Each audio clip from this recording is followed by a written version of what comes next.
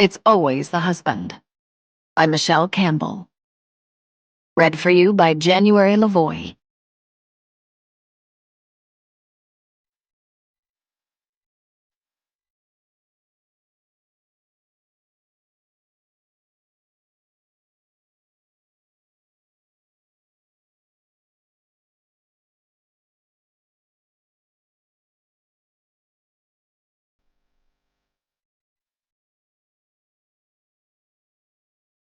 Part 1. 1. Present day, the night of her 40th birthday.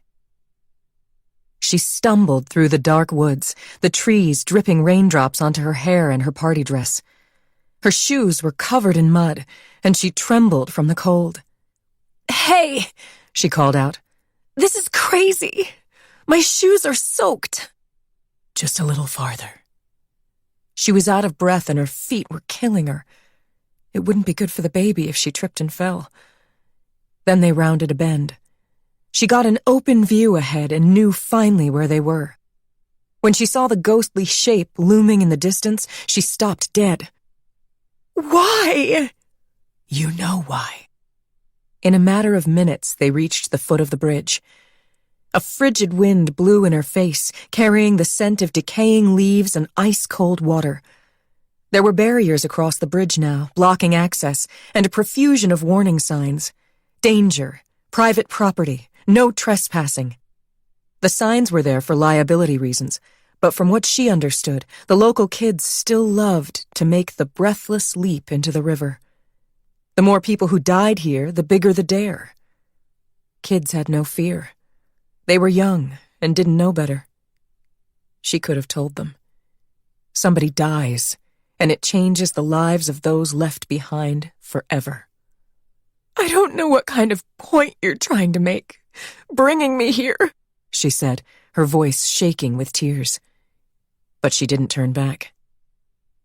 They walked forward a few paces, stepped over an old, tumbled-down metal fence, and kept walking until they got to where the center of the bridge used to be.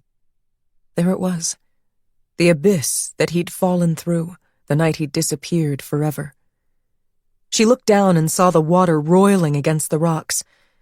The town had done a crappy job of boarding it over. They'd fixed it many times in the intervening years, but they were too cheap for the one fix that would work, which would have been to tear the evil thing down once and for all. Below, the water swirled and foamed. She could hear the roar from up here over the pounding of her heart. "No," she said, backing away from the edge. "Go ahead." "Go ahead?" "Go ahead and jump. You know you want to." 2. 22 years earlier. Aubrey Miller lugged her heavy duffel bag through the ivy-covered Briggs Gate and let it drop to the ground, stopped in her tracks by her first real-life glimpse of Carlisle College's world-famous quad. It was a gorgeous late summer day, and she twirled around 360 degrees, drinking in the sights and smells of the place. Green grass, old brick, towering trees. The promised land. Aubrey had been dreaming of this moment ever since she'd picked up a Carlisle brochure in her high school guidance office back in Las Vegas 3 years before. Now, against all the odds, after 3 years of non-stop studying and scheming, here she was. Carlisle was more beautiful than she'd dreamed. Pictures didn't capture the place. The sense of peace that flowed from the mellow brick, the cheery shouts of the students as they greeted each other. Everywhere she looked, she saw students with their families. The Carlisle student identifiable by the expensive backpack, the well-heeled dad toting cardboard boxes, the pretty mom with a designer handbag, the gaggle of younger siblings. Aubrey was here alone. Her financial aid didn't cover her mother flying across the country to the East Coast just for the frivolity of unpacking her clothes for her and tearing up when they hugged goodbye. She told herself that was just as well. Her mother, who'd dropped out of high school when she had Aubrey's sister at 17, would never fit in. She couldn't imagine a place like Carlisle, let alone know how to behave here. Aubrey settled the duffel bag back onto her shoulder and got her bearings from the campus map that she'd tucked in the back pocket of her jeans.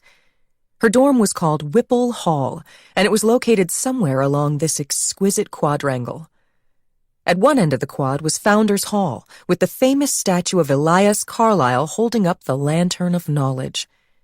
Once she spotted the statue, Aubrey knew where she was, and within moments she was gazing in wonder at the graceful brick facade of Whipple, her new home. She couldn't believe she'd get to live here after spending her childhood in a succession of crappy apartments with leaky sinks and dank hallways. It was a miracle. The entry foyer was dim after the bright sunshine. Aubrey followed signs to registration and ended up in the dorm common room, where she handed her driver's license to the cheerful lady behind the desk. As the woman paged through boxes of envelopes, searching for Aubrey's registration materials, Aubrey took in her surroundings. Dark wood paneling, a fireplace with an elegant marble mantel, a sparkling brass chandelier. The common room furniture was cozy and well-used, the bookshelves full of old yearbooks and board games. She'd never been in a place with this much history in her life, not where she came from. Tons of famous people had graduated from Carlisle over the centuries. Scientists, writers, presidents even. She could visualize them lounging here in this very room, engaged in dazzling conversation. She imagined studying here herself on a cold winter night in front of a roaring fire, talking about ideas or just drinking cocoa with her roommates. Roommates. The thought of her roommates made Aubrey's stomach sink. At the beginning of the summer, the housing office sent her their names, addresses, and pictures, and invited her to get in touch. The purpose seemed to be to encourage cooperation about setting up the room, who'd bring the mini fridge, who'd bring the speakers, that sort of thing. Aubrey had nothing more to contribute than the clothes on her back, but she wrote anyway, because she longed to know these girls immediately. From the pictures and the limited biographical information provided in the mailing, Aubrey had spent hours daydreaming about them already. The blonde with the perfect turned-up little nose, who lived on Park Avenue and went to a fancy private boarding school, was a debutante, Aubrey imagined, who owned a horse and played tennis. The brunette with the glasses and gold cross necklace was quiet, studious, and religious. But maybe she was wrong, and anyway, she was dying to know more. So she wrote 2 long, chatty letters asking each roommate all about herself, about her family, her high school, her likes and dislikes, what she planned to study, anything Aubrey could think of, really. She'd mailed the letters 2 months ago now, and checked the mail every day for their replies. She'd never heard back. Not a word. Aubrey had been so focused for so long on getting into Carlisle, then on the financial aid, the plane ticket, and making money to help her mother get her bills straightened out before she left, that she hadn't thought much about how life would be once she got here. Whenever she did, the debacle of the roommate letters loomed and made her feel sick to her stomach. It was surely her own fault that they never replied. Aubrey wasn't good at friendship. Back home, she'd been in the advanced placement classes, studying constantly whenever she wasn't working at whatever part-time job she could find. She didn't think of herself as ambitious, just as somebody who really needed to get out. Her mother worked back-to-back shifts as a waitress. Her father was out of the picture. Her older sister slept where she wanted to and didn't come home for days at a time. Aubrey became a reader early so she wouldn't feel alone in her apartment at night. Books kept her company and became her friends. They were more welcoming than people, and less threatening. In her school, there were kids who wouldn't come near her because her family was so-called white trash, and other kids who would give her the time of day but were into drugs and sex and partying and would only drag her down. Then there were the nerds like her who would rather study than hang out. The end result was no friends and no social life. She didn't regret it. Look at the results. Here she was, 18 years old, on the brink of realizing her dreams. But she didn't have a clue how to be a cool girl. No wonder the roommates hadn't written back. All that was about to change. Her real life was starting. Whatever she'd done wrong before, she'd fix. If she'd been shy, she'd become the life of the party. If she'd been a nerd, she'd be the it girl now. If she was skinny and gawky, she'd become thin like a model. No transformation was beyond her, not at this place. She'd make her roommates love her, no matter what it took. The woman behind the desk handed her a packet. "Keys inside, hun. Suite 402, she said. Aubrey thanked her and hauled her duffel bag out to the hall and up 4 flights of stairs. She stood outside the door to 402 for a minute, catching her breath and gathering her courage. As she rummaged in the envelope for her key, the door flew open and a middle-aged woman rushed out, chattering in Spanish as she looked back over her shoulder. "Ma, watch where you're going," said a dark-haired girl, grabbing the woman's sleeve to stop her from plowing into Aubrey. "And speak English." It was the roommate with the glasses, except she didn't have glasses anymore. Her pretty dark eyes and confident smile came as a surprise. She was intensely well-groomed, perfect hair and makeup, cute capri pants, and a starched white shirt, which immediately made Aubrey self-conscious about her crumpled traveling clothes and stringy hair. "Jennifer?" Aubrey asked. "It's Jenny Vega. My mother was just leaving," she said. The mother swept Aubrey into a bosomy embrace. "Mija, ¿cómo estás? So happy to meet you. You come for supper Sunday, okay? I'm gonna make pasteles." "She doesn't want to come for supper, Ma." Aubrey actually did want to. The hug had brought tears to her eyes, which she blinked back as she untangled herself. But she suspected it would be better for her future relationship with the cool and uber-well-groomed Jenny not to say so. "Why you so mean?" Mrs. Vega said to her daughter. "I'm not mean. It's time for you to go, that's all. See you Sunday. Love you." Jenny kissed her mother dismissively and gave her a little shove. Mrs. Vega marched away, grumbling, and Jenny held the door open for Aubrey. "I'm Aubrey, by the way." "I figured. No parents? Lucky you," Jenny said, looking up and down at the hall. "I came all the way from Nevada, so—" "Oh, right. You said that in the letter." "You got my letter? Why didn't you—" "I just got it a week ago. I was away all summer at this outdoor leadership camp thing in the Adirondacks." "Wow, cool." "It was pretty lame, actually. Looks good on the resume, though. Come on in, I'll give you the tour. You're the last to show up, so you get the dregs, I'm afraid, but still, it's nice. For a dorm room, anyway." Aubrey picked up her duffel and stepped into an adorable living room. The suite was on the top floor under the eaves, with hardwood floors and quaint, dormered windows. She spun around, wide-eyed, taking it in. "Cute, right?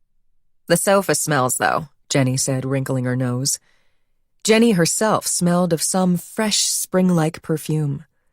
"I can probably get us something better from my parents' store. I'm a townie, if you haven't figured that out by now." Townie?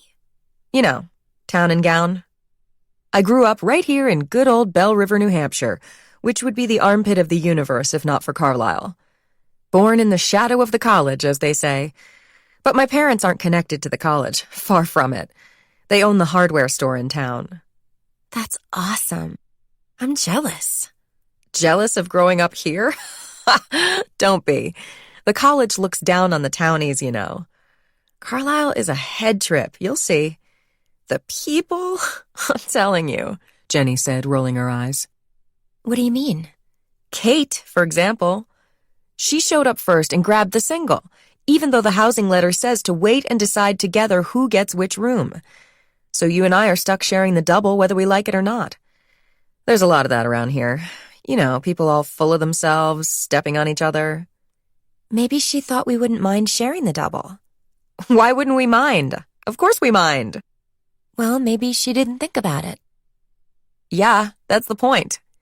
I'm sure if we talked to Kate... Oh, I tried. She just acted all vague and sweet, like she didn't understand what my problem was. Bullshit. She knew exactly what she was doing. She thinks the rules don't apply to her, and the fact is they don't. She's Kate Eastman, you know, like Eastman Commons? Like President Eastman? President who? Her grandfather or something, or maybe great-grandfather, was president of the college. Her father's a trustee. Their name is on buildings. You catch my drift? She isn't here now, is she? Aubrey glanced around in alarm, worried about being overheard and getting off on the wrong foot with this exalted personage. Don't worry, Jenny said. She ran off when I got in her face about the room assignment. But I'll shut up about that now. You must want to unpack. I don't mind, really. I'm just excited to finally meet you. Aw, sweet, Jenny said, and Aubrey heard a note of condescension in her voice. But she was probably being paranoid. The double turned out to be a bright, spacious room with dormered windows and a skylight. Aubrey loved it, but didn't say so lest she appear uncool. Jenny was being so welcoming, and a misstep from Aubrey might turn her off. The double had 2 of everything: matching twin beds, 2 wooden desks with chairs, 2 bookshelves, 2 modular wardrobes. Jenny had taken the side of the room with the nook for the bed and slightly more space. Aubrey almost said something about that. By her own logic, shouldn't Jenny have waited? But she held her tongue. Don't rock the boat. Jenny's bed was made up with a lavender and white polka dot comforter and piles of pillows in varying shades of lavender and purple. A bulletin board hung over the bed, crammed with colorful photos of Jenny with her friends and family. Over the desk, there was a second bulletin board, this one meticulously laid out with the orientation schedule and class list, all neatly highlighted in pink. The desk lamp had a shade that exactly matched the comforter cover, and under the bed and on top of the armoire, there were a bunch of cute plastic storage units, also lavender, that looked like they'd been hand-selected by an expensive decorator. Your stuff is so pretty, Aubrey said, taken aback. It had never occurred to her how rich people would be here. Even the townie girl was rich. Every dollar of Aubrey's work-study money was earmarked for tuition. She'd better get a second job ASAP if she wanted to keep up with these people. Jenny's glance flickered over Aubrey's ratty jeans and old Chuck Taylors, and the army surplus duffel on the floor. Hey, if there's anything you forgot to bring, you should let me know, because we have a lot of extra stuff at the store, Jenny said. She wasn't trying to be unkind, but the pity in her voice was palpable. Despite herself, Aubrey entertained Jenny's offer for a second. The frayed sheets crumpled up in the bottom of her duffel were pretty awful. She'd love some new ones, and a few cute plastic storage units, too. But she wasn't a charity case. No thanks. I'm good, Aubrey said. Oh, hey, I meant as a loan. Seriously, you'd be doing my parents a favor. The room decor items sit around gathering dust and taking up space. Customers don't come in for them because it's mainly a hardware store. Thank you. That's nice of you, but I'm fine. I'm not into material things. That was a lie, and a pretty obvious one, but Jenny had the sense to let it go. She helped Aubrey unpack her stuff, which didn't take long. Orientation festivities officially kicked off in a couple of hours with a band and a barbecue on the quad. In the meantime, they walked around campus checking people out, went to the bookstore, where Jenny bought a Carlisle sleep shirt with their class year on it that she charged to her account, the concept of the bookstore charge account coming as a revelation to Aubrey, and got iced coffees at a perfect, grungy cafe on College Street called Hemingway's that looked and smelled exactly how Aubrey imagined a cafe should. They headed back to the quad just as the barbecue was starting. The scent of charcoal and burgers floated on the velvety late summer air, along with an occasional whiff of pot. A band played a cover of Peace, Love, and Understanding. Kids danced and laughed and hugged and lounged on the grass. A bunch of cute guys with no shirts tossed a frisbee, egging on a goofy yellow lab that kept jumping up and trying to snatch the thing in midair. Every freshman dorm had staked out its own patch of ground, where it set up blankets and camp chairs. Jenny and Aubrey made a beeline for the Whipple banner. "There's Kate," Jenny said, pointing. A bunch of guys had gathered around a petite girl in sky-high platform heels, standing under the Whipple sign. Aubrey only semi-recognized Kate from the picture. The image she'd carried in her mind all summer was of a snooty country club brat, but Kate in the flesh was more hippie princess, with long, flaxen hair and a ruby in her belly button. She had a wide smile and a throaty, rich girl voice that caught Aubrey's ear as they approached. When she saw Jenny and Aubrey, she immediately turned her back on her admirers and walked straight toward them. The roomies return, Kate screamed joyously, holding out her arms. I've been looking everywhere for you two. Give me some sugar, my sisters. Kate stumbled over her platforms, practically falling into Aubrey's embrace. She was tiny with delicate bones, and she smelled of herbal shampoo and reefer. Aubrey put her back on her feet. Come here, you, Kate said, and hugged Jenny, too. My God, you're wasted, Jenny said and giggled. Too true, Kate said with a laugh, righting herself. Her face was flushed and her eyes were bright. It's college. I am out from under the watchful eye of my keepers and ready to party with my bestest girlfriends. They say your freshman roommates become your best friends for life. So, shall we? Kate crooked her arms. Jenny took one, though only after a noticeable hesitation. But Aubrey laughed out loud with sheer happiness as she grabbed the other. In that moment, Carlisle opened up to her like a flower. Kate gave off waves of light and energy. Colors seemed brighter and the air felt softer in her company. Most of all, arm in arm with Kate, Aubrey felt like she belonged, like she was free to live the life she'd imagined. No wonder she'd been such a loner in high school. She'd known somehow that this amazing girl was out there waiting for her, and she hadn't settled for less. Kate was the friend she'd been waiting for her whole life. 3. Jenny, you are literally a buzzkill, Kate said, over the whir of an electric fan. She paused with the match an inch away from the tip of the joint. It was Saturday night and classes started Monday morning. The three of them were draped across the new furniture that overflowed the cramped living room of Suite 402. Jenny's father and brother had taken away the smelly couch and moved in a matching love seat and armchair upholstered in hot pink suede. Kate immediately pronounced the new stuff bourgeois, yet proceeded to lounge on it all afternoon in her cami pajamas, with a cappuccino in a cardboard cup from Hemingway's perched on her bare stomach, talking on their shared room phone with some boy she knew from boarding school who was at USC now. God, the phone bills the girl was racking up, that they'd probably have to chase her to pay. But it was impossible to stay mad at her. The three of them were supposed to be getting ready to go out, but instead, Aubrey felt marooned.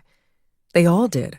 Weighed down by the heat, bathed in orangey pink sunset that filtered through the skylight. Have it your way, then, Kate said. She sighed and blew out the match. Aubrey admired Kate's delicate hands. Her chipped fingernails sparkled with sky-blue polish, and a spray of stars was tattooed on the inside of one wrist. I got all the way through high school without getting in trouble, and I don't plan to start now, Jenny said. But there was no animosity in her voice. They were all lethargic, content to loll and idly chat. They'd been forecasting a thunderstorm, but it hadn't come yet, and the air coming in through the open windows was heavy and wet. Just for argument's sake, how exactly do you imagine we're going to get caught? Kate asked. That fan does nothing to cover the smell. It blows out into the hallway. I'm not judging you. Smoke if you want to, but if you do it here and the RA smells it, I'll get in trouble too.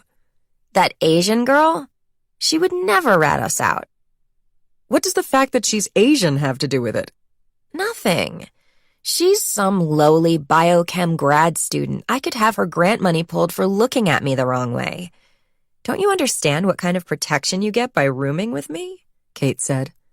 Well, I don't want that kind of protection. I don't agree with it.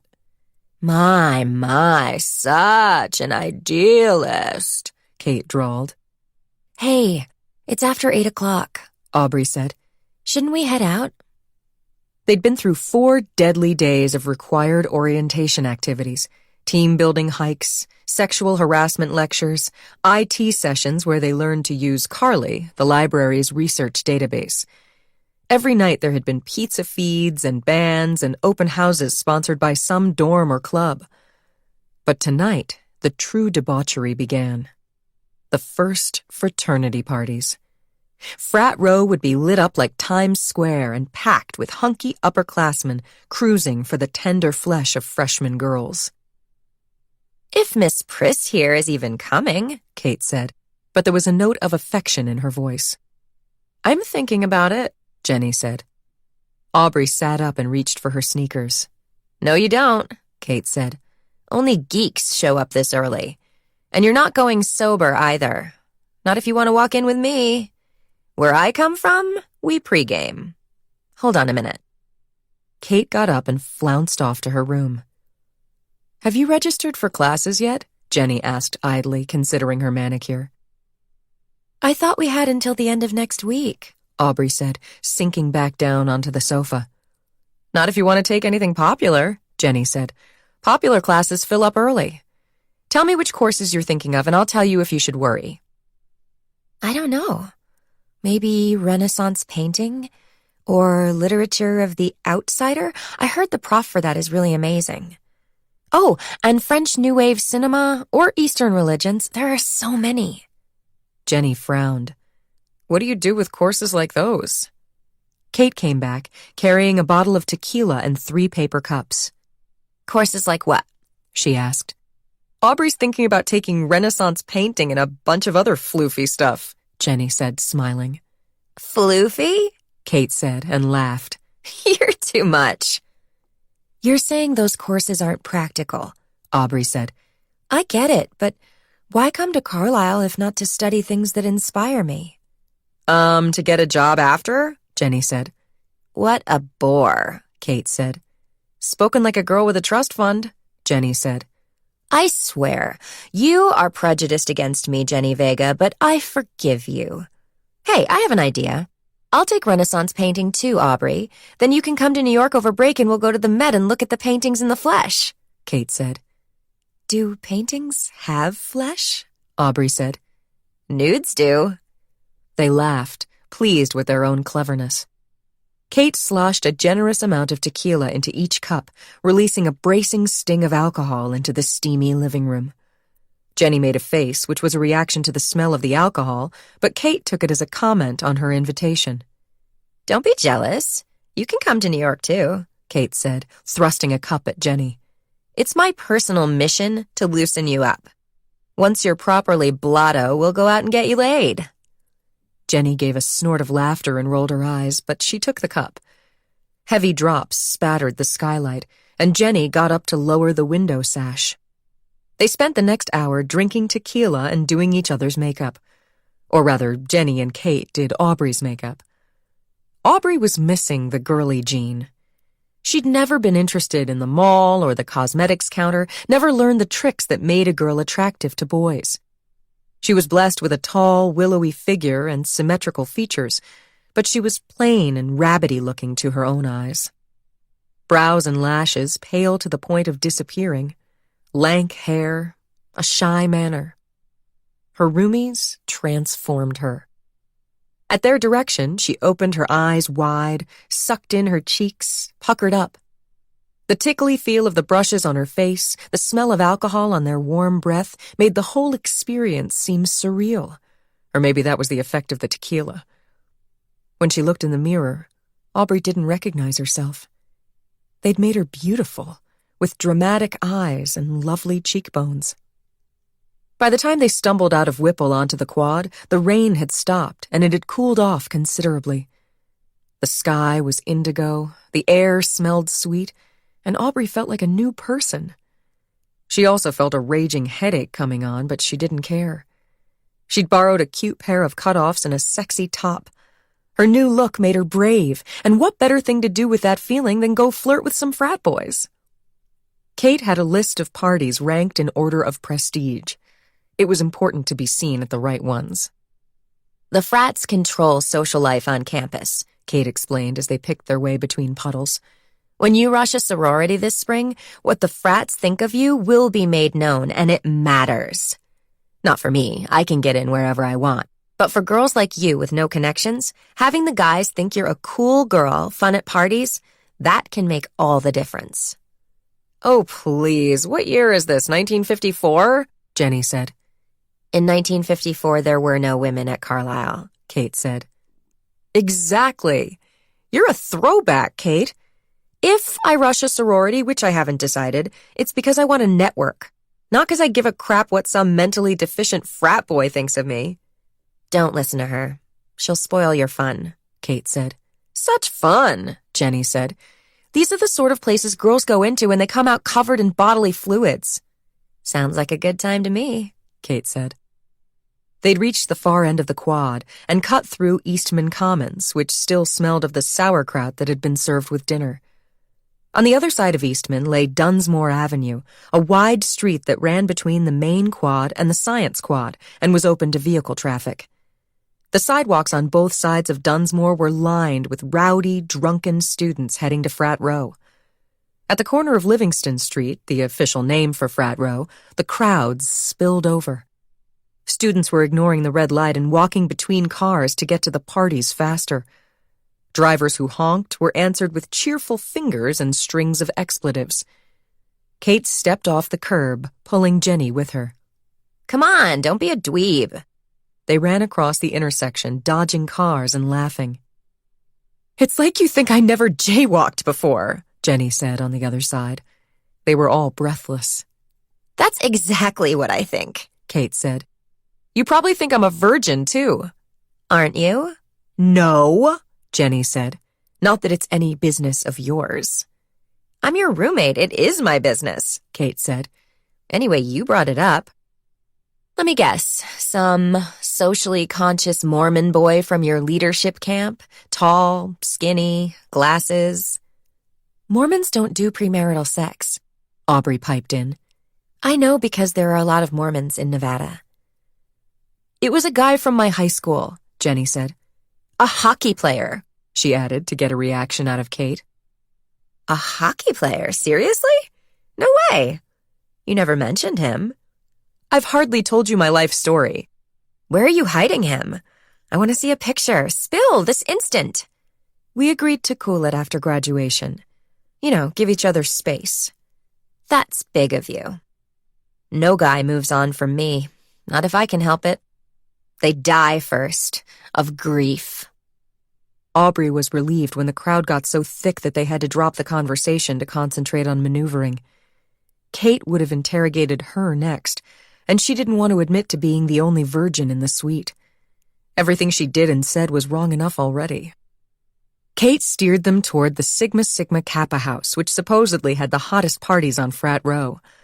A wedding cake white mansion with a porticoed entrance and graceful balconies, Sigma Sigma Kappa was the grandest and most beautiful of all the grand and beautiful frat houses lining Livingston Street.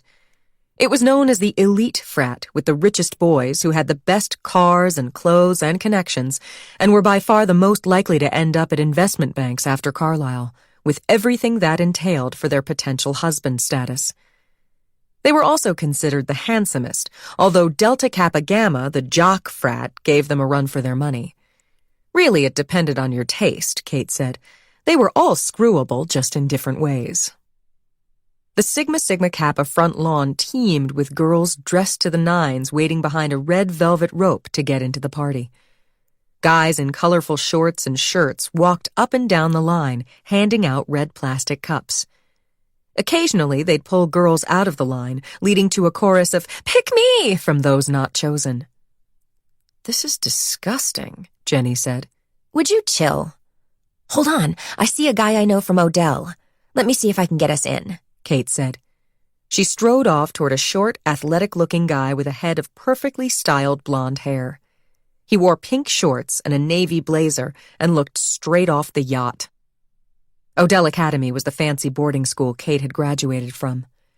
In the few days they'd been here so far, Aubrey had learned more than she imagined possible about the world of East Coast prep schools, whose alums ruled the tables in Eastman Commons.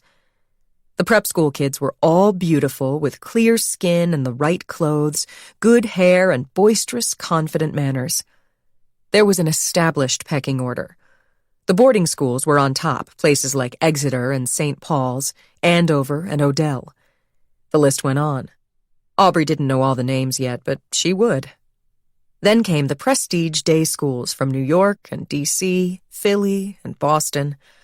All the prepster kids knew each other, or at least they knew of each other. Or maybe it was just that they all seemed to know one another because they dressed and behaved according to the same mysterious rules. Rules Aubrey was only beginning to realize existed. Oh, there were public school kids, too. But they didn't matter. The kids from Stuyvesant and Bronx Science formed their own pale New York clique that people seemed to leave alone, even be slightly afraid of, but they didn't get asked to parties. Then there were strivers like Jenny, who had everything figured out for themselves and pretended not to care. But Aubrey knew better. She saw through that pose, and she didn't put on such airs herself. Kate and her friends represented the true Carlisle, and Aubrey would rather be a desperate tag-along scavenging their crumbs than be left out in the cold. Kate hugged and kissed the guy in the pink shorts. After a minute, she turned and beckoned Aubrey and Jenny to come over. Smile, Aubrey said, standing up straighter. She'd never met a boy like that one before, rich and preppy and handsome, and she wanted to make a good impression. You're brainwashed, Jenny said, but she went along eagerly enough. Kate introduced them to her friend. Griffin Rothenberg. Call me Griff, he said in a smooth baritone, taking Aubrey's hand and smiling into her eyes. His warm touch gave her a jolt, but then he turned and did the same thing with Jenny. He had nice manners, that was all. Anyway, you only had to look at him to see how dazzled he was by Kate. With a glance and nod at another frat boy, Griff led them around the velvet rope. Inside, they got caught in a bottleneck at the top of the stairs that led down to the basement, where from the sound of it, the party was in full swing. Aubrey laughed nervously as the crowd crushed against them from behind. There was no air conditioning, and the air was a hot funk of perfume and sweat and alcohol with an undertone of vomit. Aubrey grabbed Jenny, feeling unsteady on her feet. Crazy, Jenny said. The crowd surged forward, and suddenly they were at the front. Aubrey saw what the holdup had been. A skinny guy wearing an orange bow tie, Carlisle's color, sat behind a desk that blocked the stairs down to the basement, wielding an ink pad and stamper. Griff pushed them forward. Yo, Rothenberg, you gonna pledge Sigma Sigma Kappa? We'd love to have you, dude, the bow-tied guy said. Planning on it. I'm supposedly checking IDs, but you're good. I know you. Bowtie marked Griff's hand with a stamp shaped like a beer bottle. Then they bumped fists. Thanks, bro. And while you're at it, stamp my girl Kate Eastman from Odell. No ID necessary, Griff said. Kate Eastman? Remember me? Bowtie asked, looking starstruck. Kate said. Duncan Treadwell. I roomed with your cousin Trevor at Milton until he got kicked out. We met at a tailgate your freshman year at Odell. Right, Kate said, though it was obvious she didn't remember. Trev, what a wild man. I was sure he'd get into Carlisle, but I guess that little mishap with the DUI nixed it. Dead bodies are never a good thing on a college application, Kate said drolly. She held out her hand for a stamp, clearly uninterested in continuing the conversation. I assume you are of drinking age? Duncan asked. Since I was 12. He laughed and stamped her hand. My friends, too, she said. Aubrey and Jenny got their hands stamped, and the foursome made its way slowly down the stairs. The basement was low-ceilinged and dimly lit. Hip-hop music blasted from speakers as people crowded around a keg. This way. Griff led them through a warren of rooms, all jam-packed with students standing around or dancing or making out on the ratty old couches. The floors were slick with spilled beer. The smell of it reminded her of her childhood. Her father had been a drinker. Aubrey picked her way carefully to avoid slipping. Finally, they reached a room that ran the length of the back of the house, with French doors that opened out onto a stone patio. It was packed, too, but the air was less putrid. A card table in the corner held several large bowls of bright orange punch. Griff ladled drinks into plastic cups and handed them to the girls. The punch was sickeningly sweet, but had the virtue of being cold. Aubrey's raging headache disappeared with the first gulp, and she drained her cup quickly. A guy stepped up and refilled it for her. Thanks, she said, glancing wistfully after Kate and Griff as they moved toward the French doors. You a frosh? Or as we prefer to say, fresh meat? Yeah, I live in Whipple, she shouted. And just like that, she was talking to a cute boy. Not Griff-level cute, but cute enough. She didn't quite catch his name. Brian? Ryan? He was a junior from Tennessee, majoring in business administration and played lacrosse. He had a nice body, a boyish grin, and reddish-brown hair. They shouted questions back and forth for a while, and by the time she looked up, Aubrey realized that her cozy little group was nowhere in sight. I should probably find my friends, she shouted over the music. Forget them. They'll be worried. They're too drunk to remember your name. No, really. The punch on top of the tequila was going to her head.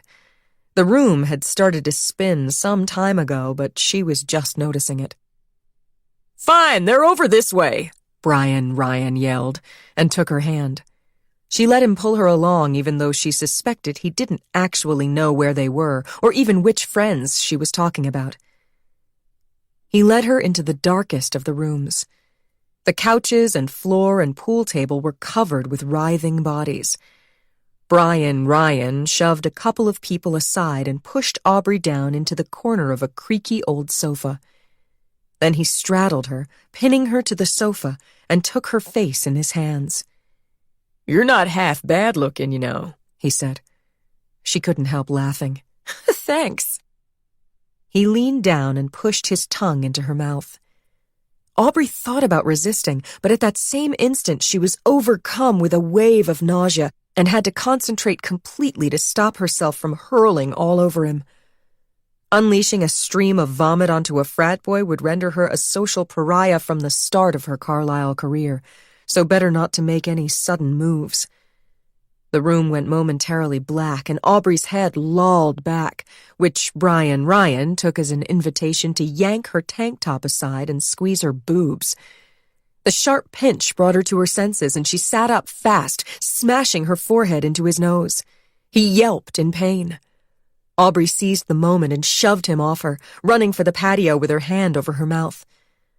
The next thing she knew, she was on her knees in the dirt, spewing orange Kool-Aid vomit into a bush, hunkering down behind its branches to hide herself from view.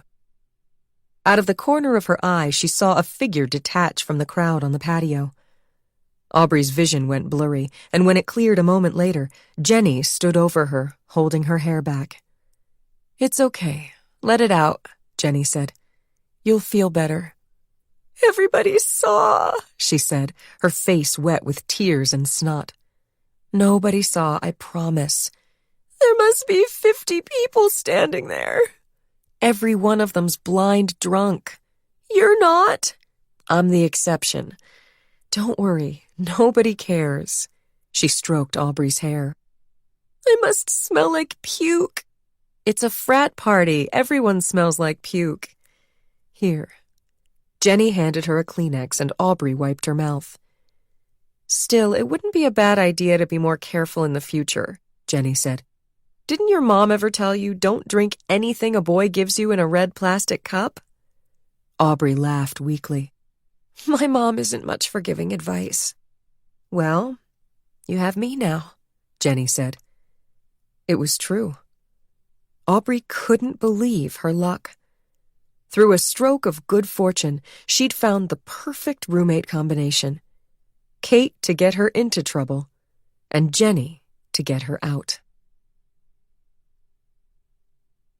4. That fall, Kate frequently mentioned the idea that the other two girls should visit her in New York. Whenever Jenny tried to follow up and set a specific date, she liked to keep an orderly calendar, Kate would get all vague and wave her off. Vagueness, a Kate specialty when confronted with anything she didn't feel like dealing with at that moment.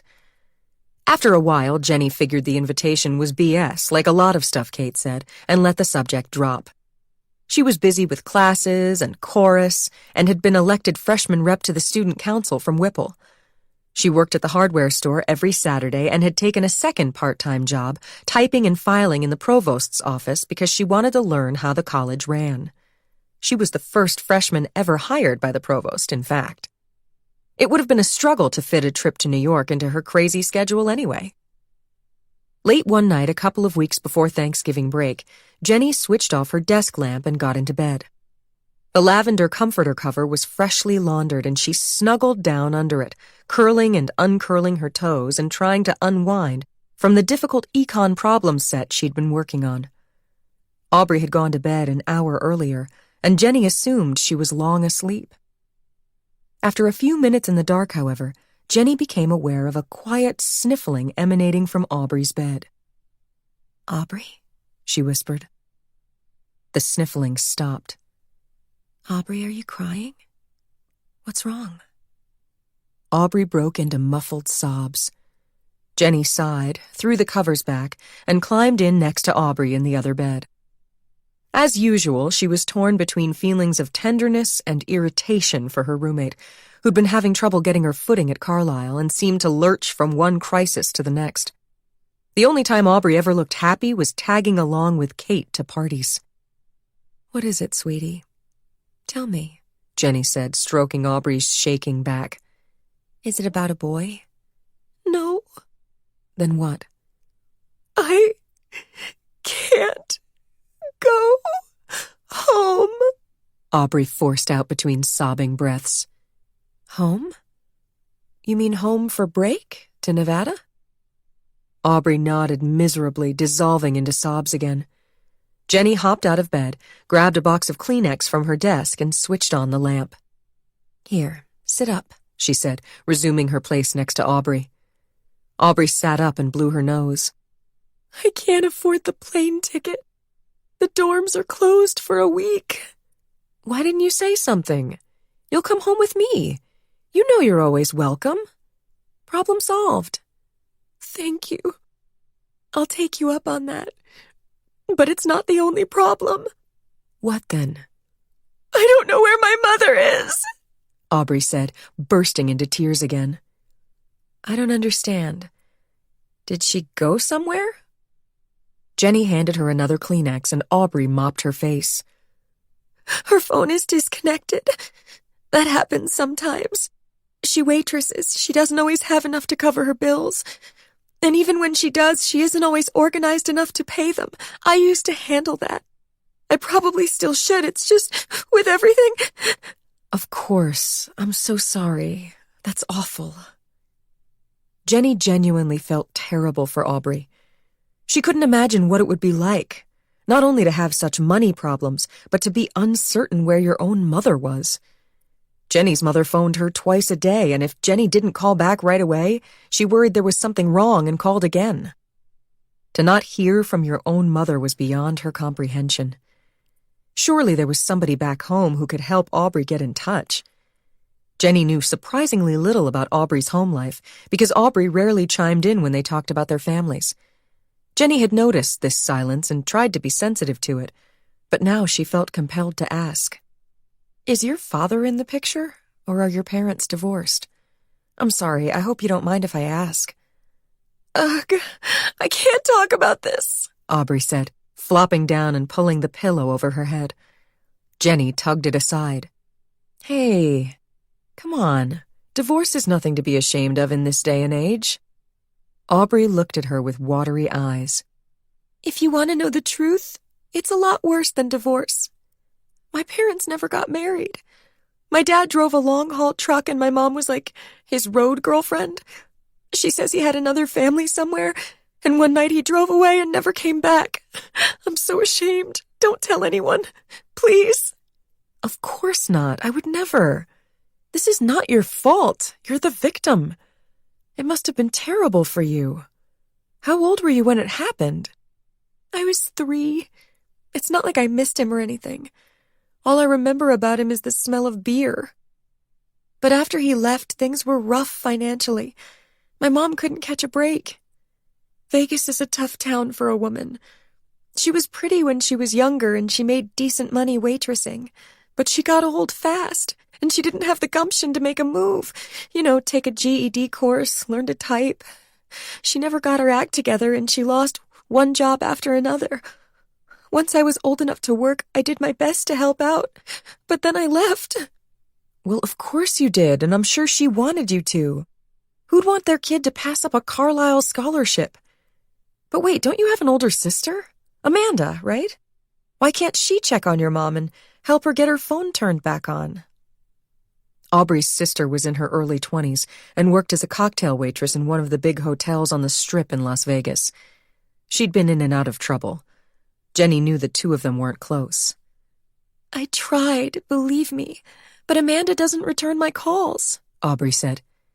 Give me her number. I'll call her. Jenny was relentless when it came to solving problems. Over the next couple of days, she left a series of increasingly urgent messages for Aubrey's sister. When she didn't hear back, she got the number of the hotel where Amanda worked and called the manager 4 times in a single afternoon, demanding to talk to Amanda regarding a family emergency. That finally resulted in an expletive-laden return message from Amanda, left on the answering machine on the room phone. Buried among the swear words was the revelation that Mrs. Miller was fine, just temporarily without a telephone, so Jenny should back the hell off and tell that whiny idiot Aubrey to get bent. Jenny played the message for Aubrey, who hugged her with tears in her eyes and whispered, "Thank you, thank you, thank you," over and over again. "Don't mention it," Jenny said, basking in the gratitude as she rubbed her roommate's back. She loved helping someone in need, and Aubrey provided ample opportunity to do that. Despite what seemed to Jenny to be an extremely satisfactory resolution to Aubrey's quandary, as Thanksgiving approached, Aubrey seemed increasingly depressed. In fact, Jenny noticed she was growing paler and sadder, and also thinner since she'd nearly stopped eating, with each passing day.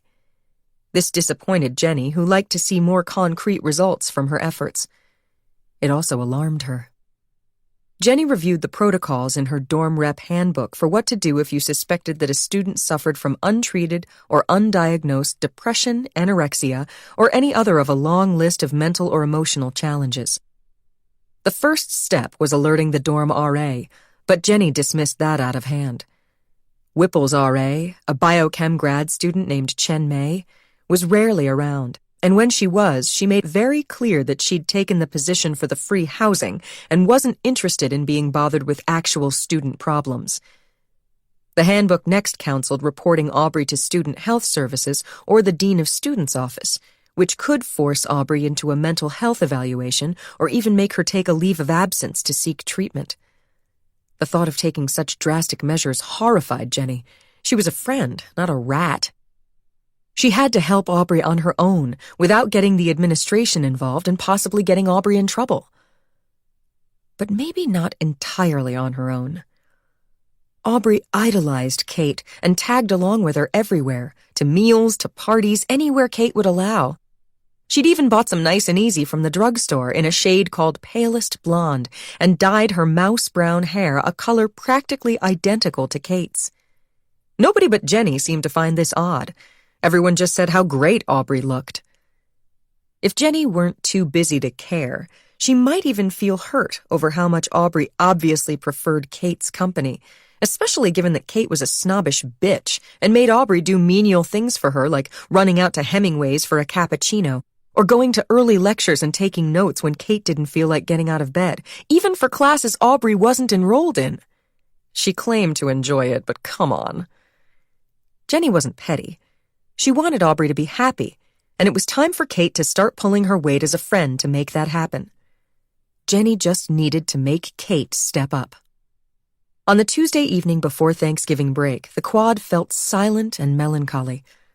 A lot of kids had already left for home, and a chill rain had been falling for days. The cobblestone paths were slick with wet leaves that stuck to Jenny's waterproof boots. She wished it would snow. At least that would be pretty. Near Whipple, the air smelled of wood smoke, and she poked her head into the common room before heading upstairs, hoping to find a fire roaring in the fireplace. But the room was empty and the grate cold. Up in 402, the suite was dark except for a strip of light under Kate's door. Jenny hurried to put away her coat and backpack, the quick trip to the double confirming that Aubrey was out and that it would be the perfect time to speak to Kate about helping out their roommate. As she knocked on Kate's door, Jenny heard giggling. Come in, Kate called. Sorry, I didn't realize you had company, Jenny said, pushing the door open. It's cool. We're not naked.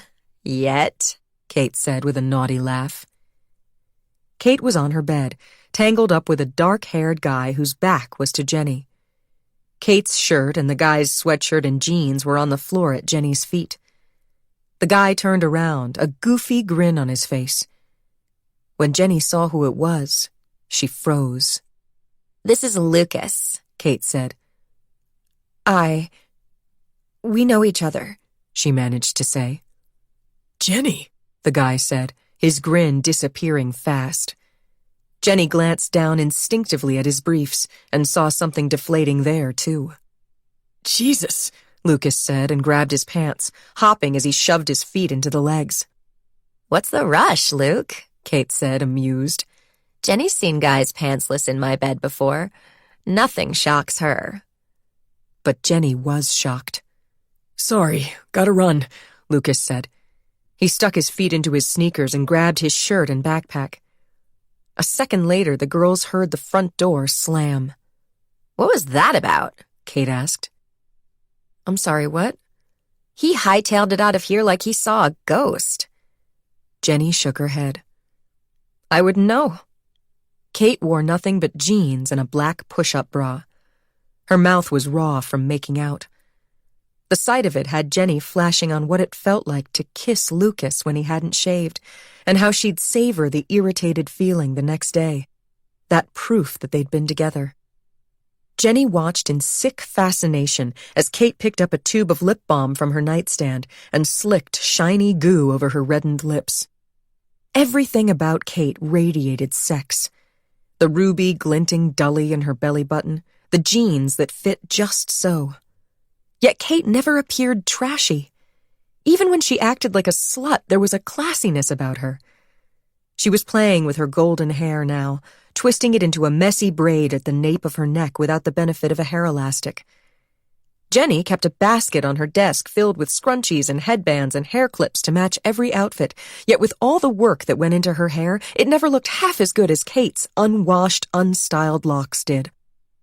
Kate made it all seem effortless, like she didn't care and didn't have to work for anything. No wonder Lucas was into her. Guys loved girls who didn't give a shit. Jenny's problem was that she cared too much. You look upset, Kate said suspiciously. Is something wrong? I'm sorry if I interrupted, Jenny said. Don't give it another thought. I have to pack tonight, so I wasn't up for a hookup anyway. How do you know Luke? Kate asked, standing up to pull on her shirt.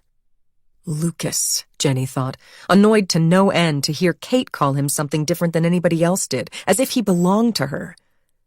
Then Jenny noticed the fresh hickey on Kate's neck and had a momentary vision of slamming Kate's head against the wall. We went to high school together, Jenny said, bracing for the obvious follow-up question. Is he that hockey player you say you lost your virginity to? But the question didn't come. Kate had probably forgotten the whole conversation they had the night they went to that first frat party. They were drunk enough, thankfully. She hoped Kate would never make the connection. No kidding. Luke's a townie? Kate said. He's so different from those pimply boys who work in the dining hall, I never would have guessed. Jenny normally would have jumped all over that comment, but she had no interest in talking about Lucas with Kate for a moment longer than necessary. I thought you were dating Griff, Jenny said to change the subject, and because it was the first thing that popped into her head. Griff from the frat party was one guy Jenny had definitely seen naked in Kate's bed on several occasions. What are you, the dating police? Kate said. You're right. It's not my business. Griff was none of her business. Lucas, on the other hand. Kate grabbed a pack of Marlboro Lights from her desk and looked at it, hesitating. Should I smoke a cig if we didn't bang? Oh, what the hell. Want one? Jenny had never smoked in her life, But she needed a distraction to help her deal with the bombshell, so she took a cigarette and accepted Kate's light. When she inhaled, she willed herself not to cough so Kate wouldn't notice that it was her first time and rib her about it. Though Kate was so obtuse when it came to other people's feelings that Jenny probably didn't need to worry. Not this time, however. So were you close with Luke in high school? Kate began. Forget Lucas, we need to talk about Aubrey, Jenny blurted. It's really important. I'm worried about her. About how skinny she's getting? Kate said, falling for Jenny's change of subject. You noticed. How could I not? I've been worrying about her too. Do you think she's anorexic? Maybe. Or maybe just depressed. She has problems at home. Poor thing. Money troubles? The cigarette made Jenny's head hurt, so she stubbed it out in the Carlisle mug that Kate used as an ashtray and proceeded to explain the situation with Aubrey's mom. She never told me any of that, Kate said, which gave Jenny some satisfaction. She's worried you won't like her if you know she's poor, Jenny said. You can't really think I'm that shallow. Besides, obviously I know she's poor. Look at how she dresses. The same 4 skanky t-shirts in endless rotation. The thing is, she confides in me and yet she doesn't always take my advice. I was thinking we should join forces. You know, sit her down and have a heart-to-heart, sort of like an intervention. She would listen to you. I have a better idea, Kate said. It annoyed Jenny that Kate dismissed her proposal so glibly. Just then, the front door opened and they heard Aubrey bustling around in the living room. In here, Aubrey, Kate called. Aubrey walked in, bringing a scent of fresh, cold air. Snowflakes melted in her hair and on her eyelashes. It's snowing, she announced, scooping snow off her thrift store peacoat and holding her wet fingers out for them to inspect. Isn't it wonderful? I've never seen snow before. How fabulous, Jenny said indulgently. Kate dragged on her cigarette. Enjoy it tonight because tomorrow it'll be covered in dog pee. Jenny took a deep breath, thinking about how best to broach this difficult subject with Aubrey. Guess what? Kate said before Jenny could get a word out. What? Jenny and I were just saying how you seem a little blue lately. Like maybe you could use a pick-me-up. So both of you are going to come to New York with me over Thanksgiving break. Jenny opened her mouth to protest. Aubrey was coming home with her for Thanksgiving. Her mom had already made up the guest room and planned the menu. Oh my God, really? Aubrey shrieked, jumping up and down and throwing her arms around Kate. That is the best thing I have ever heard. I'm so happy. When Kate met Jenny's eyes over Aubrey's shoulder, Jenny could have sworn she saw a look of triumph there. 5. Jenny fell asleep on the train to New York and dreamed of Lucas. Nothing surreal, just an incredibly vivid experience of being with him, complete with sounds and smells and tastes. It was the worst type of dream she could have had at that moment. The two of them were alone together in the yearbook office late at night, talking and making out. The yearbook office was the one place they could spend time together without raising eyebrows.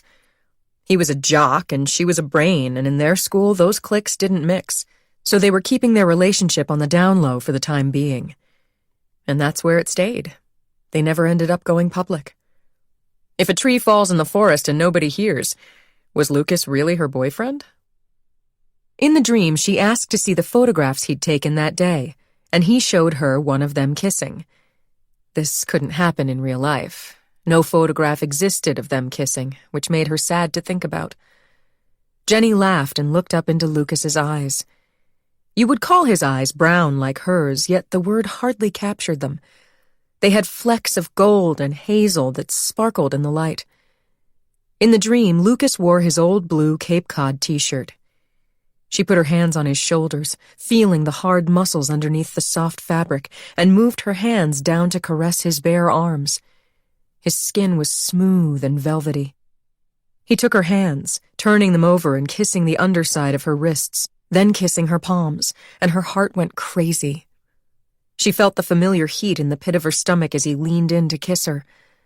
And then his kiss, soft and slow, his tongue exploring her mouth, yet hard at the same time, his chin bristly, his mouth aggressive. The train jerked, and Jenny woke to the awful knowledge that it was only a dream. They weren't together anymore.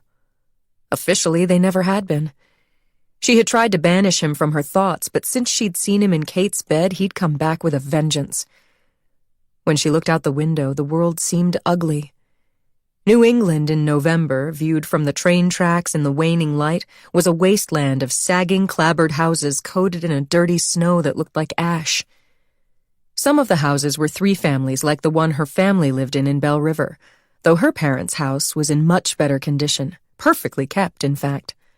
Her parents lived on the top floor where Jenny's bedroom always awaited her return. Her older brother Chris occupied the apartment on the second floor. He'd come back from the army not quite the same, and her parents treated him like a conquering hero even though he'd never seen combat. Jenny suspected a substance abuse problem, but her snooping around his apartment had turned up nothing, so maybe she was wrong about that. Chris played video games and worked at the store where he handled deliveries and moved boxes. The idea that Chris had the chops to take over the business someday was a fantasy, but it wasn't her problem so long as her parents didn't start looking to her. She planned to get out of Dodge the second she had a diploma in her hand. She'd told them so many times. Her mother kept saying that Jenny would change her mind. The first-floor apartment, currently rented out, had Jenny's name on it as far as her mother was concerned, no matter how often or how loudly she said she didn't want it. That reckoning could wait, however. At present, Jenny was busy dealing with the fallout of abandoning her family to go to New York for Thanksgiving. Her mother actually cried when Jenny told her about the change of plans over the phone. Jenny had to make a special trip home before departing, where she sat at the kitchen table for half an hour explaining Aubrey's problems in gory detail and how going to New York would cheer her up before her mother grudgingly consented. "Oh, you're awake," Aubrey said. Jenny looked around. "Where's Kate?" "She saw some girls from Omega Chi, and they said for her to go up to first class and sit with them. They want her to rush in the spring." "Can you do that? Sit in first class if you didn't pay for it?" Aubrey shrugged and smiled as if to say, "Kate can." "Isn't it great?" Aubrey said, gesturing at the cold scene outside the window. You're delusional, Jenny thought, but she said nothing, pulling her psychology textbook out of her backpack and pretending to do homework so Aubrey would leave her alone. On its final approach to Penn Station, the train entered a pitch-dark tunnel and began to buck and wheeze like it was having second thoughts about the trip to the city. Aubrey looked at Jenny wide-eyed. "Is this normal?" she asked. "Yeah, it's fine, don't worry," Jenny said, trying to sound jaded. Jenny had been to New York City several times at Christmas to see the Radio City Christmas show with her mom, and she felt like an old pro, like the place belonged to her as much as it did to Kate. Her confidence was put to the test as the train pulled into the station and Kate was nowhere to be seen. It would be just like Kate to forget all about them. What would they do if they lost track of her? Jenny hadn't brought along Kate's address or home phone number since they expected to sit with her on the train. She thought she remembered 80th and Park, but was that enough information for them to find their way? People began collecting their belongings from the overhead rack. "Hurry up, get your things," she said to Aubrey. "We need to find Kate." Out on the platform, that old New York City subway smell hit Jenny in the face, and she felt excited about the trip for the first time. She could handle Manhattan. The place was a grid.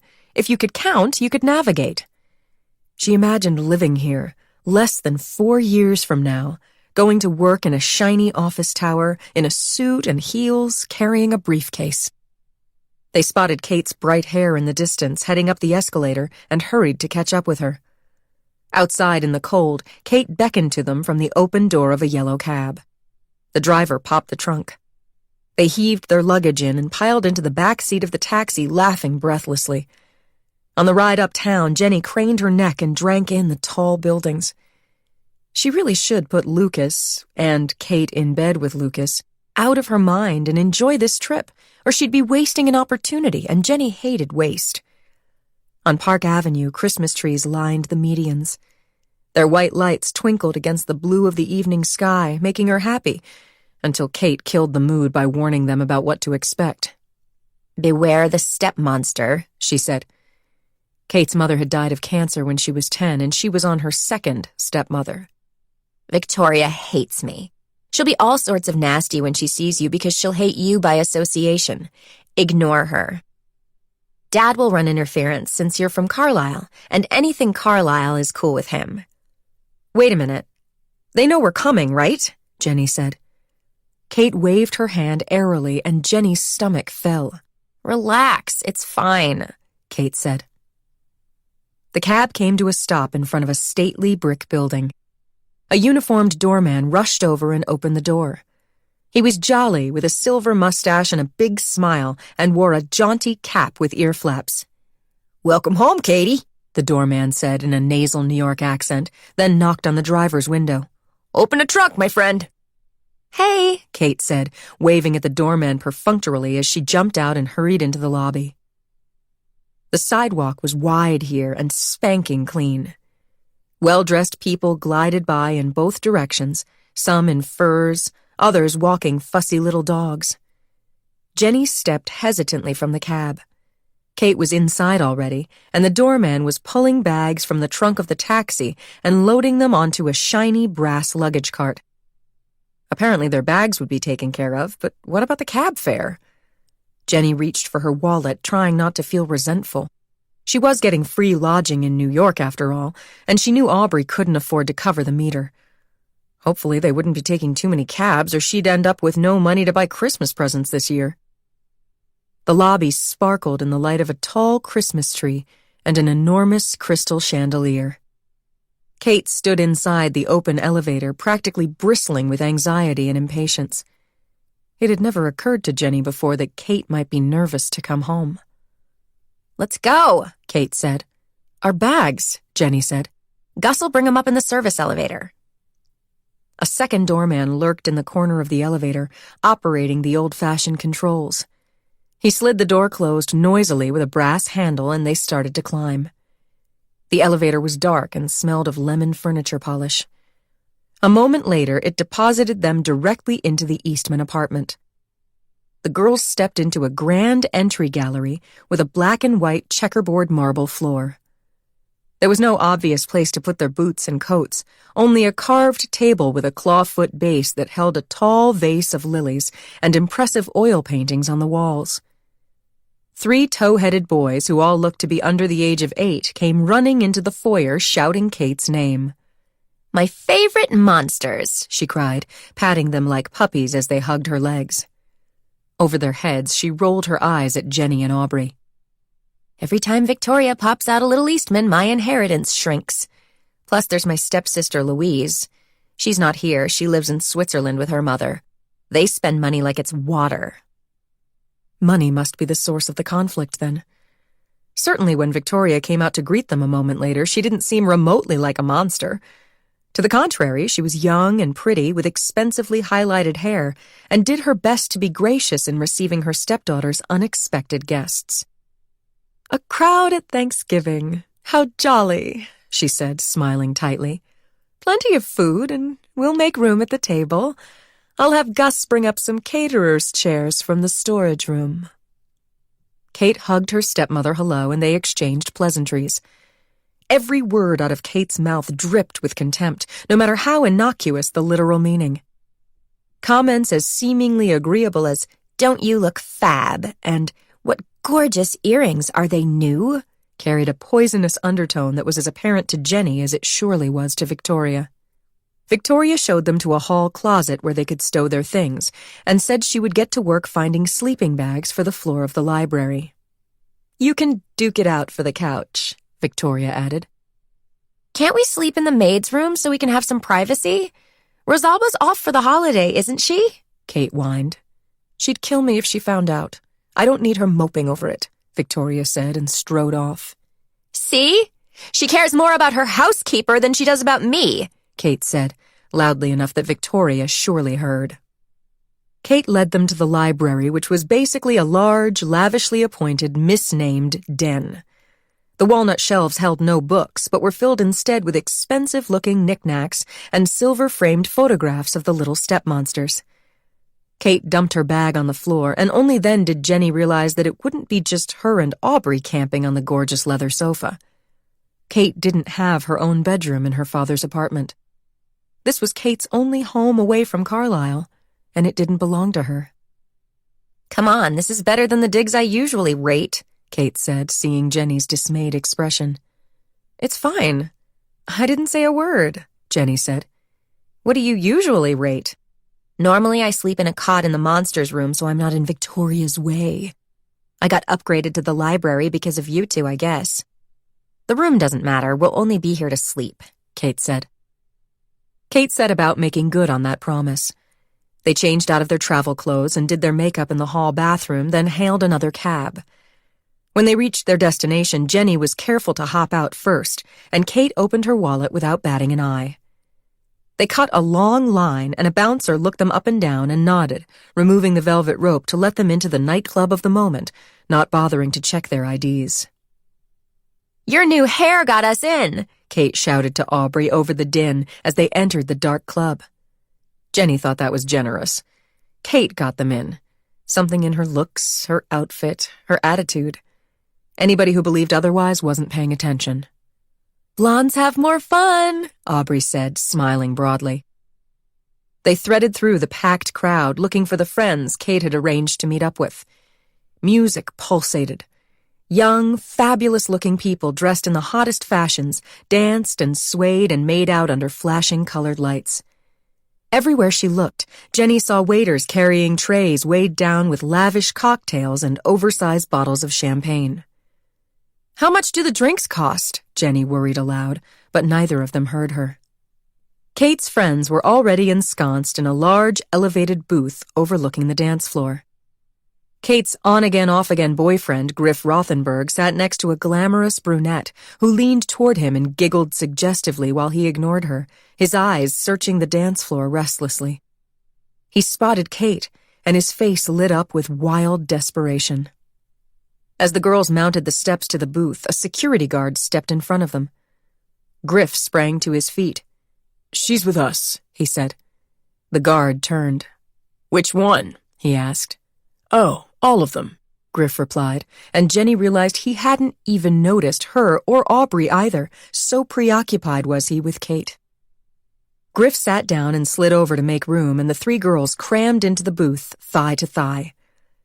Kate's friends were the most uniformly beautiful people Jenny had ever seen, from Griff with his fine profile and head of sun-streaked hair, to the glamorous brunette, to a waif with mile-long eyelashes who looked like Edie Sedgwick and turned out to be the daughter of a famous billionaire. The bodyguard who'd stopped them belonged to her. Jenny recognized a few people from Carlisle, from the frat parties Kate took them to, but most were strangers.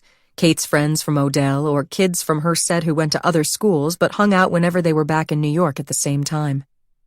Every single one of them was thrilled to see Kate, and completely uninterested in Aubrey and Jenny after saying a cold hello when Kate introduced them. Jenny wondered why she was there, and thought about leaving. The music was too loud. Plus, she was worried they'd get arrested for underage drinking, which would put her scholarship money at risk. She tapped Kate on the shoulder and said she might leave. Kate snorted and handed her a Cosmopolitan, the first of many, which was tart and delicious and extremely strong, then shouted, "Lighten up and come dance!" She pulled Jenny down the steps into the middle of a gyrating mob. Disco lights flickered over them, and the bass line of the music throbbed deep in Jenny's head. Kate twirled and flipped her hair wildly, then did an Egyptian dance that made Jenny laugh. Nobody alive could resist Kate in party mode. Why even try? Jenny swayed to the music and grabbed another drink from a passing tray. As the alcohol hit her bloodstream, she thought, Lucas who? Kate was right. Jenny should lighten up and enjoy life. Jenny was the one who'd broken things off with him, though she'd regretted it terribly the second she did it. She wanted to experience college without the pressure of a, let's face it, precarious relationship. Well, this was experiencing college. Kate was her entree into the high life, and she should appreciate that, not get mad at Kate for being Kate, for attracting boys, which was something she couldn't help doing. Maybe if Jenny stopped sulking and started paying attention, Kate's magic would rub off on her. Hours passed in a drunken fog. Kate got into a loud argument with Griff, who left in a huff, though to Jenny's great relief, not before making a big show of picking up the tab. The sun was rising as the three girls raced back up Park Avenue in a cab, the green lights falling into place one after the other hypnotically. Kate had passed out, drooling, her head lolling back against the slimy vinyl seat. The world swam around Jenny in a wonderful way. She'd never been so drunk before, and she finally got why people liked it. Letting yourself lose control, allowing yourself to forget painful things and just have some mindless fun, people did that for a reason. Kate did that all the time, and she didn't suffer for it. Not everybody was as good at avoiding consequences, however. Jenny's eyes focused on Aubrey, sitting in the middle looking pale and wasted. The deep purple shadows ringing her roommate's eyes worried Jenny. "Hey," Jenny said, clutching Aubrey's hand as the taxi hit a bump. "Are you okay?" Super drunk, but yeah, Aubrey said. "You had fun?" Jenny asked. Her voice was hoarse from all the shouting she'd done in the club. She sounded like Kate with that throaty, sexy thing that was part of Kate's mystique. Yeah, totally, Aubrey said with a sloshed-looking grin. This guy, Elliot, who's a friend of Griff's from somewhere, he was into me. He asked me to have sex in the bathroom. Jenny laughed. Was he into you, or did he just want to get laid?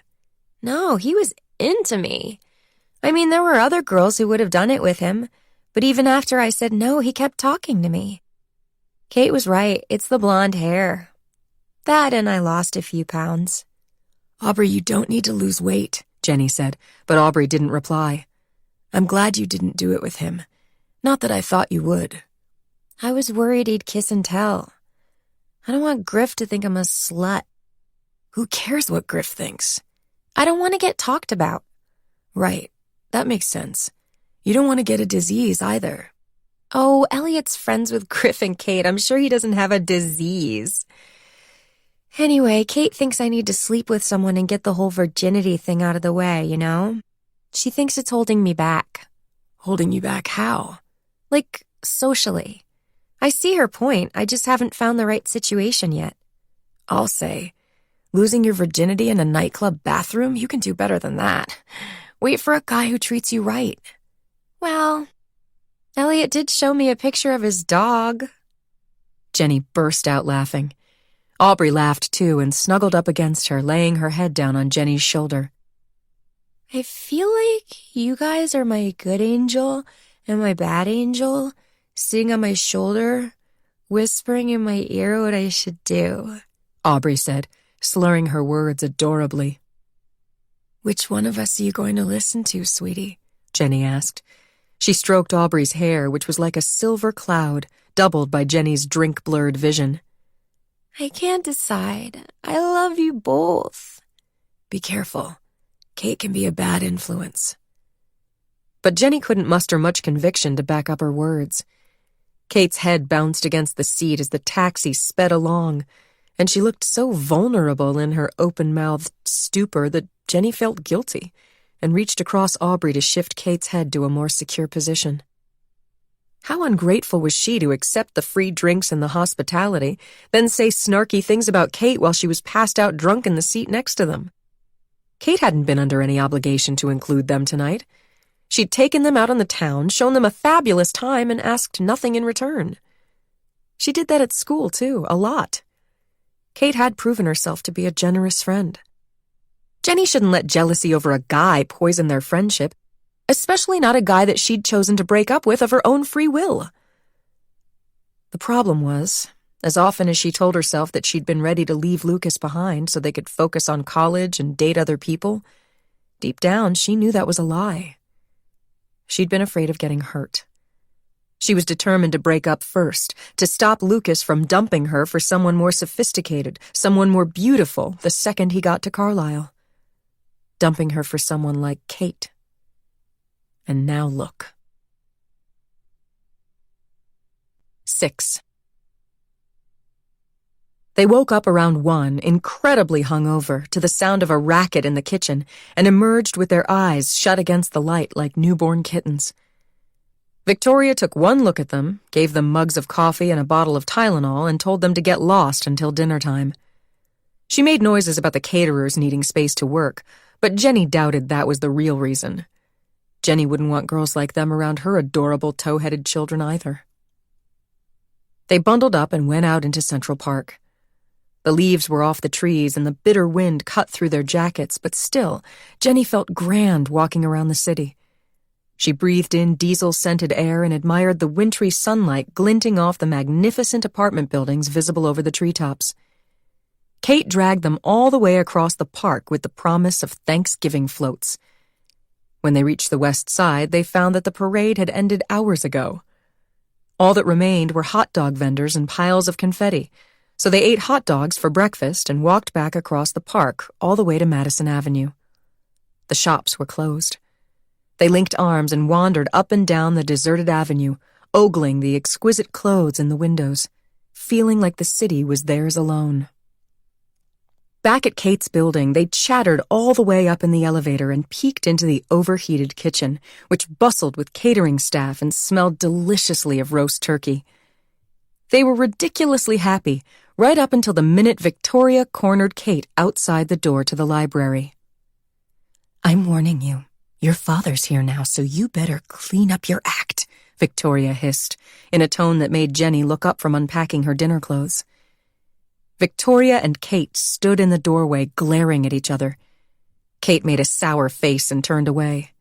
Victoria grabbed Kate's arm. Kate yanked her arm away and slammed the door to the library, blocking Jenny and Aubrey's view of the confrontation. But their raised voices were still perfectly audible. "You could show a little gratitude," Victoria said. "I'm trying to help you out. He's not too happy about the uninvited guests." Jenny and Aubrey exchanged alarmed glances. How many guests do you have tonight, Victoria? Kate demanded. Let's count. Your low-class mother and her fat boyfriend who chews with his mouth open, the 3 bratty cousins from Bedford, Lauren from your tennis club with her fake boobs, and her husband who tries to feel me up. Any others? You don't have any problem spending Dad's money feeding your people. If I bring a few of mine, I would think you would have the manners not to complain. Don't talk to me about manners. Not when you stumble in semi-conscious at 5 o'clock in the morning and wake up my children. Honestly, Kate, I think I've been pretty indulgent. My life would improve considerably if your father cut you off, and yet whenever he contemplates doing that, which I can assure you happens more and more often lately, I foolishly talk him out of it. You're lying. You know I'm not. I overheard your telephone conversation with him the other day. It's obvious why you brought these girls home. Looking at them, I don't even believe they're your friends. You're using their presence here to avoid your moment of reckoning. Well, it won't work. Victoria, nothing you say affects me because I don't believe a word of it. You see me as a threat to your extremely lucrative relationship with my father, and you'll do anything to poison his feelings for me. So get out of my face. I have to dress for dinner. Thank you. Kate stepped into the library and slammed the door. She looked like she'd been punched in the stomach. Is everything all right? Aubrey asked. Should we leave? Jenny said. Screw her. Get dressed, Kate said. Her face was bright red and she was obviously trying not to cry. Jenny rummaged in her suitcase. They pretended to be absorbed in getting dressed and avoided each other's eyes.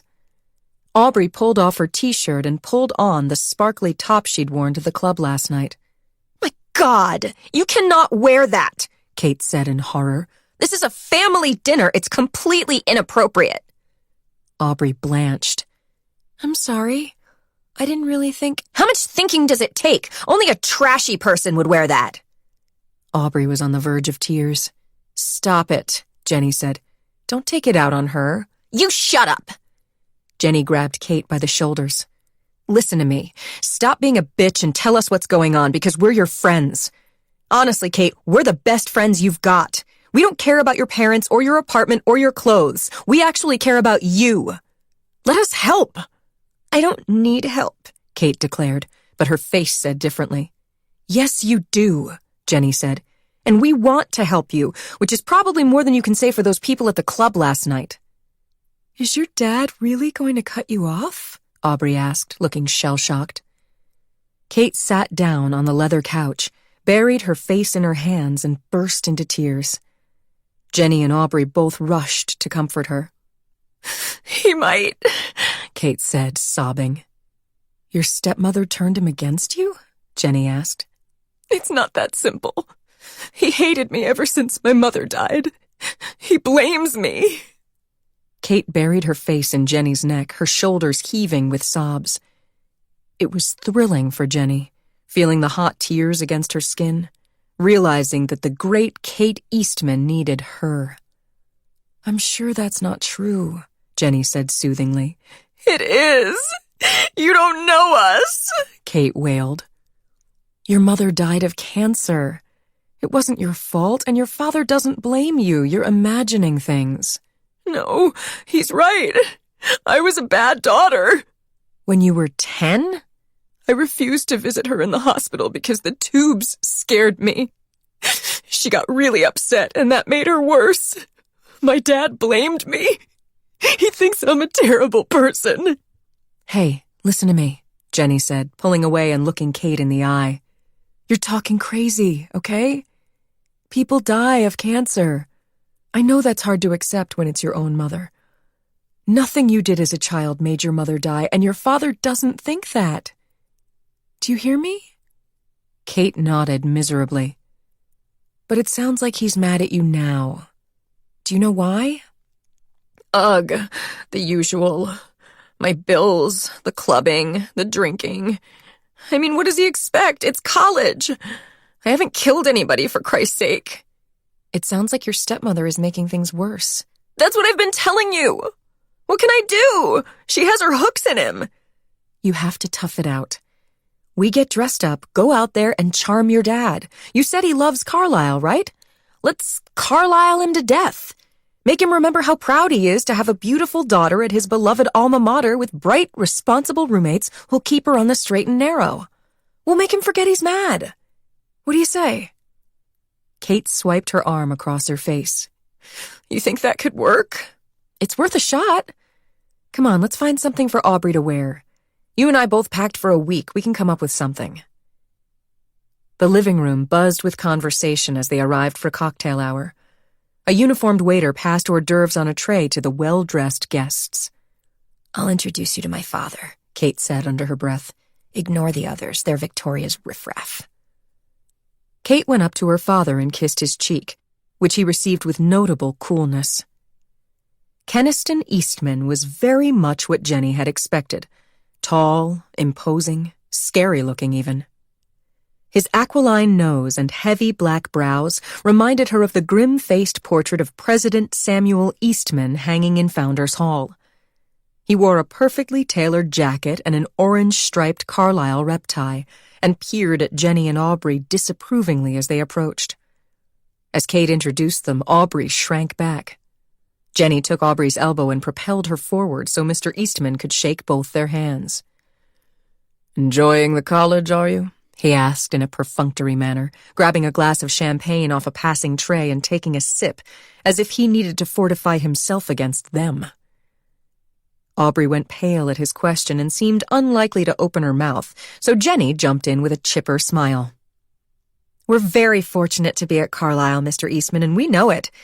I was elected Whipple rep to the student council last month, and I also work in Provost Meyer's office, so I have a lot of insight into how things stand at Carlisle at the moment. It's a wonderful time to be a student. The provost's office? You don't say.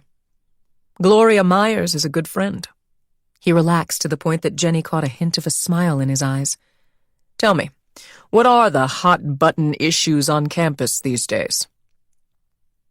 After that, they talked for 15 minutes straight, Mr. Eastman quizzing Jenny on the latest campaign to clean up Greek life and progress on building the new athletic facility. Kate and Aubrey looked bored, and after a few minutes wandered away, leaving Mr. Eastman in Jenny's capable hands. Jenny watched them edge toward the table where a handsome bartender stood mixing drinks. Out of the corner of her eye, Jenny saw Kate flirting with the bartender as he shook up a martini. Was Kate really stupid enough to start drinking at her father's party? Jenny wondered. If so, she was beyond help. A nasty look and a whispered word from Victoria took care of the problem before Keniston spotted it, however. Kate and Aubrey stepped away from the bar. A moment later, Victoria announced that dinner was served, and Jenny turned toward the dining room with relief. "You're saving my ass. Dad loved you," Kate said, catching up with Jenny as they moved into the dining room. Don't drink, Jenny whispered urgently. "Huh?" Just don't drink anything alcoholic. Not a drop. Not for the whole night. "But I'm hungover. Hair of the dog." I can't believe I have to tell you this. The plan is working. Don't ruin it. In the dining room, the chandelier sparkled, casting a warm glow over the crystal stemware, fine china, and lavish flower arrangements. Each setting had a place card, and Jenny was disappointed to see that the three of them were seated next to the little Eastmans at the far end of the table, presumably to act as impromptu babysitters if the need arose. Jenny had hoped to be closer to the seat of power at the head, the better to continue her conversation with Mr. Eastman. She hadn't had time yet to make clear to him that she planned a future on Wall Street herself. The questions had been on the tip of her tongue when dinner was announced. Did his firm hire interns, and could she forward a resume? But she hadn't gotten them out. It was a lesson. Never hesitate. Never put somebody else's interests, especially Kate's. She had enough advantages already, ahead of your own career advancement, or the moment would pass you by. The upside was that, sitting in Siberia, Jenny could relax and enjoy the spectacular food and setting. The second she lifted the silver spoon to her lips and tasted the lobster bisque, she forgot to be disappointed. It was popsicle orange and silky smooth, tasting of cream and sherry and the sea. She savored every drop, remembering to tilt the bowl away from her to catch the last bit rather than toward her, as the etiquette manual she had pored over in preparation for this trip instructed. She was sad when the soup was done, but then the main course arrived. Back home in Jenny's house, they had roast turkey with all the sides, American and Puerto Rican both. Every Thanksgiving there were sweet potatoes with marshmallows on top, stuffing that came from a box but tasted delicious, green bean casserole doused in onion soup with lots of cheese and fried onions, and then tostones, rice and beans, because they all loved that food, so why not? She felt a twinge of homesickness as the waiter set a plate of rarefied tidbits before her, but it vanished with her first bite. The turkey had been prepared en croûte, a tender breast wrapped in puff pastry and delicately seasoned. It was accompanied by spicy cranberry compote and two fluffy vegetable purees, one of sweet potato, the other of asparagus, both heavenly. Jenny knew what the dishes were only because of the dainty calligraphy menu that sat before her in a silver holder. She loved looking at this menu and wondered if they would mind if she took it home. This must be what it was like to be the Queen of England, or damn close anyway. She'd put up with grief from a scary dad and a jealous stepmother in exchange for a life like this. But of course, if Keniston Eastman were Jenny's father, he wouldn't be angry with her. She would never give him reason to be. As she ate, Jenny feasted her eyes on the beautifully appointed dining room. The windows were tall and elegant, framed by blue silk drapes with elaborate tassels. By far the most impressive feature of the room was a hand-painted mural that covered all four walls, depicting New York City in an earlier time, complete with sailing ships and a family in 18th century garb picnicking beneath a tree. Looking closer, Jenny saw that the family bore an uncanny resemblance to the Eastmans. It was them, she was certain. Keniston, Victoria, and their three tow-headed monsters enjoying a lovely spring day in the 18th century. But Kate and her half-sister Louise were nowhere in sight. The artist had omitted them. They didn't live in this house, and apparently they weren't worthy of preserving in paint. Officially, they weren't part of the family. At the end of the meal, the other guests departed, and Jenny went up to Victoria and Keniston, thanked them profusely, and offered her services to help clean up. "That's not necessary," Victoria said. "But it's a lovely offer," Mr. Eastman said. "I'm glad you're rooming with my daughter. If only some of your attitude would rub off on her." Jenny blushed. Kate, who had been moving toward them, smiled. "Isn't she awesome, Dad?" I told you, I'm on the right track now. Look who I'm hanging out with. The heavy black eyebrows drew together. It's not so easy, Catherine. Come into the study. We need to talk. Kate's face fell. As her father led her away, she glanced back over her shoulder at Jenny with a sick look. It was an hour later when Kate found them in the library. They'd changed into their pajamas and were hanging out on the sofa with the door half closed, looking at fashion magazines, afraid to make a sound. We have to go, Kate said, her makeup streaked from crying. I'm not sleeping under his goddamn roof tonight. What happened? Jenny said. That bastard, Kate said, her jaw set. Did he cut you off? Jenny asked. God, no.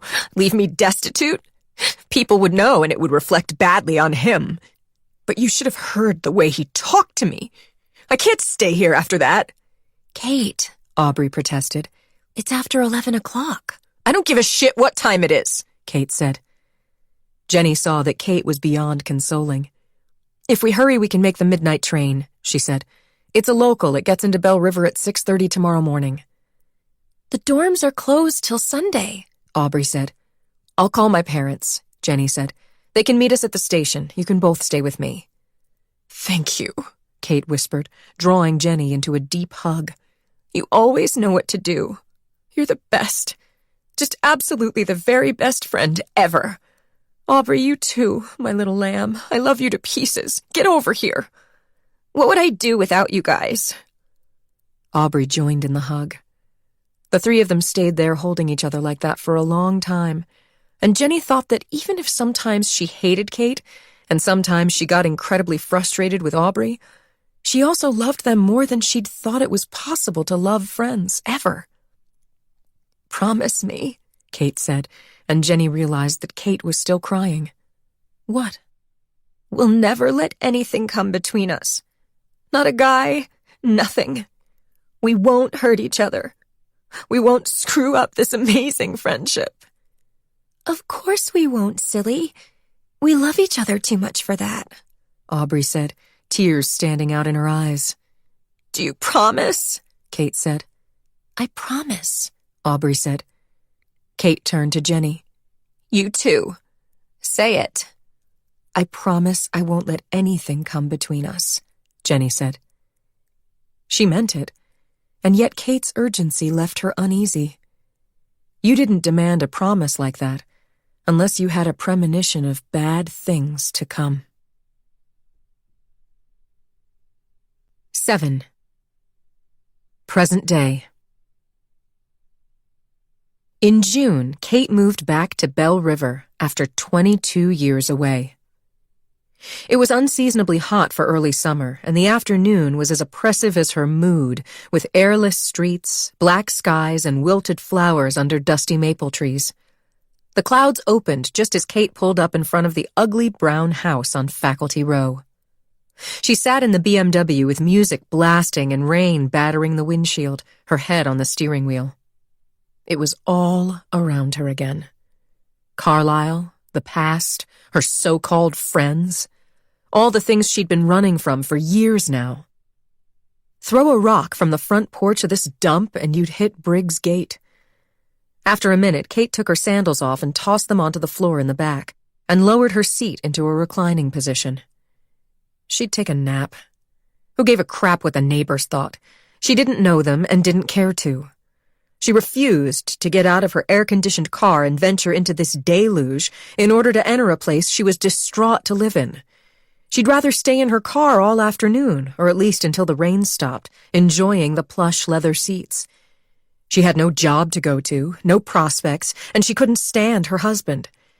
If she had more gumption, or more money, she would drive away and never come back. Jenny pulled up beside the BMW in her minivan, leaned over, and lowered the passenger window. Kate saw Jenny's lips moving. Sighing with exasperation, she turned down the music and lowered her window. What? I said, what are you doing in there? Jenny shouted over the pounding rain. What does it look like? Thinking about blowing my brains out. Come on, enough of that. I brought you some cupcakes from that new place in Riverside. Riverside was a formerly industrial neighborhood in Belle River, full of warehouses and factories that were being redeveloped into lofts and restaurants.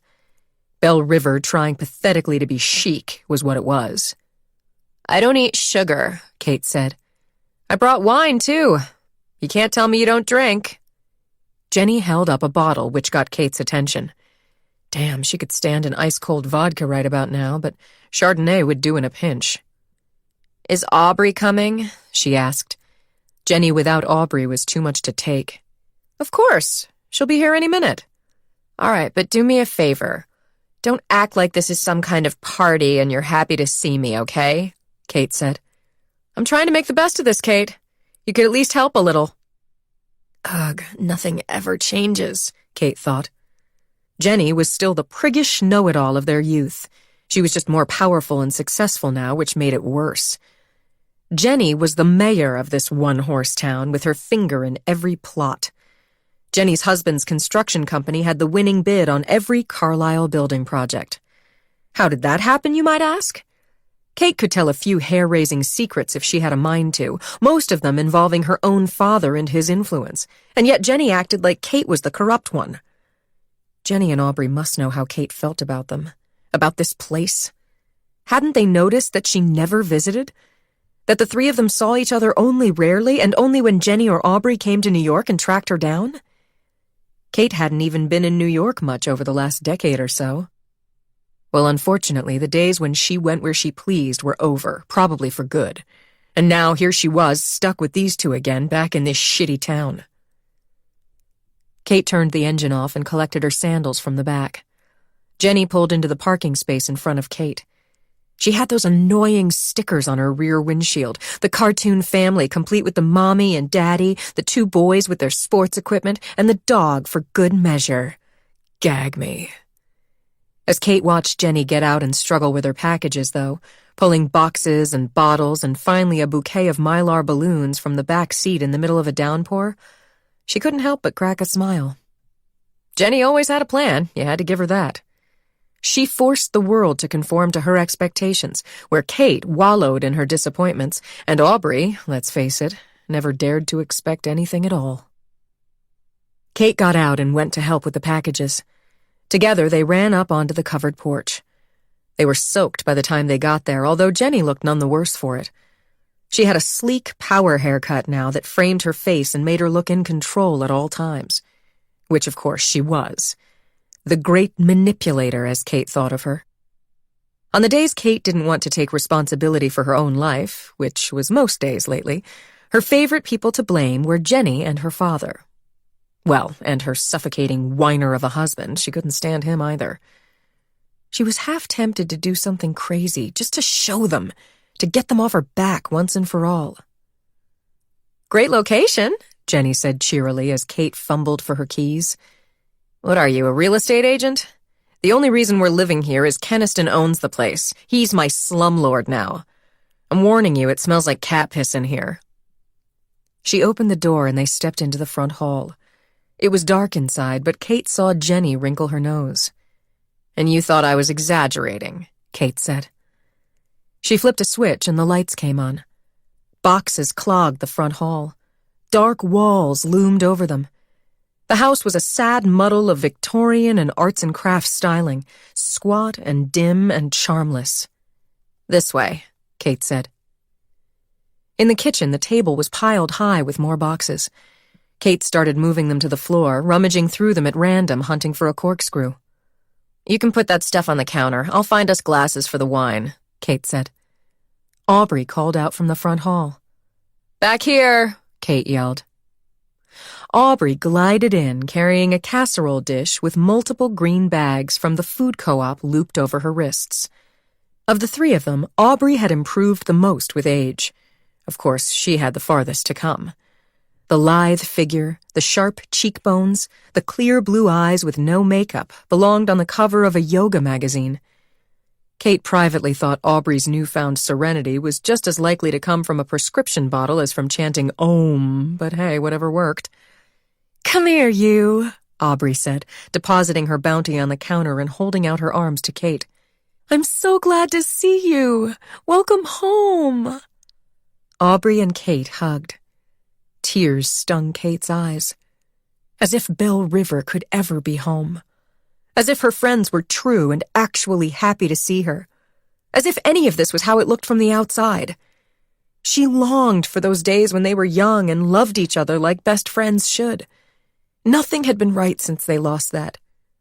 Correction. Nothing had been right since the night they lost that. And lost so much else, too. Kate extricated herself from Aubrey's grasp and set about opening the wine. "Drinking in the afternoon," Aubrey said, shooting Jenny a glance. So Aubrey was judgmental now, too? Used to be it was only Jenny who looked askance. "It's 5 o'clock somewhere," Kate mumbled, coloring. Was she really letting these losers make her feel bad? "Just a splash for me. I have to pick up the kids," Jenny said. Me too, Aubrey said. Kate poured an inch of wine for each of them and made a show of filling her own glass to the brim.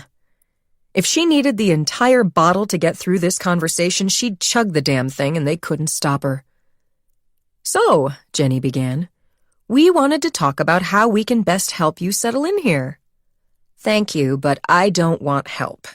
"You need it, trust me," Jenny said. "This town has a long memory. People remember what happened and they still care." "I knew you'd throw that in my face. I didn't think you'd have the gall to do it the second I walked in the door." "I'm trying to help, that's all," Jenny said. "Did you not hear me the first time? I don't want your help." Jenny sighed and looked at Aubrey.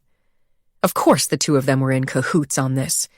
Kate was the one whose life had been ruined, and the two of them got to act like the victims. Kate, Aubrey said. "It may not make sense that people would still care, but Jenny's right. We want to help you." "You don't give a shit about me," Kate said. "You're covering your own asses, both of you. I get it. So let me set your mind at ease. Nobody's more upset than me that I'm back here. I hate this town. I hate this house. I hate the college. I hate my loser of a husband. And after everything that's happened, frankly, I hate the two of you. So no worries. I don't plan to stick around long." 8. 2 months later. At 9 a.m. on Labor Day, Aubrey was doing yoga in the studio off her kitchen, desperately trying to quiet her mind. She had 3 hours till Jenny's big barbecue, and Ethan still hadn't come home from wherever he'd spent the night before. God damn him. He'd promised. Aubrey could hear the kids moving around upstairs. It was past time to get their breakfast, but she couldn't face them yet. Not again. Not like this. Viv was still too young to understand, but Lily was starting to see through the lies. And Logan had known for a while now. "Sorry, pal. The story's not working," she told Ethan in her mind.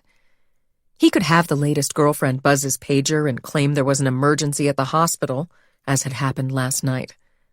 But nobody believed him anymore. Not even Aubrey, the stupidest fool in town. Aubrey went into a deep back bend. Hot tears rolled down her temples and plopped softly on the mat. Why was she the one crying? She wanted to make Ethan cry, Ethan and whatever tramp he was with this time. She'd had this studio built 10 years ago after the first time she caught him. She'd done it to punish him, really. It replaced his home office and cost a mint, with big windows and bamboo floors. He deserved to pay after what he put her through. Ethan Saxman, M.D., had seemed like the answer to Aubrey's prayers once, back when she was a starving grad student and he was resident at Carlisle General with a bright future ahead of him. She hadn't asked a lot of questions. She'd grabbed him and held on tight. The old adage was true in her case. Marry in haste, repent at leisure. In retrospect, it was clear that Ethan had always been a cheater, but Aubrey hadn't wanted to see it. She'd been happy at the beginning, for years, really, when they were newlyweds and after the kids were born. Aubrey stayed home and enjoyed her children and didn't complain when Ethan was gone a lot. She closed her eyes. Well, she'd paid the price for that. Aubrey had admitted to herself that Ethan was cheating only when she had caught him in the act. That was about 10 years ago now. Ethan had claimed he was going to a conference in Philadelphia. The weather had turned hot, and she decided to take the kids to the lake, even though they hadn't officially opened the cabin yet. When Aubrey pulled into the driveway, Ethan's car was there. His and another. She told Logan to stay put and watch his sisters, then walked up to the front door, breathing as hard as if she'd just run through the woods. She was terrified. She'd suspected for a long time, but to find out for sure would change things forever, and she knew it. Of what happened next, Aubrey recalled only fragments. A wine glass tipped over, clothing strewn across the floor in the harsh morning light. In the bedroom, Ethan with a shocked look on his face, and the red-headed nurse with her pale white breasts. Then the noise, the screaming, which turned out to be Aubrey herself, and then Logan after he rushed in to help her.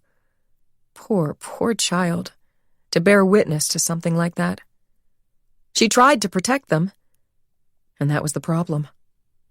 Aubrey longed to walk away from her marriage, but she had her children to think of and no way to support them.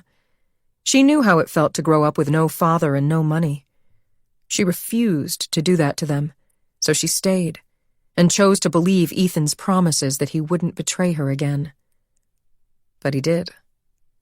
The second time Ethan got caught, though she realized now that there must have been other times in between, was about 5 years later, and it wasn't by Aubrey. The young resident resigned when Ethan dumped her and sued the hospital for sexual harassment. Ethan had to pay money to hush it up. He needed wifey by his side to ride out the scandal, so she had leverage this time. She also had the good sense to go to Jenny for advice. Mayor Jenny and her husband Tim were knee-deep in real estate deals in Riverside, the old industrial part of Bell River, which was gentrifying rapidly. Oh, there were whispers about the legality, but Aubrey didn't judge. With Jenny's help, she took their nest egg and bought a majority stake in a renovated loft building, in her name, not Ethan's. She'd been practicing yoga seriously for over 20 years at that point, and teaching it for almost as long. She'd discovered yoga at Carlisle in her Eastern religions class, and fallen in love with it because of its ancient roots. Besides, it was the one physical activity she was ever naturally good at. She'd always taught part-time just to get out of the house and make a little money of her own. Now that she owned a building, Aubrey decided to open her own yoga studio. With the following she'd established over her years of teaching, Riverside Breathe was an instant success, and she had plenty of space left over to rent out to paying tenants. She was a businesswoman now with a decent income. She had the means to walk away if she was willing to make some financial sacrifices, and here Ethan was, up to his old tricks. She'd promised herself she would leave him if she caught him a third time. But did she have the guts? Aubrey did a round of sun salutations that failed to smooth her skittish heartbeat, then took child's pose, seeking peace and consolation. The cat walked in and started meowing at her, but she ignored him. That damn cat. He liked Ethan best and always seemed to know when his master was coming home. At that moment, with her forehead pressed to the mat, Aubrey heard the garage door go up. Ethan was home, and she would have to deal with him now. Aubrey rolled her mat into a tight coil and shoved it in the cubby under the window seat. She'd go meet him in the garage where the kids wouldn't hear them fight. Mom! Dad's home! Viv shouted, bouncing into the studio in her pajamas and bare feet. Can I have a Pop-Tart? No. Viv was 7, gap-toothed, adorable, and used to getting her own way. I'll ask Dad. He'll say yes. Vivian, I said no. Aubrey's voice came out so tentatively that Viv ignored her and skipped off toward the garage. Aubrey stood there wringing her hands. She couldn't confront Ethan with Viv watching. The reckoning would have to wait. She went downstairs and took up position at the kitchen island, facing the door that led to the garage, steeling herself. What would she say to him when he walked through that door? She wanted to scream, to throw something, wave the butcher knife. Every solution crossed her mind. To stay, to leave, to rush at him, screaming. But she wouldn't do any of those things right now. She would control herself in front of her daughter. Ethan stumbled into the kitchen, laughing, with Viv clinging to his leg. His dark hair was mussed, his dress shirt rumpled, his finely modeled chin shadowed with stubble. He looked like a man who'd just rolled out of the sack after a wild night. How dare he touch her daughter in that state? Aubrey couldn't stand the sight of him. Her fingers twitched with the desire to slap him. She clenched her hands behind her back. "Hey, babe. I got bagels," he said, tossing the paper bag onto the island. Just like nothing was wrong. Like he wasn't the world's biggest asshole. Ooh, yummy, Viv said. Ethan walked over to the desk by the window where they kept a basket for keys and such and started emptying his pockets. She watched him throw his keys in there, then his sunglasses and wallet. He took out his phone like he'd done 1,000,000 times before. And she saw him hesitate. Normally he would throw it in the basket too, but he seemed not to want to. Not today. He looked up and caught her watching. She smiled, but he must have seen something in her eyes because she saw his Adam's apple bob. Ha ha. He was scared. She knew exactly what he was thinking. Taking the phone with him would look suspicious. Leaving it behind would risk Aubrey snooping. He put it in the basket. Ethan hesitated by the desk for a minute like he might say something. Then he glanced at Viv and seemed to think better of it. Aubrey's eyes were on him the whole time, the atmosphere between them thick with suspicion. "I'm going to take a shower," he said, "and maybe catch a nap before the barbecue." Aubrey's smile didn't reach her eyes. Of course, babe. You must be tired after your long night. The uneasy look on his face as he exited the kitchen gave her a measure of satisfaction. As Viv bit into a cinnamon raisin bagel, Aubrey walked deliberately over to the basket and picked up Ethan's phone. Ethan had the latest iPhone in space gray. Though the phone was only a few weeks old, she doubted he'd changed his passcode from the old model. He was sloppy that way. But she hesitated. Right now, she had a strong suspicion that he was cheating again, but no solid proof. Once she knew for sure, she would have to take action or hate herself. Aubrey was still trying to decide whether to search the phone when it buzzed in her hand. Its blank face lit up with the first few words of an incoming text. "Hot damn, boy, you did a number." The sender's name came up as Kate. What the? For an instant, Aubrey thought of her Kate, but why would her Kate text Ethan? Why would her Kate's name be in Ethan's contacts so it showed up simply as Kate when he got a text? She typed in his passcode and viewed the message in its entirety. "Hot damn, boy, you did a number on me. I can still feel your hands on my body. I want more, more, more. Again, please. Just say when." Rage blurred her vision. She wanted to smash this goddamn phone. But then an even more sickening feeling took over. Could the text actually be from Kate Eastman? Was that possible? No, it couldn't. Ethan's latest tramp had the same name, that's all. And yet, Aubrey had been fighting her suspicions for weeks now, blocking them out like she always did, looking the other way, except even more deliberately than usual because she didn't want to believe the worst of her friend. Ethan, at this point, she could believe the worst of.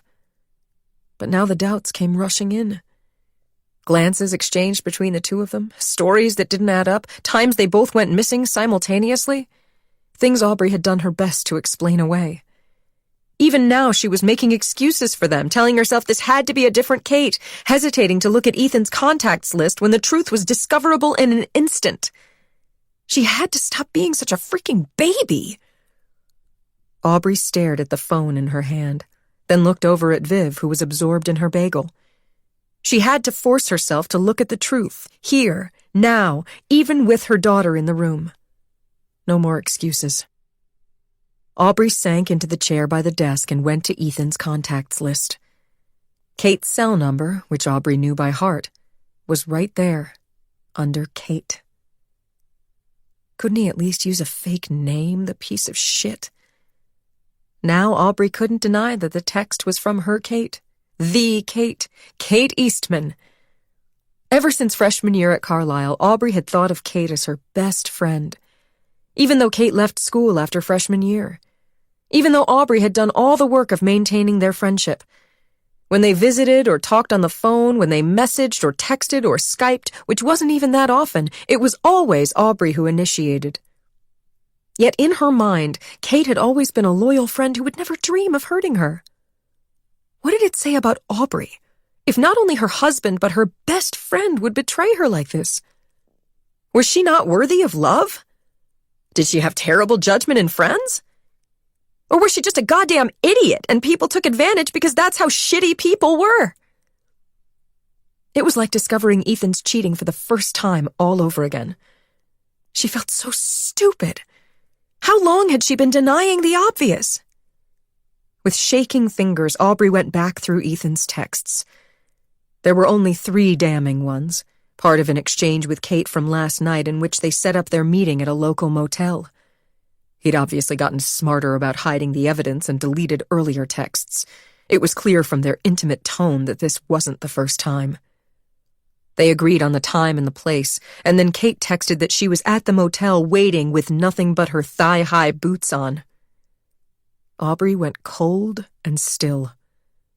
The evidence was undeniable. Ethan was cheating again. And he was cheating with Kate. Aubrey carefully replaced Ethan's phone in the basket, wiped bagel crumbs from the island, and put the kettle on for tea. With each movement, visions floated before her eyes. Things she could do to them, to give them a taste of the pain they were causing her. She imagined Ethan coming home to find her in the bathroom with her wrists slit, or hanging from the wooden beam in the garage. He'd have to clean up the mess, explain to the kids. But that would leave Kate in the clear. Aubrey could go to Kate's house instead and shoot herself on the front porch, leaving a bloody mess spattered across the doorsill. But why kill herself? Why should she be the one to suffer? She imagined Kate and Ethan in bed together, naked in a passionate embrace. She would barge into the room, take the gun from her purse, pull the trigger, once, twice, 1,000 times. She saw the scene in her mind's eye. Their corpses riddled with bullets, covered with blood, their blank eyes staring at the ceiling. They deserved it. Oh, how they deserved it. But Aubrey would never do it. There were the children to think of. 9. The wide green lawn of Jenny's house in Bell Hills teemed with the town's elite. Jenny made the rounds, greeting people by name, shaking hands, hugging and smiling till her cheeks hurt. The entire business community was here, a healthy number of local judges and politicians, and the upper tier of Carlisle's administration. Jenny was careful to give each VIP personal attention. She'd been lucky with the weather. 80 degrees, bright sunshine, a light breeze. The band played oldies. Kids squealed as they jumped into the pool, and the good-looking young lifeguard she'd hired blew his whistle cheerfully. Lines of guests had formed at the open bar and at the grill, where the best caterer in town kept things humming along. Jenny had ordered up burgers, beef and veggie, hot dogs, potato salad, 3-bean salad, watermelon and ice cream. The beer was locally brewed. The party looked like a roaring success, and yet her palms were sweaty, and she had a sick feeling in the pit of her stomach. So many sharks swam beneath the pretty surface. Jenny hadn't seen Kate yet, but she'd RSVP'd yes. Their relationship had not been easy in the 2 months since Kate returned to town. Aubrey's husband and kids had shown up without her, saying Aubrey wasn't feeling 100% but might be along later. Aubrey was never sick, so what was up with that? Jenny had a bad feeling. And up on the deck, a reporter from the Bell River Register had Jenny's husband Tim cornered, literally had him backed up against the railing. The Register wanted dirt on Jenny and Tim and their real estate deals.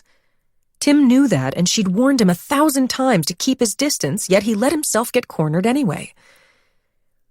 Jenny loved her husband. He was a local boy, handsome, with a good heart, but he had no game. He was a good father, a reliable builder who did solid work at a fair price and didn't cut corners. Tim would have made a decent living without Jenny's help and probably been happier without the high-profile success. But Jenny wasn't satisfied with that, so she took matters into her own hands. She called on her contacts like any smart entrepreneur would, and pretty soon Healy Construction started getting big contracts from the college. Maybe she did a few things Tim would not have been comfortable with if he knew the particulars, and so maybe she didn't fill him in on every detail. But she was only acting in Tim's best interests.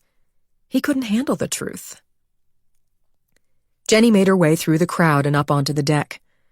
Tim was laughing nervously at something the reporter said. He'd put back on his favorite ratty old Healy Construction hat after she made him take it off before the guests arrived. Her fingers itched to swipe it off his head. "Here she is now," Tim said. The reporter whirled to face her. "Madam Mayor, nice to see you. I had a few questions." This reporter was an old-timer who came to all the town council meetings and had interviewed Jenny several times. She gave him a warm smile. "No interviews at the party, Bill. I'm off duty and so is my husband," Jenny said. "But if I could just ask about the new arts center project the college is bidding out in Riverside. Is Healy Construction planning to bid? You always seem to get these juicy contracts. Call my office if you'd like to schedule an interview, and in the meantime, have some food. Have a beer. It's such a pretty day." "I will take you up on that." He started to turn away.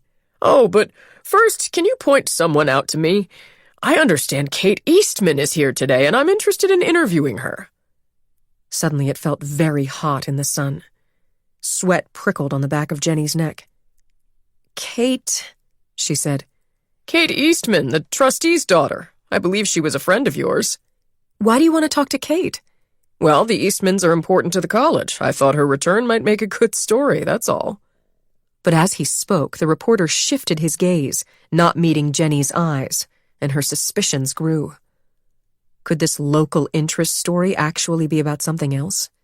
Something in the past that had happened their freshman year that Jenny had worried would be stirred up by Kate's return? Or was she being paranoid?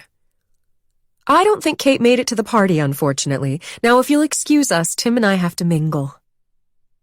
Jenny grabbed Tim's arm, pulling him toward the throng on the lawn.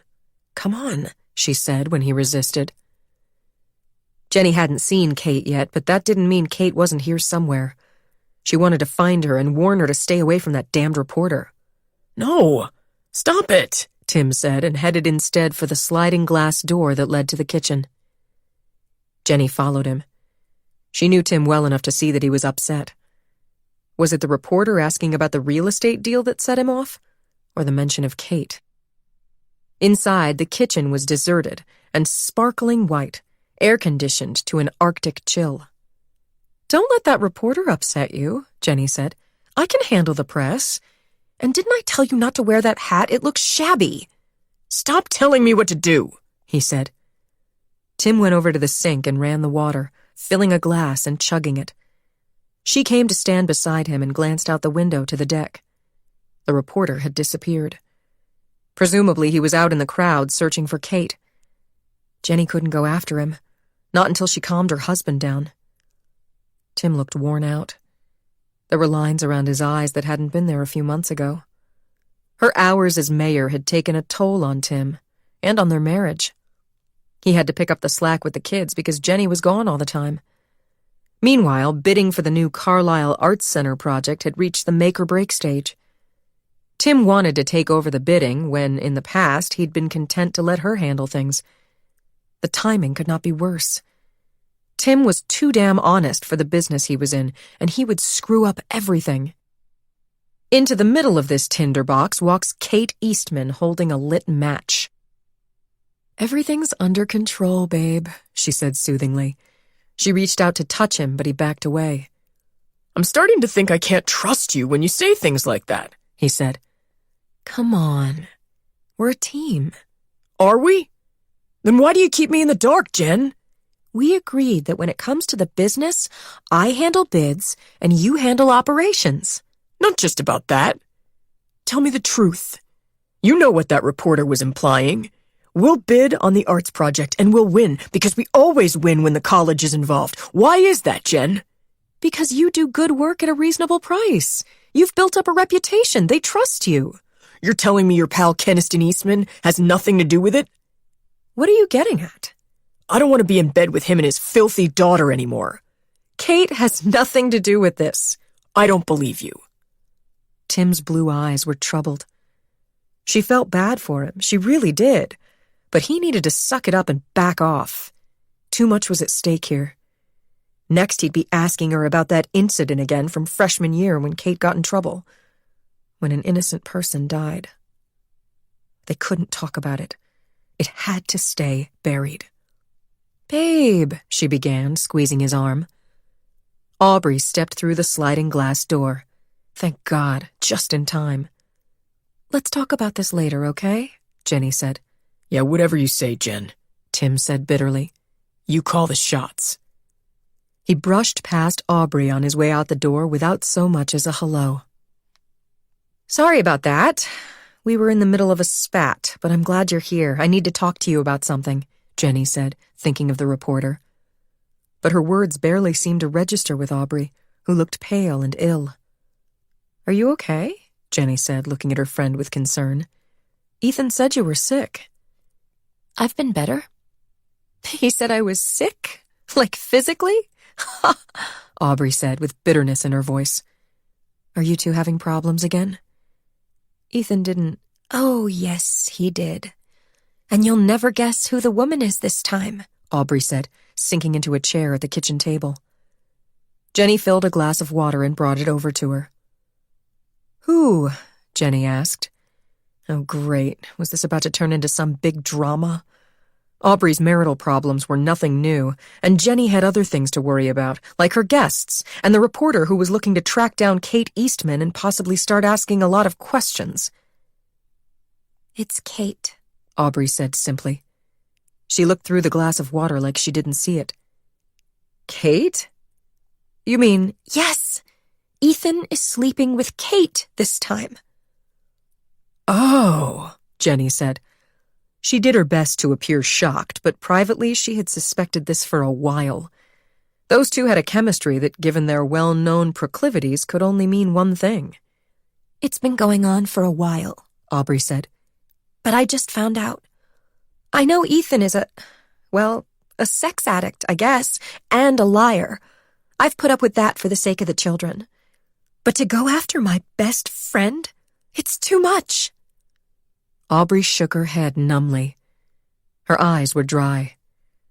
Jenny might have been tempted to offer comfort anyway, to pull Aubrey into a hug, but instead she backed away and leaned against the kitchen island.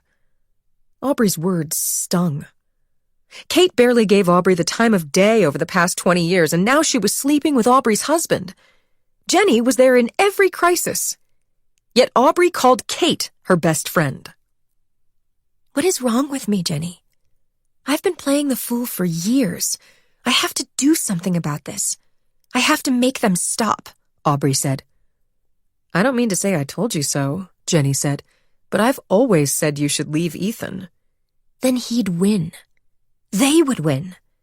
Ethan and Kate would get to be together and I'd be alone. I'd probably have to sell the house. He'd get joint custody. It's so unfair. As far as Ethan and Kate running off together, I doubt they have any interest in that. They're so shallow. It's probably just a fling. And the rest, well, you need to talk to a lawyer, a good one. Take Ethan to the cleaners and you'll feel better. Aubrey shook her head.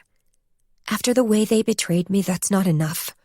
I'm so angry at both of them. How could I have been so blind?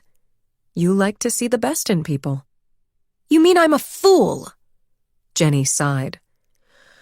Well, I'm glad you're finally seeing Kate for who she is. I'm not only talking about this affair, but... Jenny glanced over her shoulder, then walked over and closed the sliding glass door. You know what I'm talking about. There's a reporter from the Register out there looking for Kate right now. I'm worried about what he wants with her. Aubrey focused on Jenny as if noticing her presence for the first time. Her eyes narrowed. You mean... The reporter wants to ask Kate about About freshman year? I don't know for sure, but that's what I'm afraid of. We can't have that mess getting dredged up again, not now. Aubrey picked up the glass of water and took a careful sip. Her eyes looked clearer suddenly. Why not? Maybe that's exactly what Kate deserves. What? You can't be serious. Think about it for a minute. If we told people what really happened that night, Kate would be in big trouble. The police would get involved. She might even go to jail. A nasty smile appeared on Aubrey's face. That's crazy. You can't do that, Jenny said. She started to tremble. Why not? We can't change our story now. You were her biggest defender, Aubrey. You always said it wasn't her fault. You've been saying that for 20 years. Just because I changed my story doesn't mean I was lying before. Maybe I was wrong before. Maybe I remembered something new. No. If you tell anyone, or God forbid go to the police, it will come back on us. We were both there that night. We both gave statements. Maybe I don't care about the consequences. I do. I'm the mayor of Bell River. I have a family, a business to run. I can't afford a scandal. I have things to protect too. Okay, but... Jenny paused, deciding how much to reveal. There was an angry, stubborn set to Aubrey's jaw. If Jenny didn't take a risk and tell her what was really at stake here, Aubrey might be crazy enough to go public. She couldn't allow that. Aubrey, listen. There's more to this than some old college scandal. I never told Tim the truth about what happened that night. If you change your story now, it could mess up my marriage in a big way. You never told Tim the truth? No. How could you keep it from him? Wasn't Lucas his cousin? Yes. That's exactly why I never told him. Aubrey looked at Jenny with pain in her eyes. I'm sorry, Jenny. I really am. But I'm tired of being played for a fool. I simply can't do it anymore. I need to fight back. Fine, but pick some other way. Don't destroy my marriage to get your revenge. I don't mean to sound cold, but if you never told Tim the truth, that's your problem. Jenny looked at Aubrey, dumbfounded. The ingratitude, after all she'd done for Aubrey. If Ethan's sleeping with Kate, isn't that your problem? He's been cheating on you for a decade, and she tumbles into bed with half the men she meets. You act like you're so shocked. It's been obvious to everybody for a long time that those two together were trouble. A look of horror spread across Aubrey's face. You knew? Jenny saw she'd made a misstep. I'm sorry, I shouldn't have said that. I didn't know. Not exactly. Not exactly? My God, Jenny, you knew and you didn't tell me. That's not what I said. I suspected, that's all. Can you honestly tell me you didn't suspect yourself? Why didn't you warn me? I didn't want to upset you for something that was just a hunch. Kate betrayed me. You knew about it and you said nothing. The two of you were my best girlfriends, my roommates. I was supposed to be able to trust you. You can. Me, you can trust. Kate, well... No. You and Kate are alike. You think about number one, both of you. All you care about now is not shaking things up for yourself. Anybody else be damned. Stupid Aubrey be damned. I've always been a true friend to you, Aubrey. A lot better than Kate was, though you refused to see it. Better than Kate isn't saying much, is it? I get it now. Aubrey's a mess. That's what you always thought. Being friends with me made you feel better about yourself. Well, I'm not a doormat anymore, so look out. Aubrey stalked out, leaving Jenny ashen. A few seconds passed in which she couldn't seem to catch her breath. She turned on the faucet, wet a paper towel with cold water, and pressed it carefully to her face until she calmed down. She had guests to attend to. She would pull herself together and do what was necessary to stop Kate and Aubrey from ruining her carefully laid plans. Just like in college. The two of them could cry and whine and self-destruct all they wanted. Jenny would keep her wits about her and triumph in the end. 10. Freshman winter. The winter of their freshman year was the coldest Carlisle had seen in ages. Snowdrifts reached to the windowsills, and giant icicles hung from the copper gutters of Whipple Hall. At night, drafts whistled through the creaky windows of the double, making Aubrey stir in her sleep. She'd turn over and burrow under the covers with a contented sigh. Like everything associated with Carlisle, the weather was magical to her. She had gotten a second job in addition to her work-study and bought herself a down parka and snow boots with the money. She bundled happily into them each morning for the trek across the frozen quad. The snow sparkled in the frosty sunlight as her feet crunched on the paths. Inside the overheated lecture halls, a wet wool smell rose from her classmates' clothes as she strained to hear the professor over the clanging of the radiators. She wanted to remember this time and place forever. All the things she learned and felt, the people she knew, every sensation. Aubrey had started spending her weeknights in the basement stacks at Ogden Library studying with Jenny. She adored it there. The sleet pelted against the glass of the high basement windows and reminded Aubrey of the scratching of mice. It was dim in the little corner they'd claimed as their own, and, against regulations, they plugged Jenny's space heater into an ancient outlet beneath a scarred wooden table.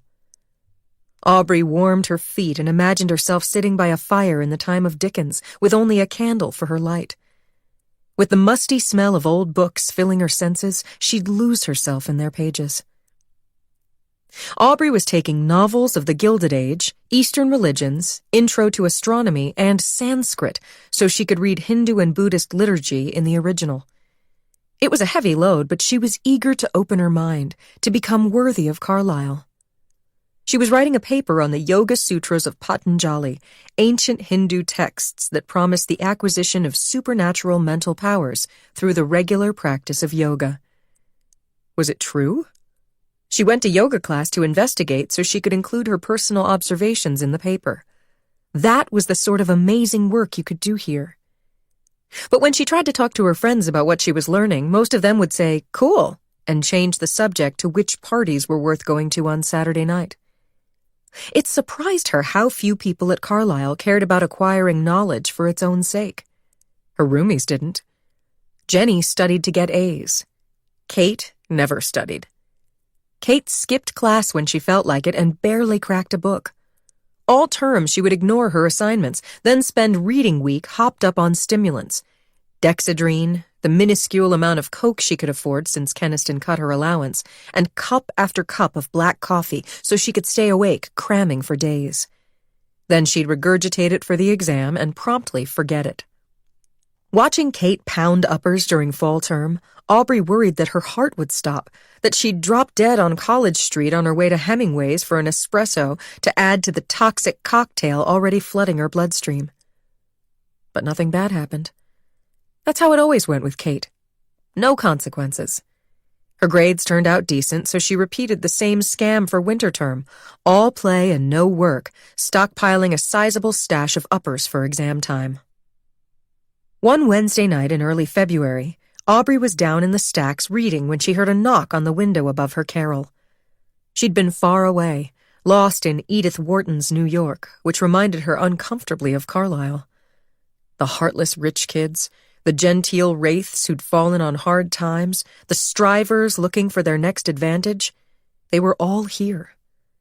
It's not like there were no good people at Carlisle, but there were plenty of indifferent ones, as well as some who'd been corrupted at a young age through no fault of their own and couldn't help but misbehave.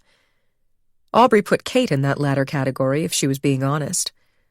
Lately, Kate had been thumbing her nose at her father and living off handouts from the fat trust fund that belonged to Griffin Rothenberg, her Odell swain. Griff was the son of a wealthy investment banker and a Swedish fashion model. With his striking blonde head on his compact jock body, he bore enough of a resemblance to Kate that they were sometimes mistaken for brother and sister. As far as Aubrey could tell, Kate thought of Griff that way. Griff followed her around like a lovesick puppy, while Kate treated him with a comfortable, dismissive indifference that Aubrey found hard to watch. Aubrey carried a torch for Griff herself, though she did her best to hide it. Griff was the male Kate, really. Not only did they look alike, but he had that same careless confidence, that ease in the world that Aubrey both coveted and lacked utterly. Griff was the boy she'd most liked to lose her virginity to, but she had no hope of achieving that. He was obsessed with Kate, and Aubrey was nothing but a third wheel to be patted on the head on those rare occasions when he noticed her at all. At the sound of the knock, Aubrey looked up. Kate and Griff were down on their knees in the window well, making faces at her. Griff slammed a rectangular object up against the glass, a plastic tray from the dining hall. Jenny leaned over from the adjacent Carol and gazed up at the tray pressed against the window. "They're going traying now?" she asked. It was a rhetorical question. The snow was deep enough that winter that the skiing at the local resorts was supposedly sublime. Aubrey had never been on skis and couldn't afford a lift ticket to save her life, but she'd gone mad for sledding. The speed, the abandon, the sharp taste of snow in her mouth when she crashed. Traying was the Carlisle version of sledding. You blasted a stick, smoked a joint, stole a tray from the dining hall, and walked a mile in the cold to Bell River Park to the crazy steep sledding hill, where you flew down the slope using the tray as your sled. The hill had been rigged up with all sorts of homemade jumps. The most popular jumps sent you rocketing high into the air or directed you off into the woods to confront an obstacle course of trees. The broken limbs and the concussions were piling up to the point that the college infirmary recently sent out a memorandum warning the students not to sled. But everybody ignored it. Traying was too fun. "I'm going with them. Do you want to come?" Aubrey asked, shutting her book. "No thanks, I have an essay due for Gov." Aubrey gave a thumbs up toward the window and grabbed her coat. "If I'm not back before the library closes, could you take my books home?" she asked. "Sure," Jenny said grudgingly. Aubrey skipped out of the bright library, down the marble steps, into the crisp, cold air, pulling on her gloves as she went. She fell into step beside Kate and Griff, who were giggling uncontrollably. Obviously, they'd started the party without her. "What are you guys smoking? Can I have some?" Aubrey said. "On Briggs Street in broad daylight?" Griff said with a snort.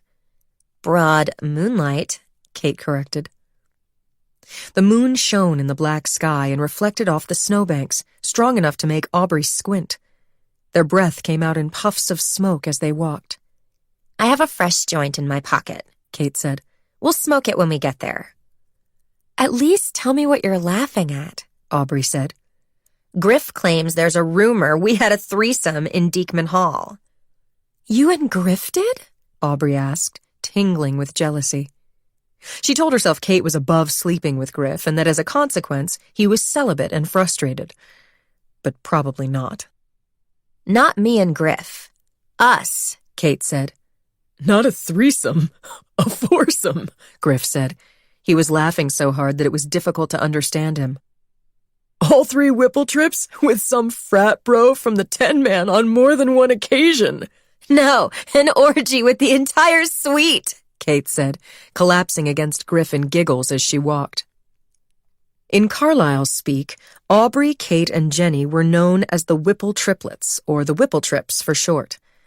And the 10-man was a notorious 10-person suite in Deekman Hall that year after year remained occupied by the wealthiest, most dissolute prepster dudes on campus. Translating the slang, a rumor was circulating that Aubrey and her roommates had gone full slut with those notorious party boys. While on the one hand, Aubrey was flattered to be gossiped about, on the other, she was horrified. They left the bustle of Briggs Street behind. Church Street was darker and quieter, lined on both sides with small apartment buildings that served as grad student housing and 2- and 3-story multifamily houses interspersed with convenience stores and gas stations. It was nearly 11, and many windows were dark already. The occasional car passed, its wheels hissing on snow-slicked pavement. Jenny's parents lived nearby. Aubrey could only imagine how they'd feel if they heard this scandalous rumor about their daughter. "Why would anyone say that about us?" she asked. "Because you don't live in Deekman, but you're always there for brunch on Sunday. Ergo, you spend your Saturday nights bumping uglies in the 10-man, Griff said. "We like the cinnamon rolls," Aubrey said. "What is that?" Some kind of kinky sex position? Griff asked, and cracked up again, laughing so hard that tears leaked from his eyes and snot from his nose. We go to Diekman for Sunday brunch because it's the only dorm that serves cinnamon rolls. Don't tell him that, you'll spoil the fun, Kate said. Baby likes her skanky reputation, Griff said, pulling Kate close. I don't, Aubrey said. Aubrey, people care enough to gossip about you. Appreciate the moment, Kate said, and jerked from Griff's grasp. Let's run. Kate took off, racing toward Bell River Park, as Griff belted out the chorus to Born to Run. Eventually, Kate disappeared around a corner. Griff and Aubrey looked at each other, then took off after her. Griff shot Aubrey some side-eye, and it became a race. They sprinted neck and neck. Her legs were longer, but he was stronger and faster. Aubrey's lungs stung from the cold. She laughed and squealed, the rumor already forgotten. A few minutes later, the two of them passed through the gates into the hush of Bell River Park. The shadows of the trees on the snow were ghostly as Aubrey caught her breath. They wound their way to the sledding hill where they found Kate standing in the shelter of a copse of evergreens, her face lighting up and going dark as she flicked her cigarette lighter. The park officially closed at sunset, but it was deserted and rarely patrolled, so they had no fear of detection.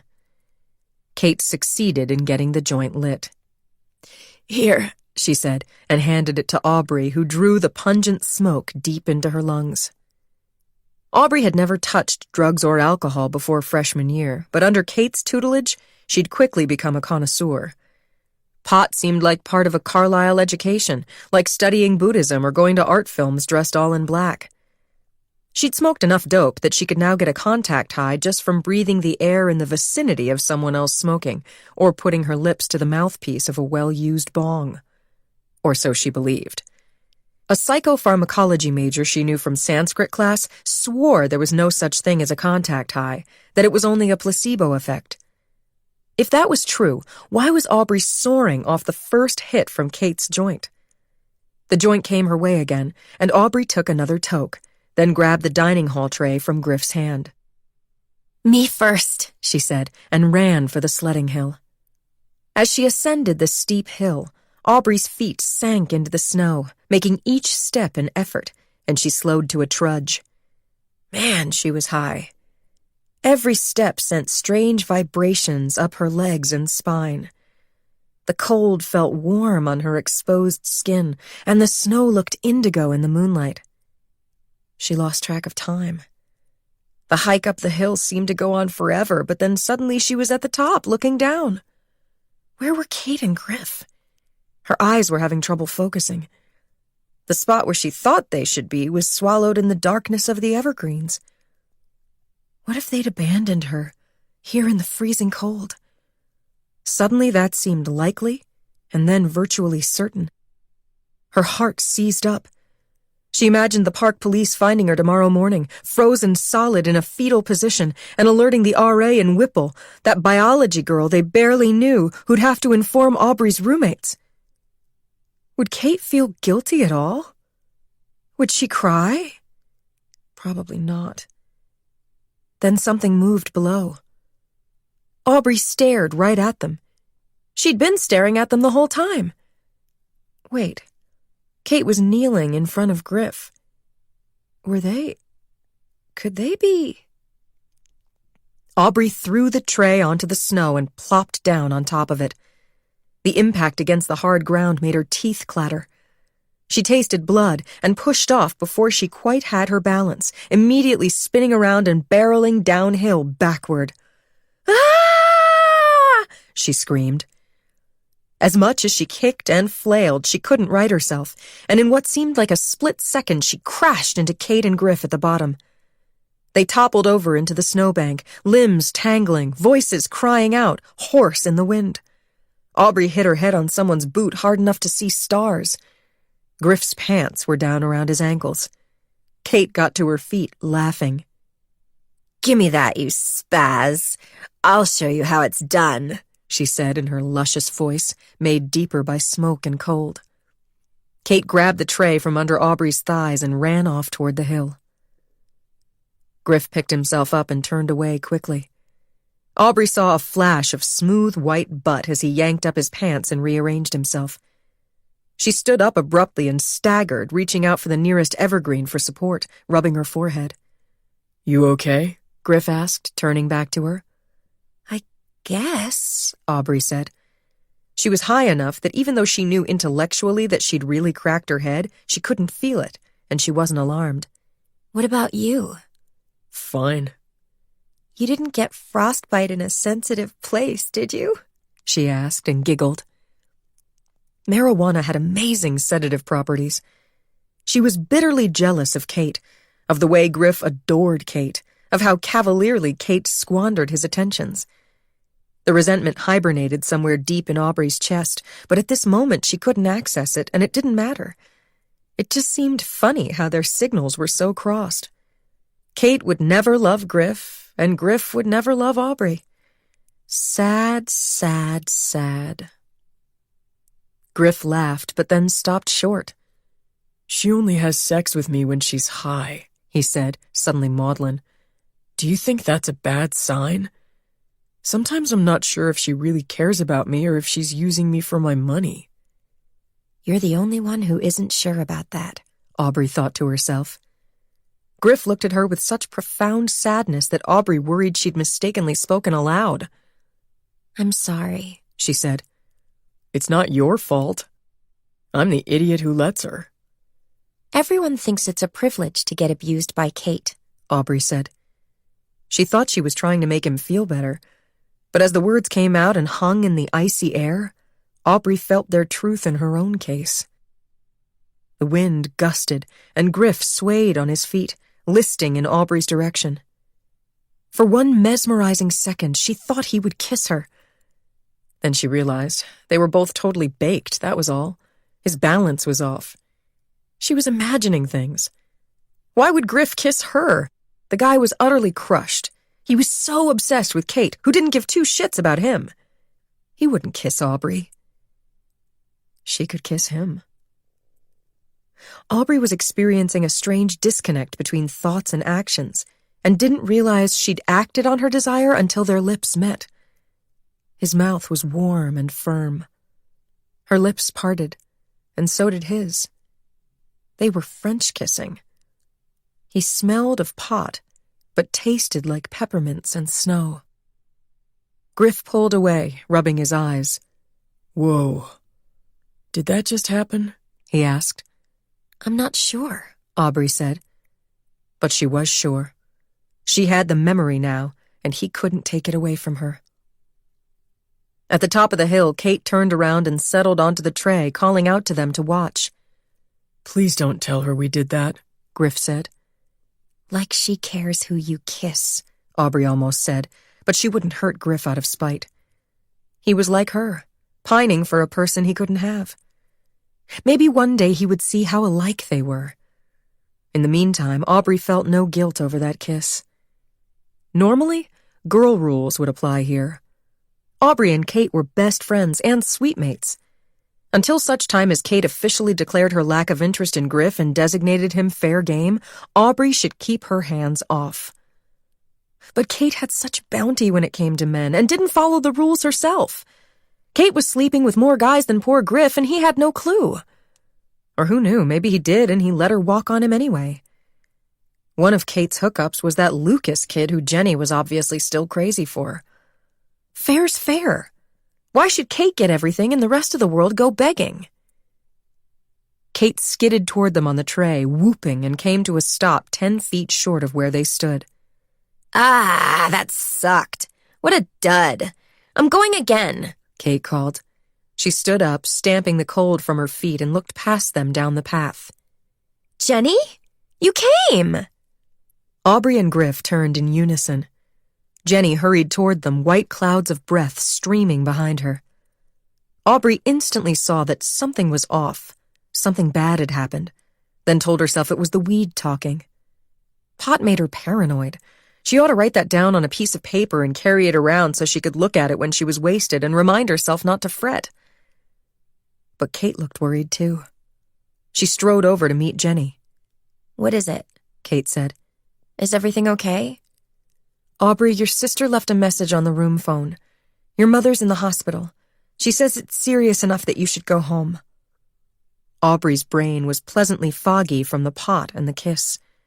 She had no sense of impending doom. How could anything bad happen on the same night that she kissed Griff? I talked to my mom a few weeks ago and she sounded okay. Amanda's just being dramatic, Aubrey said.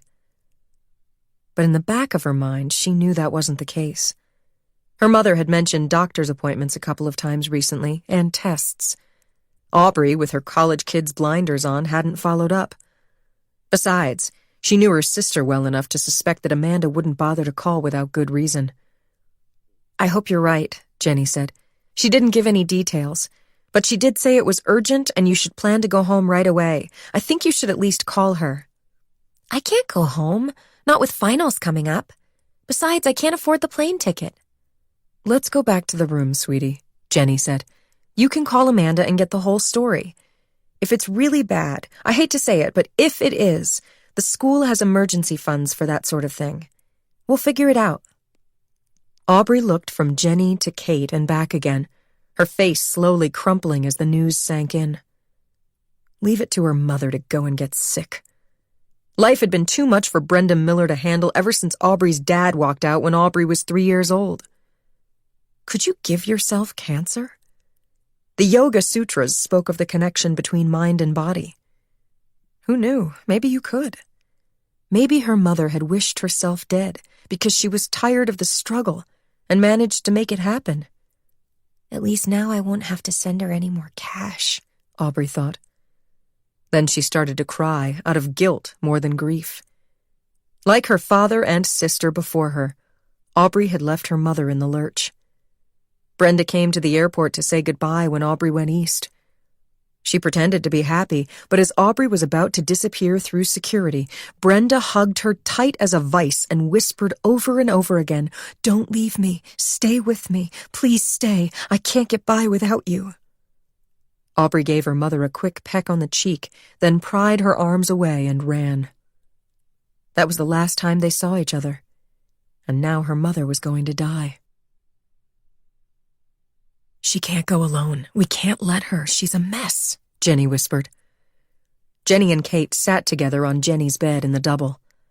Aubrey had called her sister only to learn the worst. Her mother's cancer was advanced. The doctors gave her mere weeks to live, days maybe. Now Aubrey was huddled under the covers in her bed, her chest rising and falling rhythmically, her eyes shut tight. They assumed she was sleeping, but in reality she was wasted out of her mind. Her head hurt from when she whacked it traying, or else from the drugs. They'd slipped her a couple of Valiums from Griff's stash to calm her down. On top of the pot she'd smoked, the Valium wrapped her in a fluffy cocoon where she could see the bad feelings, but not feel them. Her head pounded and vibrated, but it was happening to someone else. She listened to her friends discuss her welfare as if from miles away. The sounds reverberated strangely in her ears and dug into her brain. She would remember their words the next day and for a long time after, but in the moment, nothing they said could cause her pain. "She'll be fine tomorrow," Kate said. "Her mother's dying. She won't be fine. She needs our help." "Who's going to pay for the tickets for one of us to go? She can't even afford one ticket." "I told you, the college has an emergency fund.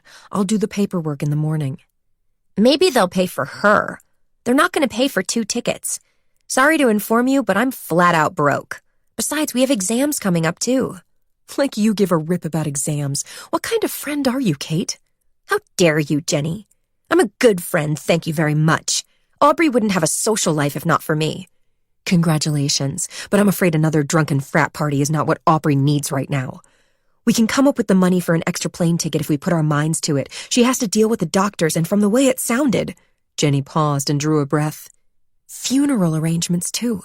It's a lot for her." "Why should that be our problem? She has an older sister, doesn't she?"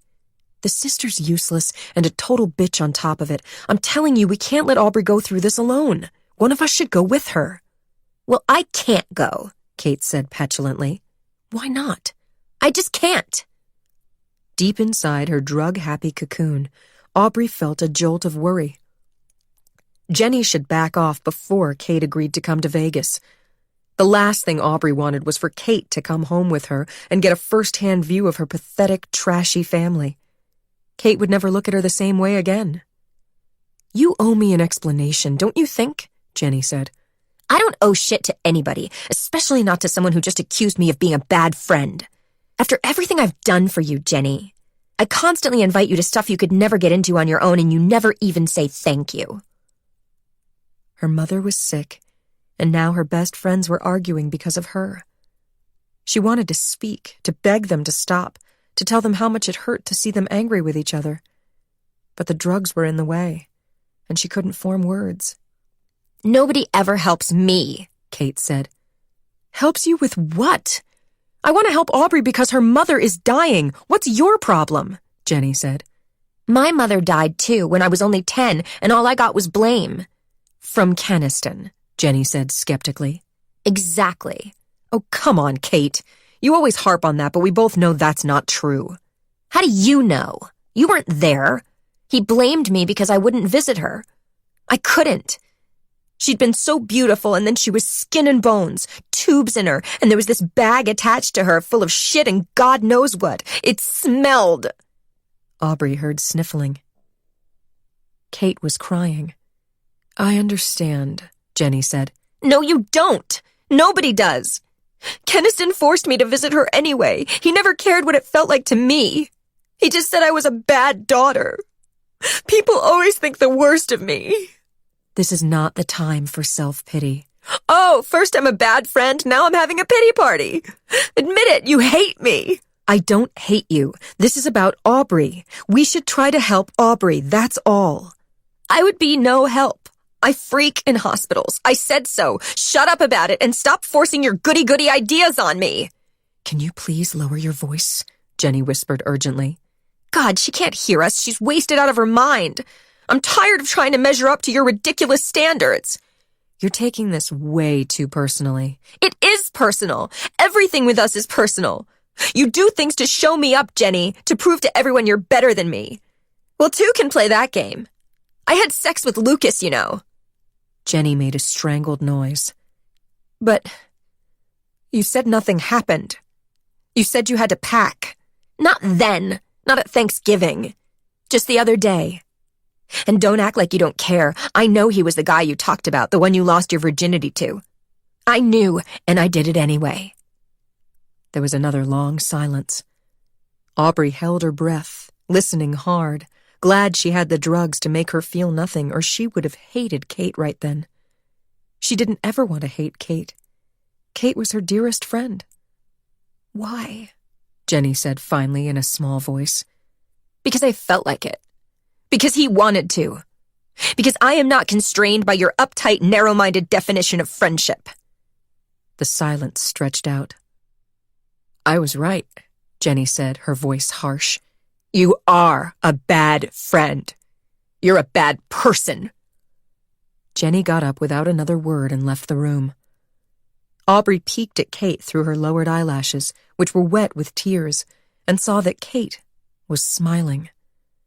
A sick, ghoulish smile, like she'd been punched in the stomach, but a smile nonetheless. 11. Shecky's Burger Shack was the only place on College Street open 24 hours. Like generations of Carlisle students before her, when Kate got the midnight munchies, she went for a Shecky burger. It was at Shecky's at 2 a.m. on the Tuesday before her awful fight with Jenny that Kate ran across Lucas Arsenault after not having seen him for a couple of months. Kate was wasted at the time, although unlike her usual drug binges, this one had a purpose. She was working on a group project with Griff and the 3 R's, Rose Mackey, Rebecca Levine, and Renee Foster Jones, who lived downstairs from the Whipple triplets in Mirror Image Suite 302 for their Beat Poets class. They planned to replicate known drug experiences of the Beats, document the spiritual and artistic insights they gleaned from the drug use by recording themselves saying profound things while stoned, and juxtapose their remarks to lines of beat poetry in a slideshow. Everybody agreed the idea was brilliant, but unfortunately the execution left something to be desired. It must have been the strain of weed. Every time one of them tried to say something profound, they said ridiculously pretentious stuff instead, and gave each other the giggles, something awful. When Kate's turn came, she intoned, God created the earth. The earth created the Shecky burger. And all hope of productivity was lost. They shut off the tape recorder, grabbed their coats en masse, and stampeded down the stairs for a Shecky's run. The plate glass window was steamed up when they arrived, and bright white lights spilled through onto the icy pavement. Shecky's never slept. It was like a little slice of New York in Bell River. Kate walked in and smelled the charring meat and grilled onions and accumulated years of grease from the French fries and laughed out loud. Shecky's proves that God exists, she said to her companions as she got in line at the counter. The scarred wooden booths, the cracked linoleum under the garish fluorescent lights. Her home away from home. Her father's initials were carved on the table of the third booth from the door, the souvenir of a Shecky's run Keniston Eastman pulled 30 years before. When Kate did her admitted student visit last spring, she'd carved hers right next to his, though she would never tell him this. They placed their orders with the skinny kid behind the counter. Either all townies looked alike, or the same exact kid also worked slinging crap from the steam tables in Eastman Commons. When Renee greeted the kid by name, Kate figured it was the latter. "Look at you, Miss Socialist, making friends with the proles," Kate said. She thought she'd said it in a nice way, but Renee gave her some righteous side-eye. "My brother works at McDonald's, and he's a human being. Timmy's a human being also." "You'll have to excuse me. I am profligate because I'm a blonde." "And I'm a socialist because I'm black, is that it?" "Do your homework. That's Frank O'Hara, beat poet." "That's stupidity is what it is," Renee said, and turned her back on Kate. The townie kid must have overheard their exchange because Kate's order was the only one that was delayed. By the time she got her bacon cheeseburger with fries, extra mayo, and double pickles, the others had finished eating and were nodding off at the table. Get it to go, Griff said, yawning. I'm crashing. Me too, Rebecca said. I'm out of here, said Rose. Renee hadn't acknowledged Kate since she made that socialist remark, but she was leaning against Rebecca with her eyes closed and mouth open, quasi-passed out. Go without me if you're so exhausted, but I'm eating my burger while it's hot, Kate said. Griff sighed in annoyance. If you get kidnapped walking home alone, I'll blame myself. I don't give a crap about your white liberal guilt. How can I be a liberal when my father has a hedge fund? Just then, the door opened, and Lucas walked in on a rush of cold air. He wore a lumberjack coat, and his ears were pink from the cold.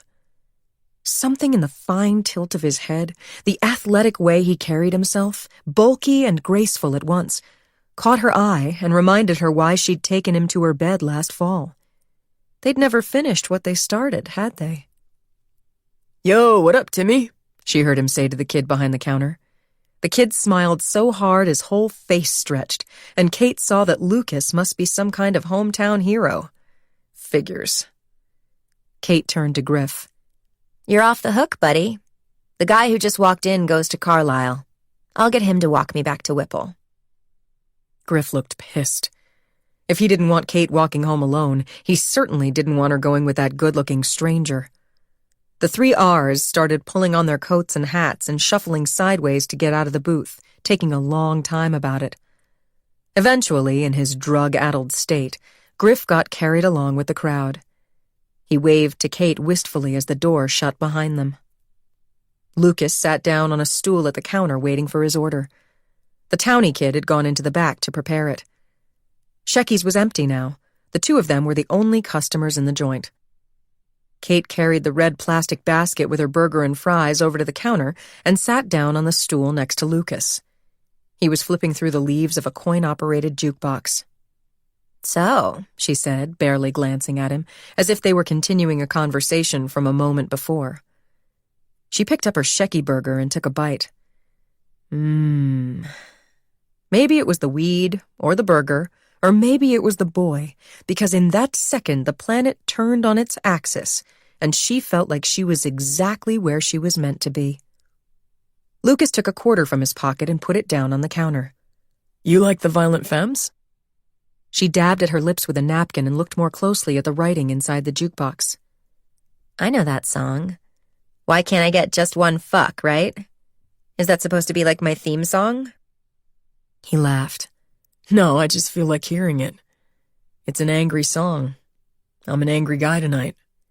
Yeah, I tend to bust an attitude when the going gets tough too. Makes me feel better, she said. Exactly. He looked at her in surprise, nodding. His eyes were beautiful, a rich brown flecked with gold. Anyway, I suppose it's my own fault if you think I'm an easy lay, she said. I don't think that. No? I took you home like 5 minutes after we met. He shrugged. I went, didn't I? What, no double standard? Most guys think it's okay for them to sleep around, but if girls do it, they're sluts. His food still hadn't arrived, so he took a French fry from her platter and dipped it in ketchup. Maybe some girls. Not you. Why not? He shrugged. I'll tell you why not, Kate said. Because normal rules don't apply to me. Lucas smiled. You think highly of yourself. Don't you think highly of yourself? Maybe. They gazed at each other, a challenge hanging in the air between them. The kid came out with Lucas's burger. He stood there looking from Lucas to Kate and back again like he wanted to say something. Thanks, Timmy, Lucas said, grabbing the platter from his hands. It was a dismissal. The kid shrugged and walked away. God, this music, Kate said, flipping through the jukebox leaves. Country, western, and oldies. Shoot me. I bet you listen to hip-hop because you grew up on the streets, he said. She couldn't decide if he was mocking her or flirting with her, or both, but she liked it. Hip-hop's great, she said. You like Tupac? I'm the rebel, cold as the devil, straight from the underground. The guy's a friggin' genius if you ask me. He's a criminal. So what? They're all criminals. Everyone's a criminal, really. My father's a criminal when you think about it. Your father, the trustee, is a criminal? Oh, so you know who my father is? Don't act all modest. Everybody knows. Well, he is. I mean, he breaks laws. I do too. Lucas laughed. How could I forget? Rules don't apply to you. Like you don't break laws? You never speed or smoke a little weed on a Saturday night? She picked up the quarter. Pick a song or I will. All right. Lucas flipped a few more pages, then pressed the old-fashioned buttons, and Elvis Costello started singing My Funny Valentine. Good choice. Just right for the dead hour in the middle of the night, she said. My favorite time of day, he said. Mine too. They finished their burgers in silence. By the time the song ended, their food was gone and crumpled napkins filled the red baskets. The restaurant was quiet except for the buzzing of the fluorescent lights and the whirring of the pie refrigerator. The white noise cast a cloak of intimacy over them. They turned toward each other at the same moment on the rotating stools, and their knees touched. Neither one of them moved away. Kate tossed her head and played with her hair, catching sight of herself in the mirrored backsplash behind the counter. She was flirting shamelessly, and for the first time in a long time, her heart was in it. She had butterflies in her stomach. Her armpits were moist. Tell me a thing, she said. What kind of thing? Something I don't know about you. She looked at him, waiting. He swirled the ice at the bottom of his glass and leaned back, pouring it into his mouth. He had one of those great jock necks, thick as a tree trunk. She watched his Adam's apple bob as he swallowed. I used to come here all the time in high school, he said, crunching the ice between his teeth. After a game, especially. Fuel up, you know? This place reminds me of that time. My team, my friends. You sound nostalgic. I am. Aren't you a little young for that? Not really, Lucas said, shaking his head. See, it turns out I can't play hockey anymore. I haven't told anybody yet. I just found out. So, kick me. I'm sad tonight. Why can't you play hockey? I had a lot of concussions. Just got another, and the doc says it's my last. One more and my brain might not recover. So no hockey. Don't you have other sports? Yeah, football and lacrosse. I have to give those up too. But hockey's the one I care about. Ah, the old Carlisle hockey obsession. Hockey ruled at Carlisle, which had the strongest team in the Ivies but was outclassed in football and many other sports by bigger schools like Harvard and Princeton. It's not just Carlisle, Lucas said. This is the North Country up here. I learned to skate practically before I could walk. People think it's the violence I like, but it's the skill, the blade work, the stick work, and the ice. So pure and clean, it's a thing of beauty. She leaned forward and raised her hand to his forehead, tracing a circle on the smooth skin with her fingertip. Your brain's beautiful, too. And you can live without hockey, but you can't live without your brain. That's the thing. I don't know if I can live without hockey, he said. She was close enough to drink in the spicy smell of his shampoo, and beneath it the warm scent of hair and skin. She remembered being in bed with him, feeling the bulk of him on top of her. She wanted to feel it again. You need to find some other source of excitement, she said, raising an eyebrow suggestively. He gave her a slow, dreamy smile. That could help. It was a new experience for Kate, coming on strong to a guy rather than reacting to his advances, but she liked this one excessively. She'd let him get away the first time because of the complication with Jenny. She'd sensed by Jenny's reaction when she walked in on the two of them that there was a history. Her suspicion was confirmed not long after when Kate and Aubrey ran into Lucas on the quad on the way back from class. The three of them chatted for a few minutes, and the chemistry between Kate and Lucas was so palpable that Aubrey spilled the beans. Jenny had told Aubrey that Lucas was her high school boyfriend, but she'd been too proud to come to Kate and call dibs. Hey, Kate said, did you used to date my roommate, Jenny Vega? You could call it that. We hung out. But it was a long time ago in a galaxy far, far away, Lucas said. Wasn't it just last year? It was high school. Nobody should be held accountable for what they do in high school. Would she have a problem if we hung out? We are hanging out. Are we? Okay. Look, Jenny broke up with me. As far as I'm concerned, I don't owe her a thing. But if you're worried, ask her. What if she says to keep away from you? I take it back. Don't ask her. Kate laughed. Lucas was watching her intently. Forget about Jenny, okay? I promise you she doesn't care, he said, and grabbed Kate's wrist, turning it over to examine the 3 small stars tattooed on its underside. I like your tattoo. Does it mean something? He asked, touching them. Funny. Nobody's ever asked me that, she said, and paused, thinking about kissing his beautiful mouth. If Jenny wanted Kate to keep her hands off Lucas, she should have said something after she found them half naked together, right? But she didn't. Kate liked the feel of Lucas's fingers digging into her wrist enough that she lowered her head until her cheek rested on the back of his hand, rubbing her face against his skin like a cat. She expected that being close to him would make her heart beat faster. Instead, her pulse slowed down, and she felt like she breathed easier. He caressed her hair, and she sat up, pointing to the star farthest to the left. This one is for my mom, who died. This one on the left is for my best friend Maggie, who ate a bottle of pills and OD'd when we were in 10th grade. I think of her every single day. And the last one is me. Why are you there with them? You're still alive. For the moment. No promises, she said, and looked up into his eyes so he felt the full weight of her remark. What? Like you'd kill yourself? Sometimes I get really sad. If I want to, nobody can tell me not to because I'm the boss of me. He smiled. Great, just what I need in my darkest hour. A batshit crazy girl with a ruby in her belly button and a death wish. Kate laughed. Don't knock crazy till you try it, my friend. After that, the conversation got deep fast. As different as they were, they had everything in common. They were born 2 days apart. Lucas lost his dad at the same age as Kate lost her mom. He hated his stepfather even more than Kate hated Victoria, and had a passel of bratty step-sibs who sucked up attention and food and took all his stuff. They both thought Carlisle was full of shit, and that Carlisleers who bled orange were losers and fools. Neither one of them could imagine caring about a subject enough to declare a major. And they both cherished a fantasy that they'd never breathed a word of before to anyone, of hitting the road.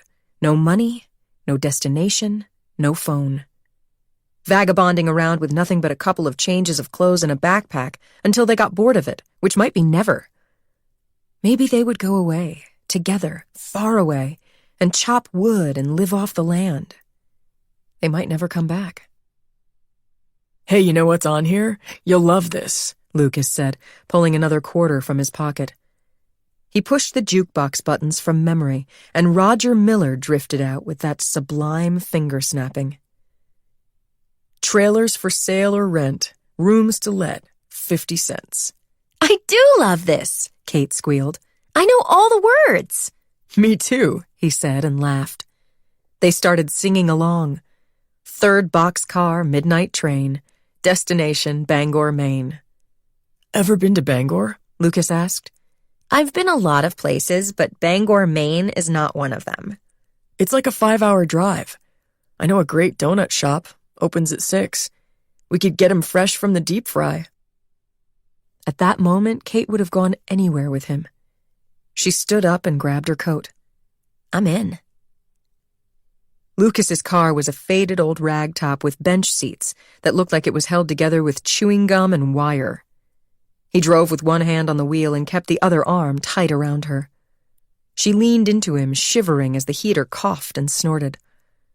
Once they hit the interstate, Lucas put his knee to the steering wheel and took Kate's head in his hands, kissing her deeply, stopping only for occasional peeks at the road. They made out at 70 miles an hour, their tongues intertwined, their hands stealing underneath one another's clothes, until the median came rushing at them and Lucas had to fight to keep control of the car. He righted it at the last second, and they looked at each other, hearts racing with panic, and burst into hysterical laughter. "Let's go park somewhere before we wipe out for real," he said.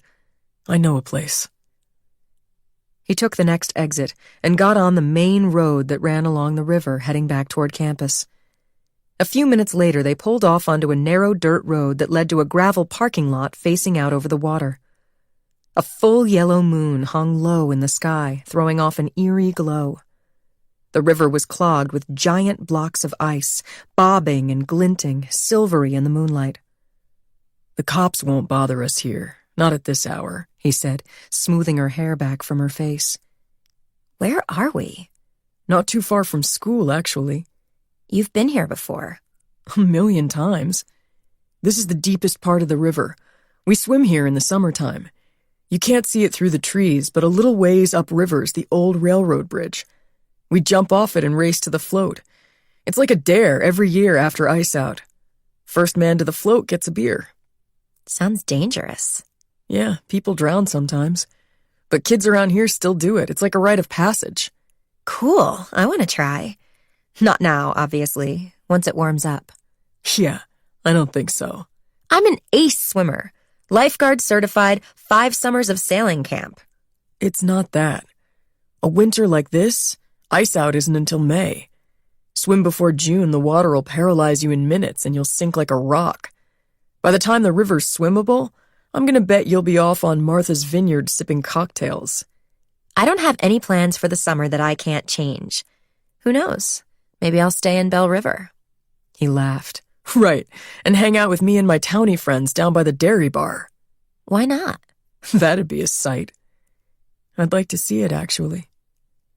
Their eyes caught and held, and they melted together, kissing until they were both breathless. She started to take off her clothes, but he stopped her. "We'll be more comfortable in the back." He opened his door, smiling, and beckoned her out. The frigid air came as a shock, a faint aroma of skunk adding to its sharpness. They stood together for a moment, looking toward the opposite shore, his arms wrapped tightly around her as they listened to the ice grind and crack on the river. That sound, she said. It's like it's alive. "Oh, the river's alive. Never doubt it. Come on," he said, and opened the back door. It turned out Jenny did care. Kate had no intention of giving up Lucas at this point. She couldn't if she wanted to. But she felt bad that she'd thrown her hookup with him in Jenny's face. And at such a time. With Jenny and Aubrey gone, Kate was lonely and anxious. She wanted to drown her sorrows in sex with Lucas, but since their night by the river, no surprise they never made it to Bangor, he seemed to be avoiding her. Between Lucas's disappearing act and her roommate's absence, Kate didn't know what to do with herself. She liked an audience. Solitude freaked her out.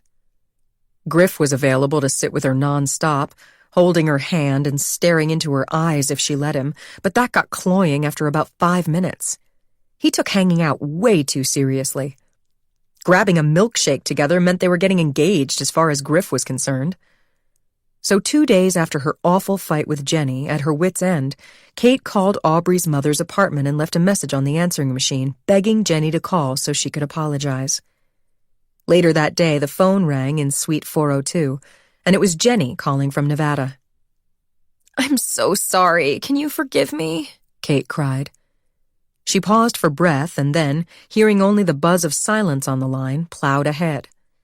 After you said I was a bad friend for not helping Aubrey, I felt really small. That's why I brought up Lucas, to get back at you. That was a shitty thing to do, and I apologize. Let's just forget it, all right? Jenny said. Yes, thank you. So you forgive me. About Lucas? Fine. It's harder to forgive the timing. Aubrey was suffering, I was trying to help, and you were just so nasty. I tried to explain. I'm terrified of hospitals. We never even went to the hospital. She died before we got there, Jenny said. She died? Oh no, I can't believe it. So fast? Yes. We ended up going straight from the airport to the funeral home. Well, I couldn't have known that, could I? I'm sorry if you think I was heartless. I just got really defensive and lashed out. I care so much about our friendship, Jenny. Yeah, sure, me too. Listen, if this is all you're calling about, I should go. We need to pick out an urn and order food for the memorial service. Kate felt like she'd been slapped. She didn't like to grovel. If she made the effort to apologize, she expected a grateful response from Jenny, not a bitchy tone and getting off the phone. I'm very sorry to hear about Aubrey's mom, Kate said stiffly. When is the funeral? Tomorrow morning. Should I send flowers? Jenny sighed audibly. Honestly, Kate, do what you want. Tell Aubrey I'm sorry about her mother, Kate said, and slammed the receiver down. Her roommates were a conundrum. As much as she loved them, she also hated them, especially that impossible Jenny. 12. Finals had already started back at Carlisle. Jenny was desperate to study on the flight from Las Vegas to Boston, but she couldn't set her mind to it, so troubled was she by what she'd witnessed of Aubrey's home life, or lack of one. Brenda Miller had been living in an SRO motel, in a single room with a hot plate and the bathroom down the hall. Aubrey said she hadn't known how bad things had gotten, or she would have found a way to send her mother more money. How? Aubrey had nothing. Brenda Miller's bank account had been overdrawn, and any valuables sold or pawned already, which, looking on the bright side, meant there wasn't much work to be done to sort out her things. Aubrey took a couple of old photographs and an ugly crocheted afghan that she said had sentimental value to remember her mother by. Her pretty sister Amanda, hostile and hard-eyed and impatient, took nothing, though Jenny privately suspected Amanda had pocketed anything valuable before they arrived. There was no money for a funeral. Aubrey had none, obviously. Amanda, who drove a Mustang and had awfully nice clothes for a cocktail waitress, claimed to be flat broke. As far as Jenny could tell, Amanda would have been happy to leave her mother's ashes in the trash can outside the funeral home, but Aubrey insisted on having some sort of ceremony. So at 10 o'clock that morning, with the mercury already at 85 and the desert sky a harsh blue, Jenny and the two sisters rented a rickety motorboat at a lake about an hour from the city, a place Aubrey said her mother had loved. Aubrey and Amanda didn't know any prayers, so Jenny recited the 23rd Psalm while Aubrey and Amanda took turns reaching into the plastic bag and tossing handfuls of gritty gray ash into the water. Aubrey sobbed all through their makeshift memorial and all the way to the airport, where Amanda waved a curt goodbye, obviously relieved to see the back of them. Jenny got the feeling Aubrey and her sister wouldn't speak again for a very long time, if ever. Now, at 30,000 feet, Aubrey was passed out, eyes shut, mouth open, in an exhausted sleep. She had thanked Jenny constantly, proclaiming her tearful gratitude, saying Jenny and Kate were her only family now. The responsibility of that weighed on Jenny's mind, simply because she knew it was true, and Kate wasn't bloody likely to shoulder her half of that burden. But maybe Jenny was wrong about that. Their flight had been delayed, first by air traffic congestion in Las Vegas, and later by a blizzard at Logan Airport that kept them circling for an hour until the runway could be plowed and de-iced. By the time they landed, the last bus back to Bell River had left without them. Jenny looked at her watch when they got to baggage claim and started to panic. Her econ exam was the day after tomorrow. She needed to get back to school fast, but there were no good options. She could call an expensive car service. She could roust her parents from their warm bed and ask them to drive for hours in the middle of a snowstorm to rescue her. Or she could sleep in the terminal tonight, in which case she wouldn't make it back to campus till tomorrow afternoon and be too wrecked to study. That was her reward for being a good friend to Aubrey. Look, there's Kate, Aubrey said, taking off toward the automatic doors. Where? Kate's bright hair stood out like a beacon in the gray-faced crowd waiting on the other side of the glass doors. By the time Jenny caught up, Aubrey was sobbing in Kate's arms. Jenny met Kate's eyes over Aubrey's heaving shoulders. "I didn't know you'd be here," she said. The words came out sounding accusatory. "I thought you could use a lift," Kate replied. "I borrowed Griff's Jeep. It's 4-wheel drive." Kate looked tired and pale. Outside the plate glass windows, the snow fell steadily, and Jenny felt a tentacle of forgiveness creep into her heart. It was no small undertaking, driving from Bell River to Boston and back in weather like this.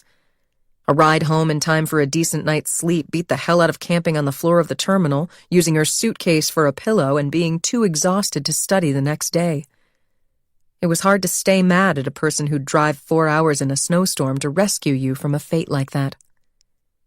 "Thanks, that's really nice of you," Jenny said, somewhat grudgingly, since Kate was still that same arrogant bitch who'd knowingly slept with her ex. She half expected a nasty retort. Kate was doing this for Aubrey, not Jenny, etc., and so forth. But Kate smiled in delight. "What are roomies for? Come on, I'm parked in the short-term lot." On the ride home, Jenny sat in the back seat with her head lolling and her eyes closed, drifting in and out of sleep. In her lucid moments, she eavesdropped on Aubrey and Kate's conversation. They say eavesdroppers never hear good of themselves.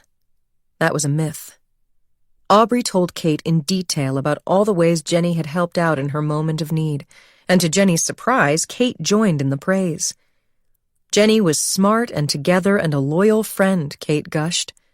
Nothing fazed her. They were lucky to have her in their lives.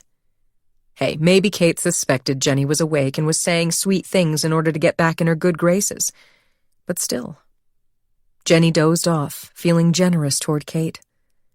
When she awoke, they had just crossed the New Hampshire border. The world outside the windows was white and desolate, and Kate was steady at the wheel. "I'm sad for my mom," Aubrey was saying. "She had such a hard life, and now it won't get better. I always thought someday things would finally be right between us, but now it's too late." "I think a lot about my mom, too," Kate said. "What would she be like now? What would I be like if she'd lived? It's not just that she died too young, but she left me too young. I needed my mother." Jenny wondered whether if Kate hadn't lost her mom at a young age, she would be a better person now. Maybe she wouldn't take other people's things or lord it over them or ruin their self-confidence. Kate's relationship with her father and stepmother was dismal and wrenching.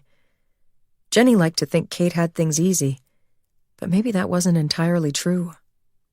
"We're orphans," Aubrey said. I'm not. There's still Keniston. Technically, my father is still alive, too. But I have no idea where, so he doesn't count. And your dad disowned you, so he doesn't count either. He didn't exactly disown me, Kate said defensively. He held back my trust payments.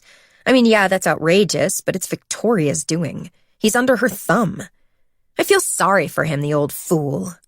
Kate's condescending tone couldn't hide the hurt she obviously felt at her father's disloyalty.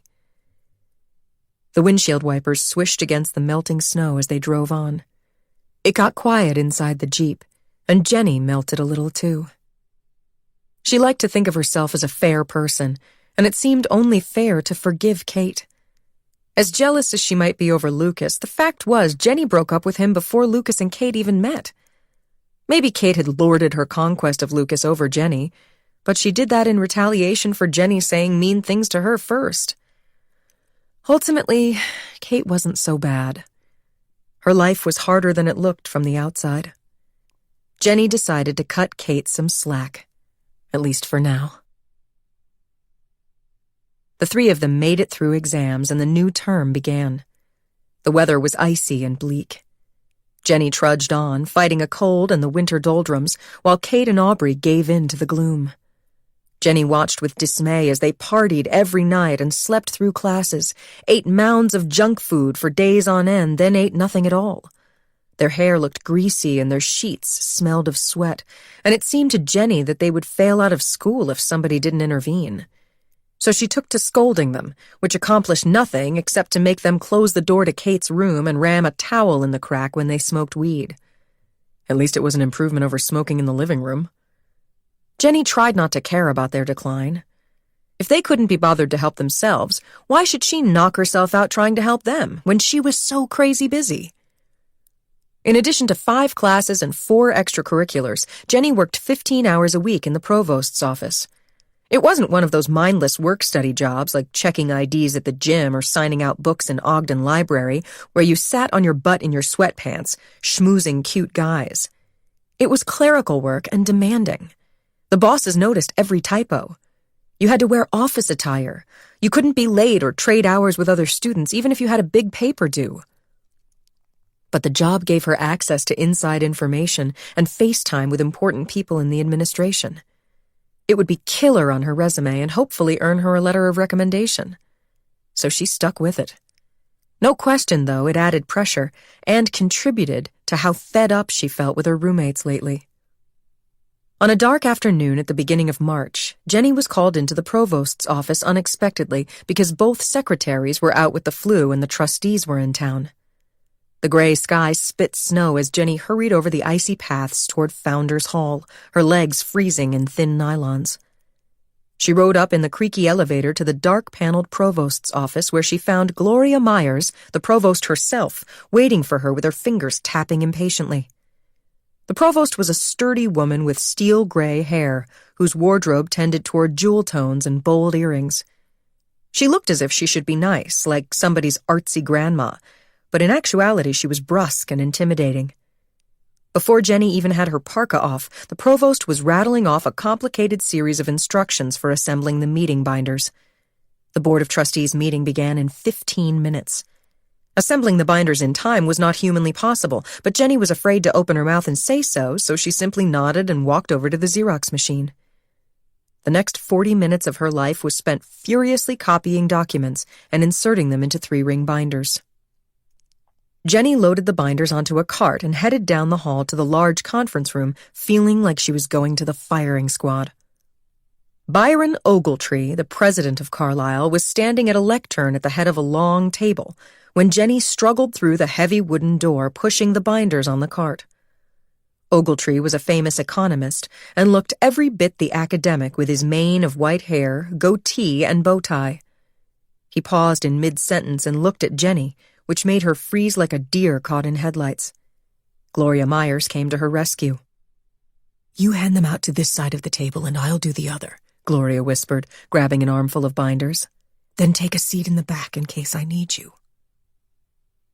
Inside the cavernous room, weak light filtered through ancient leaded windows. Gray-haired, gray-suited men sat around the long mahogany conference table. Jenny was frazzled and too timid to make eye contact. She didn't realize she was handing a binder to Keniston Eastman until he thanked her by name. At the break, she was put in charge of overseeing the coffee station. The trustees milled about, chatting and laughing. Some left the room to make phone calls or use the bathroom. She was mopping up a spill with paper towels when Mr. Eastman came over to her. He glanced over his shoulder before speaking. Jenny, I need to talk to you privately, he said in a low tone with an urgent air. She was too surprised to reply, so she nodded and kept cleaning. I'm staying at the College Inn. When the meeting ends, I'll wait for you in the bar there. Come as soon as you can, all right? She said nothing, but he seemed to take that as a yes. The meeting resumed. Jenny spent the second half of it staring at her hands, too self-conscious to look in Eastman's direction, not hearing a word that was uttered. What did Keniston Eastman want with her? What could he possibly mean by asking her to meet him in a bar? He must know she was underage. She was the same age as his daughter.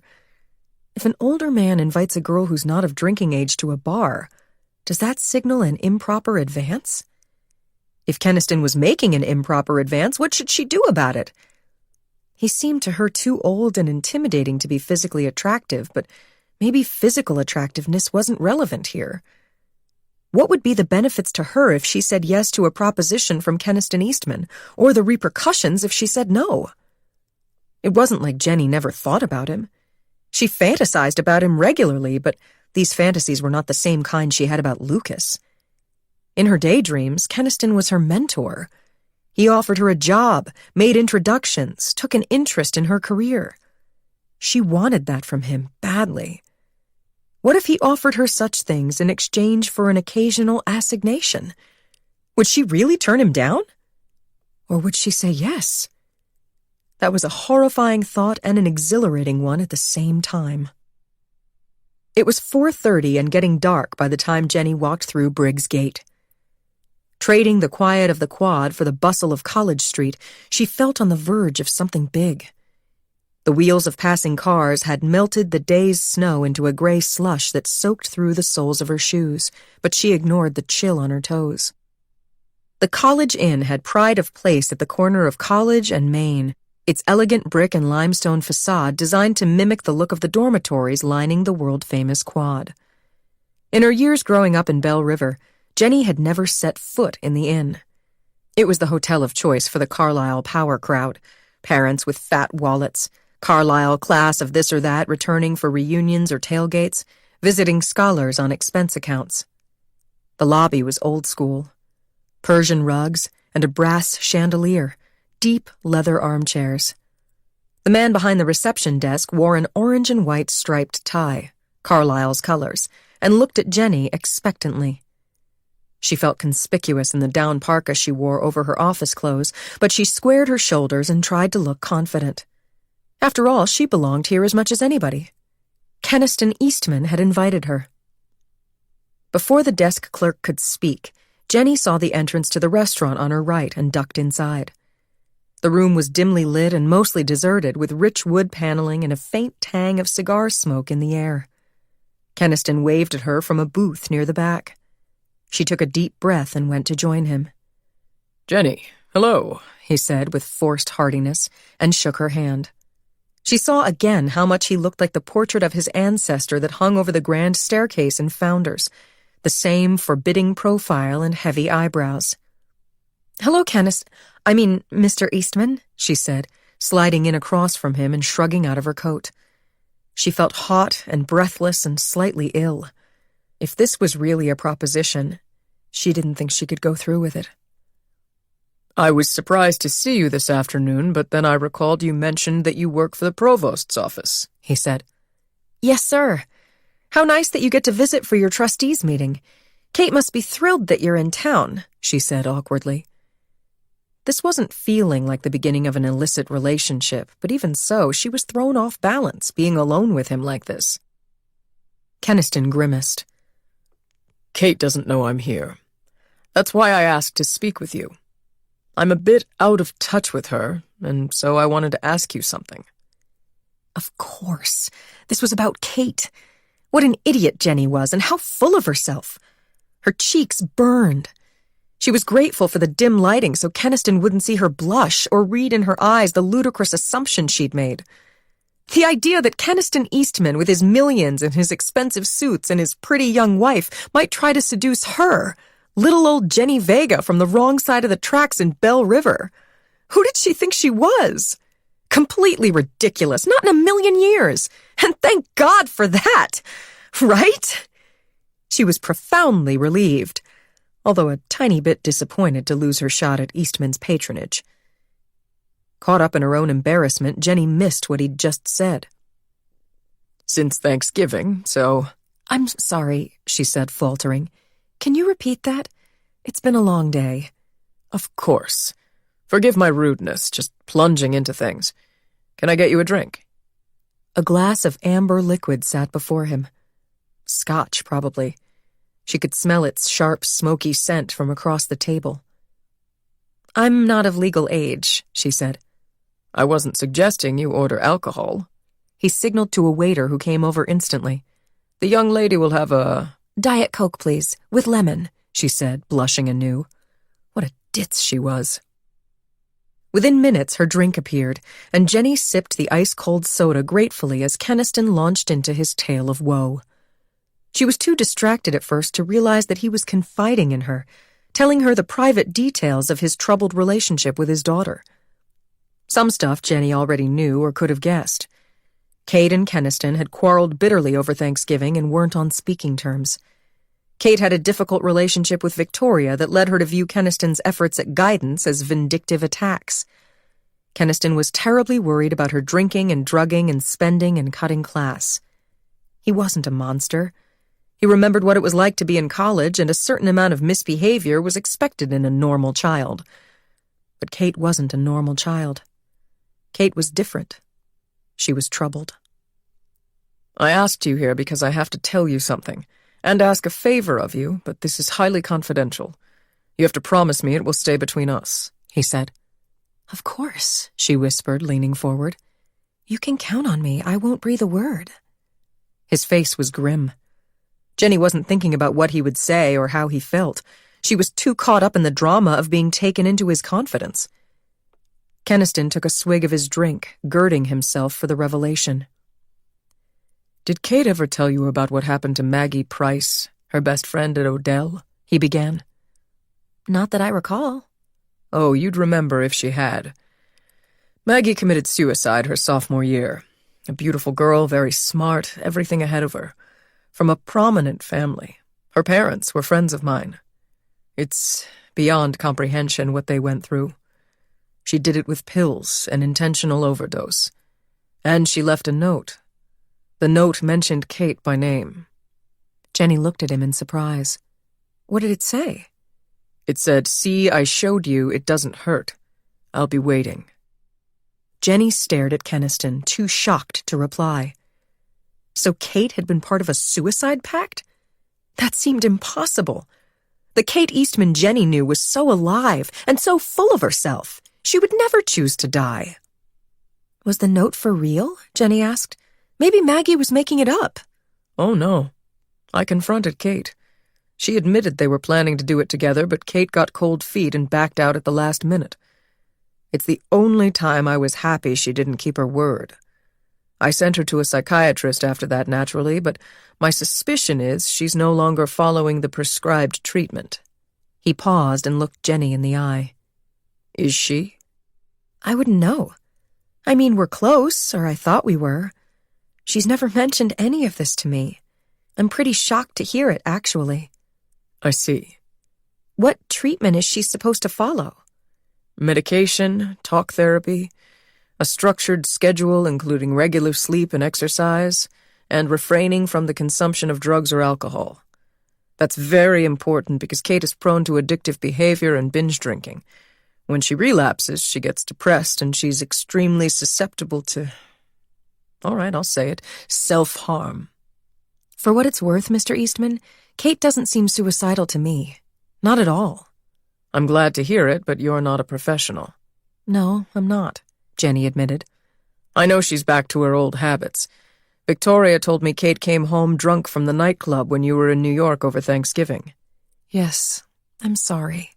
He waved dismissively. Don't apologize. I know my daughter. I'm sure she was the ringleader.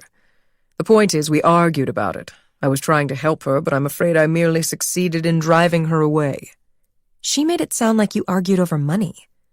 Any time I intervene, Kate pretends I'm motivated by something venal, something other than concern for her welfare. That makes it easier to ignore me. You know, she once told Victoria that I've hated her ever since my first wife died because I hold Kate responsible for Kitty's cancer. I can't figure out if she actually believes these wild accusations or if she's just trying to manipulate me. Jenny didn't think it was her place to tell him how sincerely Kate believed that. It sounds like you really need to talk to her, Jenny said. Have a heart-to-heart and clear the air.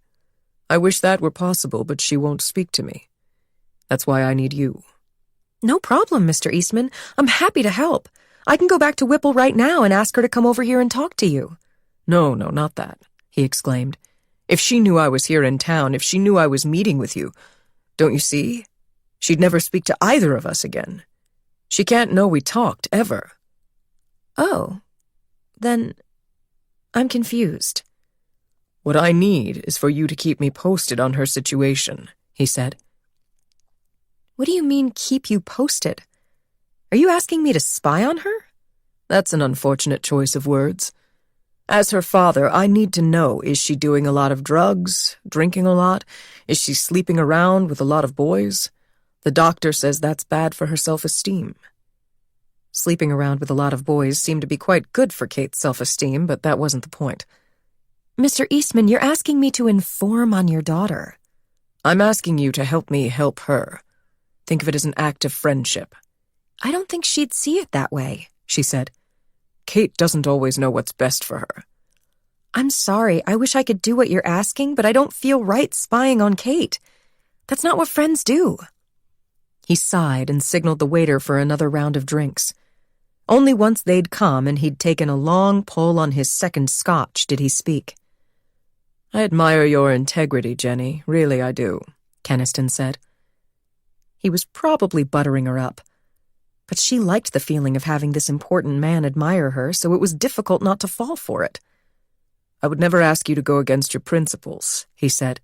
The problem is if you don't help me, Jenny, I'm afraid Kate might do something very foolish. I'm afraid she might harm herself. If you could just see your way clear to helping me out on this one thing, if you could find it in your heart to keep me in the loop, I would be very grateful. I don't mean money. I would never try to bribe you. I know you're an honorable person.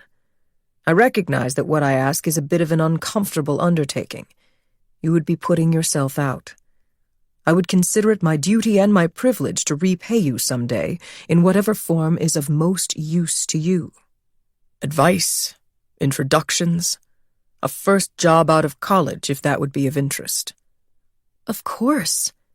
I would love to work for you after college. Very good, then. Shall we shake on it? He held out his hand. Jenny hadn't intended to agree to inform on Kate, but Keniston Eastman's hand and his job offer exerted a magnetic pull. I can't. I shouldn't, she said with some difficulty.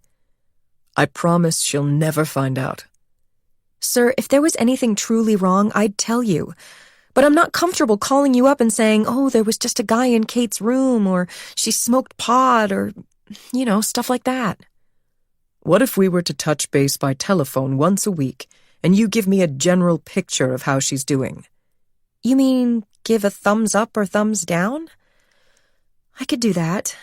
If I have follow-up questions, I'll ask, but you can decline to answer if the subject is too sensitive. If we do that, I'll feel reassured, and you don't need to feel that you're betraying Kate's confidence. All right? Keniston's hand hung there, waiting to be shaken. What he proposed was so much less drastic than reporting on Kate's every move that Jenny felt obligated to agree.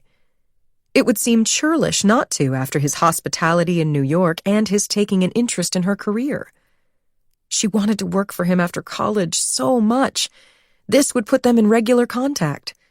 She could always say no to ratting Kate out over boys or drugs or that sort of thing. He'd just said so, hadn't he? Jenny reached out and shook Keniston Eastman's hand. The look of relief in his eyes gave her a moment of queasiness. She was working for him now. They had an arrangement. He would have his expectations. Jenny liked to do a good job, to please the people in authority. When Keniston started asking sensitive questions, as he surely would, was she really going to refuse to answer? 13. The Eastmans had a house in Jamaica, an old plantation owner's spread, perched in the lush green hills to the east of Montego Bay with breathtaking views of the sea. Kate thought of it as her house, since the stepmonsters never visited and didn't give a crap about it. For Kate, it was the place where she'd frolicked with her mother as a child, but Victoria would sell the house in a heartbeat if she could find a buyer. Luckily, she couldn't, since the snowbirds had long since departed Jamaica in favor of more fashionable isles like Anguilla and St. Bart's. The house had been in the Eastman family since early in the previous century, ever since Kate's great-grandfather took an interest in a cane plantation and rum factory at the tail end of Prohibition. Later generations of Eastmans decided the alcohol business was too low class and sold the family interest and rolled the money into a beach resort that had been quite chic for a time back in the heyday of James Bond and martinis and such. Then the socialists came to power in Jamaica and threatened to nationalize everything, and Kate's grandfather let the resort go for a song. Somehow through thick and thin they'd held on to the house, and Kate had taken to saying that Keniston should give it to her as a 21st birthday present, that she would go live there and care for the place and start a bed and breakfast or something. She would never actually do that. Kate changing the bed sheets of strangers? But she hated the thought of losing a house that held precious childhood memories. Spring break was coming up and nobody had plans yet. Kate was sick of the wretched, endless winter and tired of the fishbowl life of Carlisle, where she felt constantly watched and spied on. Keniston always seemed to know what she was doing. How? Getting on a plane to anywhere sounded good right now, but getting on a plane to Jamaica would be paradise. One night, as she sat with her roommates and Griff Rothenberg over the unappetizing remains of tacos in the Commons, she idly mentioned her desire to visit her house. She wasn't serious, but Griff glommed onto the idea instantly. I'm game. Let's go, Griff said. I was just daydreaming, Kate said. The house is closed now. The caretakers would have to open it. So, that's nothing, right? Taking off the dust covers and turning on the air conditioning? Why does your dad pay them if not to be able to do that on a whim? I don't even know if the pool is filled. Call and ask. All right. Kate had her qualms. Griff was getting so possessive lately. She had no interest in a vacation where the two of them played house for a week, and he became even more convinced that Kate was his girlfriend. She was obsessed with that gorgeous, moody townie boy Lucas, whom she'd barely seen since that night they had sex in his car near the icy river. No need to worry about a plane ticket, Griff said. My dad's flying to the Caymans next week. We can hitch a ride on his plane. The house is in Jamaica, Kate said. Jamaica and the Caymans are right next door to each other, babe. I can ask him to add a stop for us, Griff said, with a puppy dog eagerness on his handsome face that Kate found cloying. Free vacation? Aubrey said. Can I come? Why not? We can all go, Kate said sourly, never imagining it would come to pass. She had no intention of following through. A few days later, when Griff told her the private jet was a go, Kate reconsidered. She'd had a particularly gruesome couple of days, oversleeping after a night of partying and missing a midterm, realizing she'd used up her March allowance by the 12th of the month, and the urge for escape was more powerful than ever. She imagined lounging by the pool with views of the ocean, rubbing lotion on Lucas's back. Lucas's perfect body in a bathing suit with a tan would cure her winter doldrums. She would lie out on the lounger with him at night, talking under the stars, or swim with him in the salty ocean, clinging together as the waves battered them. There was only one problem. Lucas seemed determined to avoid her.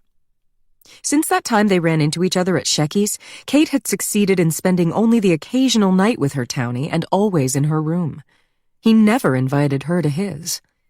The next morning, without fail, he would slip from her grasp and disappear back into his own life so completely it was like an airlock sealed behind him. His detachment took Kate by surprise. After their first night together, she expected the sort of adulation other guys gave her, but Lucas was elusive. Nobody had ever been so indifferent to her before, and she was caught by it. She loved the head games, loved the chase, loved how he ignored her in the commons and sat with his boys instead. She developed a sixth sense for his presence. She could recognize him from the corner of her eye from the far side of the quad based on the color of his jacket or the tilt of his head. The thought of spending time with Lucas in Jamaica was intoxicating. Lucas, not Griff. I don't think it'll work, She said. I'm not on speaking terms with my father. He'd never approve. From what you've told me, you're the one who's refusing to speak to him, Griff said. I bet if you asked, he'd say yes, as a gesture of reconciliation. What have you got to lose? I'll give it a shot, Kate said, thinking that if Keniston did say yes, she would figure out some way to get Lucas to come along. But getting Griff not to? That part seemed like a long shot. He was like gum on her shoe. Kate emailed Keniston, and as Griff had predicted, he wrote back right away. He would allow her to stay at the house in Jamaica, provided that responsible people would accompany her. For example, her roommate, Jenny Vega, had impressed him at Thanksgiving as a girl with a good head on her shoulders. If Jenny accompanied Kate, he would approve the trip. Keniston had solved Kate's problem. She had an excuse to turn this into a group trip with free airfare and a free place to stay. Who would say no to that? Not even Lucas, not once she told him that a lot of people were going. Enough people to make it non-threatening to Lucas. Enough people so she could create a buffer between her and Griff, and have time to indulge her Lucas fixation. She showed Griff the email. I have to bring Jenny, Kate said, laying the groundwork. I can't invite Jenny without inviting Aubrey, too. I'm sorry, but this means it won't be just you and me. No problem. The plane seats 10, Griff said. I wouldn't want my girls to feel like third wheels, so we'll need to invite guys for them. I can ask around the frat to see who's available. Let me take care of the invitations, Kate said. A week later, 6 of them stepped from the air-conditioned sterility of the terminal in Montego Bay to the hot, humid chaos of the pavement. Kate, Aubrey, and Jenny, and Griff, Lucas, and some dweeb named Drew that Jenny picked up somewhere, whose chief assets were being mail, ostensibly, Kate had her doubts, and being available to go on vacation with no notice. Vans and taxis and minibuses jockeyed for position at the curb. People accosted them, holding signs for hotels and cruise lines. Kate led the way to a taxi stand where she asked around for a van big enough to carry them out to the countryside. Nobody wanted to take them to the Eastman's house, which was up in the middle of nowhere in the hills. Taxi drivers preferred going to the big hotels or the port where the cruise ships docked so they could count on a fare back. Finally, Kate agreed to a rip-off price for a ride in a dilapidated old station wagon with the word taxi hand-lettered on the side, driven by a guy with no front teeth. Come on, we'll sit in the way back, she said, taking Lucas's hand. She wanted him badly enough to be brazen about singling him out. She would throw Griff together with Aubrey, who'd been crushing on him noticeably for months, so much so that Kate might have minded if she'd given a rip about Griff. The way back of the station wagon smelled like a dead animal. Hey, roll the windows down, it stinks back here, Kate yelled as the others piled into the car. Soon they were speeding along a potholed highway heading east. The azure ocean sparkled beside them, breaking in delicate, lacy waves on the white sand beach. Wind roared through the car, drowning out any attempts at conversation. The first few bumps tossed Kate and Lucas around the rear compartment, rattling their bones and making them grunt at every impact. They hunched down together, using each other's bodies to brace themselves against the floor. Kate turned toward Lucas with her lips parted, hungry for his kiss, and found his hand against her chest, holding her off. What? She whisper-shouted into his ear. I need to ask you something. Okay. Are you with me or with him, the frat guy? You mean Griff? Yeah, what gives? Are you asking whose bed I'm sleeping in on this trip? Well... Yours, she said, her heart thrilling as she looked into his golden brown eyes. She couldn't remember being this excited about a guy, well, ever. Does he know that? Lucas asked. He'll figure it out. No, I don't put moves on another dude's girl. Look, Griff's a big boy, and this isn't high school. I don't belong to anybody. I just do what feels right. He looked at her disapprovingly. I think you mean do what feels good. Huh? He shook his head and sat upright, disengaging his limbs from hers. The sense of desolation she felt as he removed himself was so intense and such a new sensation for her that she almost enjoyed it. They turned off the highway onto a smaller road. Goats foraged by the roadside. The hills in the distance were impossibly green. Coconut palms swayed in the front yards of half-finished concrete bungalows. The villages were collections of a few buildings at a crossroads. They drove through one, then another and another. Groups of men stood or sat in knots in front of tin-roofed shacks with wares displayed inside, the signs advertising fresh fish and bananas. The trees were heavy with strange fruit, and the air smelled like burning. Kate looked at Lucas, who gazed out the window with wide eyes. She wondered how often he'd been outside the state of New Hampshire, or even out of Bell River. Surely he would fall into her arms tonight. How could he not, in a place as lush as this? She would show him how sweet life could be. Finally, they turned onto a steep gravel road and headed uphill. At the top of the rise, wrought iron gates stood ajar. They drove through them into the cobbled courtyard of a large, graceful white house. A covered veranda faced a wide lawn that sloped down to the palm-fringed swimming pool, and beyond it, the sparkling sea. Hearing the sound of the vehicle, a middle-aged Jamaican couple came down off the veranda and waved. As her friends spilled stiffly out of the taxi after their uncomfortable ride, Kate introduced them to Etheline and Samuel, the caretakers who ran the place. Samuel wanted to know where to put the luggage, which bags in which rooms. Kate told him not to worry about it for now. Pile everything in the living room and they'd work it out later, because the first order of business was jumping in the pool. My only request is keep the rum punches coming, she said. Rum punches, coming right up, Samuel said. Etheline and Samuel had a son named Marlon, the same age as Kate, whom she'd known forever. He was tall and skinny, with a wide smile and connections that could get Kate whatever she wanted. Etheline said her son was going into town and could stop by the grocery store, so they should place their orders.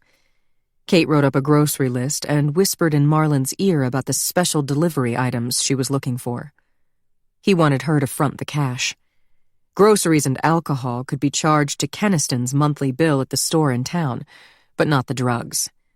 So Kate took up a discreet collection, and everybody contributed greenbacks except Jenny, who claimed she'd never once tried any illegal substance and wouldn't break her perfect streak, not even for the extra powerful Jamaican weed. Especially not for that. God knew what it would do to her virgin head. Kate, you shouldn't be doing this. It's a bad idea, Jenny said. We're not in Turkey, Kate replied. Weed is like a sacrament here. You don't get arrested for it. And if we do a little X, maybe, or the local equivalent, nobody will be the wiser. I'm not only talking about getting arrested, although yeah, but how do you know what this stuff will do to your head? Relax, babe. When it comes to pill popping and A-bombing, I'm an old pro, Kate said, and gave Jenny a big wet kiss on the cheek. Loosen up. Drink something with an umbrella in it. Go to bed with your makeup on. Live dangerously. At the very least, don't queer my vibe. If Kate was to have any chance of claiming Lucas, everybody had to throw the rules by the wayside. Everybody, including Jenny. Jenny brought along a boy of her own, and yet Kate caught her eyeing Lucas with that hungry look, the same one that shone out of Kate's own eyes when she gazed at him. God, how could they still be caught up in a stupid conflict over a boy? They were above that. Kate thought that, but she also thought, hands off my man, bitch. There was talk of going down to the beach. By walking to the edge of the lawn, taking the dirt path out onto the cliffs and leaning over, you could see it. A perfect crescent of white sand, despoiled by legions of tourists from the nearby cottage colony who pitched their umbrellas and left their garbage. To access the beach, Samuel would drive them back down the steep road they'd just come up, but nobody had the stomach for that after their spine-jolting journey. Instead, they spent the waning afternoon getting blind drunk on rum punches by the swimming pool. Kate cuddled with Griff on his lounge chair, but it was a ruse, a distraction. She planned to get him comfortable, then fob him off on Aubrey. The sun began descending on the horizon, and she decided to make her move, rising idly and diving into the kidney-shaped pool. She swam over to where Aubrey stood looking out at the view in a borrowed teensy bikini that belonged to Kate. The swimsuit revealed Aubrey's figure in its glorious gauntness, each rib countable, hip bones protruding, long, spidery limbs, like a swinging London model from the 60s, or a concentration camp survivor. Having fun? Kate asked softly. Sure. Aubrey's voice rang hollow. Are you? It's paradise here. You're not answering my question, Kate said, glancing over her shoulder, then leaning closer. I know you're still grieving your mom, hun. I brought you here to make you feel better. This trip is all about you. I have a special present for you. Oh? What's that? Griff. I know you like him, don't deny it. Come on, Kate. Don't tease me. Griff's with you. Not really. We've always been more friends than boyfriend and girlfriend. I care about him, and I want to see him with somebody who makes him happy.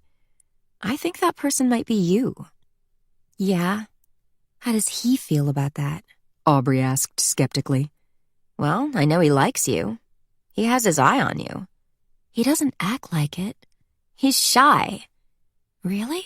Aubrey asked with the tilt of an eyebrow. Really? Go talk to him. He wants to get to know you better. I don't know, Kate. Why not? I'm a wimp, I guess. Afraid of rejection? I don't have a clear shot with you in the picture. But I'm giving him to you. That takes care of the girl rules. I won't feel bad on your account, but you can't give a person like a present. He's into you still. I promise you he's done with me. He wants someone steadier. He needs that. Seriously, I said go. You're sure? Yes, I am sure. Come on, now. No time like the present, Kate said. Aubrey hesitated. Go already, Kate said, rolling her eyes, and poked Aubrey hard in the side. Slowly, tentatively, Aubrey made her way over to the steps and emerged from the pool, water dripping from her long hair. It almost hurt to watch as Aubrey wrapped herself in a towel and walked bravely over to Griff's lounge chair, sitting down gingerly on the edge. If only Kate could ease Griff out of her own life and into Aubrey's, she'd be doing everybody a favor. Griff looked past Aubrey's shoulder and tried to catch Kate's eye. She dove under and swam a few laps, but when she came up for air, he was still watching her, barely paying attention to what Aubrey said.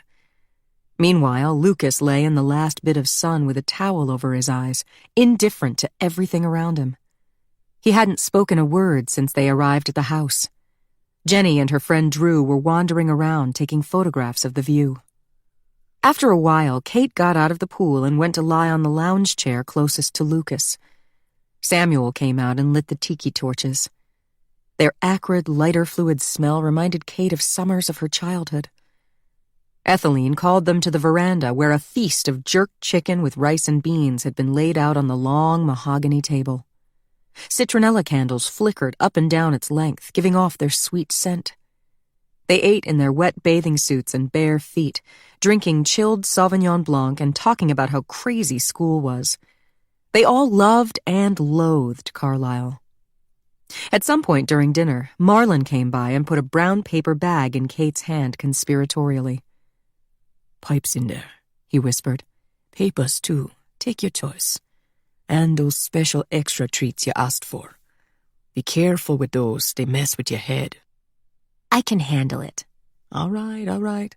Just wait till the old folks gone inside so we don't have no fuss." Will do. Thanks, my friend, Kate said, and kissed his cheek. After laying waste to the food, they were ready to go back to the pool. A glorious sunset spread out to the west, the sky glowing in brilliant hues of orange, red, and violet. The mosquitoes were coming out, even though they were way up in the hills.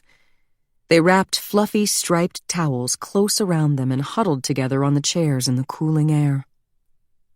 Beautiful night, but I can think of a way to make it better, Kate said, and pulled out the paper bag Marlon had given her. It's getting chilly, Jenny said, standing up. I think I'll go inside. Anybody want to come? Kate gave her a withering look, but didn't try to stop her. Then Lucas stood up. "I'm beat," he said. No, Kate said. Sit down. "But—" Jenny can leave. Not you. Everybody stared at Kate, and she stared right back. Her blue eyes, rimmed with purple liner smudged from the water, were defiant and wild. Jenny shrugged. Be careful, she said to no one in particular, and walked off toward the house. Lucas remained standing. He glowered at Kate, saying nothing. His whole moody routine was getting less cute by the minute. Kate filled the bowl of the pipe, lit it, and took a deep drag. As the THC hit her bloodstream, she could tell that this was some powerful shit, different from anything she'd smoked before. It would loose chaos upon their group. But she was ready for that. Here, she said, and held out the pipe to Lucas. 14. On the second day of the trip, Aubrey woke up alone in a lounge chair by the pool, in terrible pain from a sunburn. She had no sense of what time it was, but the sun hung low enough in the sky that she suspected late afternoon. She sat up stiffly, every move agony. How had she let that happen when she knew her pale skin blistered in the sun? She couldn't remember a thing. The drugs and drinking last night had left her mind a blank. Desperate for some aloe vera gel and needing to pee, she stood up on shaky legs and forced herself to go into the house. Her eyes burned and her stomach felt funky.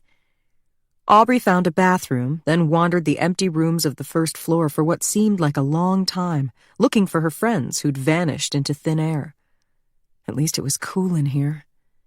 The floors of the large rooms were made of white tile, and the heavy shutters were drawn against the sun. But the silence unnerved her. She felt like she'd stumbled into some vast, ghostly mansion, like she might walk here forever without encountering another soul. When finally she heard a murmur of voices, she followed the sound to the kitchen. The housekeeper, Etheline, was gabbing away in incomprehensible patois with the young girl who had cleaned up dinner last night. They looked up suspiciously as Aubrey poked her head in. "Look at you now," Etheline said, clucking her tongue as she took in Aubrey's lobster-red skin. You wouldn't happen to have any aloe vera gel by any chance?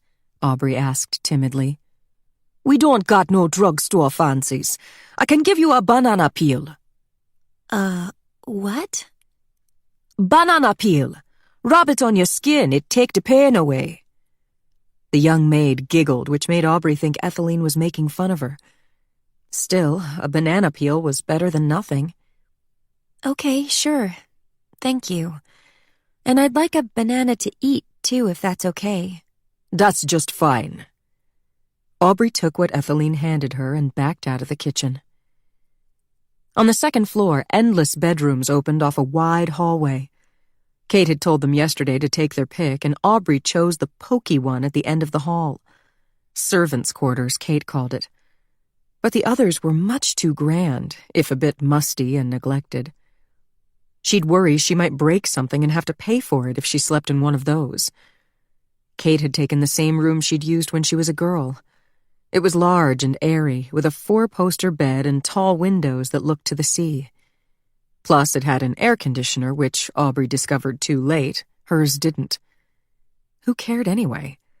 She hadn't slept in her room last night, and if her plans worked out, she wouldn't sleep there tonight either. But where was everyone? Aubrey went to the closed door of Kate's bedroom, raised her knuckles to knock, and stopped short. Wild cries filtered out into the quiet of the afternoon, startling her. Who was in bed with Kate? Her eyes welled up at the thought that it might be Griff.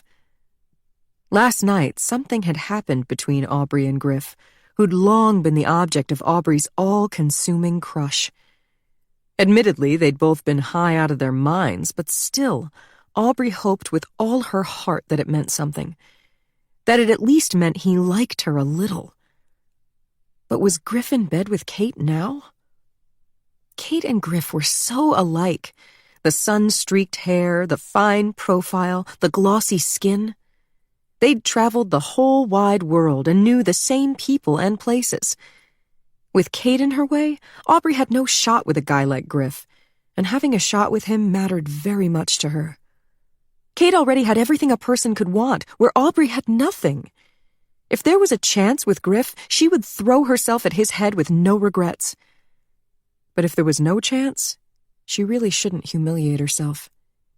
She should try not to anyway. Aubrey reached for the doorknob. She had to know who was in bed with Kate. She opened the door slowly, taking care not to let it creak, and breathed out in silent relief. It was Lucas on top of Kate, thrusting, gleaming with sweat, his naked butt white against his tan. Why did everybody tan except her? Neither of them noticed her, and she shut the door softly and retreated to her room, mollified. Last night, after Jenny and her date went off to an early bed in separate rooms, Aubrey and Griff and Kate and Lucas had stayed by the pool and smoked the most powerful weed Aubrey had ever encountered in her life. After that, when they were already floating, Kate convinced them all to drop half a tab each of... what was it? Ecstasy? Something else? Aubrey liked drugs. She liked how they made her forget the difficult things. Her dead mother, her dim prospects, the deficits in her personal appearance. And she loved how they brought her closer to Kate. But she needed to learn her limits. Last night got out of hand. They were straight up tripping. Aubrey lay paralyzed on the lounger and watched constellations expand and contract, unable to speak or even move her arms for a very long time. After that, she remembered standing on the cliff's edge, watching the waves crash below in the moonlight, holding hands with Griff and talking about whether if they jumped from there, they would land in the water. In the light of day, she knew how crazy that was, how close they'd come. The beach was 100 feet below. They would have died. But they didn't. Later, when the sky was pink with cool dawn, she and Griff were alone by the pool. He sat on a lounger. She knelt on the hard concrete deck, doing what she'd seen Kate do to him in the snowy park the night she found out her mother was sick. She could still feel his hands stroking her hair. She looked up at him and saw the tears on his face and thought, he's so sad. Aubrey couldn't stand it if that was their only encounter and he cried during it. She reached for her backpack and took out a hairbrush and a tube of lip gloss. She would go find Griff and make him feel better. 15. On the morning of the third day of their trip to Jamaica, Aubrey opened the blinds in the bedroom where Jenny was sleeping and shook her by the shoulder. Jenny, wake up. Wake up. Griff left, Aubrey said urgently. Jenny mumbled to leave her alone and turned over, throwing her arm over her eyes to blot out the light. Samuel, the caretaker, kept the rum punches flowing all night. She was hung over for the third morning in a row, and the sunlight hurt her eyes. Griff left without us, Aubrey said. Huh? Griff went to the airport without us. He's gone. Shit. Jenny said, sitting up so fast that her head spun and her stomach lurched. "He's our ride. How will we get home now?" That's all you're worried about? Aubrey said, a note of hysteria in her voice. "What else?" Jenny looked more closely at Aubrey and saw what a wreck she was. Sickly pale under a nasty sunburn, with purple circles under her eyes and fingernails bitten to bloody stumps. "Did you sleep with Griff?" she asked. Aubrey nodded and started to cry. "How did that happen? Was it last night?" Jenny asked. No, it was actually yesterday afternoon. You remember when you went to the beach? "Yes." I'd been asleep by the pool. Kate, I guess, went off with Lucas. Jenny looked away, upset. "Yeah, I know." I woke up and went looking for, anyone. I found Griff, packing. I tried to talk him out of leaving. I succeeded, at least temporarily. One thing led to another, and we did it. But I'm afraid it was just like consolation for him, you know? Or revenge, Jenny thought. Oh, Aubrey. And it was your first time. Please don't tell anyone that. My God, whatever you do, don't tell Griff I was a virgin. I'd be mortified. Jenny shook her head in bewilderment. It's not a crime. You know what I mean. People already think I'm weird. Promise me. Of course I won't tell Griff. What did he say to you exactly? That he couldn't take Kate's attitude anymore. That she was crazy and he had to get out of here. So he left us in the lurch? He wasn't thinking about us. You know how Kate messes with his head. He wasn't himself. Stop making excuses for him. You should worry about yourself. Jenny's well of sympathy for her roommate was running dry. Normally she would reach out and hug Aubrey at a moment like this, but a new feeling of distaste at Aubrey's hopelessness overtook her. She had enough stress keeping an eye on Kate's drug use and erratic behavior, brooding over whether it was time to tattle to Keniston, without worrying about Aubrey, too. On top of that, she had a raging headache and the bedroom had no air conditioning. It was 90 degrees and close despite the open window, and she could smell Aubrey's stale sweat. Look, I need a shower and strong coffee. We'll talk later. Jenny dragged herself from the bed and walked away from her own room, leaving Aubrey to gaze after her with tears in her eyes. Half an hour later, after a lukewarm shower that made her feel somewhat better, Jenny headed down to breakfast. The veranda was thankfully deserted, the others hiding from the day in their darkened rooms. Looking toward the sea, Jenny took a deep breath of jasmine-scented air and told herself to at least try to enjoy her few precious remaining hours in this tropical paradise. Every morning, Ethylene put out rolls, coffee, and fruit, and the kids helped themselves, assuming they bothered to wake up. Jenny went to the sideboard and picked up a plate, thinking she might eat something after all. The vacation had been a sickening kaleidoscope of drunken nights and bleary days, yet its luxuries would be permanently etched in her mind and make her want things. The palm trees and the aqua water, the gracious home with the sweeping vista of the ocean, the staff to feed her and clean up afterward. She wanted to be rich like Kate, but without the drama and the heartache. Was such a thing possible? Kate was the iconic poor little rich girl, living so far out on the edge that her feet were starting to skid off the cliff. She'd take them down with her if they let her. Since arriving, every one of them had been drunk or high every night, sleeping in the wrong beds, saying things they didn't mean and couldn't take back. Jenny wound up in bed with Drew 2 nights ago despite the fact that she was pretty sure he was gay. Nothing much happened, and they laughed about it in the morning, but still, she'd risked an important friendship. Drew and Jenny saw eye to eye, and if she was honest with herself, she was more likely to keep in touch with him after Carlisle than with her wild and crazy roommates. She didn't blame herself. They acted out at Kate's instigation. A dark magic emanated from the girl, from her pre-Raphaelite hair and golden skin, from her marijuana pipe, that dazed them and made them obey her whims no matter how self-destructive. By the time Kate and Lucas staggered downstairs, it was late afternoon. They were red-eyed and catatonic, with matted hair, smelling of sex. When Jenny told them about Griff leaving, they merely nodded. There had been an ugly scene the night before, in the small hours while everyone else slept. Jenny heard the yelling, rolled over and went back to sleep, but she hadn't been surprised when Aubrey broke the news of Griff's departure. Whatever happened was bad enough that Kate and Lucas had obviously been expecting him to take off too. "We have to get back home on our own now," Jenny said, looking at Kate accusingly. Kate shrugged and stared into her coffee. "People come and go as they please. What do you want me to do about it?" she mumbled. "Griff left because of the way you treated him. You could at least take some responsibility for the fact that we're stranded." Kate put her fingers to her temples and grimaced. "Lower your voice." "Meanwhile, I've spent the day on the phone trying to clean up your mess, as usual. I reserved tickets for everybody on a United flight tomorrow morning," Jenny said. She'd also placed a call to Keniston in New York, though she didn't mention that. Kate's pretty mouth settled into a sullen line. "I'm not leaving till Sunday," she said.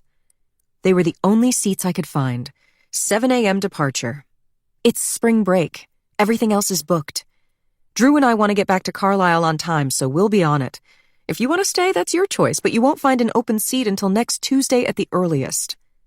Who paid for the tickets? Lucas asked. "Nobody. You can pay for yours at the airport," Jenny said. Jenny watched the alarm spread across Lucas's face. It gave her a sick pleasure to think the expense would cause trouble for him. She wanted Lucas to suffer, she realized. They were all going crazy, cooped up here on this hilltop, broiling in the sun and frying their brains with drugs and booze. How long until they were at each other's throats? She had to get away. Tomorrow wasn't soon enough. "I'm going to the beach," she announced and stood up. She didn't think they'd follow her. They were so lethargic they could barely hold their heads up.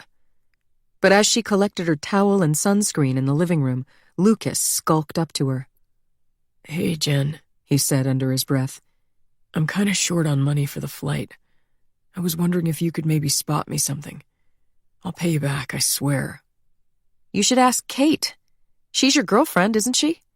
"She says she's broke." "This isn't my problem, Lucas." "Kate told me the trip was free or I would never have come." "And you believed her? You should have known better." "Everything costs something," Jenny said and turned her back. Jenny recruited Drew to come with her to the beach. The two of them had been going every afternoon, the only ones of the crew who'd bothered leaving the hilltop. Samuel was on his way to town and gave them a lift in his old Plymouth sedan, dropping them at the entrance to the cottage colony that they could see from the cliff's edge. Small, brightly colored bungalows spread up the hillside. Jenny and Drew walked down a steep dirt path to the white sand beach, which was crowded with Americans and Brits of all shapes and sizes, some bright red, some pasty white, some a rich, deep tan. They wound their way through beach chairs and umbrellas down toward the waves, where they found an unoccupied spot to spread their towels. "What a relief to be out of the lion's den," Drew said. "Is it that bad?" she asked, pulling sunscreen from her beach bag and offering it to him. He squirted some into his palm and looked at her quizzically. "I know they're your friends, but honestly, yes, it's bad." Jenny rubbed sunscreen on her arms and legs, then lay down and closed her eyes, letting the sun bake the alcohol out of her. Drew's comment hung in the air. "Can you be more specific?" she said after a few minutes. "What's bad about them exactly?" "Promise you won't get mad." "Okay," Jenny said with alarm, her stomach sinking. "You're one of the smartest, most ambitious girls I've ever met. And yet you're known around campus as one of the Whipple triplets. Is that what you want? To be mentioned in the same breath as a spoiled, druggy rich girl in a basket case?" Drew's words exploded in her head like little truth bombs. And yet, she couldn't stand to hear her most ungenerous private thoughts spoken aloud. No matter what their flaws, Kate and Aubrey belonged to her, and she to them. "That's unfair," she said. "You said you wouldn't get mad," Drew said. "I know, but they're my roommates. I love them. I want to protect them. Yes, exactly. You're the responsible one, always saving their butts while they behave however they want and break every rule. Don't you worry something bad will happen? Bad how? I don't know, but they're reckless people. They do a ton of drugs, sleep with each other's boyfriends, leech off people, piss people off. It's off the rails. Bound to explode eventually. Just saying, be careful. Honestly, if I were you, I would think long and hard about rooming with them next year. But now I've had my say and I'll shut up. Those waves are calling to me. Want to go in? Drew hauled himself to his feet and held out a hand to her. They ran together down to the edge of the water and waded into the crashing waves. The water was surprisingly cool and refreshing against Jenny's skin. They swam out to where it was calmer, treading water, as a school of tiny silver fish swam by, tickling them. The water was so clear that she could see straight down to the pink polish on her toes. She looked back toward the crowded beach and followed the line of the road up the mountainside. Far above, the mirage of Kate's house glittered white against the green hills. The sight of it gave her a fierce twinge of foreboding. When Samuel came to pick them up at sundown, Kate, Aubrey, and Lucas were in the car with him. Kate leaned out the open back window. We're going to a pig roast. Get in, she said, smiling exuberantly. A strand of her long blonde hair caught the wind. We're in wet swimsuits, Jenny said. It's fine. You'll need a bathing suit anyway. The restaurant's next to this magical bay that glows in the dark. It's bioluminescent from these microorganisms that live in the water. You have to see it before you leave. Kate's excitement was contagious. She pushed open the door and scooted over, and against her better judgment, Jenny climbed in. Come on, Drew, you too, Kate said. I'll sit in Aubrey's lap. She climbed on top of Aubrey, who put her arms around Kate's waist and rested her chin on her shoulder. Everybody had magically made up. Well, maybe not everybody. Lucas sat in the front seat next to Samuel. He turned around and gave Kate a disgusted glance. Jenny tried to catch his eye, but he wouldn't return her gaze. Samuel dropped them in a crowded parking lot, and they walked down the steps to an open-air restaurant by the water. The place had a concrete floor, a thatched roof, and a steel drum band playing Caribbean music. They snagged a picnic table with a view of the bay and ordered a round of rum punches. Needless to say, nobody asked for ID. The water of the bay was calm and muddy, and quite unbeautiful compared to the crystalline waves at the beach. "Where's the glow?" Jenny asked. When it gets dark, we go out on a boat, Kate said. You'll see. A guy with dreadlocks and gold teeth turned a pig on a spit over a grill made from a giant oil drum. His long goatee was adorned with beads and a ribbon in the colors of the Jamaican flag. Every once in a while, he would get up and croon a ballad, accompanied by the steel drum band. Now he sang, "I Bid You Good Night," the plaintive lyric set off perfectly by his high, sweet voice. "Lay down, dear brother. Lay down and take your rest." I love this song, Kate said. "It's a funeral song, you know," Jenny said. Jenny had vowed not to drink so she would be able to manage the 5 a.m. wake-up call and long flight home the next day. But time dragged as they waited for the sun to go down and the pork to be ready, and her resolution fell by the wayside. Lucas had taken the seat beside her, and when he ordered another, so did she. It had been many months since they last talked. With 2 rum punches easing the way, they found themselves in deep conversation, reminiscing about high school, their Bell River friends. The conversation turned eventually to what they were doing now, and how each of them found Carlisle. Lucas was anxious and depressed. He told her about his hockey injury and how it had effectively ended his athletic career, something she hadn't known. He seemed lost without hockey in his life. "I'm so sorry," she said, leaning toward him, squeezing his hand. "Kate never mentioned it." By the time the waitress brought them heaping plates of roast pork, rice, and beans, Jenny's head was spinning from all that rum on an empty stomach. She'd eaten nothing all day but an ice cream at the beach and a couple of slices of mango for breakfast. Lucas's face, his rich brown eyes, anchored her to the surface of the planet and prevented her from flying off into space. They talked and talked as if no time had passed, and her chest ached with how much she missed him. She looked out at the water, and the sky was dark. She'd been so wrapped up in Lucas that she forgot to watch the sunset. The boat's leaving. Let's go, Kate said. Jenny stood up reluctantly. They were the last 5 people to board and had to take separate seats wherever they could find empty ones on the ledge that ran around the perimeter of the boat. Jenny ended up sitting beside the crooner from the restaurant, who also served as the captain of the tour boat. His name was Chesley, and he kept up a running patter of jokes and information as he steered the creaky old ferry out into the bay. Once they were underway, he turned off the lights on the ferry and told them to look back at their wake, which glowed yellowy green in the black water. Now, lean down and drag your hands in it, Chesley instructed. They all did that and oohed and awed at the sparkling trails they left. Jenny pulled her hand in from the warm water and stared at it, awestruck. It sparkled momentarily, bright as a disco ball, then faded and died. The lights of the restaurant receded into the distance. A few minutes later, they reached a sandbar and Chesley dropped anchor. Now we swim, he said. You got 15 minutes, then I blow the horn.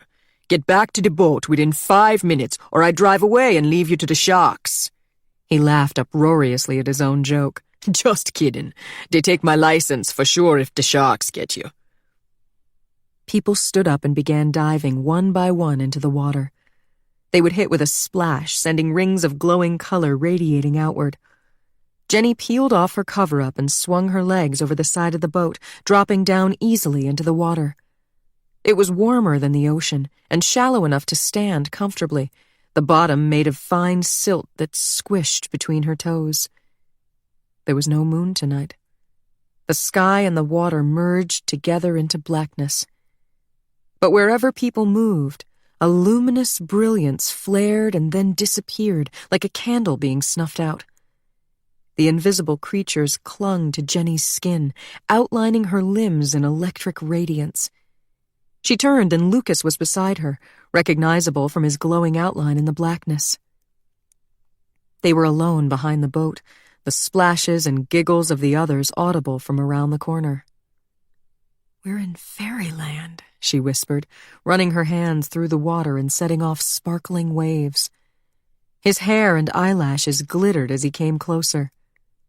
You're made of magic dust, she said. He took her in his arms and held her close, and the world stopped spinning as they stood there. But when she raised her lips looking for his, he pulled away. I miss you, she whispered. Jenny, I need help. Why? It's Kate. It's like we're in this sick game that I don't know how to get out of.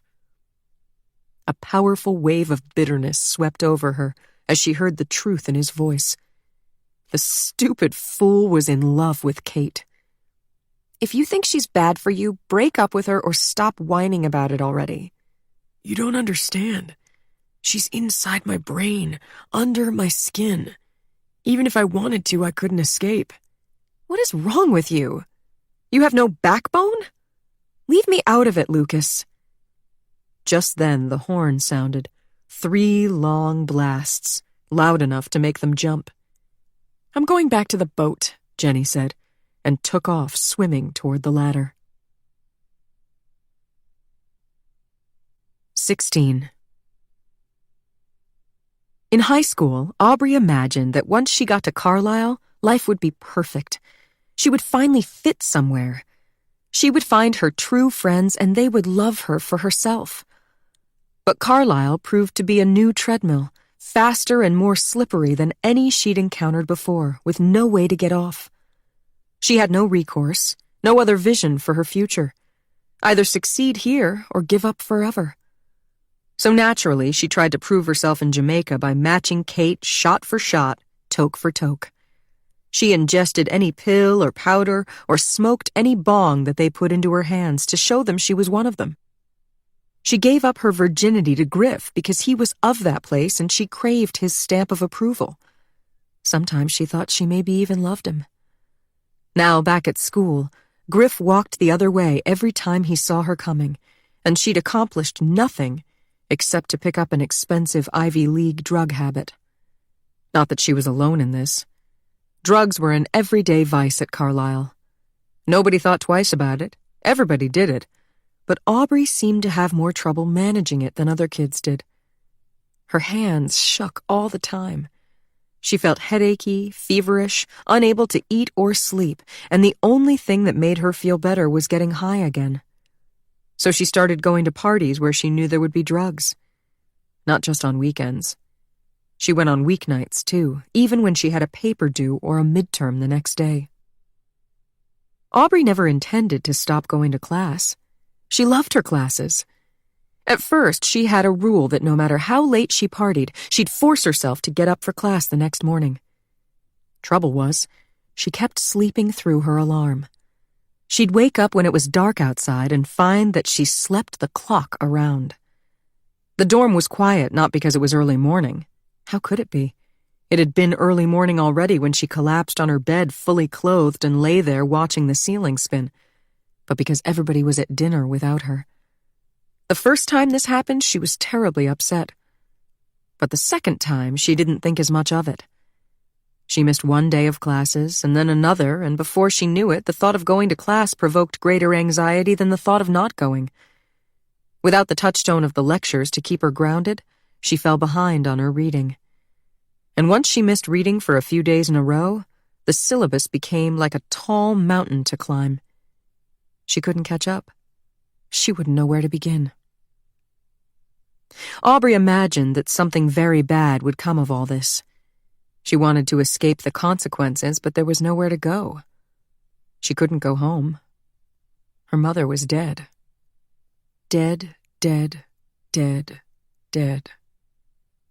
Her only home now was her rumpled bed in the double with its stale-smelling sheets, or the bathtub she sat in until the water went cold, looking at the veins on her wrists and wondering how much it would hurt to slash them. For the first time, Aubrey realized how much her occasional telephone calls with her mother had grounded her. Quick and contentless, just, "Hi, how you doing? What's up, babe?"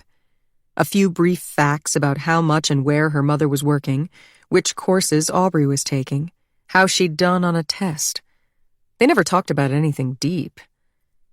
But if her mother was alive still and asked her what was going on, this time Aubrey would confess. She would spill her troubles, get help. She faulted her mother for not doing more for her when she was alive. But her mother had loved her, and the mere fact of that love would have been enough, she was sure, to arrest her tailspin. Without it, there was only open air to grab as she fell. During the long afternoons when she should have been in class, Aubrey took the ugly crocheted throw that was her only legacy from her mother, pulled it over her head, and lay in the hot, scratchy darkness, pretending she was dead. She was sort of hoping to commune with her mother that way. But it was never dark enough under the throw to imitate the grave. The loose rows of stitches let in too much light. And besides, her mother was in a cold, clear lake with watery light shining down. Aubrey was wasting her time trying to reach her this way. But she kept doing it anyway, because imagining that she was dead comforted her somehow. One afternoon toward the end of April, Aubrey was lying on the couch in the living room with the throw over her head when the doorbell of Suite 402 rang. It was late in the day, and she was alone in the suite. Abby Miller? Asked Chen Mei, the Whipple RA, when Aubrey opened the door. Aubrey. Huh? I'm Aubrey Miller. Here, Chen Mei said, thrusting a clipboard at her. sign the paper on the line. Then I can give you the letter. What letter? Aubrey said. Just sign. Aubrey took the clipboard and read the paper attached to it. It was an acknowledgement that she'd received a notice of hearing regarding academic probation from the Committee on Academic Standards. Her heart stopped. What does this mean? She asked Chen Mei.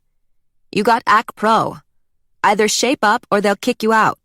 But don't tell me. I don't have any say. Sign it and take the letter, Chen Mei said, holding out an envelope. Aubrey scribbled her name and ripped open the envelope with shaking hands. The letter advised her that she had been placed on academic probation because her GPA after midterm examinations stood at 1.95. What midterm examinations? Time had gotten away from her. She'd missed tests. Aubrey felt nauseous. A hearing date was scheduled for the week after finals. If at the time of the hearing her GPA was 2.5 or higher, she would be removed from academic probation. If it was between 2.0 and 2.5, she would be required to withdraw for a semester and complete a prescribed course of remedial instruction before re-enrolling. If it was below 2.0, she would be expelled. Expelled. The word echoed in her mind. Aubrey staggered and grabbed the doorframe. Oh my God, what do I do? Chen Mei shrugged. Study and see what happens. Maybe you make it, maybe not. Not everybody belongs here, she said, and walked away. Aubrey slid down to a sitting position on the floor, too shocked to cry, and stared blankly into the dimly lit hallway with her hand over her mouth. Not everybody belongs here. Aubrey didn't belong. She'd always known it. There it was in black and white on the paper she held in her hand so everybody else could know it too. She felt like she might throw up and ran to the bathroom, but when she got there, she caught sight of herself in the mirror and stopped dead. Who was that girl, with the lank, dirty hair and paste-white skin? She moved closer, staring into her own eyes, looking for signs of life, but they were flat and colorless. Was she already dead? Had the moments under the blanket been more than pretend? She touched herself, and her skin was cold and clammy. Her face felt rigid, her skin stretched tight over her bones like a drum. She flicked her cheek with her finger and saw her whole face jump. When the pain felt good, she flicked harder. Suddenly she was slapping herself across the face with both hands, hard enough to leave angry red marks. She sank down against the bathtub, wailing. Whipple was an old building with thick walls, and nobody heard her cry. She could put the chain on the door, get in a warm bath, sharpen her penknife, draw it across her wrist, and... Of all the dangerous things Kate had turned Aubrey onto, suicide was the most intoxicating. You'd think a high-strung, sensitive girl like Aubrey would have read The Bell Jar in high school and had time to inoculate herself against its siren song before coming to a soul-sucking place like Carlisle. But no. Her first encounter was with Kate's dog-eared copy 2 weeks earlier, and the damage was done in 2 hours flat.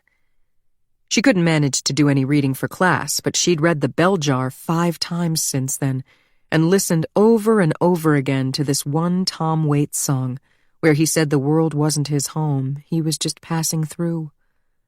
Words about death got stuck in her brain while everything else poured out.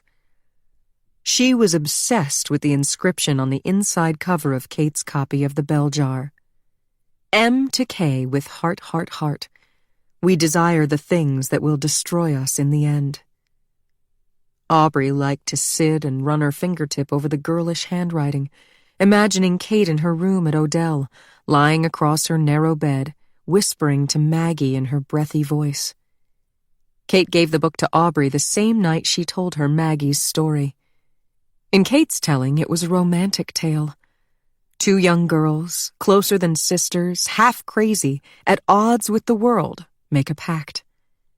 They'd show everybody, make them sorry, and in death they'd be together forever, young and beautiful. One kept her word. The other didn't, and was left alone, mourning her friend and regretting her cowardice. But it wasn't too late. Aubrey could step into Maggie's place. They could still fulfill the promise. Aubrey wanted that. Surely Kate wanted it too. Aubrey was jealous of Maggie, a girl whom she'd never met, dead for years, who held this special place in Kate's heart. She wanted that place for herself.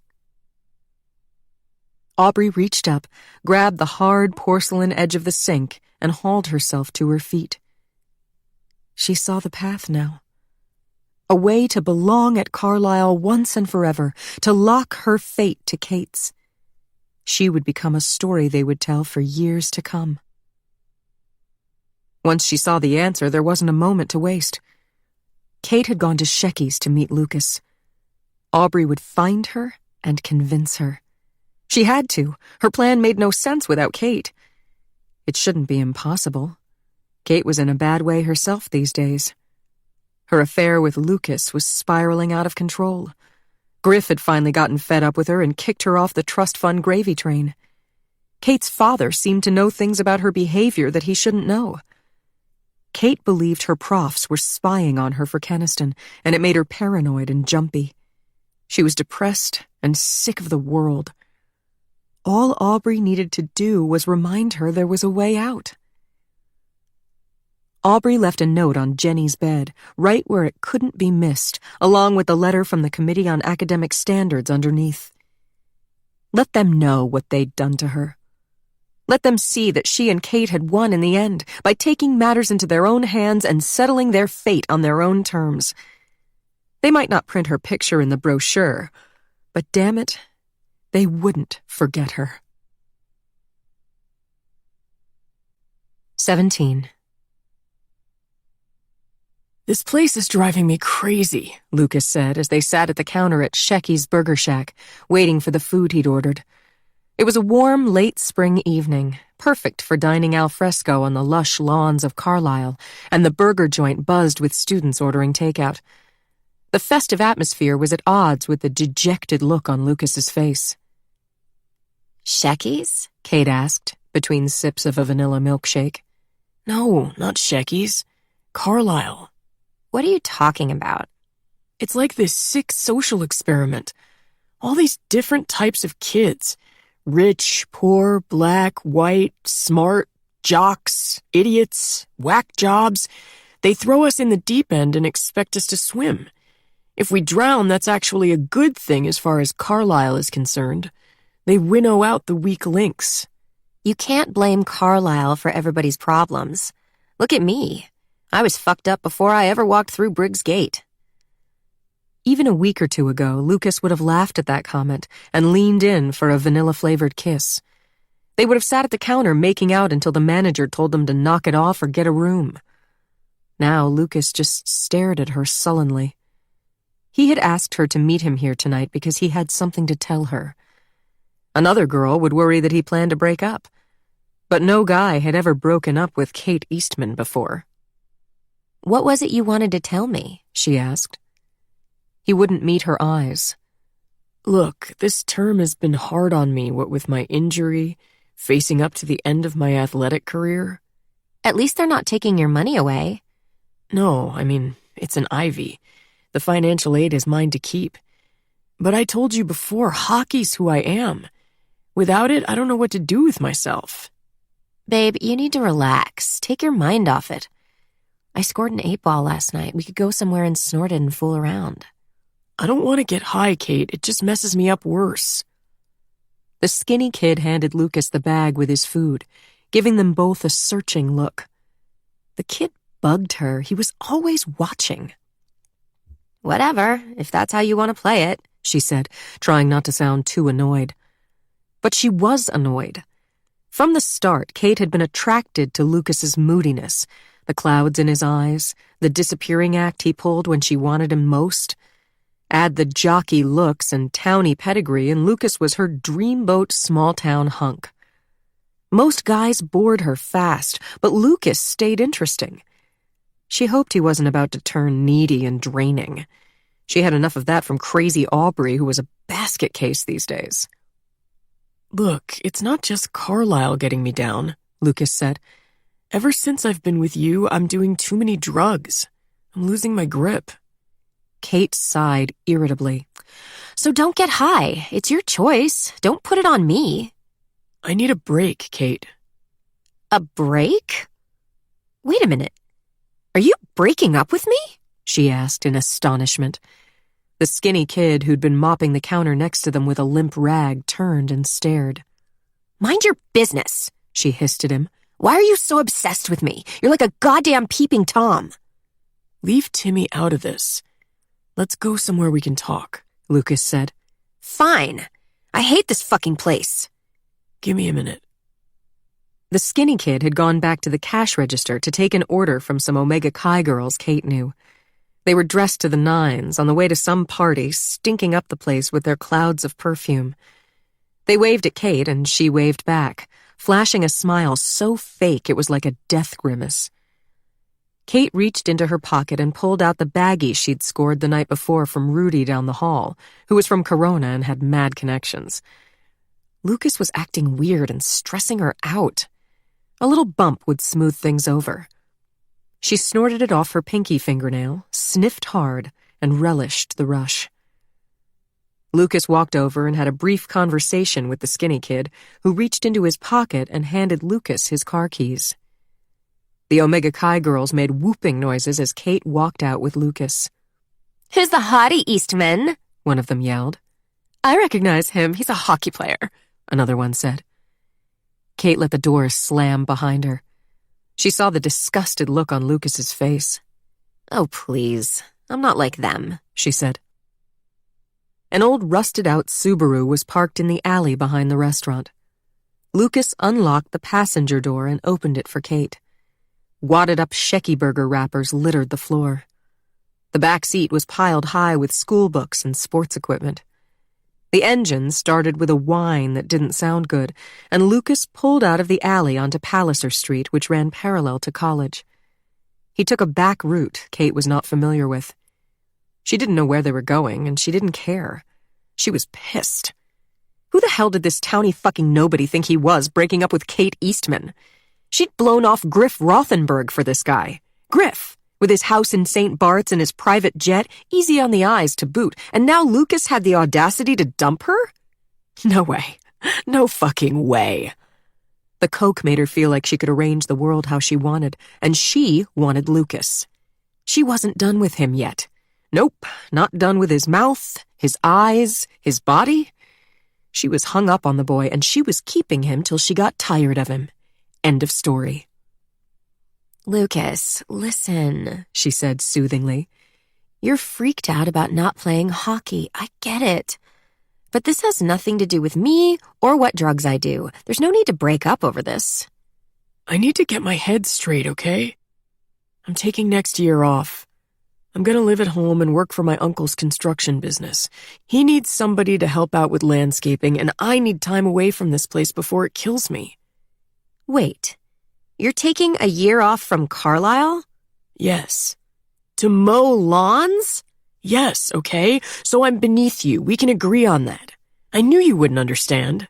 Stop with the victim routine. If I don't understand, then explain it to me. You either get it or you don't. Would you just try, for Christ's sakes? This isn't fair. I need time, okay? I'm in a bad place mentally, and I need to figure out why. Am I just messed up because of losing hockey? Is it this place? I mean, we can agree. We have agreed that Carlisle sucks shit. Yes and no, Kate allowed. Okay, but then there's this other possibility. Maybe, just maybe, you're too much for me to handle. When I'm around you, I lose myself. I do things I wouldn't normally do. He glanced at her. She saw need and fear in his eyes, and she liked it. She put her hand on his thigh. It was hard and solid and alive, and felt him shiver. Come on, babe.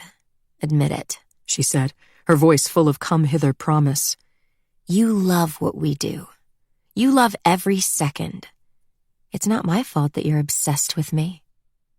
She inched her hand further up his leg, and he leaned back, opening himself to her touch. When she got where she was going, he nearly ran off the road. Stop it, I'll crash, he said, shaking her hand off as he righted the car. Serve you right. They retreated to their corners and took deep breaths. Hey, she said, can we just forget all this angsty bullshit and go somewhere and screw? You don't have to get high if you don't want to. I won't even. She didn't need to because she already was. The Coke made her see things very clearly. Lucas could be managed with words and with sex, like any man. They were speeding down the river road, fat bugs splatting on the windshield. The road looked familiar. She realized they'd been here before in a different season. Huh, Kate said, grinning. what do you know? This is the place we went to that night, right? When we listened to the ice on the river? Yeah. Well, all right. Their crazy fling had started here. They would return to that deserted parking lot, and she would do things to him that would change his mind. Simple. But when they pulled into the gravel parking lot by the river, it was crowded. Kate shouldn't have been surprised. Back then it had been pitch dark and below zero. Now it was a sultry late spring evening. Still, she was pissed off that strangers had invaded their special place. Kids ran around the parking lot screaming with excitement. A couple of teenagers pulled a canoe from the bed of a pickup truck. One of them waved to Lucas. Who's that? She asked. A bud from high school? Lucas said. So much for private. It's a goddamn zoo. I know where we can go to be alone, but it's kind of a walk, Lucas said. Fine. I have feet. He leaned across her and rummaged in the glove compartment for a flashlight, which he stuck in the back pocket of his jeans. Come on. They exited the car, and Kate breathed in the scent of evergreens and mud. Everything felt so intense. The air rang with the sounds of frogs and crickets. The sun was a gassy yellow ball hanging low over the river. The day had been humid and lush, a first taste of summer, but here by the water the air had an edge of chill. The temperature would plummet when the sun went down. At moments like this, Lucas seemed exotic to her. The boulevards of Paris were old hat to Kate, but a parking lot in the North Woods was new, full of possibility. She would not let him go. Not when he filled her senses like this. Whatever it took to change his mind, she would do it. Anything. Instead of following the signs to the sandy beach and boat launch, Lucas led her to a dirt path that hugged the riverbank. A notice at the trailhead warned, "Trail not maintained. Proceed at your own risk," which delighted her.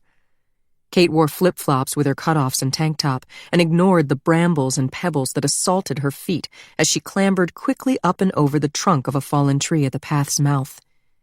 Lucas slipped ahead of her, holding back branches as they progressed so they wouldn't spring back and hit her in the face. The path was narrow, crossed every few feet by the gnarled roots of giant evergreens.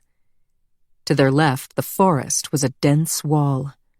To their right, the ground dropped off steeply to the river. Kate looked down, and the vertigo thrilled her. One wrong step and you'd tumble, rolling head over heels through sharp granite outcroppings and the broken-off spikes of tree stumps till you hit the steel-colored water 40 feet below. Nothing like the threat of death to make you feel alive. After a few minutes, the path began to climb upward. Sweat trickled down Kate's back, and Lucas's t-shirt clung to his body. Kate's eyes lingered on him as he walked ahead of her, to the point that she lost her footing and stumbled, catching herself before she tumbled down the cliff. 5 minutes in, she asked how much longer. Just a little ways. We're all alone. Why not stop here? She said. Beside the path, a fallen tree beckoned, perfectly horizontal and covered with cushiony moss. They could lay their clothes down and have the perfect bed. The sight of him was too much. She wanted him now, wanted to feel his smooth skin against hers as the humid afternoon cooled to dusk. The old railroad bridge is just ahead. Oh. That place the kids jump off of? You told me about that. We can talk better there. It's overgrown and it makes a sort of shelter, like a treehouse. Come on. They walked faster. The thought of that epic jump urged Kate on. That's how she would win him back. They'd hold hands and step into the abyss together. Feel the rush of air as they fell through space and the shock of the icy water when they hit. She wanted to come to the surface beside him, swim to the riverbank, and peel his clothes off. Within a few minutes, the path curved sharply and opened onto a wide vista of the river. Kate's breath caught at the sight of the ruined bridge. 2 stone supports rose from murky water, holding up 2 wooden spans that had once joined in the middle, each surmounted by the spectral remains of an arch. The entire central portion of the bridge had collapsed away to nothing, just empty air. A train trying to cross would cascade down into the water, car by car, and get swept away by the current. She could hear the powerful rush of water from way up here. They stepped off the path and onto the bridge, walking carefully between the rusty tracks and rotted boards. Trees had taken root at the foot of the bridge and grown up all around it. Vines and weeds rose from the bank out onto the wooden trestle and climbed the metal posts, where they spread out, lush as a Cambodian jungle, and formed a green bower. As Kate moved forward toward the garden alcove, Lucas's arm shot out and stopped her. She looked down at the chasm yawning at her feet and gasped. They had come farther than she realized, near to the point where the bridge fell away, leaving nothing but air between her and the water. "Careful," he said, and their eyes met. Her heart pounded with adrenaline and with lust. I love it here, she whispered. Her fingers closed on the smooth skin of his arm. She pulled him closer, and their lips met. Her mouth moved down his neck to the hollow of his collarbone where a pulse beat. His skin tasted of salt and smelled warm, like the sun baking on a beach blanket. He pulled her away. "This isn't why I brought you here. We need to talk." Lucas pulled her into an area where the leafy curtain was the thickest. The spot was well used, and they stepped over the detritus of other people's hookups: condom wrappers, beer bottles, cigarette butts. Lucas cleared a space for them, kicking the trash over to the knife's edge where the bridge ended and launching it down into the water. When the garbage was gone, he stripped off his t-shirt and swiped at the floor, whisking away any last specks. She watched his back as he moved, the smooth expanse, the power of it. When he was satisfied that the floor was clean, he shook out the t-shirt, then laid it down like a blanket. "Sit down. Let's talk." Oh, with your shirt off. I know what you want. The same thing as every other boy. "Fine, I'll put it back on and you can sit on the tracks. I was trying to be a gentleman about it." About breaking up with me? "Like I said, I need some headspace." It's not me, it's you. "Exactly." Do you know what a fucking cliche that is? "Yeah, I get it. I'm a cliche." She felt short of breath and shaky, desperate, on the verge of tears. Was it the coke, or was it Lucas? Kate cried rarely. It was an unusual sensation for her, and she didn't like it. There are things I could do for you, she began. She knelt on the t-shirt beside him, took his face in her hands, and lifted her mouth to his. "This won't change anything," he said, but his body relaxed under her touch, and his mouth opened. He couldn't mean it. He gave in to the kiss too enthusiastically. She ran her hands down his broad back and settled them on the backside of his jeans, pulling him tight against her and shifting to straddle him. His body couldn't lie. He was hard already. His mouth was hot on her skin, and his hands were urgent as he tore at her clothes.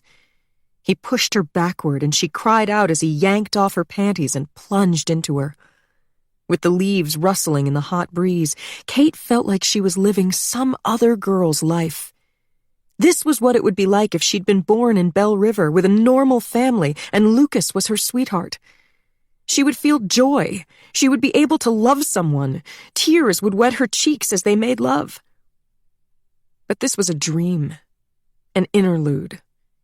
She wasn't from here. She wasn't like that, and this thing with Lucas was over already. When they had finished, he rolled off her and they lay apart, the cooling air taking the heat from their skin. Kate turned her head and gazed at the open sky, where the gap between the broken trestles yawned mere feet away. The sun had set, but the moon hadn't risen yet, and stars were just appearing in the heavens. High up in her bower, she could hear the rush of the river and the noise from the highway that ran along the opposite bank. All those people going about their business, unaware that she was lying here with Lucas, both of them spent and panting. This couldn't be the last time. She wouldn't allow it. Kate sat up and crossed her arms, hugging herself against the chill. She reached for her cutoffs, pulled out the baggie, and did another bump for courage. She had to change his mind somehow. I thought you said no drugs, Lucas said. That was before. Before what? She didn't reply, but stopped to listen to the water rushing below. As the coke hit her bloodstream, she felt it in her toes, her eyeballs, the ends of her hair. She was at one with this place, with its power and its beauty. She was strong, and she had an idea. I want to do the jump, she said. Lucas cocked his head like she was crazy. Are you nuts? It's wicked cold. It was almost 80 degrees today. I'm talking about water temperature. Ice out came late this year. The water's still below freezing. I mean, take a look. There's still ice along the edges. Don't be a wuss. Jump with me. We'll hold hands. He sat up and watched as she dressed. She moved more languorously with his eyes on her, certain that she could bend him to her will by showing him something he liked. Men were so visual after all. Where's the primo spot to jump from? Just right here where the bridge ends? She asked. I'm telling you, you can't swim in the Bell at this time of year for more than a few minutes without cramping up. Trying to jump now would be epically stupid. Stupidity never stopped me before, and I'm quite sure it never stopped you. He made an exasperated noise, then stood up and started pulling his clothes on. Darkness was falling hard. Lucas flicked on the flashlight and finished dressing in its glow. Where are you going? She asked, a quiver of alarm in her voice. Home. You want to ride back to the quad? Fine, but then we're done. But we just had sex, and you liked it. I know you did. I always like it with you. That doesn't make us right. Go back to your rich boyfriend.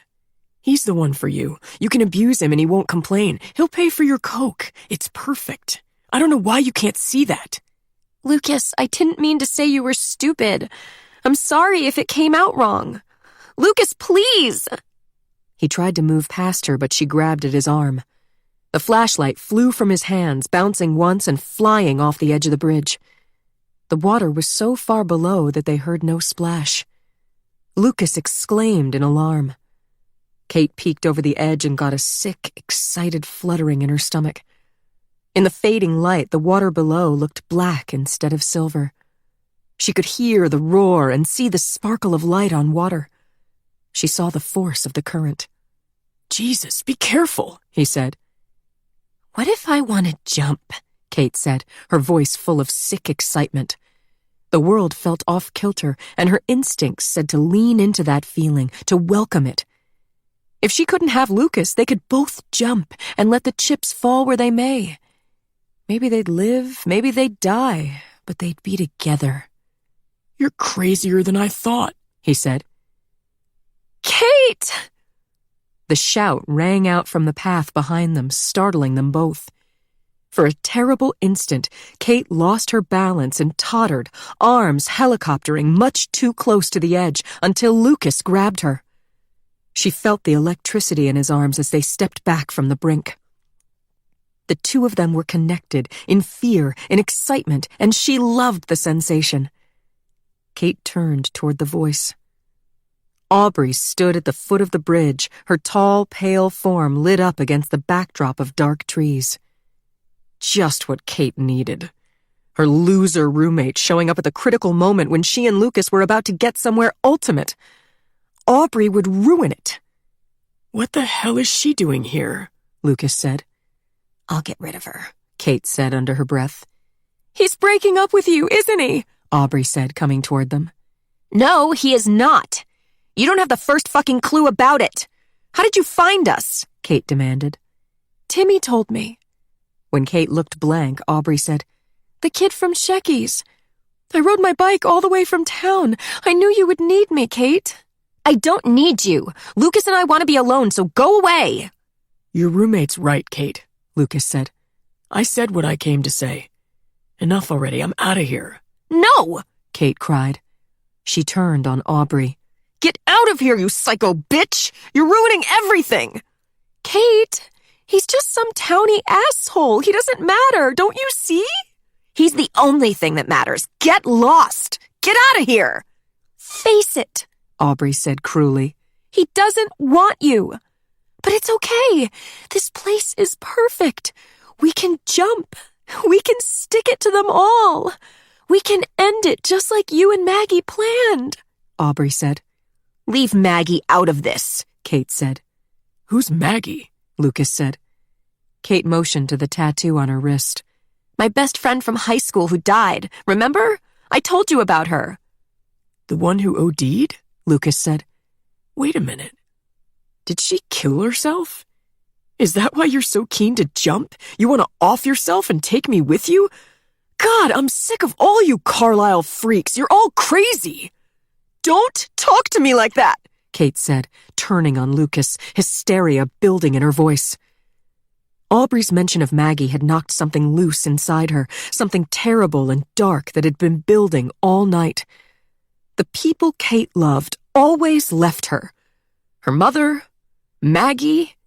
Lucas was trying to walk out on her too. She couldn't let that happen. She would be so alone. She would have nothing. She refused. Lucas shook his head disgustedly and tried again to walk past Kate. She grabbed his arm with both hands and held tight. Her eyes were wild. Lucas, you're not leaving. We're not done. I have more to show you, she cried. You don't own me, rich girl. Let go. Lucas tried to shake her off, but Kate's grip was superhuman. Let go, I said, you crazy bitch. He pried her hands loose forcibly, but instead of retreating, she advanced, striking and clawing at him wildly. Lucas shrank back and raised his fists to his face like a boxer on the ropes. Stop it! Stop! You're out of control! Don't you leave me! Kate screamed, scratching at him with her long nails. She couldn't stop hitting him. He'd hurt her, she'd hurt him back. Lucas hunched over and stepped back to escape the onslaught of Kate's fists. Her field of vision filled with rage, and she forgot everything. She forgot that Aubrey was standing there watching. She forgot that there was a giant abyss where the bridge had once been, right behind Lucas's feet. She was not aware that 2 more people had arrived at the bridge. She didn't hear them shout at her to stop, to watch out, to be careful. Kate saw and heard nothing except for Lucas and the rush of blood in her ears. Focused on him as she was, she did see the moment when his foot found only open air and he began to slip backward. Oh, she remembered the gap then. Hidden in her panic was a rush of satisfaction. A wild fear spread across Lucas's face as he began to fall, and Kate thought, in the split second before she started to scream, "You'll be sorry now." 18. Jenny turned the key and stepped into the living room of Suite 402. Somebody had shut the windows she'd purposely left open when she left for class this morning, and now it was hot in here and smelled funky. Aubrey and Kate had gotten lax about laundry and started leaving food lying around. Jenny wasn't a maid. If they couldn't observe basic standards of cleanliness, maybe she'd take the plunge and sign up to room with Rebecca Levine next year. But in her heart, she doubted she could do it. That night in Jamaica, when Lucas confessed that Kate had gotten under his skin, Jenny knew exactly what he meant. Her roommates weren't good for her, but she was hung up on them, like a bad boyfriend. Jenny threw open the windows and turned on the fan, then did the same in the double. There was a piece of paper lying on her bedspread that hadn't been there this morning. She picked it up. It was a note in Aubrey's handwriting with a second piece of paper folded up and tucked beneath it. Jenny, she read, they're trying to kick me out of school. I can't handle that. I can't take it anymore. Kate knows what to do. We are ready to die. Life is too hard. I'm not brave like you. Kate will help me end my troubles. I love you and thank you for always being there for me. Aubrey. Her first reaction was not to believe it. Aubrey was a drama queen who'd cried for help many times before, and Jenny was tired of the theatrics. Then she unfolded the second piece of paper, which had been furled into a tiny rectangle like a piece of origami. It was a letter from the Committee on Academic Standards, informing Aubrey that she faced expulsion from Carlisle if she didn't post a miraculous turnaround in her grades. That part was true then. Aubrey was on the verge of getting kicked out.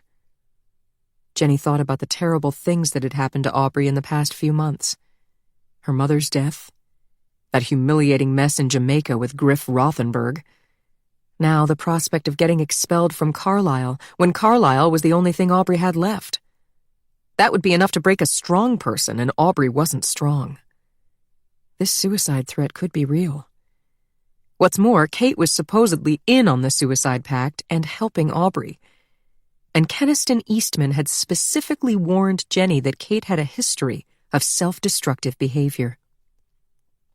Shit. Jenny was supposed to be watching for signs of exactly this sort of thing, but if there had been any, she'd missed them. She'd screwed up.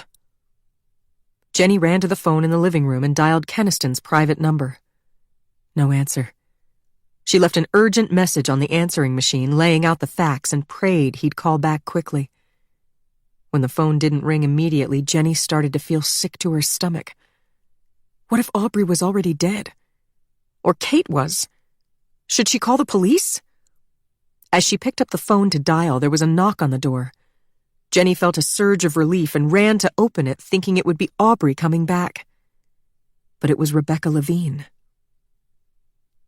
"What's the matter?" Rebecca asked, her smile fading as she saw Jenny's expression. "Oh my God, Rebecca, Aubrey left me a suicide note. Here, read it." Jenny thrust the note at her. As Rebecca read, a look of horror spread across her face. "This sounds like it's for real." "That's what I'm afraid of," Jenny said. "I saw Aubrey on the quad a little while ago. She was going to Shecky's to look for Kate. You should go after them, Jen. See if you can talk them out of it. If they're really suicidal, they should go to the health center." "You're right. I'll stay here in case they come back." "I think we should call the police," Jenny said. "Good idea. I'll call. You hurry. Try to catch them before anything bad happens." Jenny ran down the stairs, across the quad and out Briggs Gate, her hair flying. Her heart pounded as she dodged traffic on College Street. At Shecky's, she threw herself panting against the glass door, making the bell jangle as it flew inward. Tim Healy looked up from the cash register. Tim was Lucas's cousin, a sweet kid who was a few years behind them in school. She ran over to him, struggling to catch her breath so she could get words out. "What's wrong, Jenny?" Tim said, looking concerned. "I'm looking for Kate Eastman and Aubrey Miller. You know them, right?" "Sure, why?" "Were they here?" she said. "Yeah, a little while ago. Kate came in with Lucas. He broke up with her right in front of me. She was flipping out. He borrowed my car so they could go to the old railroad bridge for some privacy." "The railroad bridge? When?" "Maybe he glanced over his shoulder at the clock on the wall. "An hour ago, more or less.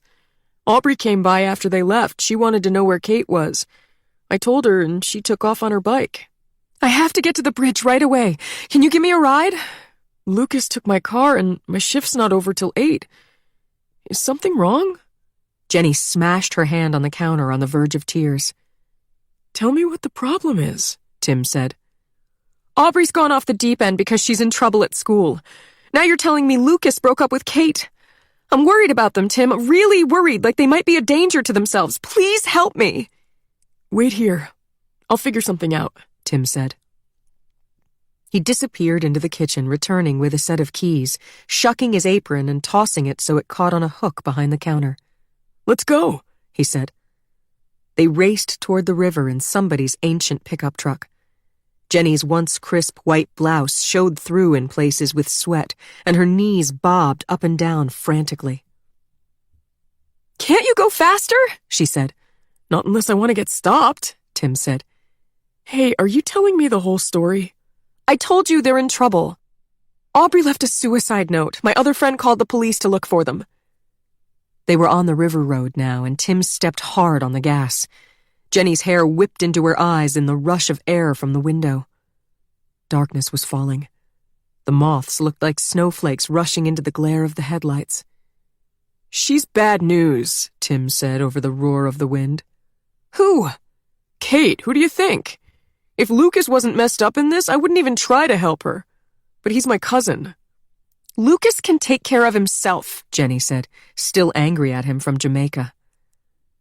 They parked near the boat launch and ran toward the hiking trail. Sprinting down the narrow path, Jenny was soon out of breath and sweating. Branches caught in her hair and scratched at her legs.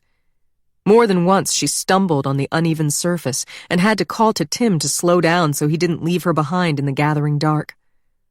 Finally, the path curved as she remembered, opening to the right to reveal the ruined bridge, backlit against an indigo sky. Just enough light remained to make out the forms of Aubrey, Kate, and Lucas halfway across its span, standing at the point where the railbed fell away to nothing. She made it to the foot of the bridge in time to see Kate advancing on Lucas, raining blows on him as he backed toward the edge of the bridge.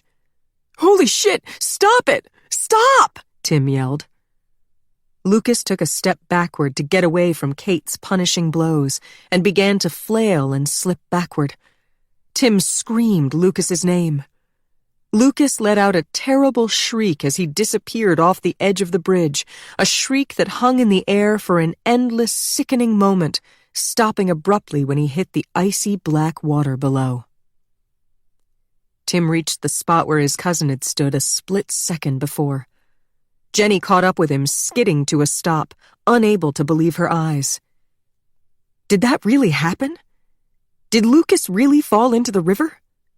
Did he come back up? Kate stared down into the abyss with her hands pressed to her mouth.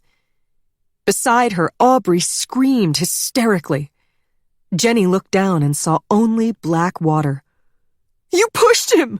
You pushed him, you crazy bitch!" Tim shouted, grabbing Kate's hands away from her face and shaking her. Kate's eyes were unfocused. Her mouth hung open, but no words came out. Tim let go of Kate and whirled toward Jenny. "We have to do something! He's a great swimmer, but not in water this cold! I'm going after him! You go to the parking lot, try to get help, there's a payphone! Call 911! Tim sprinted back to the foot of the bridge before Jenny could get a word out. A tumble-down metal fence cordoned off the steep hillside. He clambered over it and ducked under the bridge trestle, disappearing from view.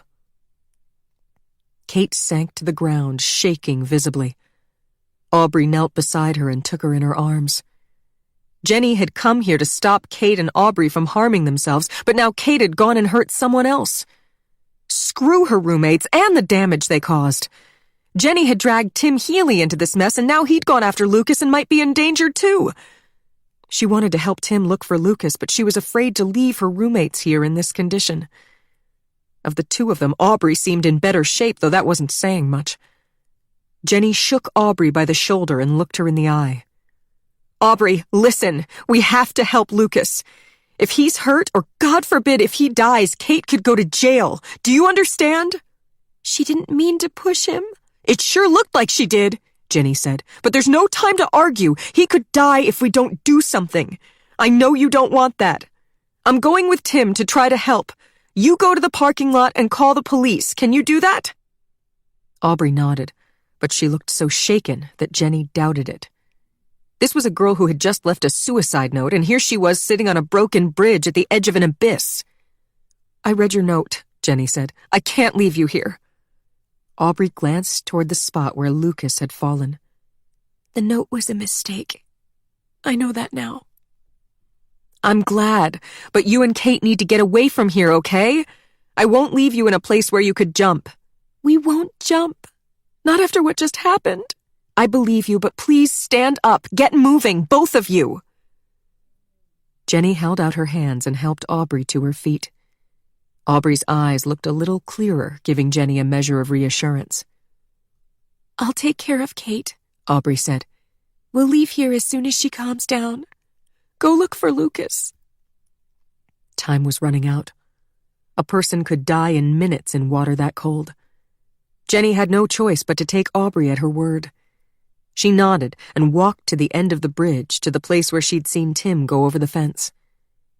The fence was damaged here, fallen low to the ground so that Jenny was able to walk right over it. She stopped short on the other side and looked down. The hill fell away at a treacherous angle. Far below, Tim stood at the bottom of the embankment. Jenny ventured forward a few steps, her heart in her throat. It looked too steep to attempt. But she couldn't bear the thought of plucky Tim Healy going to Lucas's rescue with no help and maybe getting hurt himself. She'd known Tim since he was a kid. He was 3 grades behind her, funny, decent, and from a nice family. She had to help him if she could. Jenny stayed low and cut back and forth across the face of the slope. Halfway down, she hit a slippery patch. Her feet flew out from under her and she slid the rest of the way on her butt. At the river's edge, she stood up, brushed off, and looked for Tim. But he was gone. "Tim! Tim!" Jenny called, but the only reply was the rush of water. The river ran so high that it had swallowed the bank. Jenny clutched a tree branch and leaned out as far as she could to get a view. A foot below, vicious cold emanated from the water. The moon had risen, and it played tricks on her eyes. She thought she saw something bobbing in the water, and her heart leapt, but when she looked again, nothing was there. The water had closed over Tim and Lucas as if they'd never existed. Not far downriver, close into the bank, a metal swim float bobbed in the water, catching rays of moonlight. If Jenny could make it to that float, she could stand on it and get a long view downstream and see enough to know better how to help. Jenny was a competent swimmer, but the bell at high water scared her to death. Before she could change her mind, Jenny took a deep breath and jumped. The bite of the water as she plunged into the blackness knocked the wind out of her. She came up gasping for air, her fingers and toes tingling. She tried to stroke, but the suck of the current pulled at her arms and she had to fight to keep her head up. Pointing her body in the direction of the metal float, Jenny let the current take her. The float came rushing at her, the force of the water slamming her into it head first. Jenny saw stars. The river was in her eyes, in her mouth, choking her as the current did its best to suck her under the raft. Jenny jackknifed sideways and cleared the float, fighting for air. She felt a sharp pain as something caught her across the midriff. The force of the water had thrown her against the steel cable that anchored the float to the riverbed. She folded her body over it to avoid getting swept away. Holding onto the steel cord with stiff fingers, she pulled hand over hand, dragging her body closer to the raft. Jenny swung her legs up and braced them against the side of the float, then with all her strength grasped the cable and hauled herself upward. She cleared the side and collapsed onto the hard metal surface, gasping and sobbing in between breaths. Her teeth chattered violently and water streamed from her hair into her eyes.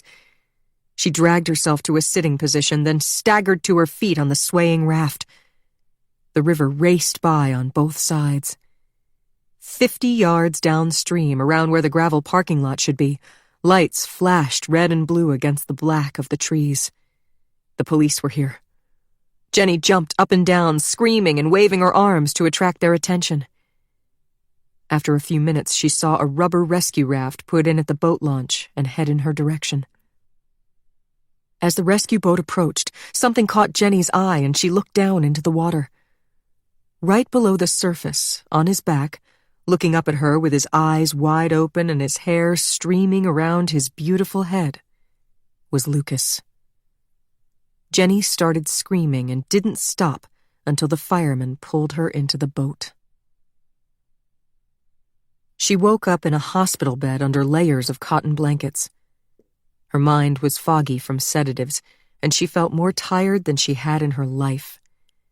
She turned her head to see her mother sitting beside her, tears standing out in her dark eyes. "I'm gonna be okay, Ma," Jenny croaked, and her tongue felt large and cottony in her mouth. "Shh, quiet, Mia. You got a concussion and bruised ribs, her mother said. "What about Tim?" Jenny needed to focus on Tim, to drive the image of Lucas's face, of his staring eyes, from her mind. "Don't think about him now," her mother said, and from that Jenny concluded that the news about Tim was bad. She must have slept because when she opened her eyes again, her mother was gone, and Gloria Myers, the Carlisle provost, sat by her bedside. "You're awake," Gloria Myers said, and put aside the file she'd been reading. "Provost Myers? Where's my mother?" "She looked tired. I told her to get some dinner and a change of clothes and come back in an hour." "But why are you here?" "I was concerned about you." "That's very nice of you," Jenny said. But something about the situation felt wrong. Gloria Myers, with her iron-gray hair and brusque manner, didn't come across as nice. She was Jenny's boss, and a distant one at that, not her friend. In fact, they'd rarely spoken. So why was she here, really? Jenny thought about what happened at the bridge. It wasn't just that Lucas had drowned, but that Kate had pushed him to his death. Gloria Myers was good friends with the Eastmans. Gloria Myers showed up at Jenny's bedside. Could those two events be related? "Are you here because of Kate?" Jenny asked. "I'm here because a boy jumped off the old railroad bridge and died. A Carlisle student. I understand you and a local boy tried to save him and you were injured in the process. I came to check on you." "Thank you, but—" Jenny tried to sit up, but a searing pain behind her eyes drove her head back to the pillow. "Don't get up," the provost said, leaning over Jenny like she might push her down if she tried again. "But I need to tell you, you're wrong about what happened at the bridge," Jenny said weakly. "Well, that's what the police told me.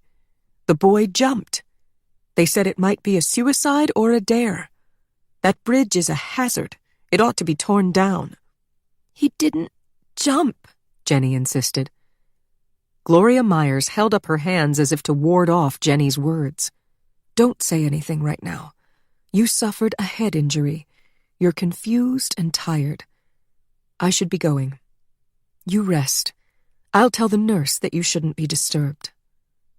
The provost stood to leave. Jenny shut her eyes again and felt them fill with tears. Someone had told the police that Lucas jumped, but that was a lie.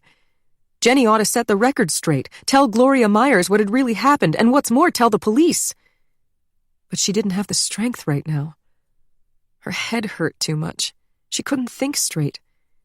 She let the provost leave without saying any more. The next morning, Jenny's headache was still there, but it was bearable, and she was released from the hospital. Her parents wanted her to come right home, but Jenny insisted on going to Tim Healy's room, where his family kept vigil by his bedside. Tim had struck his head on a rock and been knocked out in the river. He would have drowned if the police hadn't been on the scene already. Tim hadn't regained consciousness, and they were doing everything possible to relieve the swelling on his brain. They hoped he would come out of it and not suffer any brain damage, but it was impossible to predict. Jenny couldn't stand the thought that a second person might die because of Kate. It was on the tip of her tongue to tell Tim's parents what really happened at the bridge. But standing by his bedside, seeing how distraught his parents were, she couldn't bring herself to tell them that their nephew had been... what? Murdered? That was such an ugly word, but wasn't it the truth? She wouldn't burden them with this now, but she would go to the police. In the car, Jenny asked her parents to take her directly to the police station, but they insisted she come home and rest. If Jenny had something to report about what happened last night, her father said, she could call and an officer would come interview her. They arrived at the house to find a long, shiny black Mercedes parked in front of it. As Jenny's dad pulled into the driveway, a uniformed chauffeur got out and came around to open the door for Keniston Eastman, who was followed out of the back seat by a distinguished-looking man whom Jenny didn't recognize. "That's my roommate's father," Jenny said in surprise. "We know," her mother said. "He came last night and paid for your hospital room. Such a nice man." Keniston waved at them and her mother waved back. "Why did he pay for my room?" Jenny said with a sinking feeling. "Because you helped his daughter. You know we can't afford a private room. The insurance doesn't cover it. Who's that with him? His lawyer. He wants to thank you. Let's go inside. I'll make coffee. His lawyer? This was not a get-well call. Mom, I'm tired. Can you talk to them for me so I can go up to bed? Just spend 5 minutes. Be polite, say thank you, then you rest. Inside, Jenny sat down at the kitchen table with Keniston and his lawyer, whose name was Warren Adams, as her mother bustled around making the coffee. Keniston looked her mother's way, then exchanged fraught glances with Adams. "Jenny," Keniston said, "I wanted to express my gratitude. You've been a good friend to Kate.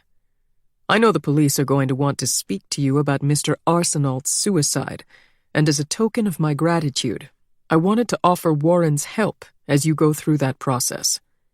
Mr. Eastman, thank you, but I don't need a lawyer. It's a stressful situation, speaking to the police about a suicide, Keniston said. Yes, well, before we go any further, you should know it wasn't a suicide. What I saw... Keniston stood up suddenly. "It's best if you speak to Warren about this. He's the legal expert, and I have to make an important phone call.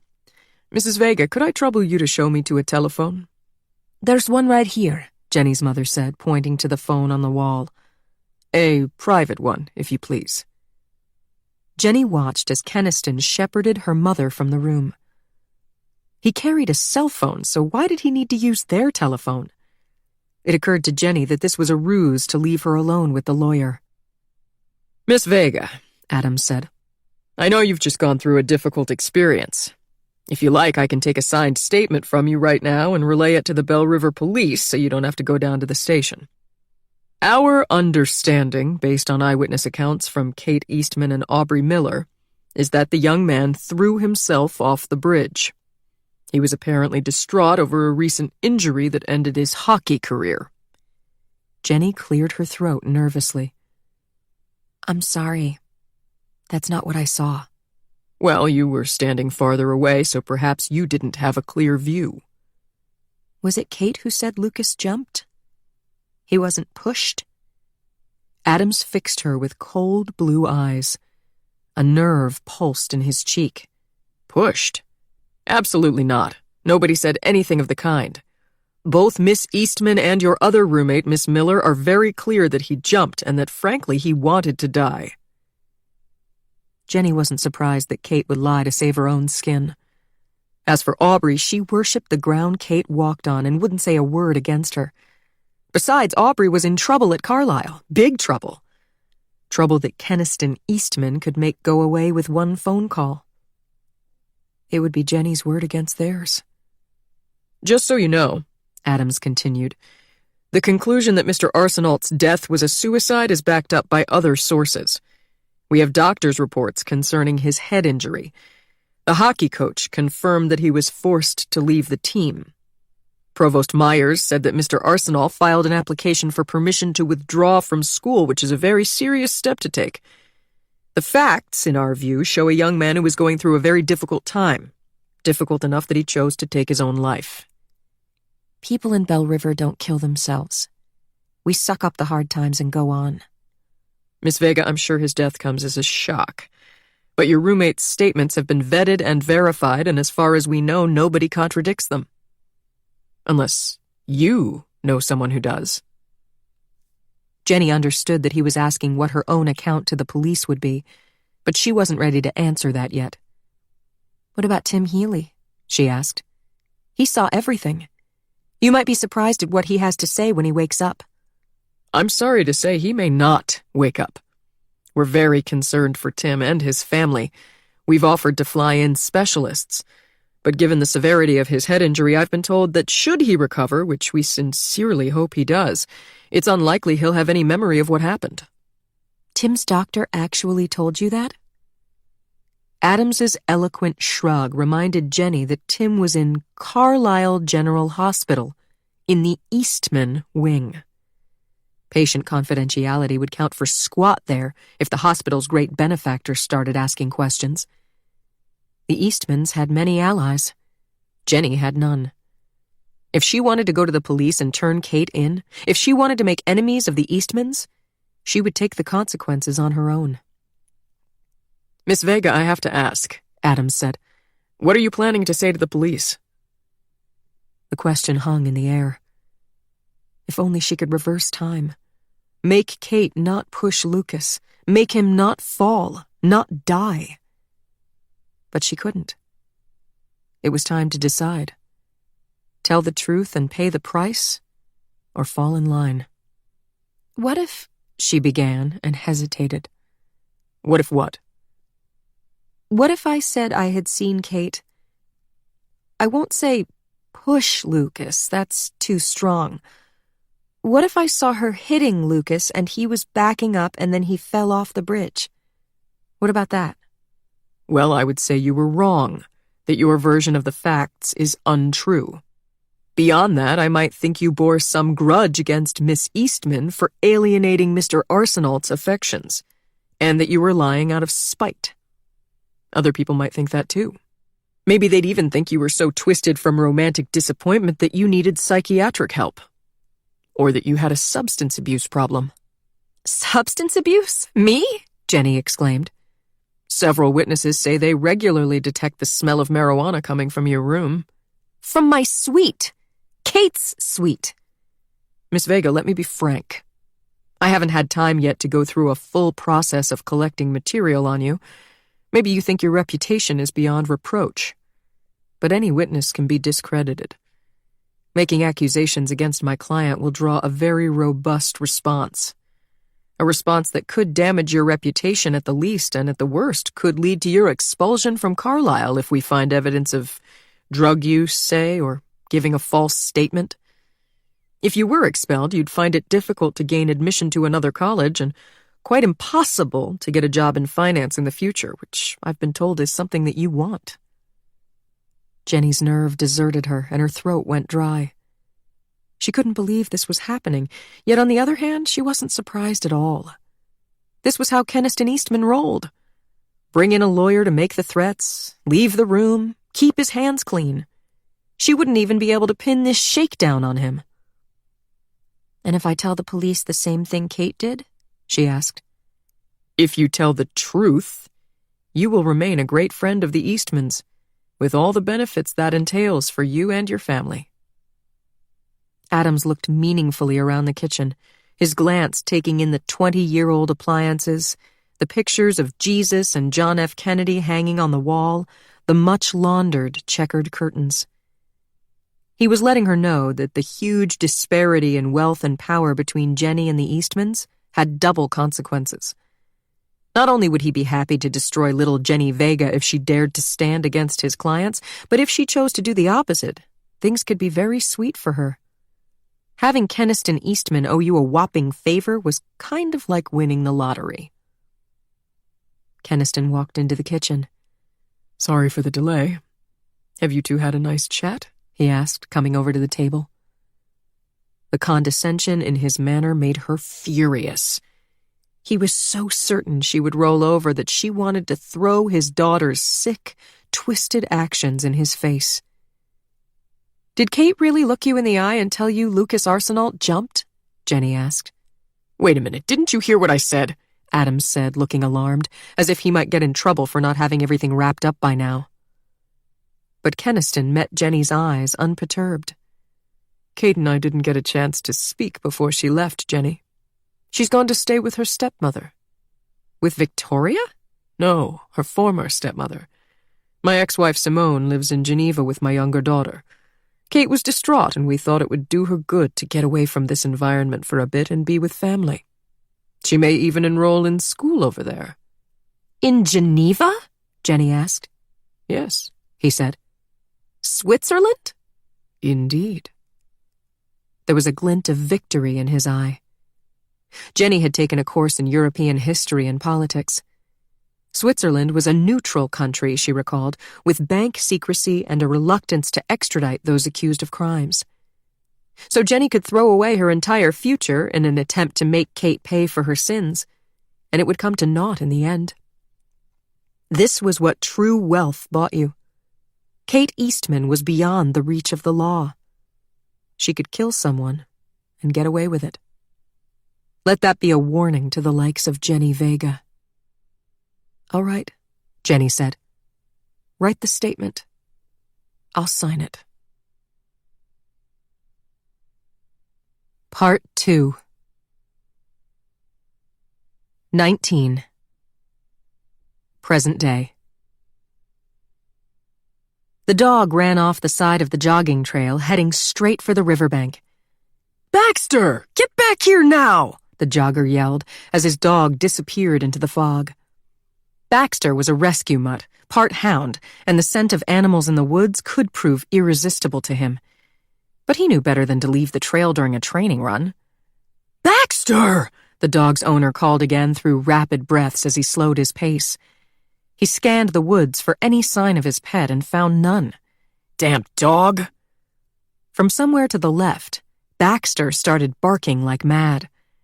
The jogger heard the note of alarm in the sound, and the hair on the back of his neck stood up. "Bears?" he thought, and picked up a stick. He'd never once seen a bear in 10 years of running the river trail, but it wasn't impossible. "Baxter?" he said, his own voice shaky now, as he followed the sound of barking through the fog, making his way down the steep side of the bank. Closer to the water's edge, the mist lifted, and he saw his dog standing guard over the thing that had caught his attention. The body of a woman had washed up on the bank. Her skin was blue-tinged, and her eyes were wide open. Her golden hair spread out around her like a mermaid's. He took a step closer and saw the mess that had been the top of her head. "Jesus," the jogger whispered, as the dog looked up and began to whimper. 20. Owen Rizzo took a last, lingering look at the blonde woman on the coroner's slab before replacing the sheet tenderly over her. He'd met her once before. 6 months before, to be exact, when he came up to Bell River from New York to interview for the chief of police job. He remembered that evening vividly. He remembered her. After he took the job and moved to town, he'd tried to find her. But it turned out the name she gave him was a fake, and once he figured that out, he stopped looking. Now, finally, here she was. It made him so sad that he needed a minute to compose himself before he could face talking to the ME. At the moment they met, Owen remembered, he'd just come off that entire day of interviews. He'd passed with flying colors, and he knew it. Owen interviewed well, and he had a resume that blew away anything they'd seen before in this podunk town. The mayor hinted that she expected to be calling with an offer soon. He walked into Henry's bistro feeling wired and excited, despite the oppressively hot and sticky weather. He was scheduled to have dinner with the current police chief, a guy named Peter Dudley Jr., who was retiring. Dudley, who'd shepherded him to his interviews all day, had a country cop shtick that wore on Owen's nerves, so he wasn't disappointed to get a text saying Dudley had to cancel. A tornado warning had gone into effect, and Dudley needed to oversee the town response. Owen was happy to be left alone. He'd order a steak and a bottle of red wine on the town's tab and think over whether he could tolerate a job that seemed more geared toward handling weather emergencies than fighting crime. He sat down at a booth in the bar area. The restaurant was completely deserted, which probably had something to do with the black, threatening sky outside the big plate glass window. From where Owen sat, he would have a primo view of the town's main street as the storm rolled in. He placed a drink order with the waitress. Pretty soon the thunder started, and within minutes, flashes of lightning lit the dark sky. A few fat drops spattered against the window, and then came the deluge. Water fell in sheets. Traffic lights swayed in the wind. Drivers pulled to the side of the street as tree branches and other debris blew past. Pedestrians ran for cover, and Owen felt guilty being warm and dry inside instead of out there battling the storm. But this wasn't his town to police. Not yet, anyway. He was still waiting for his wine to arrive when she ran up under the awning. With the rain blowing sideways, the awning couldn't keep her dry, and a few seconds later she walked in the front door, shaking water from an inside-out umbrella. Her silk blouse had soaked through to show the outline of a black brassiere underneath. He'd been alone for 2 years now since his wife died, and he couldn't help but notice. It wasn't just the glimpse of the bra. She was a beautiful woman. You need a paper towel? He said, getting to his feet. The waitress had not returned, and there was nobody behind the bar, so Owen walked over and grabbed the roll of paper towels that sat beside the beer tap. "Thank you," she said breathlessly, ripping off a long piece and patting her face and arms dry. "Do you work here?" Nah, just a customer. He went back to his booth. She sat down on a bar stool near the door and tied her wet hair into a messy knot at the nape of her neck. Something in her hands, in the graceful way she moved, reminded him of Nicolette, though they looked nothing alike. He was just about to ask her name when a flash of gold on her ring finger caught his eye. So she was married. Even though he'd only known her for a moment, he was disappointed. "Is anybody working here?" she asked. "I'd love a drink. Can you believe this weather?" Her voice was smoky and seductive. The waitress disappeared a while ago. They're probably battening down the hatches in the kitchen, he said. Outside, a bolt of lightning lit the sky, followed by a deafening crack. The woman jumped. "That was close," she said. "There's a tornado warning in effect. You should move away from the window," he said. "Oh, so you're a weatherman?" she said, smiling, a challenge in her eyes. "Nope, a cop." "Well, I'd better do what you say then." He liked the sound of that. She got up and moved to another bar stool right across from him. As rain lashed the street, a strange green light filtered in through the big window and lightning flashed blue in the sky. The waitress came back with his wine. He'd ordered a bottle of Malbec that she'd recommended, and she opened it and poured a splash for Owen to taste. He swirled the glass and sniffed it like he'd seen people do, conscious of the blonde woman watching him from her bar stool. She looked like the type who went to wine tastings. He didn't want her to think he was a rube. "Very nice," he said. The waitress filled his glass. Just then, the overhead lights began to flicker, and they all looked up at the ceiling. Thunder crashed outside, and the lights in the bar went dark. "Whoa," the waitress said. "We don't lose power too often around here. I better go see what's going on in the kitchen." She walked away hurriedly toward the back of the restaurant. "So much for my drink," the blonde woman said. In the half-light, he picked up his bottle of wine and gestured at the empty second glass on his table. "You can have some of mine if you like." "You don't mind sharing?" "Not at all. My associate stood me up because of the weather, and I can't finish a whole bottle by myself. Well, I can, but I shouldn't." "All right," she said, and came over to the booth, sliding in across from him. "Thank you. I hate being alone in the dark anyway." It wasn't really dark at that hour, even with the black clouds and the heavy rain, and she hadn't exactly been alone. But whatever got her to sit with him was fine by Owen. He poured wine into her glass and watched the strange light from the window cast a moody shadow across her face. "Let me see if I can find a candle," he said, and went behind the bar again. He fished around and found one and a book of matches. He brought the candle over to the booth and lit it. "There you go. Let there be light," he said. "You sure you don't work here?" she asked. "No, in fact, I don't live in this town. I'm here interviewing for a job," he said. "Working for the college?" she asked. "Cheers, by the way." They clinked glasses. "No, it would be working for the town.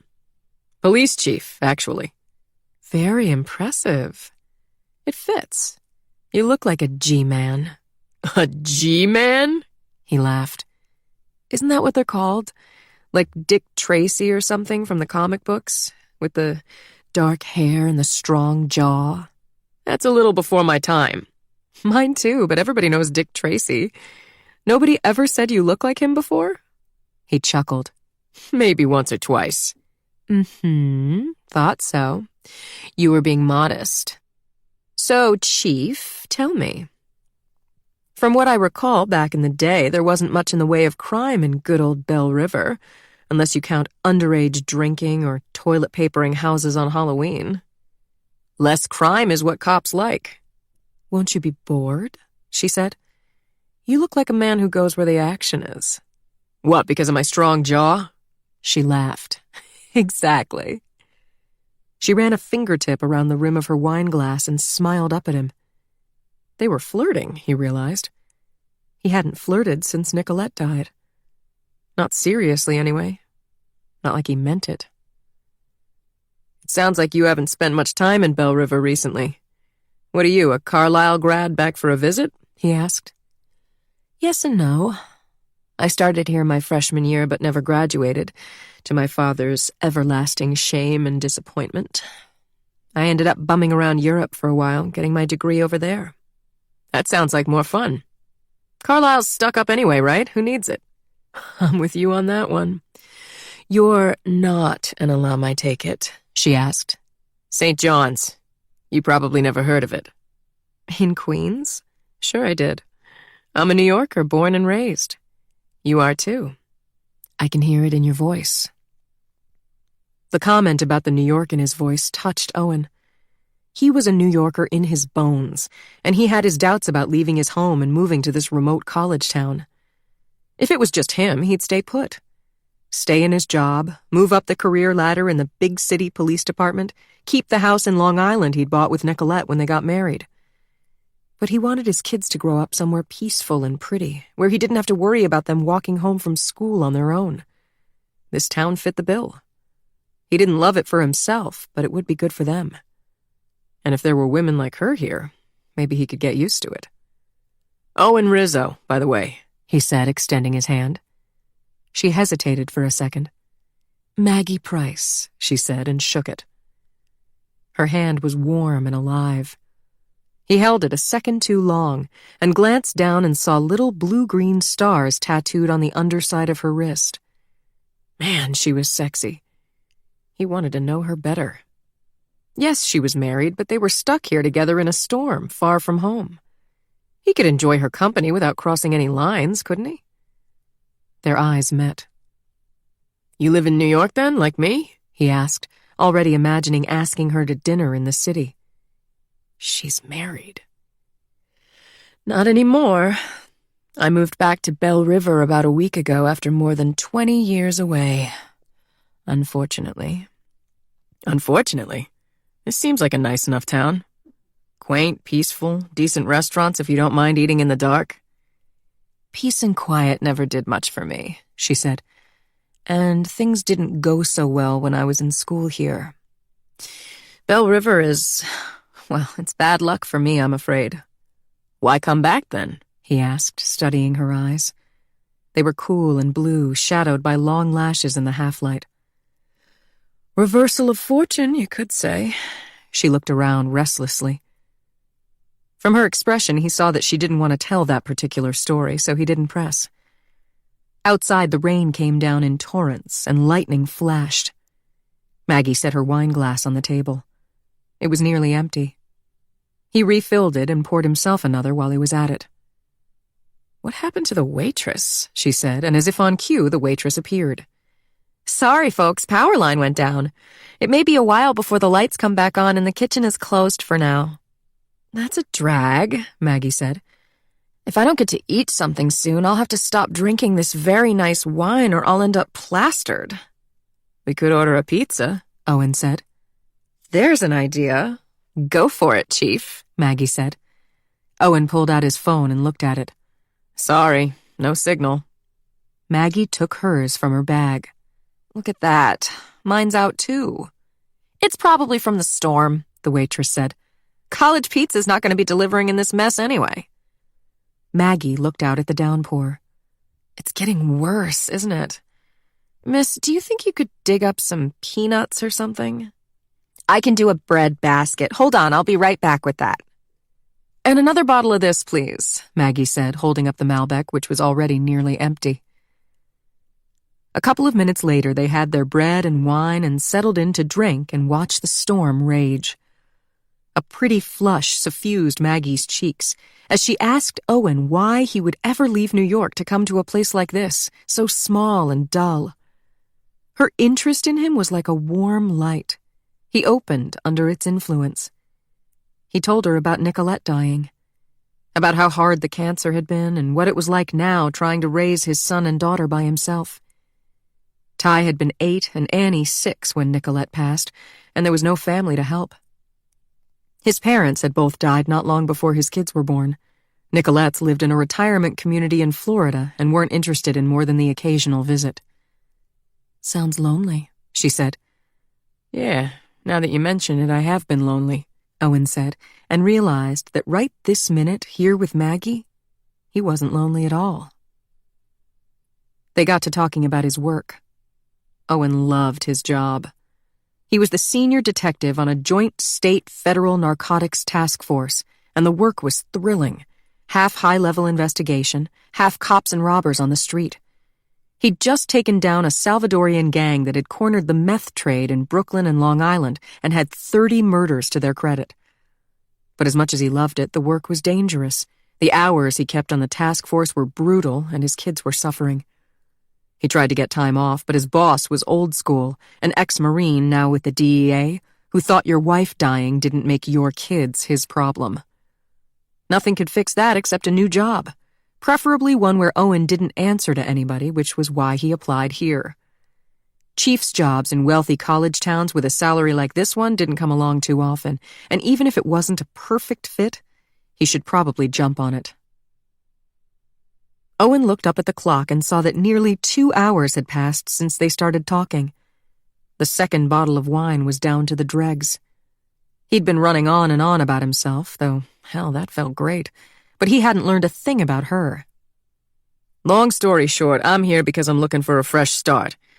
But I'll stop talking about myself now. Tell me about you." "Me? Well, I could use a fresh start, a second chance, or a third or fourth. I'm not sure what chance I'm on, come to think of it. Nothing ever quite works out for me. Looking at you, I find that hard to believe. You must have the world at your feet."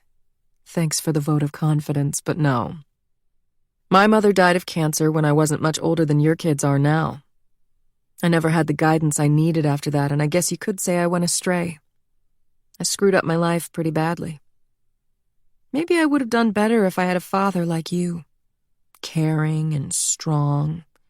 Your kids are lucky. I try, but it's hard. It must have been hard for your dad, too, raising you alone." "Oh, he wasn't alone, and he didn't really raise me either. I had a succession of wicked stepmothers, well, 2 of them anyway. They hated my guts. The first one divorced my father after less than a year and took a boatload of his money. The second one, Victoria, she was my stepmother when I was a teenager. We butted heads constantly, you can't imagine." "I think I can," he said, envisioning Maggie as a teenager. She must have been a magnet for the boys with that face, that body, that voice. You'd have to lock a girl like that in a tower to keep her out of trouble. "It was partly my fault that Victoria and I didn't get along," Maggie said. "I realized that eventually, and I owned up to it. Victoria died of cancer about a year ago. I was really sad when it happened, which surprised me. I guess I'd finally grown up enough to understand how hard I was on her." "Did you tell her that?" "Yes. I went to see her. We had a talk and made up, well, sort of.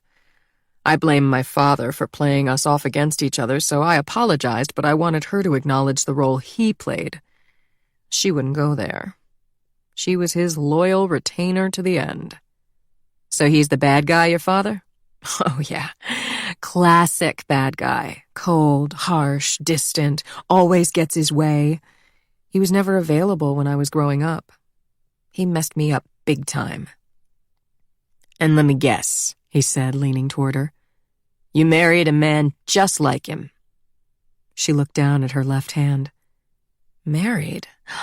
Oops, did I forget to take that damn ring off?" "You're not married?" Owen asked, his heart leaping. She laughed. "Just kidding. Usually when a married woman cozies up to a man in a bar, she takes off her ring. If she's smart, that is. Is that what you're doing? Cozying up to me in this bar?" "What do you think?" she asked. Under the table, her feet snuck in between his. I hope so, Owen said, looking into her eyes, his pulse racing. We get a pass, don't we, because of the storm? If two people were marooned on a desert island together, they'd be allowed to console each other until the rescue helicopter came. I agree completely. Normally, Owen was circumspect in these situations. But here, in this place so deserted and intimate, with the rain lashing against the window and the light outside fading, he felt so close to her. In the candlelight, he took her hand and turned it over to look at the stars. I used to have a big diamond, but we had to sell it, she said, taking her hand away. Times change, and all good things must come to an end. Though when it comes to my marriage, she sighed and threw her head back against the banquette.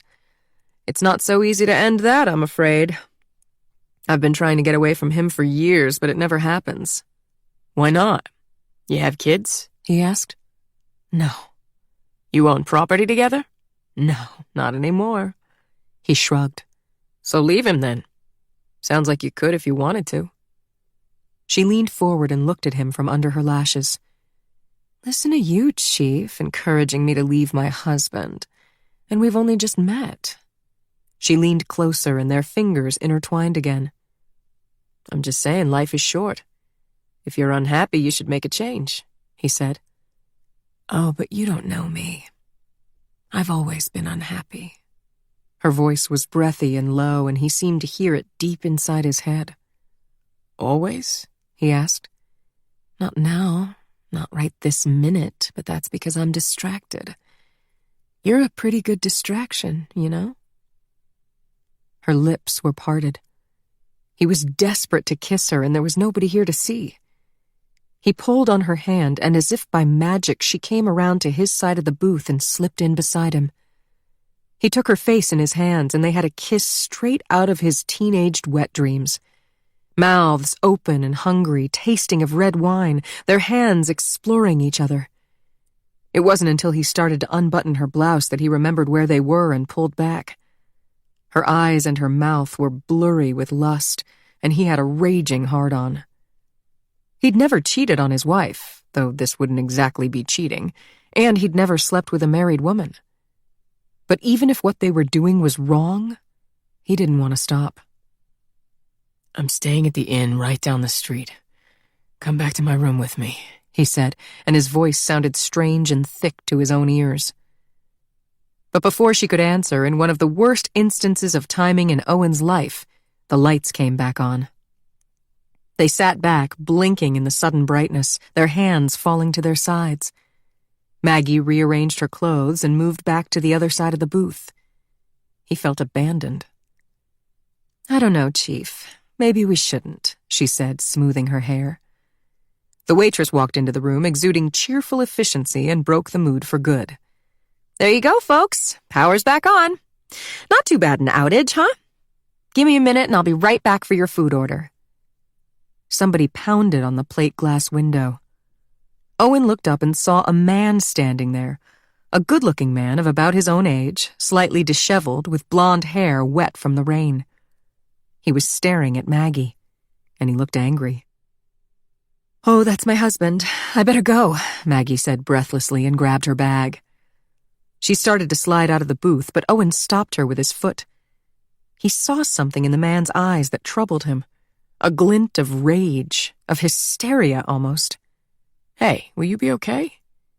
Does he get violent? No, that's not his style, and he's caught me in bars with strange men before. He's more the sulk and guilt trip type. She looked at Owen wistfully.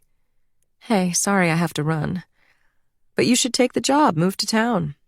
Bell River could use a man like you. The man banged on the window again. Maggie slipped out of the booth, and then she was gone. Owen did move to Bell River. He gave up his high-powered career, sold his house, packed up his kids, and took the helm of this small-town police department. And the whole time, in the back of his mind, he imagined that he'd get a blazing hot affair with Maggie Price out of the deal. He knew that if he found her again, he wouldn't care about his position or the risks. He'd want to be with her, to kiss her again, to distract her from her unhappiness. When she didn't materialize, when fate didn't throw them together walking down College Street at high noon, he went looking. He searched for her in every registry and every database at his disposal. When there was no Maggie Price, he thought maybe she'd given him her maiden name, and he started looking for Maggie anything or Margaret. Turned out there were quite a few Margarets in Bell River. For every one, he took the time to pull a driver's license photo, if there was one, or to scour the internet for a picture that would rule the woman out. He could have gotten fired for some of the things he did if anybody had known. Owen was a busy man, a single father in a new job with the eyes of the town upon him. But he worked his way through every Margaret in Bell River between the ages of 25 and 50. He put her age at mid to late 30s, but he was casting a wide net before he threw in the towel. At some point, it dawned on him that she'd given him a fake name on purpose. He remembered that moment of hesitation when they shook hands, because she didn't want to be found. Still, he didn't quit until he was forced to, by virtue of running out of Margarets. And now, after all that fruitless searching, she'd turned up on his watch. Some jogger had found her washed up on the riverbank a few hours back, at a location that fell within Owen's jurisdiction to investigate. Owen regretted not asking for her number, not taking her back to his room, not becoming her lover, her friend. He remembered her wistfulness that night, and her glamour and her breathy charm. He remembered their kiss and the feeling of her breasts under his hands. And he remembered her husband, standing outside the bar, staring at her through the plate glass with rage in his eyes. Owen could have saved her, he was certain, but it was too late now. Now all he could do was figure out what happened, who did this to her, the husband, presumably, and bring that piece of shit to justice. 21. Griff woke to the sound of pounding on the front door. He groaned and rolled over onto his back, struggling to open his eyes through the crud that crusted them shut. He'd spent the last 2 days and 3 nights on the white sectional in the living room, in his boxers, surrounded by crushed beer cans and an increasingly empty bottle of Absolute. He was in no condition to receive visitors, so he pulled a sofa cushion over his head and waited for whoever the hell was at the door to give up and go away. More pounding followed, compounded by the incessant ringing of the doorbell. He felt like his head was about to explode. What the fuck? Get lost! He shouted, clapping his hands over his ears. Mr. Eastman! A deep voice yelled through the door. Open up! Police! We need to speak with you. Police? Shit. As if they hadn't done enough damage to Griff's life already. He sat up and peeked through the living room blinds.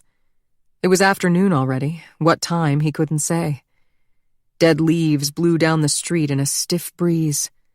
The sun sat low and weak in the sky, but the light of it on his burning eyes was still enough to make him wince. 2 people stood on the front steps. A tall guy with dark hair who looked vaguely familiar, and a young black woman in a trench coat. They were both in plain clothes, but they looked like cops right enough. He thought about whether to get off the couch and find out what they wanted with him.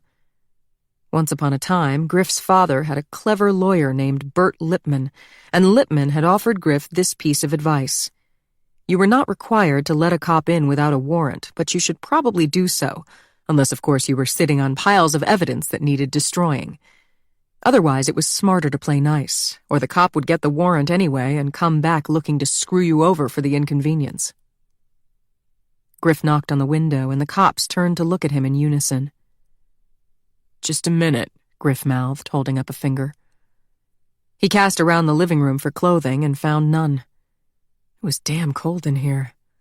He'd forgotten how much he disliked this godforsaken climate.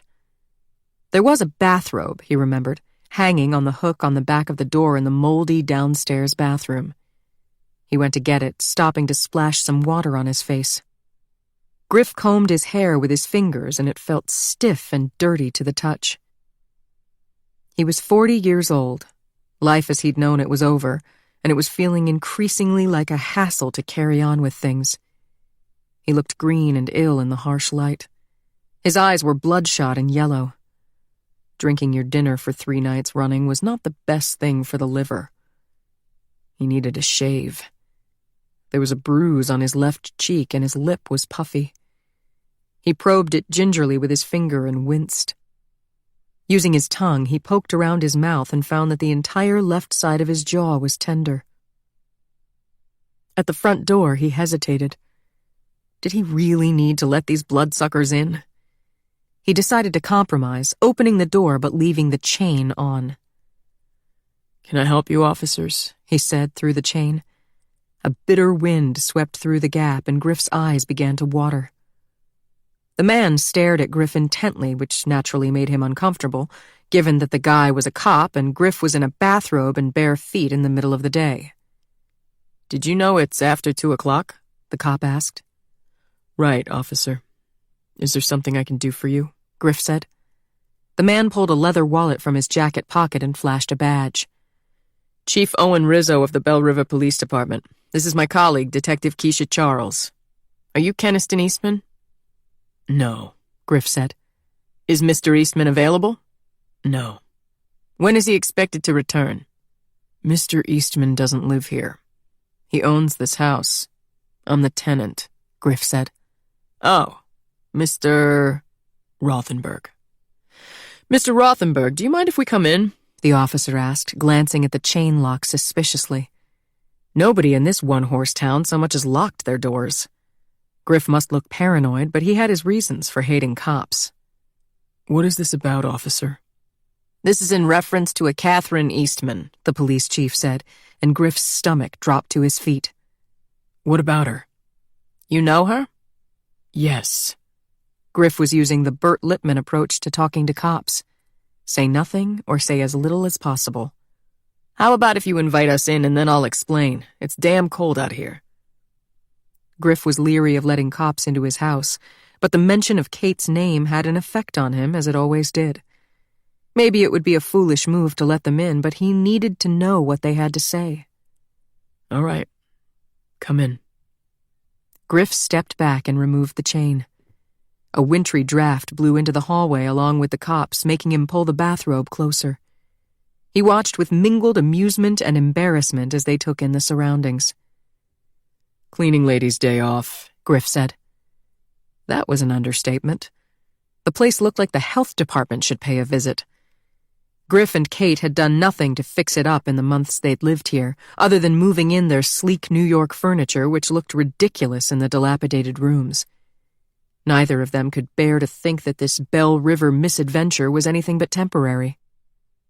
And of course, Kate was above doing housework. They'd never had to get along without help until recently, but at least Griff tried. For a while, anyway. Lately, not so much. "Is there somewhere we can sit down?" the police chief asked, with a dubious look at the living room. It was like a frat basement in there, the floor studded with beer cans and pizza boxes. "The kitchen. I can make some coffee if you like. I could use a cup myself. This way," Griff said, trying to sound accommodating. In the kitchen, the cops took seats at the table while Griff puttered around gathering the coffee things. He needed a minute to clear his head before he talked to them. He caught the girl cop glancing at his laptop, which sat out on the kitchen counter. She could search it all she wanted and she wouldn't find anything interesting. Just some porn and a few pathetic relics of his useless job search. Griff had given up on finding work months ago. Big surprise. Nobody wanted to hire a financial consultant whose father was locked up for a notorious financial crime. Griff started the coffee maker and took a seat across from the two cops. Their names had gone in one ear and out the other. All he remembered was that the man was chief of police, which worried him. If the chief of police was paying a house call, that must mean something big. Plus, it was bothering him. Where had he seen the guy before? "You asked about Kate. Did she do something I should be aware of?" Griff asked. The cops looked at each other. "So she went by Kate?" the chief asked, looking pained as he made a note in a spiral notebook. "Yes." "Kate Eastman?" "Yes." "And what was your relationship to her?" "She was my wife." Was? Is my wife. Kate Eastman is my wife. Eastman. Not Kate Rothenberg? No, she never took my name. Ah. The chief was silent for a moment, taking Griff's measure. He made a motion toward his own face. What happened to your face, if you don't mind my asking? You look like you took a punch. Griff touched his jaw again. Oh, I must have walked into something. I should probably cut back on the beer. Old college habit. Uh-huh, the chief said. Griff's hands were shaking. That could be chalked up to excessive alcohol consumption, or might be the first sign of an impending anxiety attack. The attacks were a recent thing with him. They started when his father and the money went away simultaneously and picked up steam once he realized that Kate was likely to leave too. Griff had been steady all his life, but of course, he'd had an easy life until recently. Maybe if he'd had things rougher, he would have been a bag of nerves all along. He'd tried Prozac for a bit, but quit when it interfered with his drinking, alcohol being his preferred refuge in a crisis. The shaking attracted the chief's attention to Griff's hands. There were noticeable scratches on the backs of his hands and on his forearms. The chief saw the scratches and exchanged a meaningful look with the female detective, who pulled a notebook from her purse and wrote something down. Griff got up to check on the coffee maker, wishing he had never let them in. So what is Ms. Eastman's relationship to the Keniston Eastman who owns this house? The chief asked. Keniston is Kate's father, Griff said. You said if I let you in that you would explain what this is about. We're getting to that, the chief said, staring at Griff with dislike. Or maybe it was suspicion. Mr. Rothenberg, the female detective said, looking at her notebook. A couple of nights ago, one of our officers found a vehicle abandoned in a parking lot off River Road, near the town boat launch, just downriver from the old railroad bridge. A 2014 red BMW 3 Series convertible with New Hampshire plates, registered in the name Catherine Elizabeth Eastman. Are you familiar with that vehicle? Yes, that's Kate's car. What was it doing there? We're hoping you can help us figure that out, she replied. I'm sorry, but I don't know. When did you last see your wife? The chief asked. How do you take your coffee, by the way? Griff asked to buy time. Any way is fine, the chief said, watching him closely. Their questions were beginning to alarm him. He needed time to organize his thoughts. He needed moral support, or better yet, legal advice. Too bad Bert Lipman was serving 5 to 40 in Allenwood for conspiring with his father. Griff filled 3 cups and carried them to the table. He was shaking so hard that coffee sloshed onto the tablecloth. I asked when you last— Yes, I heard you, Griff said, taking a seat and a big gulp of coffee. It burned his mouth and he winced. Let's see, I last saw Kate maybe a day or 2 ago? Maybe 3. You're not sure? The chief asked. Let me think, Griff said. Thursday. I'm pretty sure I last saw her on Thursday. What day is today? Today is Sunday. Really? Yes. Do you still think you last saw her Thursday? Yes, it was the day before her birthday, and her birthday was on Friday. So you didn't see your wife on her birthday? The chief asked. No. That's pretty unusual for a man not to see his wife on her birthday. Were you having marital problems?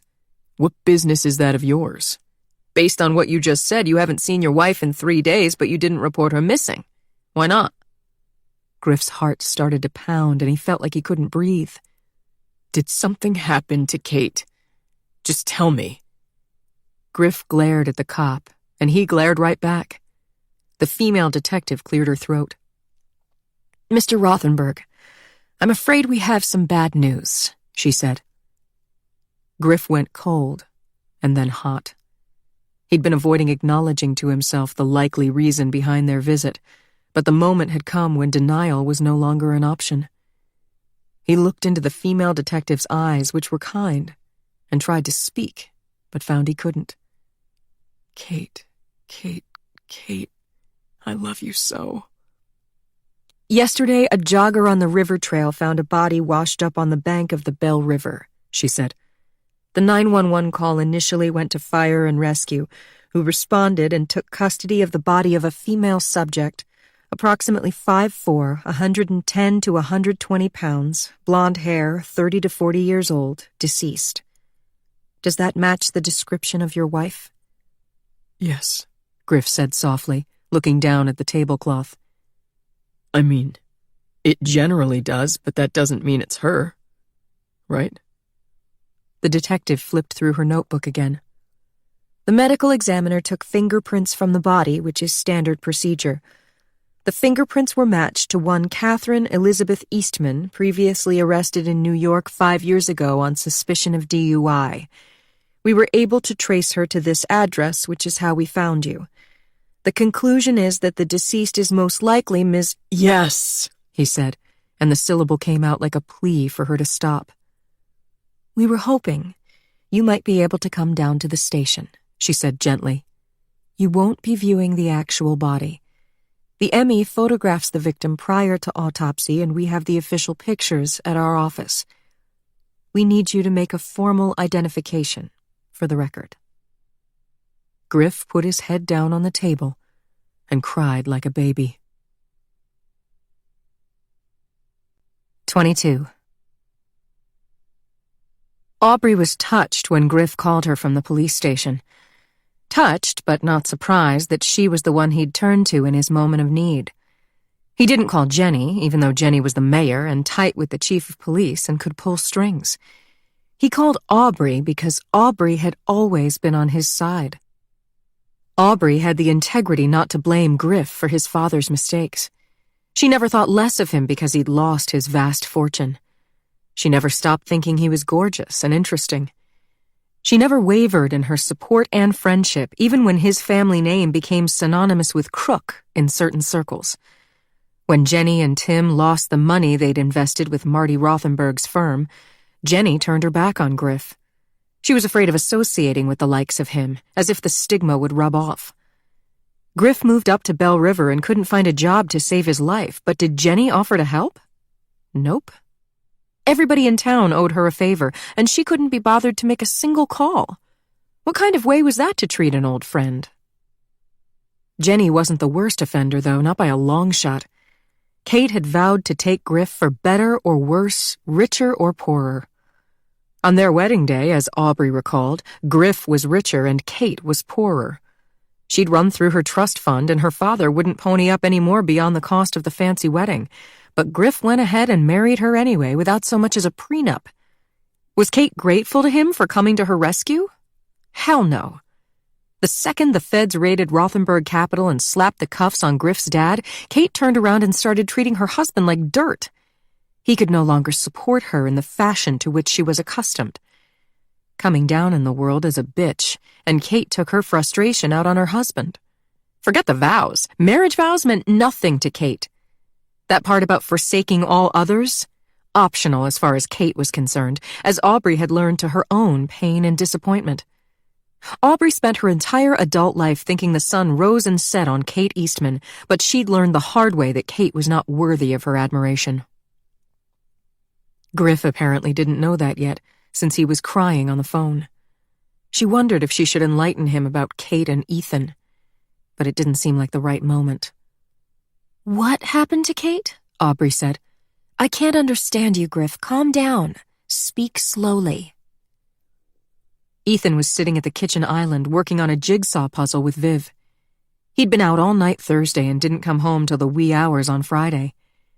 He probably still thought she was in the dark, but she'd been keeping tabs on Kate and Ethan for months now. Watching, thinking, dreaming of turning the tables. Ethan had a slight greenish bruise that looked suspiciously like a black eye.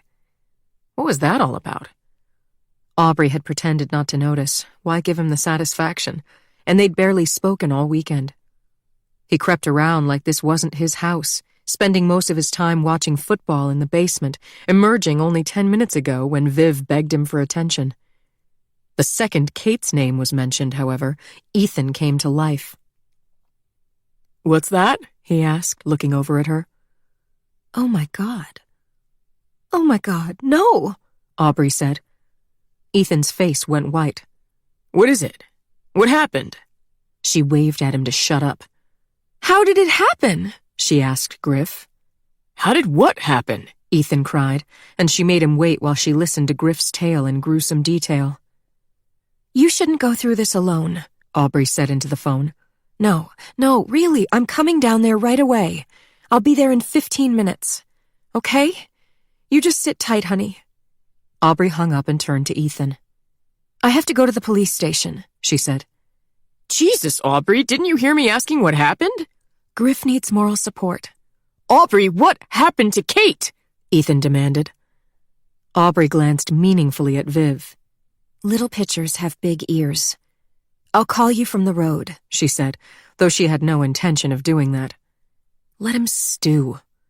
Like all those nights she sat up wondering when and if he was coming home, and the whole time he was out screwing her best friend.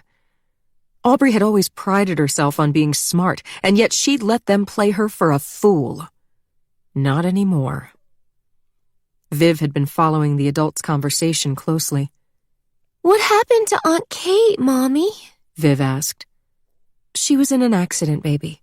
I have to go help Uncle Griff. Hopefully I won't be late, but if I am, Dad will give you dinner. Aubrey turned to Ethan. There's pizza in the freezer and veggies in the crisper to make a salad. Ethan stood up. I'm coming with you. No, she said firmly.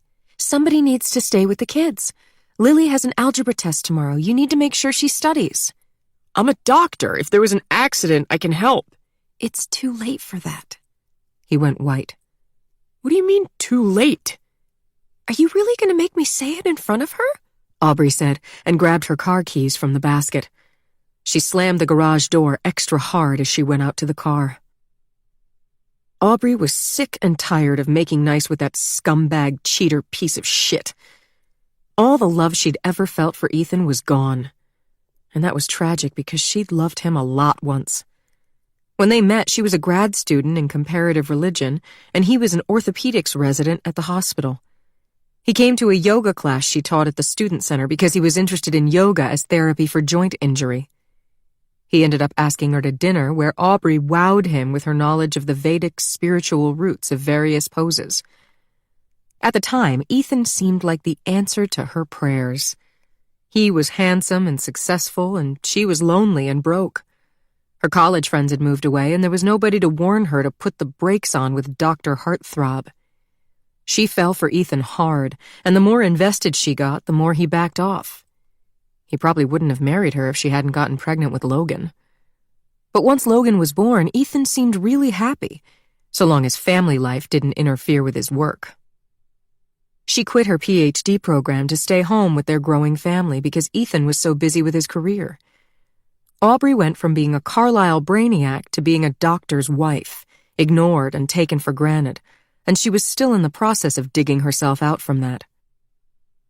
Aubrey slid behind the wheel of the Volvo and looked up to find Ethan right beside her, holding the driver's side door open so she couldn't leave. Please, Aubrey, tell me what Griff said. He looked like somebody had punched him in the stomach. Over Kate. Aubrey had had 3 difficult childbirths. Lily almost died of croup when she was 18 months old. Logan broke half the bones in his body playing sports, and Viv had been hit in the face with a softball and nearly lost the vision in her left eye. Yet Ethan never had this look on his face till tonight. Your girlfriend's dead, asshole. Happy now? People got what they deserved. Aubrey had the money to kick him out months ago, and instead she'd let him live here while she ironed his shirts and cooked his meals. He'd taken advantage of her generosity, but the party was over. Griff said he hadn't heard from Kate since Thursday night. Where was she? Do you know? Aubrey said. Me? Of course not. Why would I? Ethan said, but she saw a shadow pass across his eyes. You seem awfully broken up given that Kate was my friend. What's that supposed to mean?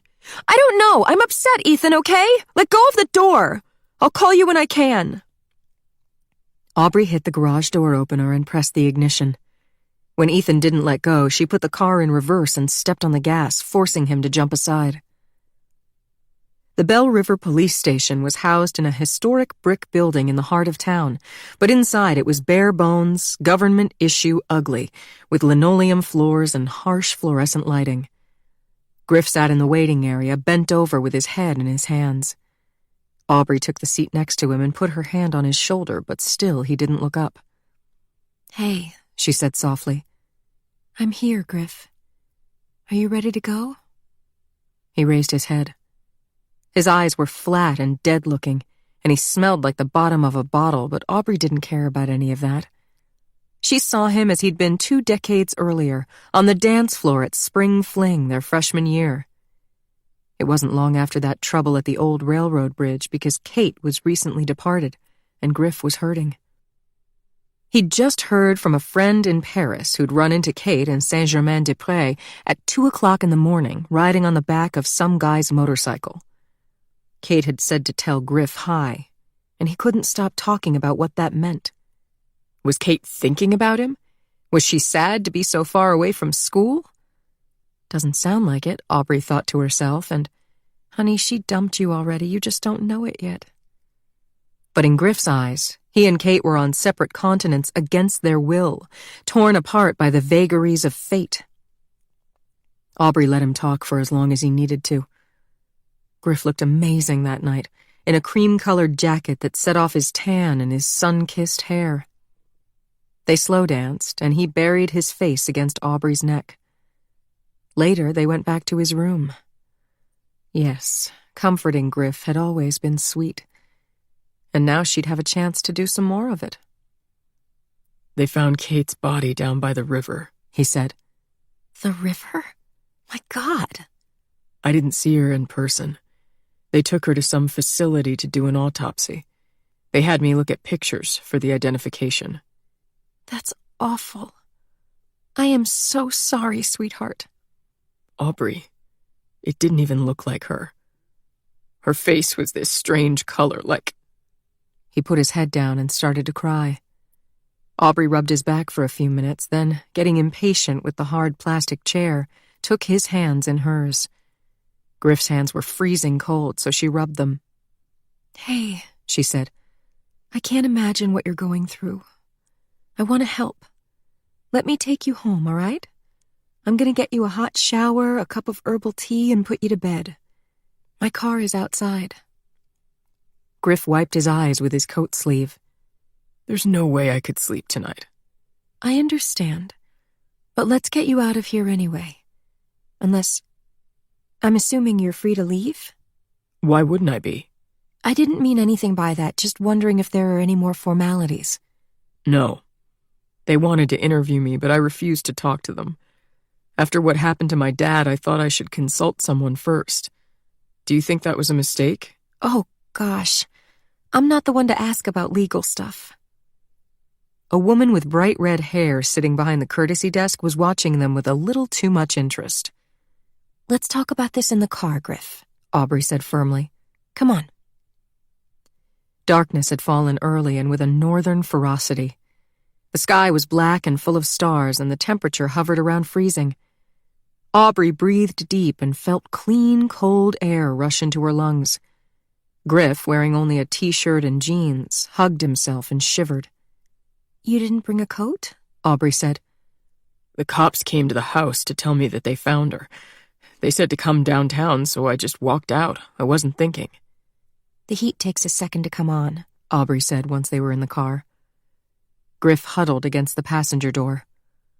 Aubrey wanted to be a supportive friend, but now that they were away from prying eyes, she couldn't hold her tongue. What did the police say, Griff? What do they think? Do they think she killed herself? Please. He raised his hands to his face as if to protect himself from her words. No, but really.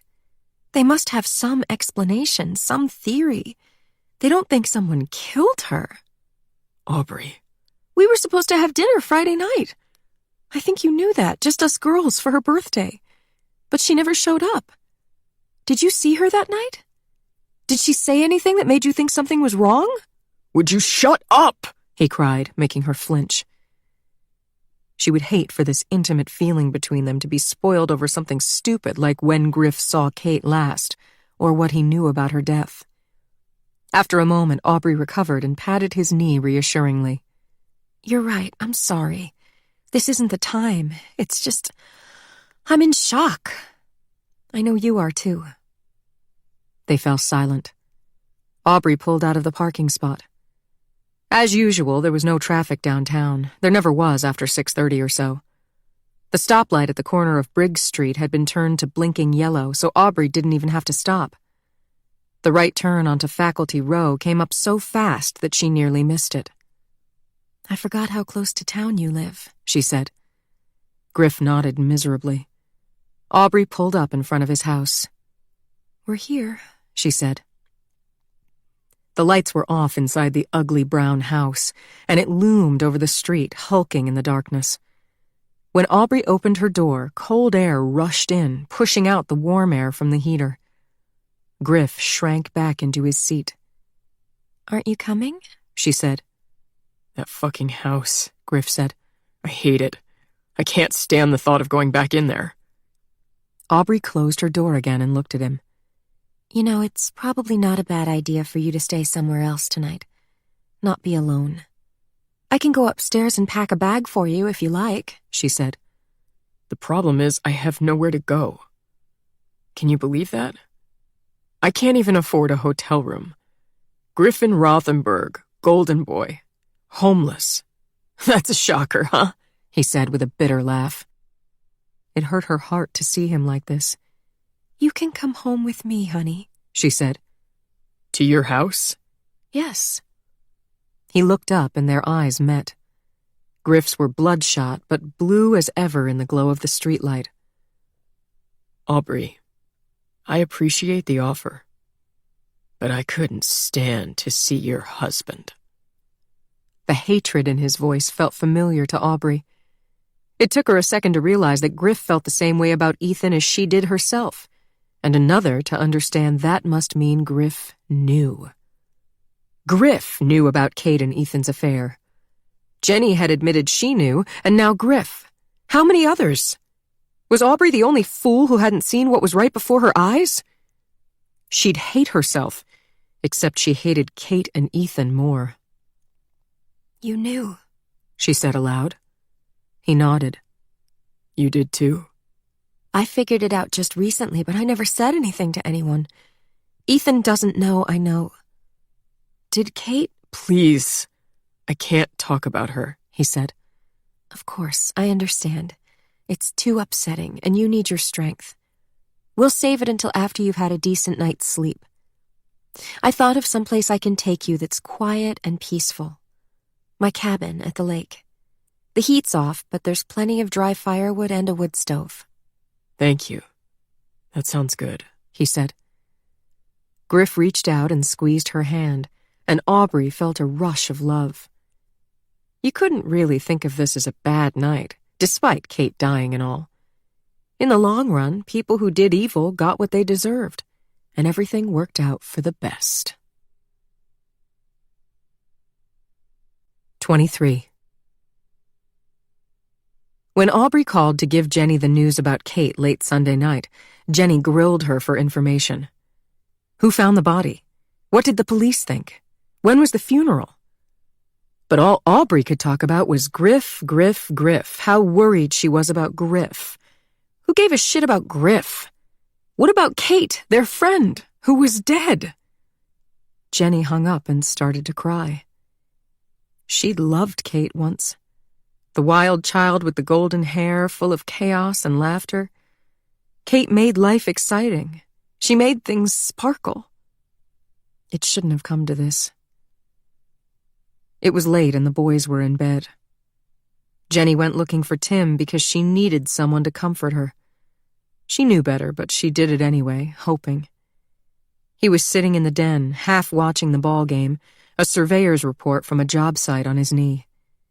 She told him Kate's body had been pulled from the river. The river, huh? Poetic justice, he said, stony-faced. Then he got up and walked away.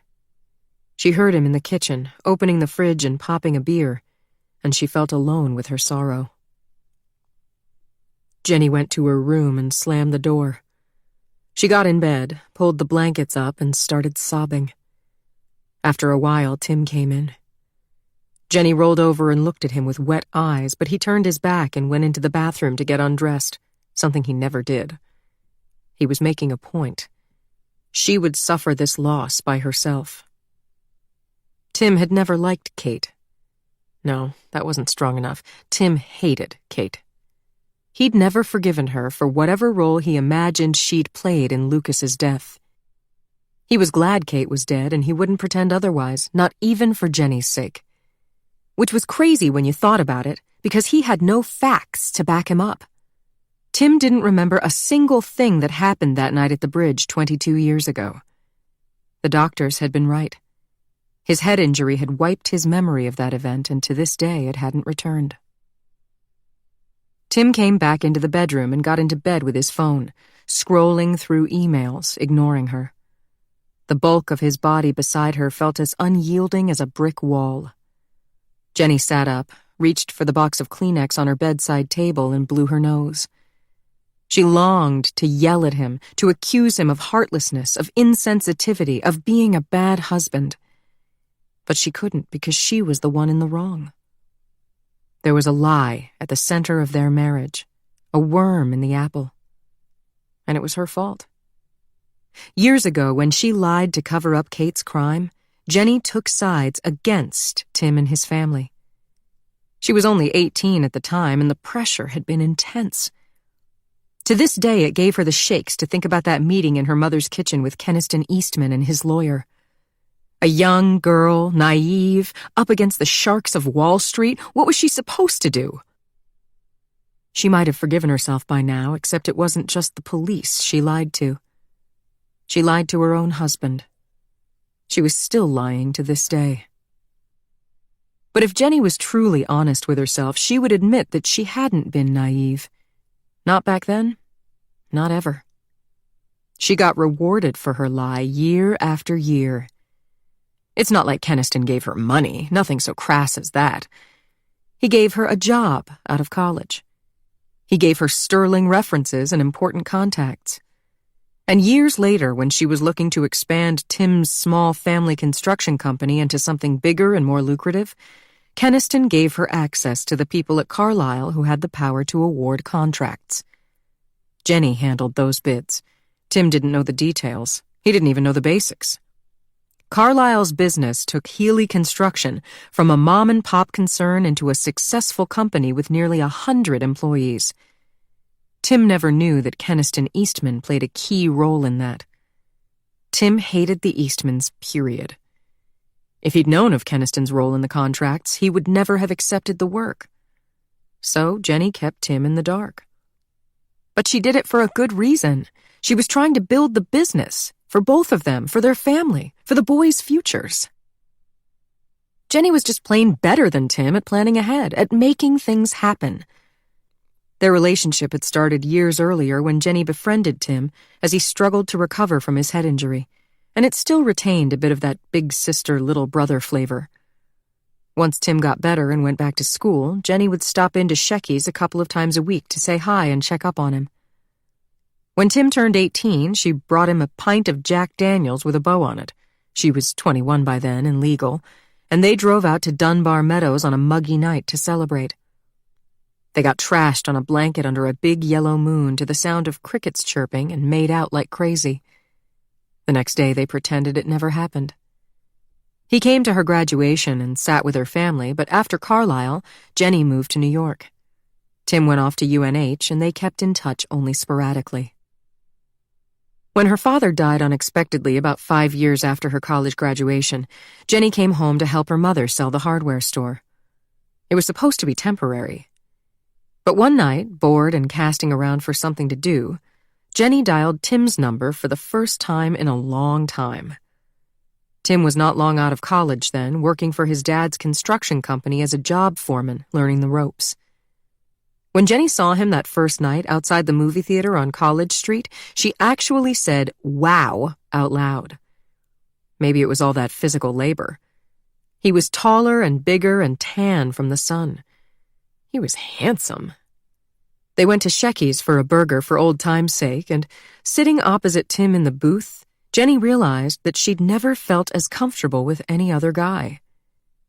In that moment, she knew what she wanted, and she wanted Tim Healy. She never stopped to think that there was a lie between them that could never be made right. Tim switched off his bedside lamp without saying a word. Usually they kissed goodnight, but not this time. "Good night," she said tentatively, but he didn't reply. Jenny's stomach hurt and she tossed and turned. For a long time, Tim had been able to put Lucas's death out of his mind, but with Kate back in Bell River, he couldn't do it anymore. It ate away at him. That's why Jenny cared so much about keeping the secret buried. Not because the scandal would rock her political career or imperil their business, although those things mattered to her a great deal. Her biggest worry was for her marriage. Jenny would love nothing better than to come clean and fix things. But how could she when she'd been lying to Tim for so many years? With Kate dead now, the problem should go away. That would be a relief. 24. Owen Rizzo had handled plenty of murder cases, but never one where he knew the victim personally. He hadn't known Maggie Price long or known her well. Known Kate Eastman, that is. But the intense evening they spent together had stayed with him to the point where he wasn't entirely objective when it came to working her case. It didn't matter, though. He could recognize and make allowances for his own bias. Owen was a better investigator blindfolded and with his hands tied behind his back than any of the men who worked for him. But they might not see it that way, and he didn't need them questioning his judgment, so he was careful not to let slip that he had a personal interest in the case, especially given how personal his interest was. In the few short hours they spent together, Kate had gotten under his skin. His task this Monday morning was to rally his troops, such as they were, and they weren't much. These guys were better at finding lost dogs than solving crimes. But you went to war with the troops you had, and if the troops were weak, then the commander better be strong. For starters, Owen needed to make them understand that this was indeed a murder case. The forensic evidence left room for doubt, though not really, not if you knew what you were looking for. A woman might fall into a river by accident, or she might decide to end her life and jump of her own accord. Then again, somebody might bludgeon her with a rock and throw her lifeless body into the water. Those three scenarios might produce similar-looking head injuries so that the local coroner, who, Owen learned to his shock, hadn't autopsied a single murder victim in his entire career, couldn't tell the difference. Owen had appropriated money from an overtime fund to pay an independent expert to review Kate's autopsy report. That was his prerogative as chief, and he saw no need to run that decision by anyone. He was expecting a fax any minute that would back up his strong feeling that Kate didn't kill herself or carelessly fall into the Bell, but rather that somebody violently ended her life. Like maybe that lying drunkard of a husband of hers, whom Owen had the pleasure of meeting yesterday in the flesh. The guy clearly hadn't remembered him from that night at the bar, but Owen remembered him all right. Owen walked into the conference room at 9 on the dot on Monday to find his 3 male officers lounging around shooting the breeze and eating donuts from a box that he'd paid for out of his own pocket. He wasn't above using food to get their attention. His lone female detective, Keisha Charles, was out working leads already, as she should be. She was the only one he trusted. But then he'd hired her himself, so he'd have at least one officer familiar with modern investigative techniques. Keisha was supremely qualified, graduated from Carlisle in criminal justice, aced the state police training, got picked to go to Quantico for extra training with the FBI. She also happened to be the daughter of a fine narcotics detective from the Bronx who, yes, all right, happened to be a good friend of Owen's. The hire hadn't sat well with the rest of the department since it used money that had previously been allocated for a secretarial position. As far as he was concerned, they could type their own damn reports. And if Pam What's-Her-Name lost her job, well, no harm, no foul. Rob Womack had gone behind Owen's back and spoken to the mayor about that decision. When Owen made clear he wouldn't brook any interference or second-guessing, the mayor wisely solved the problem by hooking Pam up with another position, which actually paid her more. So there was really nothing to complain about, and they should let it go already. As Owen took the seat at the head of the table, Gene Stevens shoved the Dunkin' Donuts box across to him. Saved you the last cruller at grave risk to my own safety, Chief. You don't ever want to come between this guy and a donut, Gene said, pointing at Marv Pelletier, who laughed so hard his beer belly jiggled. They were Mutt and Jeff, those two, Marv short and round and Gene tall and spare, and they gloried in the foolish chit-chat. Look who's talking. You wouldn't know it by looking at him, but he ate half the box, Marv said. What's this about, Chief? Rob Womack asked.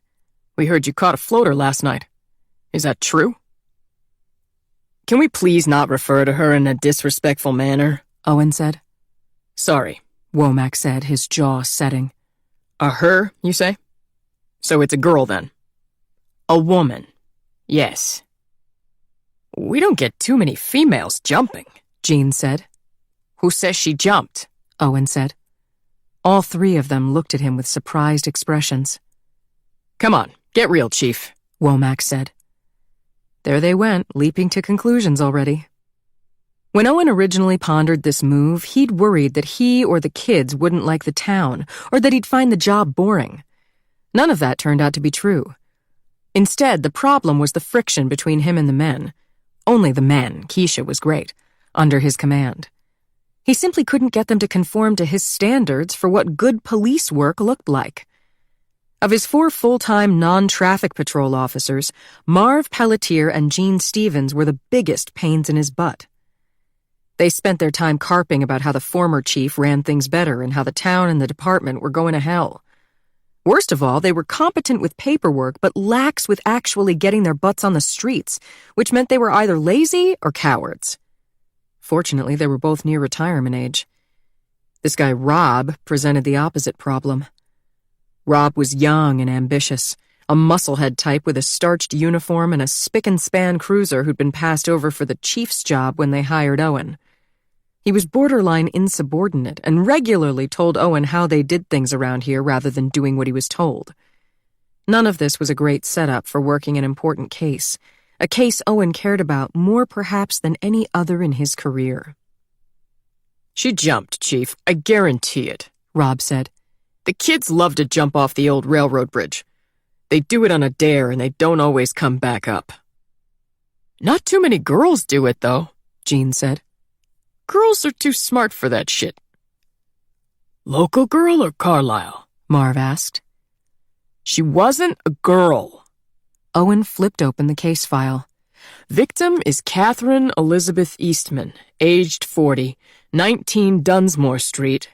Faculty Row, Marv and Gene said simultaneously. What? Owen asked. Nobody calls it Dunsmore Street. It's Faculty Row, Marv said. Used to be the college actually owned the houses and they'd give them to the profs as part of their compensation package. Now they're all private, but they're still orange on the inside. Orange being the Carlisle color, see? Yes, I know that, Marv, Owen said. So what's her Carlisle connection? Rob asked. I don't know that she has one, Owen said. Owen hadn't forgotten Kate telling him in the bar on that rainy night how she'd disappointed her father by not graduating from Carlisle. But if he repeated that, his officers would know he'd met her. No Carlisle connection? Marv said. Who knows? Owen replied. That's not the question that should leap to mind when you respond to the scene of a death. Around here it should be, Marv said. 19 Dunsmore. Caniston Eastman owns that place, if I'm not mistaken. The Eastmans are a big Carlisle family, Chief, one of the biggest. You got your Eastman Commons, your Eastman Fieldhouse, the Eastman wing at the hospital. You don't want to mess with that family without talking to the General Counsel's office first. General Counsel of what? Marv and Gene looked at each other like, who the hell is this guy? Of the college, Marv said. You know if we ever arrest a Carlisle kid, we give the GC a heads up as a courtesy, right? Chief Dudley mentioned that. I couldn't believe it was true. Oh, it's true. I know you got your pride, Chief, but trust me, it's not worth pissing off the college just to mark your territory. If you're telling me you pulled a Carlisle kid from the river, that's huge. You'd better call the mayor, too. She doesn't like to get blindsided. Owen made a dismissive gesture. He would call the mayor in his own good time. Wait a minute. Kate Eastman, Rob Womack said and slapped the table. Owen turned to Rob. You know her? Kate Eastman was the girl who was with Lucas Arsenault the night he died, am I right? Rob said. With who? Owen said. Local kid, Marv said. Jumped off the bridge in the off-season, as I recall, just like this female jumper you got here. It was a big to-do when he died. Nobody wanted to believe a local boy would be that stupid. Yeah, because he wouldn't, Rob said. I knew Lucas. He didn't jump. When was this? Owen asked. Maybe 20 years ago, Rob said. 20 years? Owen exclaimed. Jesus, will you people lay off the ancient history bullshit? We have a real case here, now, today. Do you have any interest in working it? Yeah, of course we do, Rob said, bristling. Then stop bringing up irrelevant nonsense and focus. Sorry, Chief, you're right, Marv said. Rob looked pissed, and Jean grumbled something, but Owen had a case to solve. He couldn't worry about hurting grown men's feelings. You don't think she jumped? Rob said. Why not? What does the ME say? What the ME says might not be correct, Owen began. Seeing the skeptical looks around the table, Owen realized he needed definitive proof to back him up. He pressed the intercom and asked his secretary if a fax had come in for him from a Dr. Michael Chan in Boston. Within minutes, his secretary, and yes, Owen still had a secretary, but that's because he was the chief, came in and put the report in his hands. Owen leafed through it quickly and immediately found the answer he'd been looking for. Gentlemen, this is a report from a highly respected forensic scientist who's testified in some of the biggest murder cases in the country. I had him take a second look at the autopsy results because our county medical examiner, believe it or not, has never handled a homicide case in his entire career. We don't get too many murders around here, Chief, Marv said. You paid for an outside expert? Rob said. Owen decided to ignore him. The county ME, Owen continued, noted that no water was found in victim's lungs, signifying that she was dead before she hit the river. But he drew no conclusion from that fact about the manner of her death, other than to say it was caused by blunt force trauma to the head. Fine, but then what? We need to know, does that mean someone hit her with a baseball bat and threw her in? Or does it mean she jumped and hit a rock on the way down? The county ME didn't have the guts to make a decision on that. Like a lot of mediocre bureaucrats, he pulled his punches. So I brought in Dr. Chan. Dr. Chan's report, which I just received, concludes that Kate Eastman was killed by a blow to the head. The conclusion is based on the position of the injury to her cranium. That injury could only have been inflicted by an assailant who was standing behind her and striking downward. The bottom line is, we have a murder case to work. What about crime scene evidence? Rob asked. Shouldn't we be out searching around the old railroad bridge? Why? I've now proved to you she didn't jump, she was murdered. Her vehicle was found abandoned at the boat launch parking lot off River Road, which is almost a mile away from that bridge you keep talking about and over difficult terrain. She went missing on Friday night when it was raining pretty hard. That makes it even less likely that she hiked to the bridge. I believe she was killed elsewhere, moved to the boat launch parking lot in her own vehicle, then dumped into the river. Where did the killer go after he dumped the body? Womack asked. If he moved her in her own vehicle and then abandoned it, he didn't have a ride. The asshole was obviously looking to shred Owen's theory instead of fall in line. Owen knew he had to keep his cool. Don't know, Owen replied. Maybe there was an accomplice. Maybe he took a cab for all we know. Feel free to look into that, Rob. I had Kate's vehicle transported to the State Police Crime Lab for a thorough search and analysis, so if the killer left a trace in there, we'll find it. If you're so convinced nothing went down at the bridge and that she was murdered, then where did it happen? Rob asked. That's the million-dollar question. One possibility is she was killed in her own residence. Yesterday, Detective Charles and I responded there to notify the next of kin and request an official identification. We met her husband, a Mr. Griffin Rothenberg.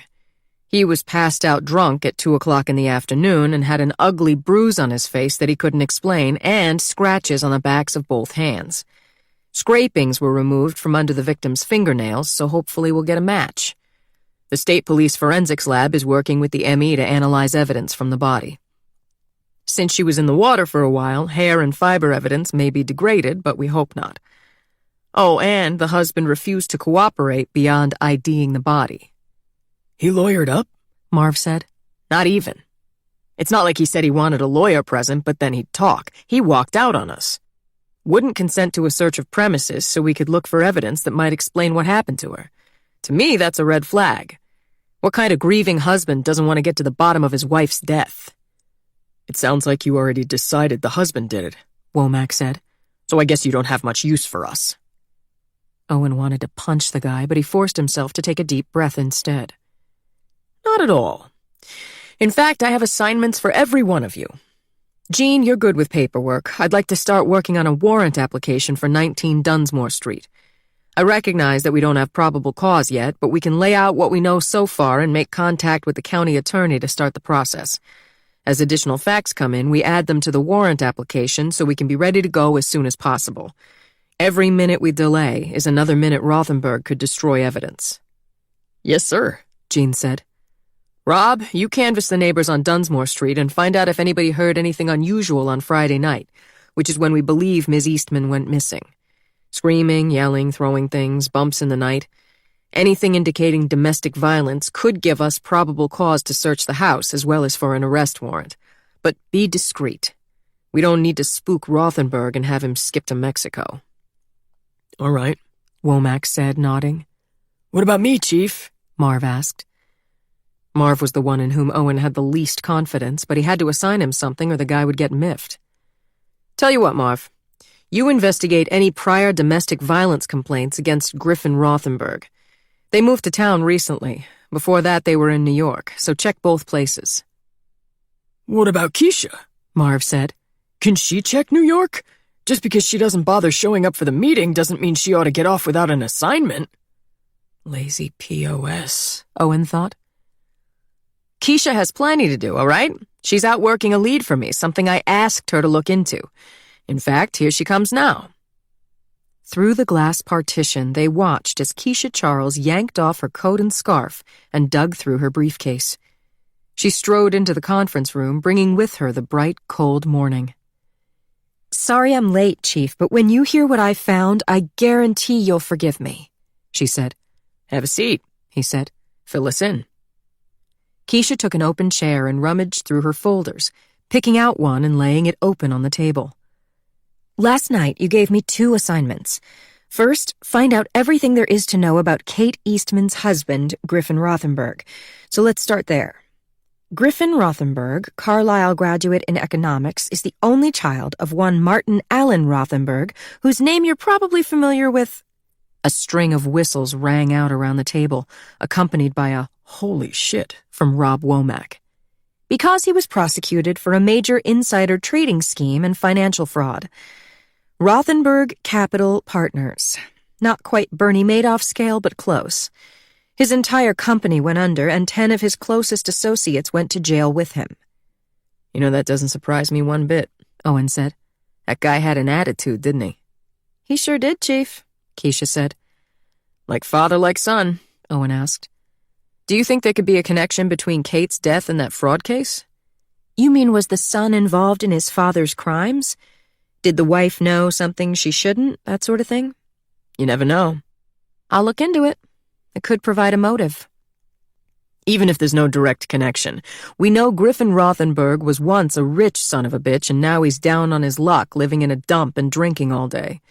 That could be a motive too. Who knows, maybe his wife had money. Maybe he took out an insurance policy. We need to look into all these angles, Owen said. Speaking of angles, Keisha said, Maureen, the night dispatcher, told me an attractive blonde woman came to pick Rothenberg up last night. She only caught the first name, Aubrey. I think that might be this woman who teaches at the yoga studio in Riverside I go to sometimes. I'm going to check into it. Good, Owen said. Next, you asked me to find out what I could about the marriage. Smart, Chief. I hit pay dirt. She pulled a sheaf of papers from a folder and handed it to Owen. Kate Eastman filed for divorce from Griffin Rothenberg at the Bell County Courthouse. She filed, not him.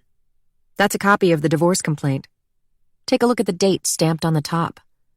It can't be. Is that this past Friday? Owen said. Yes, Keisha said triumphantly. The victim filed for divorce on Friday morning, and the papers were served on the husband at his home address a few hours later, the same day she disappeared. Is that motive or what?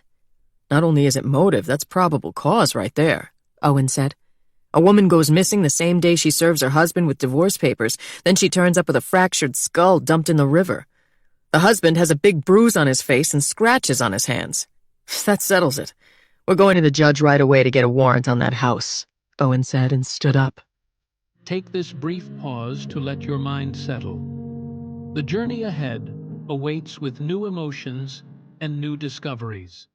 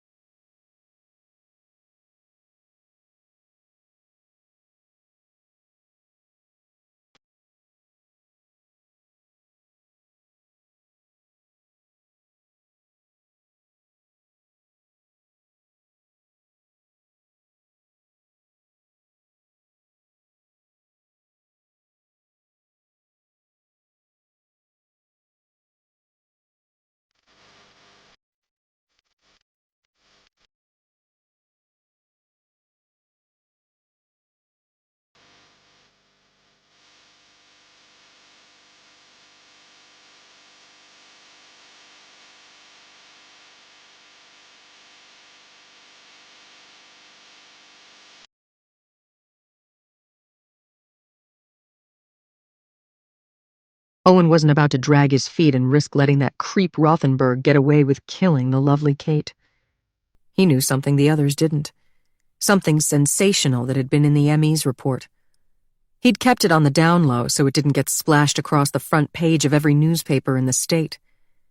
Kate Eastman was murdered on her 40th birthday, the same day she filed for divorce. And on that day, Kate Eastman was 10 weeks pregnant. That bastard had murdered his pregnant wife. Owen planned to lock him up for that crime if it was the last thing he did. 25. The day after he identified Kate's body from photos at the Bell River police station, Griff woke up on the sofa in Aubrey's cabin, feeling like he was coming down with the flu. He had a sore throat and burning eyes. His entire body ached, and the left side of his face was puffed up and tender like he'd cracked a tooth. Griff got up and searched through the medicine chests in the bathrooms and the cabinets in the kitchen, and came up empty. How was it possible that in this entire house there was not one godforsaken item that could help him? No furry old Advil at the bottom of a drawer, no vodka stashed in the back of a cupboard, not even an expired box of mac and cheese that he could mix with water and eat from the pot to try to dispel the chill. Instead, he found dried-up toothpaste, old bottles of ketchup and sriracha, and a half-eaten jar of blueberry preserves in the fridge. He stood at the sink and ate the preserves with a spoon. After that, he still had a growling stomach and endless time on his hands to mourn what was lost. That list was long. Griff had no wife, no money, and no friends except Aubrey, who was really more hanger-on than true friend. His phone was out of battery and he didn't have a charger. He was stranded without a car, didn't even own a car since Kate had taken the BMW and now the cops had impounded it.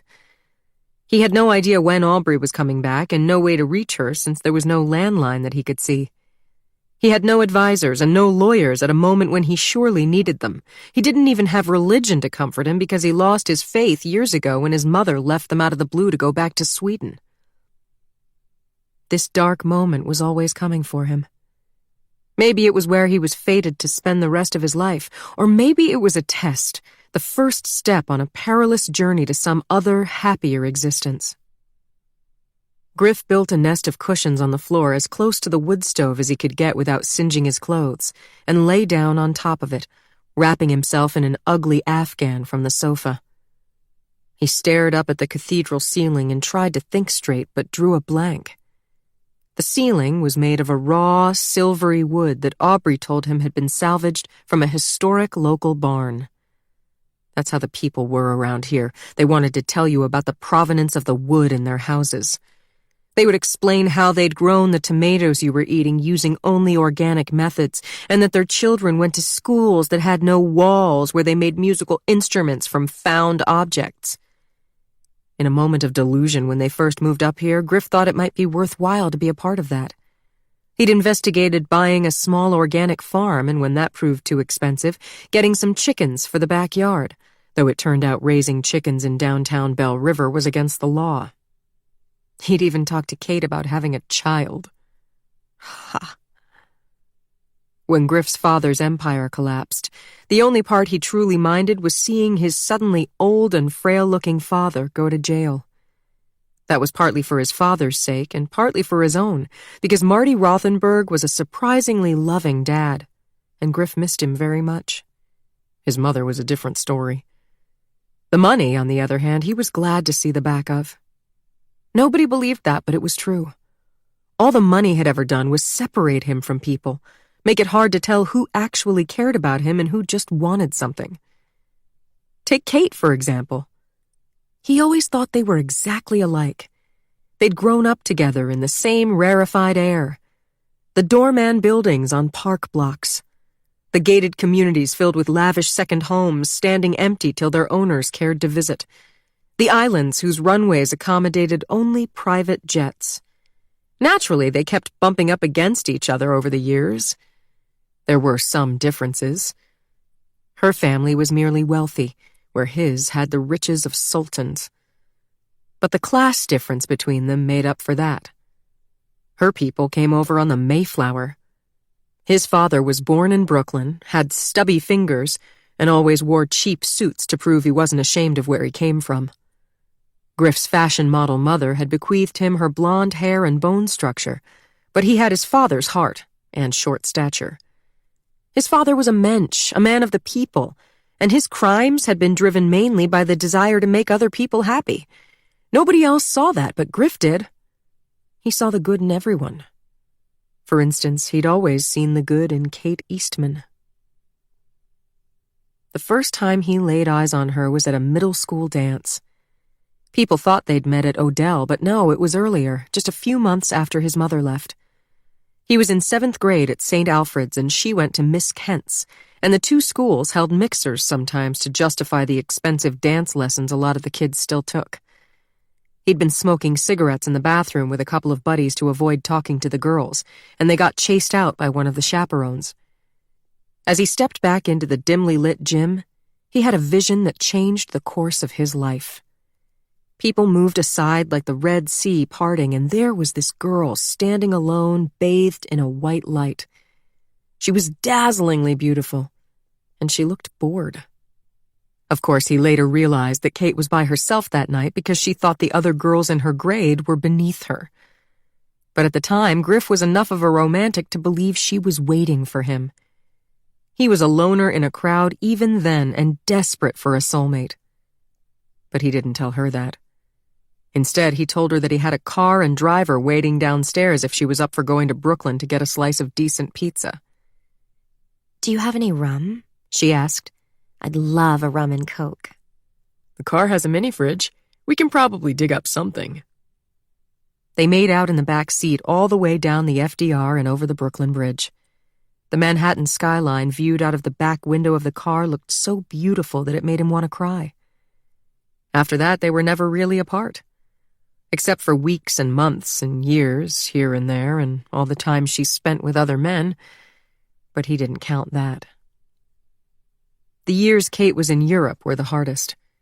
He felt robbed of his Carlisle experience because he couldn't spend that time with her. She never wrote to him and never called, so he stopped trying to contact her directly. Always he was missing her, longing for her, maneuvering to get information about her. When he did hear about her, it was worse because, of course, Kate was fine without him. She'd been at some party or gallery opening with some handsome Frenchman, and they were always men, much older, sometimes married, and she'd, what, said something impossibly witty or looked incredibly chic, dyed her hair pink or dropped a wad of cash on a crazy bet. She was always doing breathless and exciting things, it seemed, in Paris, without him. For Griff, there was never anybody else. He'd been imprinted at too early an age. Oh, gaggles of girls chased him, of course. He was extremely rich and not bad-looking, and wherever he went, a party followed because he paid for it. He never enjoyed it, though. He let other girls blow him to ease the frustration. A few he even fucked, but none of them did he really notice. He resented the loneliness, mainly because Kate's absence seemed unnecessary. Something unfortunate had gone down at the bridge that night, but couldn't they have paid the other family off? That's what his father would have done. Really, was it worth giving up a Carlisle degree and ending up with some useless piece of paper from that place in Switzerland where the louche aristocrats of Europe sent their least promising children? Kate was never able to get a proper job after that, just PR things and fashion stuff through friends of friends, where her looks and pedigree were sufficient credentials. Forget the financial sacrifice, it was a waste of a fine mind. He thought she was one of the smartest people he'd ever met. Griff graduated and went to work in New York. He had just about resigned himself to his hollow life when he literally ran into Keniston Eastman on the street. It happened downtown during a hot June lunchtime in the dark shadows of the skyscraper that they both worked in, about a year after his Carlisle graduation. They worked 26 floors apart, it turned out, for different firms. Griff was a junior analyst at a firm headed by a friend of his father's, learning the ropes. Griff's dad had instituted an anti-nepotism policy the year Griff graduated from Carlisle and refused to let Griff come work for him. It was only later that Griff realized this was done to protect him. Griff exchanged pleasantries with Mr. Eastman. He asked about Kate, but then he always asked everyone about Kate. Maybe something in his eyes as he said her name gave him away. They parted ways and he thought nothing more of it. Then a couple of days later, he got a call from Keniston's secretary asking him to lunch. He thought at first that it was a recruiting call. Everyone was constantly trying to recruit Griff, since Marty Rothenberg was one of the most sought-after finance connections in all the world. He declined politely, saying he was happy where he was, and 5 minutes later the secretary called back to say that actually Mr. Eastman had something of a personal nature to discuss and would he reconsider. The executive dining room of Keniston's firm was on the 47th floor of the building with harbor views. You could see all the bridges and Lady Liberty holding her torch. It was a fine, clear day, but Griff couldn't enjoy it, nor could he appreciate the Trout Meunier or the excellent white Burgundy because he was waiting for Keniston Eastman to come to the point. This had to be about Kate, right? Finally, over coffee, once the room had cleared out, Keniston brought up his daughter's name. And Griff got the opening he'd been waiting for years. According to her father, Kate was in a bad way. He'd done his level best for her, supporting her in a fine style in Europe ever since she left Carlisle. He'd sent her to the right school, let her spend time in Paris and the Côte d'Azur and places where she would be noticed, paid for her clothes and travel. Keniston had done all this, it became apparent, in the hope that Kate would make an advantageous marriage with some wealthy European. Now, Griff could have told him that idea was at least a century out of date. If that happened at all anymore, the Europeans were the ones preying on the rich Americans, not the other way around. But mostly, people just fucked and nobody ever got married, which was why the birth rate in Western Europe was in the tank. But there was no need for Griff to tell Keniston this, since he'd already learned it for himself, the hard way. Kate had picked up a parasite. A Dutch musician named Marcus Rinders, who had a minor recording contract and a major heroin habit, which it was Keniston's greatest fear that Kate might come to share. I don't know why I don't just give up on her, Keniston said, and there was a haunted look in his eyes that Griff recognized. I do, sir. I understand why. Yes, Keniston said. I thought you would. Keniston couldn't go to Europe himself to reclaim Kate, for a host of complicated reasons. Kate would never listen to him. His wife had lost patience with Kate's antics. Business obligations, social engagements, and so forth.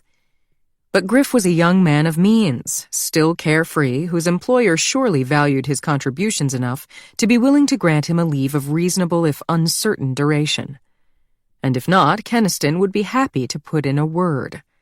His extensive business dealings with Griff's boss made him think he had some influence there. In other words, Keniston hoped that Griff was enough of a stooge and sufficiently hung up on Keniston's crazy daughter to fall into an obvious trap, which he proceeded to do with alacrity. Next thing Griff knew, he was on an airplane watching dawn break over the Atlantic, too excited to sleep. Memories of Kate washed over him like a delirium. It had been nearly 4 years since he'd been in her presence, but her face was etched in his mind. He couldn't believe he would get to look at that face again so soon. It was almost too much to contemplate. That whole first day he wandered around Paris in a daze, letting the reflected light from the limestone buildings dazzle his eyes, stopping here and there for a coffee or a pastry to restore his flagging energy. He had her address in his pocket, but he couldn't bring himself to call on her yet. The anticipation of seeing Kate was so sweet that he didn't want it to end. Plus, naturally, given the things Keniston had told him, Griff was afraid of what he might find. The next day, Griff timed his visit for late afternoon when he'd been told Kate would be alone in the apartment. She was living in Montmartre in a dump of a 5th-floor walk-up with that musician guy. Keniston must have had the detectives on them because he knew all the details of their comings and goings. She answered the door herself, in jeans and a dirty t-shirt, looking like she'd just woken up. Griff? I can't believe it. What are you doing here? She said, but she looked happy to see him. Passing through on business, he said, and mentioned the name of a mutual friend he'd been told she was in touch with by way of explaining how he'd gotten her address. He was shocked at her appearance, but careful to hide his reaction. She looked much worse than he'd imagined. Emaciated frame, lank hair, shadows under her eyes. He glanced at her arms and thankfully didn't see needle marks. That would have been too awful. Cocaine, yes, but heroin was a trailer park drug, wrong for her. She wasn't the Kate he remembered, but she was still recognizably herself. He almost loved her more like this. Maybe, finally, she needed him. "Aren't you going to invite me in?" he asked, when they were still making small talk at the door after a couple of minutes. The place is a wretched dump. I won't inflict it on you. "Come out with me, then. I saw a tabac on the corner. Let me buy you a coffee and we can gossip for a bit. I have an hour to kill before my next meeting." She hesitated. "Come on, Kate. It's not often I get to Paris." Griff had thought through his approach very carefully. He knew better than to tell her that her father was concerned and had asked him to come over, or that Griff had missed her terribly, or anything that placed her under any obligation. He smiled nonchalantly, and finally she nodded. All right. Hold on a second, she said. She marched off to the next room and came back a moment later covered up in dark sunglasses and a baggy jacket. The tabac was dim inside, with a greasy tile floor and a couple of small tables crammed in a corner. They sat down at one, and his heart rolled over in his chest at the touch of her knees under the table. The place reeked of cigarette smoke. Kate smoked one cigarette after another, Marlboro Reds. Griff cast his memory back, but he couldn't recall a time when she'd had a tobacco habit like that. Another bad sign. He bought her a coffee laced with brandy. As she sipped it, spots of color returned to her cheeks and the tremor disappeared from her voice. He talked of trivial things that he knew would entertain her. The apartment he was having decorated, which friends would be in the Hamptons this summer, a boat show he'd been to with a cousin of a friend of Kate's from Odell. He kept up the patter, which felt a bit like trying to lure a timid bird out of a tree. New York seems so far away, she said wistfully. I miss it. Why not come back for a visit? I can't. I've been staying away. Yes, I noticed. Why is that? He asked. That trouble at the bridge freshman year. Don't you remember? That's what's keeping you in Europe? Not because you prefer it here? She nodded. I'm afraid to go back. Seriously? Why? She wouldn't answer. Kate, I don't know what happened that night, and I'm not asking you to tell me. But I'm certain that if you were in trouble over anything, they would have come after you by now. Do you really think so? He watched the pulse beat in the hollow of her throat. He'd forgotten that pulse. He used to kiss it sometimes. I do, he said. I don't know, she said and shook her head miserably. I can't believe it would just go away. Do you want to tell me what happened? He asked, his voice gentle. Maybe I could advise you better if I knew. She brought the coffee cup to her lips, then put it down again and stared into it. Lucas died, she said finally in a tiny voice. I knew that, but it was a suicide, right? She raised her eyes to meet his. He'd never seen her look so desperate before. Her hand on the table moved toward the pack of cigarettes, but before she reached it, he stopped it with his own. You can tell me anything. I would never think less of you, Griff said. You should. I won't. What happened that night, Kate? She looked past his shoulder to the bright outline of the door. He turned to follow her gaze, surprised to see daylight outside. In here, it felt like the depths of night. I don't know what happened, she said in a dead tone. I was out of my mind, I guess, from a lot of stuff. He broke up with me. I did too many lines and my breathing got funny. Carlisle got to me, the fishbowl. I know. He squeezed her hand tighter. Anyway, she said and fell silent, pressing her lips together. Griff saw that was as much as he would ever get out of her about what happened at the bridge. It was enough to give him the picture. She'd killed the guy, basically, pushed him off the bridge. He'd suspected. Now he knew. It bothered him somewhat. Not enough to change his feelings about her. What does your father say? Griff asked. We don't talk much. But one time recently he said I should come home. That everything was quiet, was how he put it. You should listen to him, Kate.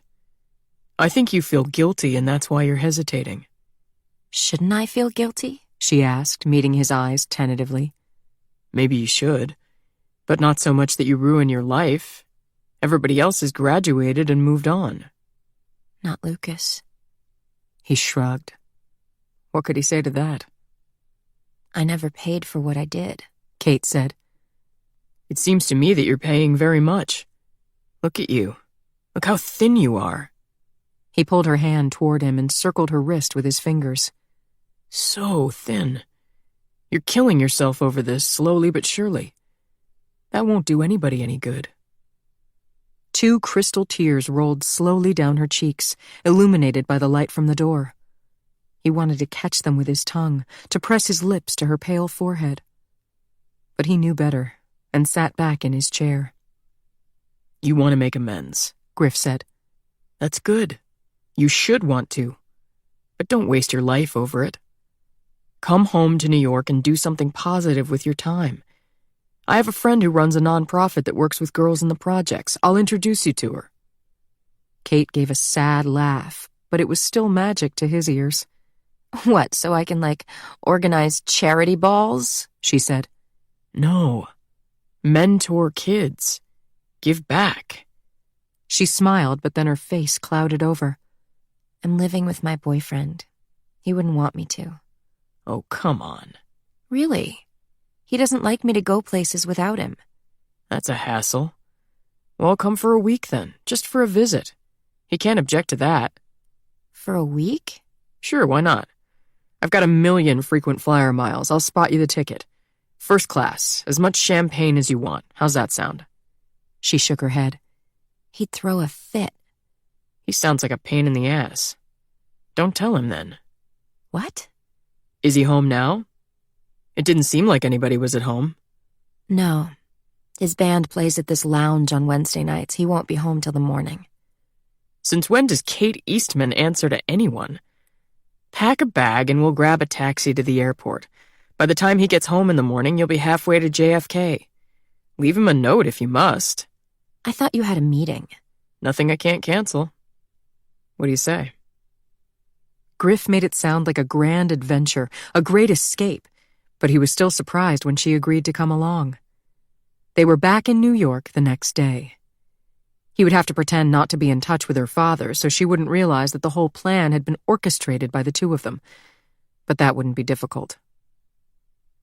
As they taxied and the skyline came into view, Kate smiled and tears stood out in her eyes. "I'm glad I came. Thank you," she said and kissed his cheek spontaneously. He thought his heart would explode. That's how joyous it was to be with her again after so long. Kate stayed in an apartment Griff had in the financial district, one of several he'd bought in a brand new condo building, thinking he'd flip them for a nice profit in a year or two. The building was sleek, all stainless steel and smoky blue glass with million-dollar views. He left her alone there to sleep and to think and to look out at the city. She begged him for some drugs to tide her over, so he got her things that wouldn't make her worse, some Ambien, a few Xanax, a pint of vodka. He had food sent in, things she liked from when they were in school together at Odell and would come back for holidays. She seemed nostalgic for that time in her life. Griff would visit frequently. Riding the elevator up to the 32nd floor, he'd get butterflies at the thought of seeing her. They'd stay up late, sprawled across the white suede sofa with wine glasses in their hands, talking. She seemed so sad, but he'd never been happier. Eventually, he convinced her to call Keniston and let him know she was back. Of course, Keniston had known that from the moment their flight landed, and then to check into rehab. Keniston paid for a place in Connecticut that had an excellent reputation, well-appointed rooms and wide lawns. It was more a spa than a hospital. Kate stayed there for 2 months, and Griff visited constantly. By the end, they were together for real, lovers again, and Kate never went back to Paris. Griff and Kate got married a year later on the beach in Anguilla in a small ceremony limited to close friends and family. His father's lawyers had a conniption when he refused to ask her for a prenup, but he wasn't giving Kate any excuses to call off the engagement. Their wedding made the magazines. Kate looked so beautiful in a simple, elegant white dress, barefoot in the sand with flowers in her hair. For a long time, they were happy. At least, he was happy. It was terrible the way things ended. The sound of a car in the driveway punctured Griff's reverie, dragging him unwillingly back to the present. He wasn't on the beach in Anguilla with his bride. He was in Aubrey's drafty cabin. Outside the picture window, the lake looked evil and black. He sat up and watched Aubrey come up the back steps, a bag of groceries in her arms. She looked troubled as she fumbled for the key. Griff felt feverish, but his manners kicked in. He staggered to his feet and went to help her with the bag. "Thanks," she said, opening the door as he reached for the bag. "Are you okay, Griff? You don't look so good." I had a rough night. "I can imagine. I got this," she said, holding the bag against her chest, shutting the door. "I brought you some food, but I couldn't get those clothes from your house that you asked for." Their eyes met. He saw the unease in hers. Why not? He asked. "The police were there searching the place. They had it blocked off with tape, so I couldn't have gone in if I tried. I decided not to stop. I just drove by. I didn't want them following me and finding you out here." Good, he said, leaning against the wall, feeling faint. He slid down to sitting and put his head on his knees. "Honey, do you need a doctor?" Aubrey asked, alarmed. He looked up and saw the adoration in her eyes. It had been quite some time since anybody looked at Griff Rothenberg that way, and it made him feel relieved. Not because he reciprocated her feelings, but because he knew he could count on her. He had nobody else in his corner, so that was a good thing. No, Aubrey, sweetheart. Thank you. But I probably need a lawyer, so if you know a cheap one, I could use a name. 26. Monday morning, Jenny and Tim barely spoke as they went through the motions of getting ready for work. At breakfast, everybody was out of sorts. TJ was coming down with something. Reed was nervous about a test. They ran late. The boys missed the bus. Tim left to drive them to school before Jenny could try to make up. On the drive to town, the horror of Kate's death settled over Jenny like a cloud. She had to find out what the police knew. The obvious move would be to stop at the police station and get a briefing. But she didn't have the kind of relationship with the new chief that made that possible. Chief Dudley, the old chief, would have been on the phone to brief her within minutes of pulling a body from the river. But Chief Rizzo hadn't called, and worse, he hadn't returned the 3 separate messages she left for him last night requesting information. Who the hell did this guy think he was? Jenny had supported Rizzo for chief. Yeah, all right, the town council vote was unanimous, and maybe he could have won without her support. But maybe not, because the town council followed Jenny's lead. She could have chosen to back the very deserving internal candidate, Robbie Womack, instead. Robbie happened to be a friend of hers and Tim's. That might very well have turned the tide against the newcomer, but instead she overlooked her personal preference and supported Owen Rizzo because she felt he had a superior resume. He ought to be grateful to her for that. And Jenny had done more for Rizzo than just vote for him. She hooked him up with an apartment so he could move to town without the stress of buying a house on short notice. Not just any apartment either. This apartment was on the ground floor of Jenny's mother's house. Below market rent, perfect location, and Jenny's mom was the type who'd bring by a casserole or babysit in a pinch free of charge. Rizzo didn't seem to appreciate any of that. But that was nothing compared to the solid Jenny did for Rizzo when he caused an uproar by firing Pam Grimaldi with no warning. Pam had been the department secretary for 20 years and people loved her. Rizzo let her go so he could afford to hire some new detective to work on his pet projects. Did he consult Jenny about this first? No, he didn't consult anybody. And if he was so hell-bent on having an extra detective, did he promote one of the very deserving traffic cops who'd been waiting in the wings for years? No. He hired a young girl straight out of Carlisle who was the daughter of a friend of his. Jenny should have made a move against Rizzo then, but instead, God knows why, she saved his butt. She found Pam Grimaldi another job and smoothed things over with the rank-and-file officers. Then she tried to talk some sense into Rizzo about how to get along with folks in Bell River and suggested that he would be well advised to run major decisions by her. She was right about that. He would be well advised, and he was lucky she still cared enough to try to set him straight. But instead of taking her words to heart, he lost his temper and told her to mind her own business. Well, maybe Rizzo didn't realize it, but this town and everything that happened in it was Jenny's business. Their tense relationship left Jenny in a difficult position when it came to getting inside information about Kate's death. If Jenny went in now with guns blazing and demanded a detailed briefing, Rizzo might overreact. He might start to think things that were unwarranted, or start looking into old rumors when he shouldn't. So she decided against paying Chief Rizzo a call. As soon as she pulled into her parking space at work, she texted Robbie Womack instead. At her desk, Jenny spent a couple of hours pretending to work. Soon it would be time to run for re-election, and her campaign manager, Drew Novak, her old buddy from Carlisle student council days, had given her a list of potential campaign events to plan. But she didn't have the emotional fortitude today, and anyway, it was illegal to do any electioneering from her office in town hall. Jenny ordered in a salad and ate it at her desk. After she finished, she stopped fighting her feelings and picked up an old scrapbook from freshman year that she'd found in the back of a closet last night. Then she sat behind her big desk facing onto Briggs Street and paged through the photos with tears leaking from her eyes. A picture of the young Kate stretched out in her bikini on a lounge chair by the pool in Jamaica made Jenny smile. There was Griff right beside her. They were so innocent then, all of them, and Kate and Griff were gorgeous. Kate was still beautiful when Jenny saw her 3 days ago on the morning of her 40th birthday, walking into the Bell County Courthouse. Jenny had a full-on view of the courthouse from her office window, and on that particular Friday morning, Kate had turned up unexpectedly. Jenny watched her go into the courthouse, then watched her come out afterward. People visited the courthouse for lots of reasons. You filed lawsuits there, probated wills, paid traffic tickets. Also, the county attorney's office was located on the first floor, should you happen to be accused of a crime, or want to confess to one. What the hell was Kate up to? She spent almost 30 minutes inside the courthouse Friday morning, and for that 30 minutes, Jenny was beside herself with nerves. Had Kate somehow decided after all these years that she wanted to come clean about Lucas's death? That would send Jenny's entire life down the toilet.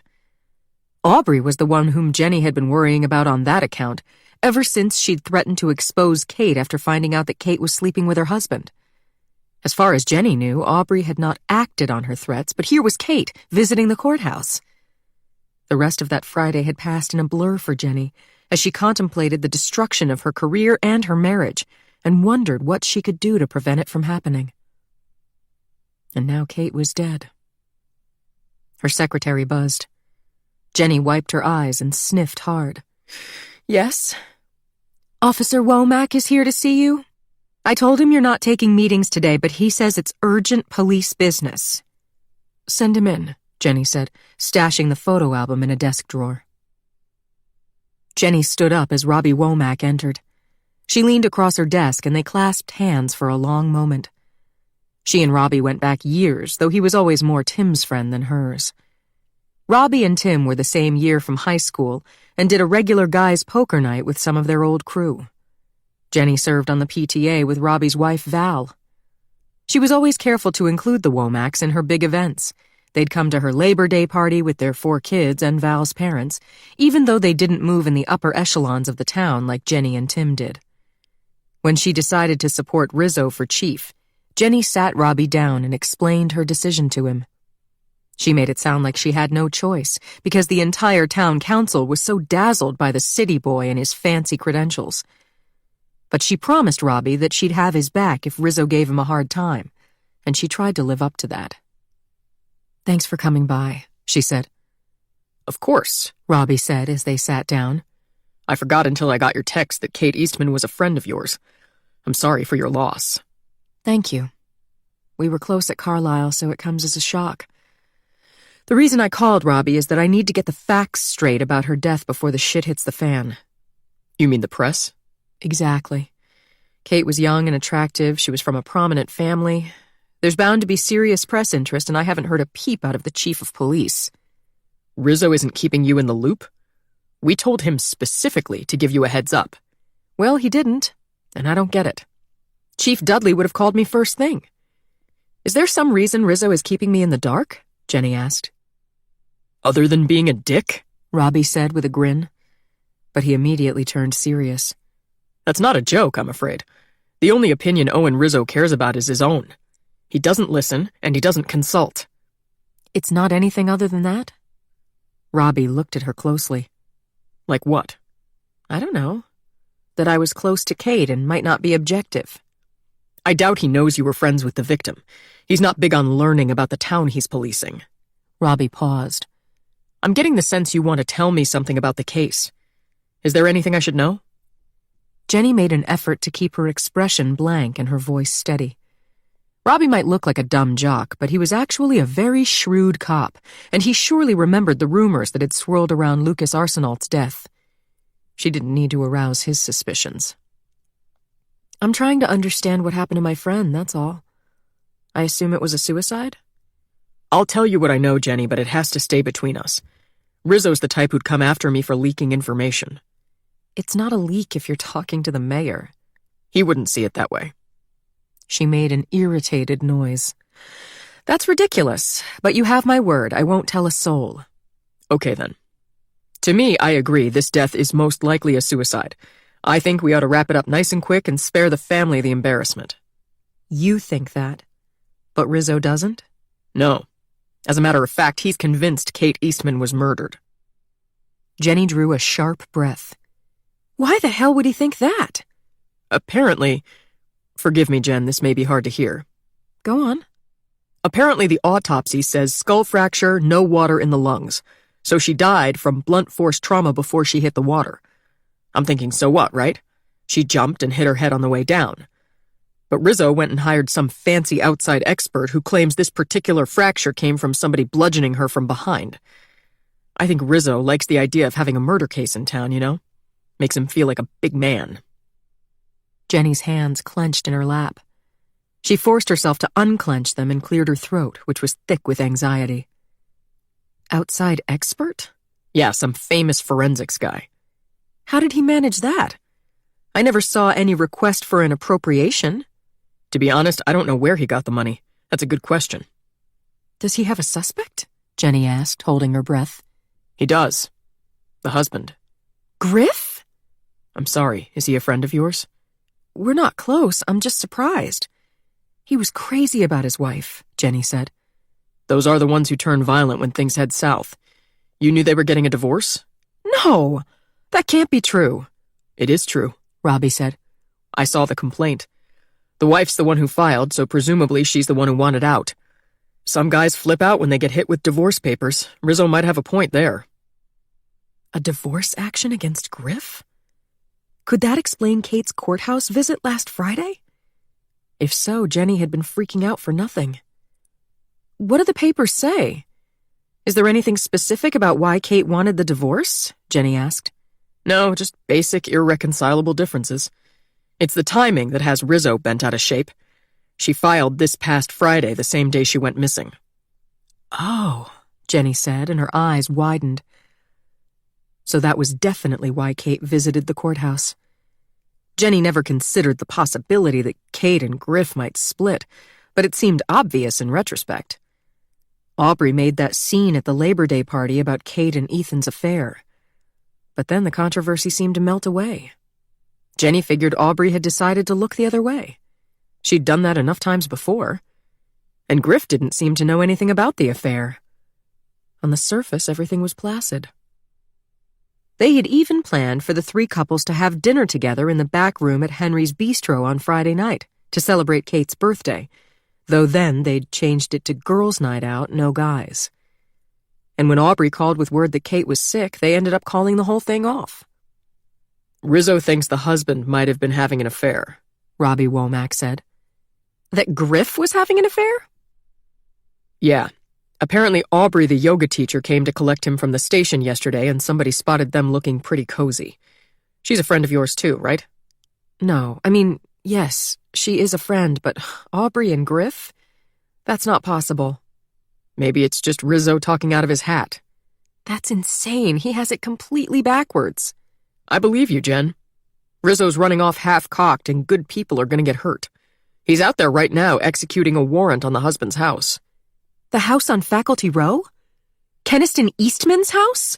Yes, that's what I'm telling you. Oh, this is out of hand, Jenny said. I can't believe he would do that without consulting me. We told him not to. He doesn't listen. Keniston had an old wasp's horror of public embarrassment. He would be furious that Jenny had allowed things to escalate to the point that his daughter's death would be fodder for the tabloids, that his house would be invaded and his furniture and personal effects pawed over by the police. Jenny had spent years carefully cultivating her relationship with Keniston. He was her most important patron. She couldn't afford to jeopardize his goodwill by having the town mishandle the investigation into his daughter's death. Rizzo was out of control, and she had to do something to rein him in.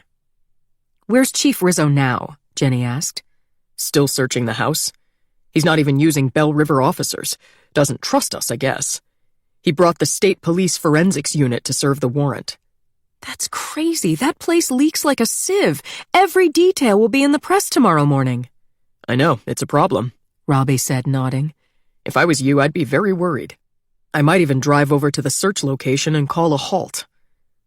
Jenny considered whether there was any way she could stop the search of Keniston's house before it hit the news.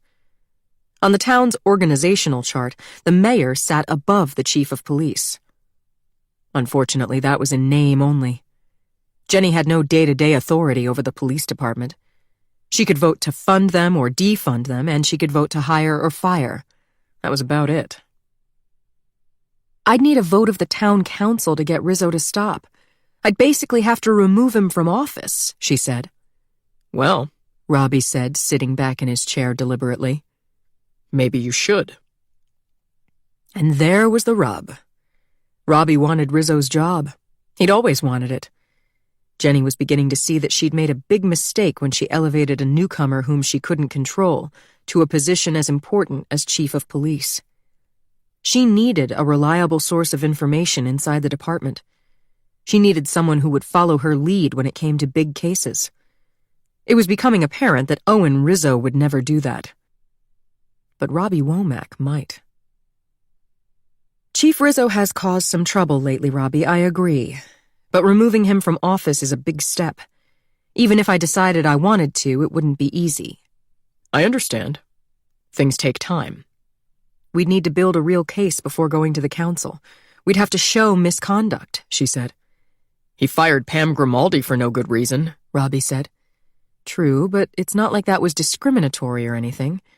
We need something that looks really bad. Misappropriation of funds, sexual harassment, something of that nature. I get the picture.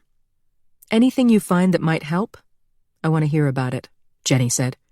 The more I know, the more ammunition I'll have against Chief Rizzo. Consider it done, Robbie said. They made plans to talk on the phone once each night so Robbie could report on the case, then said their goodbyes. As the door closed behind him, Jenny took the scrapbook from her desk and opened it to the photo of Griff and Kate in Jamaica. So Owen Rizzo was focusing on Griff as a suspect in his wife's murder. To anyone who knew the two of them, that seemed laughable. No man had ever loved a woman so devotedly. But if Rizzo wanted to call Kate's death a murder and try to hang it on someone, better he look to Griff than start digging into what happened at the bridge 20 years ago. 27. Searching Kate's house was strangely moving for Owen. He marched around in a paper suit and shoe covers, barking directions at a bunch of guys from the state police. But in the midst of the bustle, he felt a strange communion with Kate. He enjoyed looking at photos of her from when she was a kid and searching through the clothes in her closet, which smelled of her perfume. He left no trace on the things he touched since he wore latex gloves. It was intimate, a way to get to know her better since he'd been cheated of the chance to do that while she was alive. She'd been dazzlingly beautiful as a girl, but in the pictures, she never looked happy to him. She'd always been unhappy. She'd told him that. There was one picture in particular he loved. In it, Kate was maybe 17 or 18. She was sitting on a stone wall with a big white mansion behind her wearing riding clothes. It was a bright, sunny day, but the tree beside her cast a shadow across her perfect face, making her seem doomed, like a princess in a story. What a body, though. He was getting sentimental. He needed to get his shit together and focus on making the case against the man who killed her.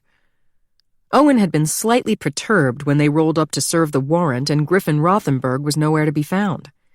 Had he cut and run already? That was what the prosecutors called consciousness of guilt, but it was also frigging inconvenient. Owen had Jean and Marv out cruising around looking for Rothenberg now, although if they found him, they were instructed to back off and surveil from a distance because Owen didn't have enough evidence to make an arrest. Yet. Owen studied their wedding picture, taken on a beach somewhere. Kate's smile for the camera seemed fake. Was she ever in love with the guy? Rothenberg's father had been filthy rich. Maybe she married him for the money. She wouldn't be the first girl to do that. Owen wasn't about to judge her for it. She'd paid a big enough price already. He dropped the wedding picture into an evidence bag, sealed it up with tape, and put it on the cart for transfer to the state police lab. Prosecutors loved stuff like that to show to the jury, set the stage, create a little atmosphere. The couple in their happier days before it all went wrong. The one of Kate in riding clothes he tucked inside his shirt. The forensics guys were here to handle the technical stuff. They had gone up to the second floor and were working their way down, looking for anything that smacked of crime scene. A murder weapon, obviously, but also blood spatters, suspicious stains, mud on shoes, cleaning supplies, places that looked staged or like they'd been mopped up or swabbed with bleach. They sprayed their luminol and collected their samples for the lab. Hair strands from Rothenberg's comb, water glasses that could be dusted to lift his prints. That asshole wasn't likely to come in and give a DNA sample voluntarily, but there was more than one way to skin a cat. With the state police handling the technical side, Owen was free to focus on documents. He liked documents. There weren't enough of them in narcotics cases. Maybe you'd get a slip of paper that said, Chino, 20 kilos, with a cell number on it, but nothing that required a man to solve a puzzle, to use his brain. He was looking for anything that gave Rothenberg a motive or put him near the River Road boat launch on Friday night when they believed she disappeared. Phone records, a bus ticket in a coat pocket, a receipt from a gas station, anything. Or an insurance policy on Kate's life with Rothenberg named as the beneficiary. Wouldn't that be nice? Owen walked the first floor looking for a desk or filing cabinet or anything, even a junk drawer where they stashed their paperwork. The house was a jumble of rooms, poorly organized, musty and dark, not at all the sort of place he imagined Kate living. She belonged in that mansion in the picture, not in a dump like this. Rothenberg must have really hit the skids if this was the best he could do. Hell, Owen could have done better for Kate himself, and he'd never come within 100 miles of the kind of money that guy had. In the kitchen, where he and Keisha had interviewed Rothenberg just the afternoon before, Owen went through the drawers and came up empty. Then he opened the pantry door and stopped and stared. Owen's pantry had about 10 boxes of cereal, a few cans of beans, maybe some spaghetti. This one was full to the brim with the most amazing stash of booze he'd ever seen outside a bar. Owen rummaged through it, the bottles clinking as he read the labels. There were many types of artisanal gin and some very expensive vermouth. Bourbon, both Kentucky and local, as well as 5 kinds of scotch, including a famous single malt that cost a pretty penny. Dark rum, white rum, and cachaça. Liqueurs and cordials in every flavor, brandy and cognac, margarita mix and Bloody Mary mix and simple syrup and bitters. You could throw a party for 100 people and not make a dent in this hall. Owen wondered what the total price tag was. If Rothenberg could afford a liquor cabinet this extravagant, maybe he wasn't hurting so bad after all. Maybe he had money stashed. Light bulb. Maybe he had money stashed, and he used it to pay for a habit that was maybe booze, but maybe something more. Could there be drugs in the house? The answer to that, in his experience, was there always could. Owen didn't have enough to lock Rothenberg up for murder. But if he found drugs, he could sure as hell lock him up for that, and he'd get the breathing room he needed to make the murder case at his leisure. Owen dialed the state police for what felt like the 10th time that day and requested dispatch of a canine team. He hated going to them with hat in hand, but this town had no goddamn resources, and if he borrowed from the overtime fund again, someone was bound to find out. He swallowed his pride and asked the state police for another favor. Owen was not about to let a possible drug arrest of Rothenberg fall by the wayside just to save face. When they told him it would take an hour to get the canine there, Owen photographed the booze — you never knew what might come in handy at trial — and went back to searching for documents. Eventually, he located a screen porch off the kitchen that he'd missed on his first walkthrough. The storm windows were up, but as Owen stepped down to the porch, the temperature dropped a good 25 degrees. If Kate was his, he would have spent a Saturday insulating the porch so she didn't have to sit in the cold. Presumably, a guy like Rothenberg had never heard of Home Depot and couldn't swing a hammer to save his life. The desk in the corner was covered with papers. Owen switched on the desk lamp and started wading through them. It was a freaking bonanza. Phone records, credit card bills, bank records, correspondence. Rothenberg hadn't gone digital yet, apparently. Owen sorted them into piles. The bank records and credit cards were key because Owen needed to be able to prove that Rothenberg profited from his wife's death. He found the October statement for a joint checking account which showed a dangerously low balance, less than was needed to pay off the credit card debt he found in their bills. Now that he had the account numbers, he would subpoena every record he could get his hands on, and if there was a financial motive, he would find it. Owen moved a sheaf of papers and under it discovered a shiny silver laptop. He knew better than to lay a finger on it himself. An expert needed to retrieve the data under controlled conditions. Another expense he'd have to find the money for somehow. His hands twitched with excitement as he sealed the laptop into an evidence bag for chain of custody. There was bound to be something on there to sink the husband. Sexts with a girlfriend, Google searches for how to dump a body. directions to the River Road boat launch, or something else Rizzo hadn't thought of yet. Computers solved cases because people were stupid. Owen couldn't count the number of times he'd searched a guy's phone and found it loaded with pictures of drugs and guns and cash, which, okay, maybe meant drug dealers were especially stupid. But no, it was the rich, stuck-up assholes like Rothenberg who felt so far above the law that they'd never bothered to destroy evidence of their crimes. Next came the desk drawers. He yanked open the top right-hand one and stopped, breathless. This was Kate's drawer. A small tray held pink paper clips, hair elastics, a lip gloss, matches from a bar in New York City, a pack of Marlboro Reds. Did she smoke? He didn't remember that from the bar. It was just the sort of stuff a woman would keep in her handbag. He'd thought about the handbag before, of course. It was missing. They were hoping to find it in this search, but so far they hadn't. Something was wedged under the tray. Owen moved it aside and pulled out a small red leather date book. It was a dainty thing with gold edging on the pages and a red silk ribbon marking Friday's date. Friday, her 40th birthday, the last day she walked this earth. He had to sit down in the desk chair. She'd written 40 in black ink at the top of the page, surrounded by little lines that looked like fireworks exploding. And below that, in a bold, slanted hand, in the space for 7 o'clock, B-Day dinner at Henry's with J&A. Henry's? Was that the name of a person, or did it refer to Henry's Bistro?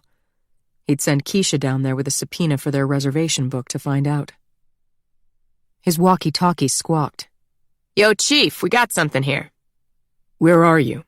Master bedroom. On my way. He'd looked through the bedroom before the forensics team showed up, but it had been a cursory search to get a feel for things. He thought he would have spotted something major, but that's why you brought in the crime scene team.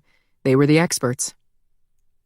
In the bedroom, Owen found the team leader and another guy hunched over the laundry hamper, clothing scattered on the floor at their feet. They turned when he walked in. Get a load of this, Chief, the team leader said. Matthews found it weighted up in the bottom of the basket. The team leader stepped aside. Laid out on the top of the hamper, Owen saw a men's shirt, purple check with a Brooks Brothers label. The left-hand side was marred by a large spatter of dried blood. Owen grinned and clapped the team leader on the back. Thanks, bro. I think you just solved my case. 28. Griff woke from a troubled sleep. Thoughts of Kate rushed in, and it took a couple of minutes before he could breathe again. The last thing he remembered was Aubrey feeding him soup and promising to find him a lawyer. She'd neglected to bring any booze, however. He hadn't had a drink since Sunday, and it was, Tuesday? Wednesday?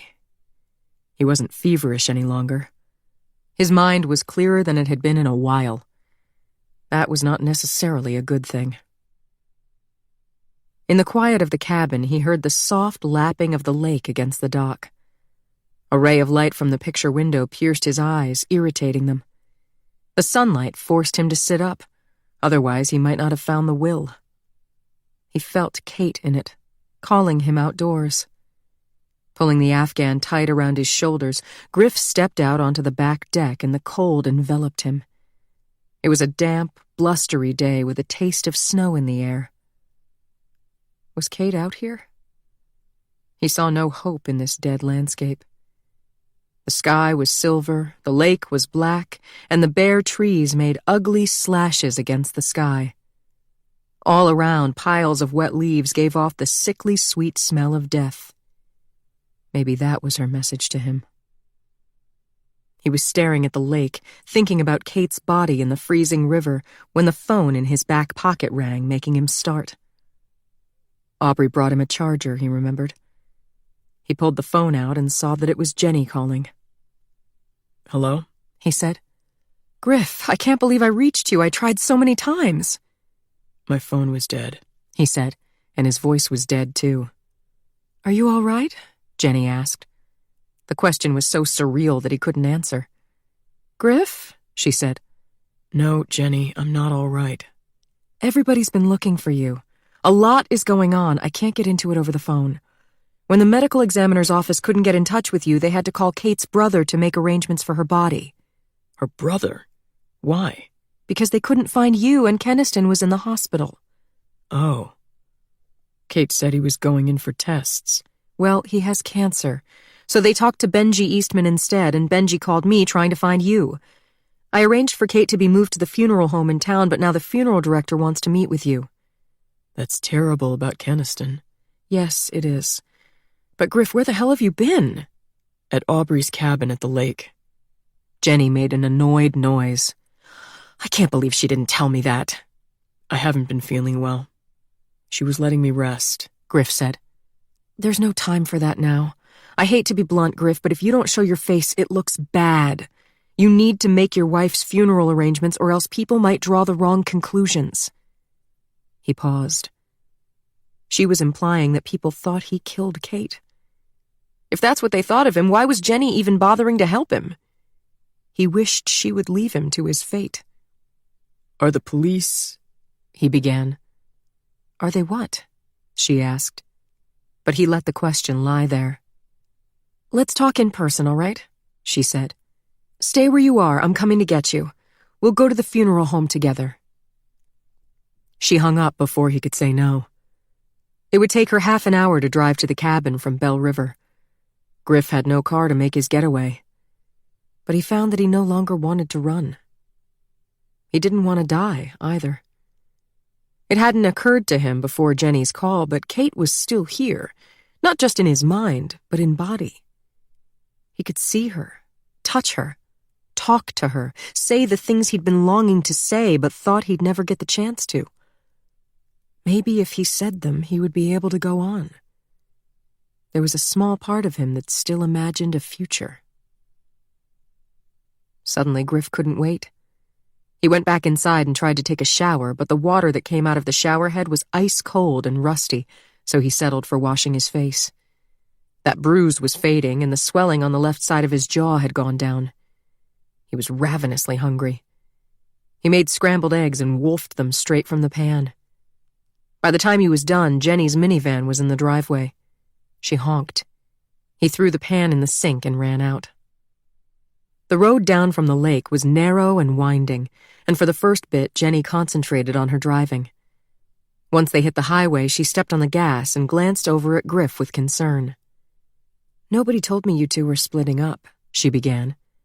It came as a surprise to me, too. You asked me on the phone about the police, she said. They think it's suspicious that Kate went missing immediately after filing for divorce. Griff shrugged. I don't know why they think that. She served me with papers and then she took off. She wasn't about to come back home like nothing happened. I assumed she left town. Well, you were wrong. She didn't go off on some Caribbean cruise. She turned up dead. Aren't you worried they'll come after you? Because you should be. I have no control over what the cops do. Aubrey told me they already searched my house. Anything I say about that, I'd be disclosing confidential information. Don't tell me then. I don't want to put you in a bad position, Griff said. I'll do it, Griff. I just want you to understand you can never say I told you. Honestly, Jenny, it doesn't matter to me. I don't care what happens next. I just want to see Kate. I have a contact inside the police department. He called me a little while ago with the results of the search. You should know the police found a shirt of yours with bloodstains on it. He leaned back in the passenger seat and closed his eyes. It's not Kate's blood. It's mine. I didn't kill her, Jenny. I loved her. I know that. He opened his eyes. But somebody killed her? The chief of police thinks so. He's a royal terror. I wish I could control him, but I can't. Honestly, he's focused on you, Griff. Figures. Griff shook his head in disgust. Fucking cops. What about you? What do you think? Jenny sighed. Personally, I hope it gets ruled a suicide. That would be best for everybody.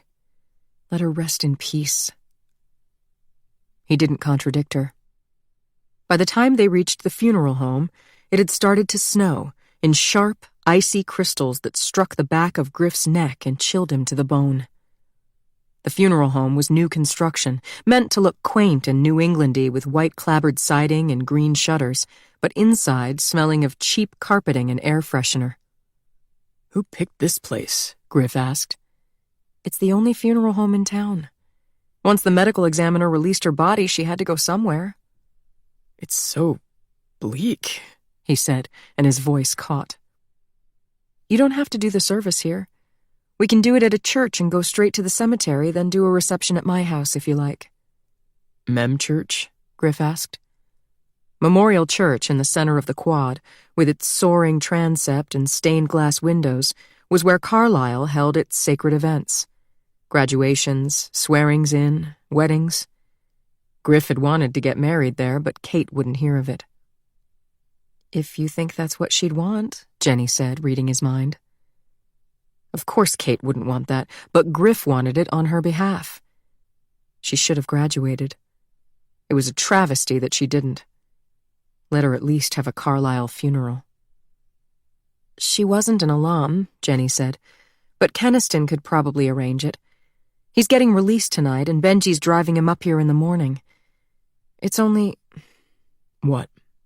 The press has their teeth in the story, Griff. If you hold the funeral in the middle of campus, it could turn into a circus. I'm even worried they'll show up here. I've been through worse, he said with a shrug, thinking of his father. You just ignore it. Kate's in there, Jenny said, nodding toward a side room. I'll wait in the lobby. I'm sure you want some time alone with her. It was the only thing he wanted. As Griff stepped into the room and caught sight of Kate lying on the bier, his breath left him. They'd dimmed the lights, so the space seemed candlelit, almost romantic, and she looked so beautiful. He approached her reverently. The undertaker had done a remarkable job. She was herself, except with a heavy sheen of pale foundation makeup which Kate never wore, and carefully brushed hair, where Kate's hair was free and wild. Otherwise, it was just Kate, looking fast asleep. Jenny must have selected the outfit. She wore her favorite dress, a chic black sheath by a famous designer that hugged her figure from the days when they could afford to spend thousands on a single item of clothing. Griff gazed down at her, ignoring the faint chemical smell that pervaded the air.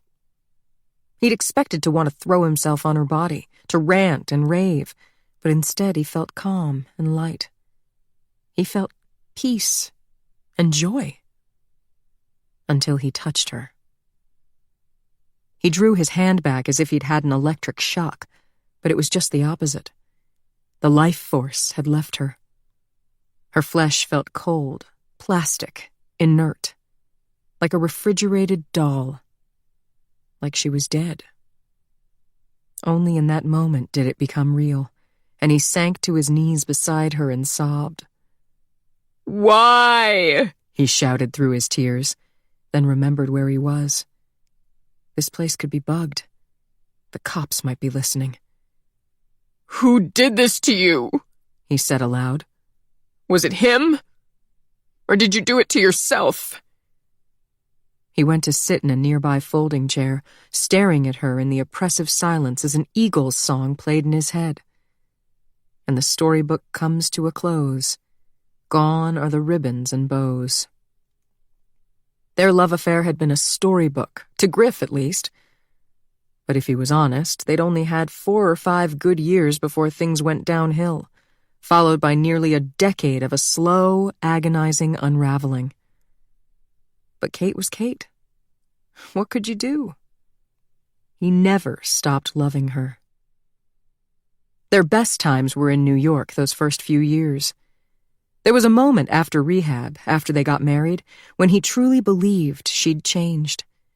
Her guilt over Lucas was the cause, but if it helped manage her demons, he'd take it and be grateful. At some point in Paris, Kate had added a 4th star to that tattoo inside her wrist. Griff would come upon her sometimes, sitting quietly with a faraway look in her eyes, tracing that 4th star with her finger. He never asked her if it represented Lucas. He never let on he noticed it at all. But he knew. The guilt seemed to do her good. Kate took Griff up on his offer of an introduction to his friend who ran the charity, and for a while she volunteered in a shelter for homeless kids. She went so far as to write away for brochures on master's programs in social work. But then, what? It was hard to say what went wrong. The corrosive effect of his money surely played a role. It took willpower to instruct your driver to bring you to the homeless shelter in the Bronx when you could be sitting in the front row of the couture shows instead, and willpower was never Kate's forte. Griff felt partially responsible for setting a bad example. His job on Wall Street was a charade, his duties limited to playing matchmaker between his own firm and various powerful clients who were associates of his father's. It was an endless round of lunches, drinks, and dinners, contentless, well-suited to a charming schmoozer who wasn't smart with numbers, which was how he thought of himself. He should have resisted the path laid out for him and done something else, something he liked, though he'd never liked anything much. He'd been a devotee of the gentleman's C at Carlisle, call it the gentleman's B- with grade inflation. The only classes he ever aced were Intro to Marine Bio and Literature of the Sea, because he loved boats and the ocean and he loved to sail. Maybe he should have made a meaningful career out of that somehow, instead of being content to cruise the BVI in his yacht, watching the sunset with a mojito in his hand. Although boats turned out to be part of the problem. He took Kate away from New York when she didn't want to go so they could spend time on the water. Around the time of her 30th birthday, Kate had begun to slip away from him. It started with a trip they made to Bell River after Griff was asked to serve as financial chair of his 10th reunion committee. They were only in town for a few days. She was excited about it at first, planning girl time with her old roommates, but at some point, something went awry. He never found out exactly what, or even if there was a particular triggering incident, though he imagined it had to do with Lucas Arsenault. In any event, depression overwhelmed her, and Kate fell into a deep, dark hole. He got her doctor to prescribe antidepressants, but Kate claimed they made her bloated and stupid. She stopped taking them and turned instead to her old friends' drugs and booze. He hated to see her get wasted alone, so he joined her, as if that made it better. Pretty soon they were both partying too much. There were no natural breaks for their bad behavior. No children who needed care, no fixed hours at work, no financial constraints. Whatever substance they felt like indulging in, they could afford the purest, and in unlimited quantities. They'd go out to clubs or to friends' estates in the Hamptons, start doing lines, and before Griff knew it, Kate had left with some other guy. He was usually trashed out of his mind by then and numb to the pain of it. If she left with someone, he'd leave with someone too. Pretty soon they'd both slept with pretty much everyone they knew. Kate was on the verge of blowing out her septum, Griff's liver was in trouble, and the whole scene had gotten toxic. They could either get out of town, go to rehab, or get divorced. Kate said rehab was a drag. Griff couldn't stand to lose Kate. So the solution was obvious. Leave New York. For her 30th birthday, he bought her a house in Anguilla, not far from the beach where they'd married. The house was set high in the hills with views for miles to the Aqua Bay where the yachts were anchored like so many toys. He whisked her down there on his father's jet and had her wear a blindfold in the car. They walked in the front door and she could see straight through the double-height living room to a 20-foot-high wall of glass where he'd set up a telescope trained on the bay. He guided her over to it and directed her gaze at a particular boat sitting proudly in the water, a sleek 70-foot Hinckley, exquisitely crafted of mahogany, with a navy blue hull and a white bridge. It was a classic, drop-dead gorgeous under full sail, not too big for Griff to skipper himself, with the aid of a small crew. He said, "Take a look at the name on the side. I named her the Kate. She's your boat, baby." They spent their days sailing her around to wherever the weather was fairest and the beaches the most secluded. They'd cruise the Caribbean all winter, then have the crew take the boat across and fly to catch it again in the Med, where they'd spend the long summers flitting among whitewashed islands. In between, they'd catch up with friends here and there at posh resorts over gin and tonics, or land for a while in the best hotels in Palm Beach, Capri, or Gstaad, avoiding New York, like that made their problems go away, As if New York was the only place you could be unhappy. Griff was having too good a time to realize they were living his dream, not Kate's. Yet she didn't complain. She didn't seem unhappy with their life until his father fell from grace and the money spigot got shut off. Until that moment, Griff never understood that Kate was really only with him for his money. He believed it of everybody else, yes, but never her. He was wrong about that, as it turned out. There was a knock at the door and Jenny stuck her head in. "Griff, I'm really sorry, but there are TV trucks out front. 3 of them." How did they know we're here? "I'm not sure they do know, but they know Kate is here. I talked to the funeral director. He's got private security people coming over right now to lock the place down and make sure she's not disturbed." Disturbed? Griff said, going pale. "I just mean that nobody sneaks in to take pictures or anything." He leapt to his feet. Where are they? Scumbags. I'll give them something to photograph. Jenny came forward and put her hands on his shoulders soothingly. "Honey, trust me. That'll just make things worse. We're going to sneak you out the back through the garage, and you can discuss the arrangements with the funeral director over the phone. Just give me a minute to set it up. Say your goodbyes. I'll be back in a few minutes," she said and closed the door. Say his goodbyes. He walked over to the bier where she lay and looked down at her, knowing that goodbye was impossible. He was going to come out of this situation intact, except for his heart and soul and anything else about him that mattered. Oh, he'd go on. There was money for that. At noon on Friday, Kate's 40th birthday, at a moment when they were still legally married, she'd come into the balance of her trust. Griff suspected that that fact explained the timing of her divorce filing. After all those years when he supported her in style, Kate was planning to take her trust money and split. That money was Griff's now, as her legal heir. It wasn't much, $250K. Enough to buy a small boat that he could live on in a marina somewhere, to sail again on blue waters, have a drink at sunset and toast to her. Maybe eventually he'd get lonely enough to find some intrepid woman to keep him company. A Mexican girl who took things in stride and knew how to cook, or a South African or Australian who could go for months without seeing port and not mind. But he'd never love her. He'd never love anyone again. If only there was some way around it. If only he could bring Kate back to life. Jenny was at the door. "Let's go," she said.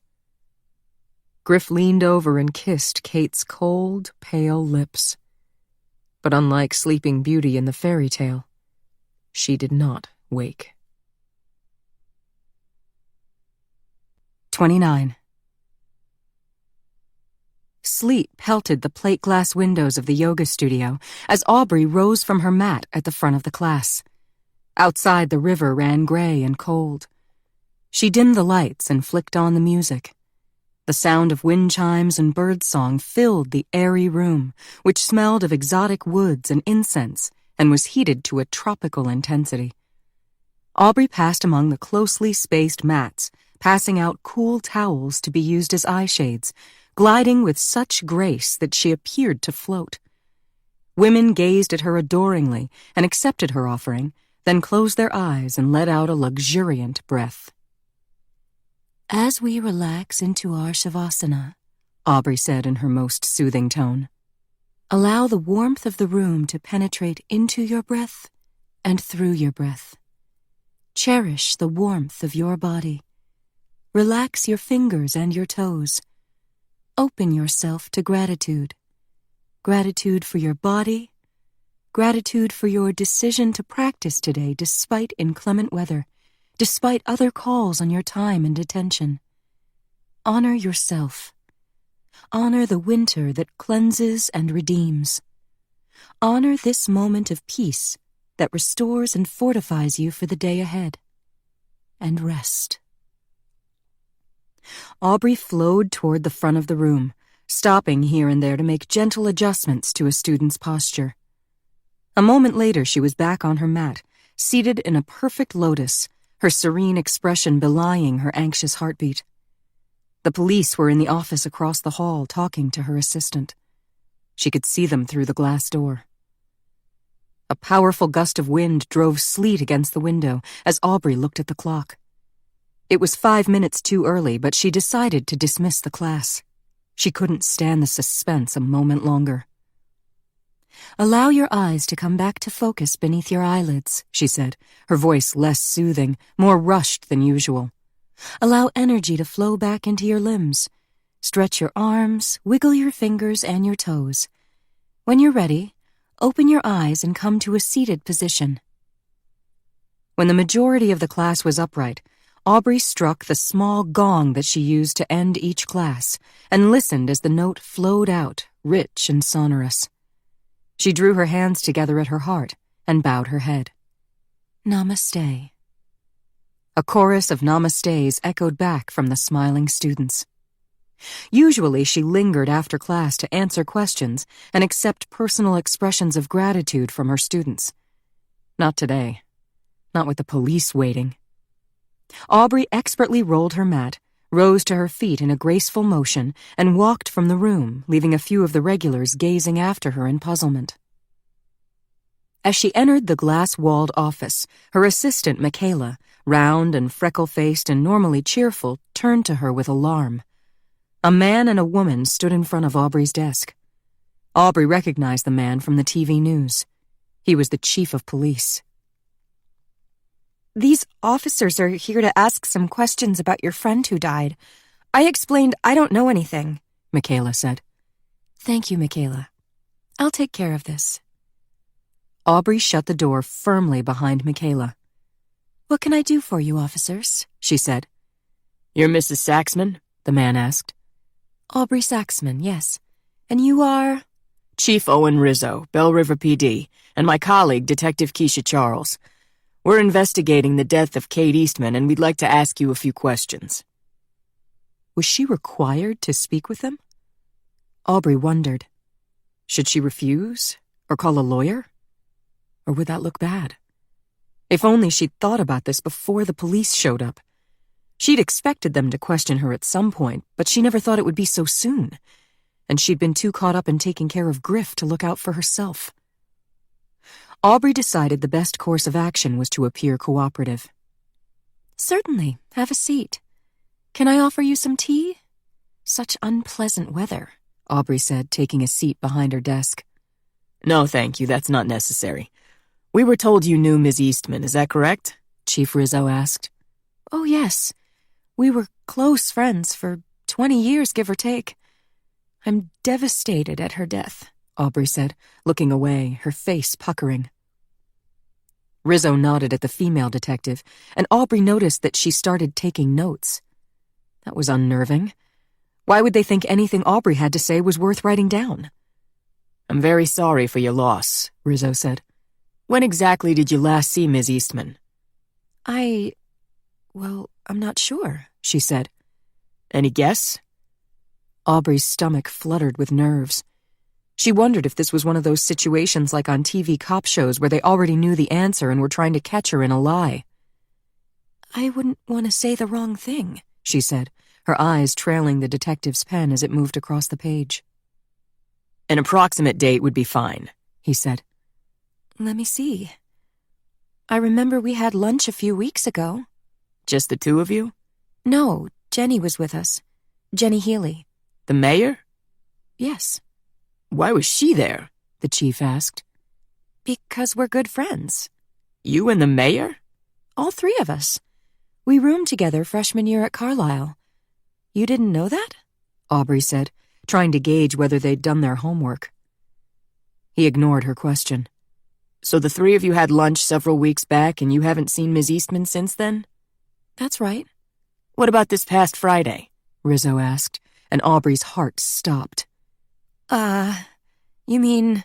she asked, stupefied, and shook her head. "Weren't you planning to see Ms. Eastman this past Friday? It was her 40th birthday, and I understand you had a dinner scheduled." "Oh, right, yes. We did have a plan to take Kate out for her birthday, Jenny and I. It was originally supposed to be the 6 of us, the 3 roommates and our husbands, at Henry's Bistro, but we changed it to a girls' night," What time were you supposed to meet? 7 o'clock. But it never happened? No. Why not? The chief asked. It got called off. When did that happen? I'm not sure. Maybe that same day? This was only a few days ago. You don't remember? No, sorry.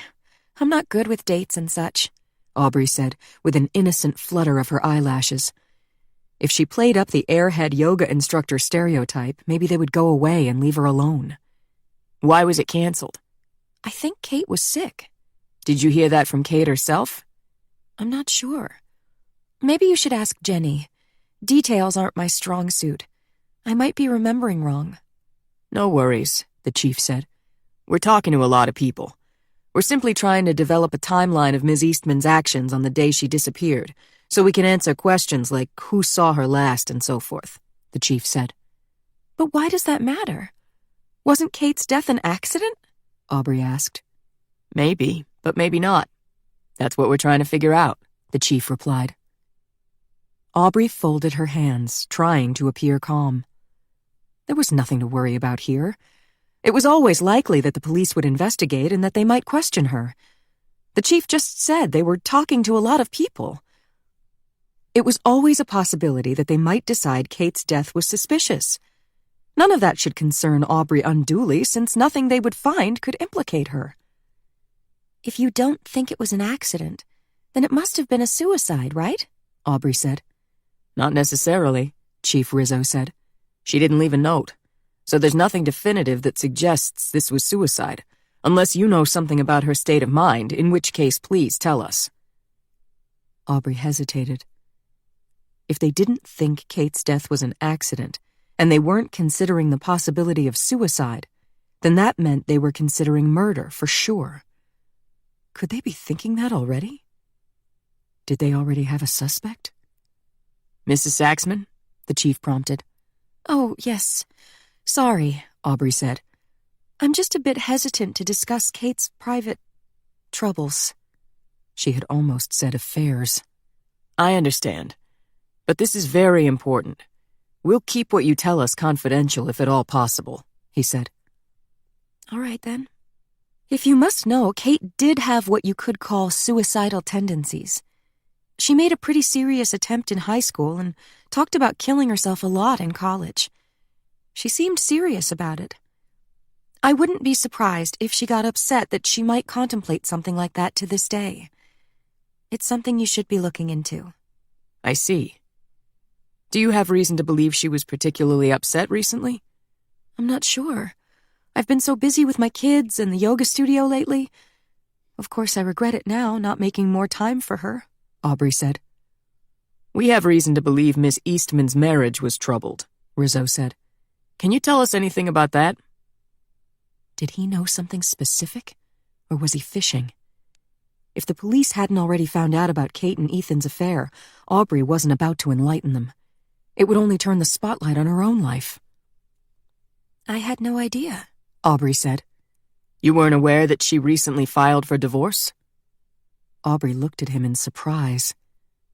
Was that possible? Was it even true? Surely somebody would have told her something as important as that. No, she said. I didn't know. I find it hard to believe I wouldn't have heard. Well, you said you hadn't talked to Ms. Eastman much lately. Mr. Rothenberg didn't tell you? Chief Rizzo asked, watching Aubrey closely. Mr. Rothenberg? No, why would he tell me? Kate would have been the one to tell me, and she didn't mention it, Aubrey said. Did you know Kate, Ms. Eastman, had just come into a substantial sum of money?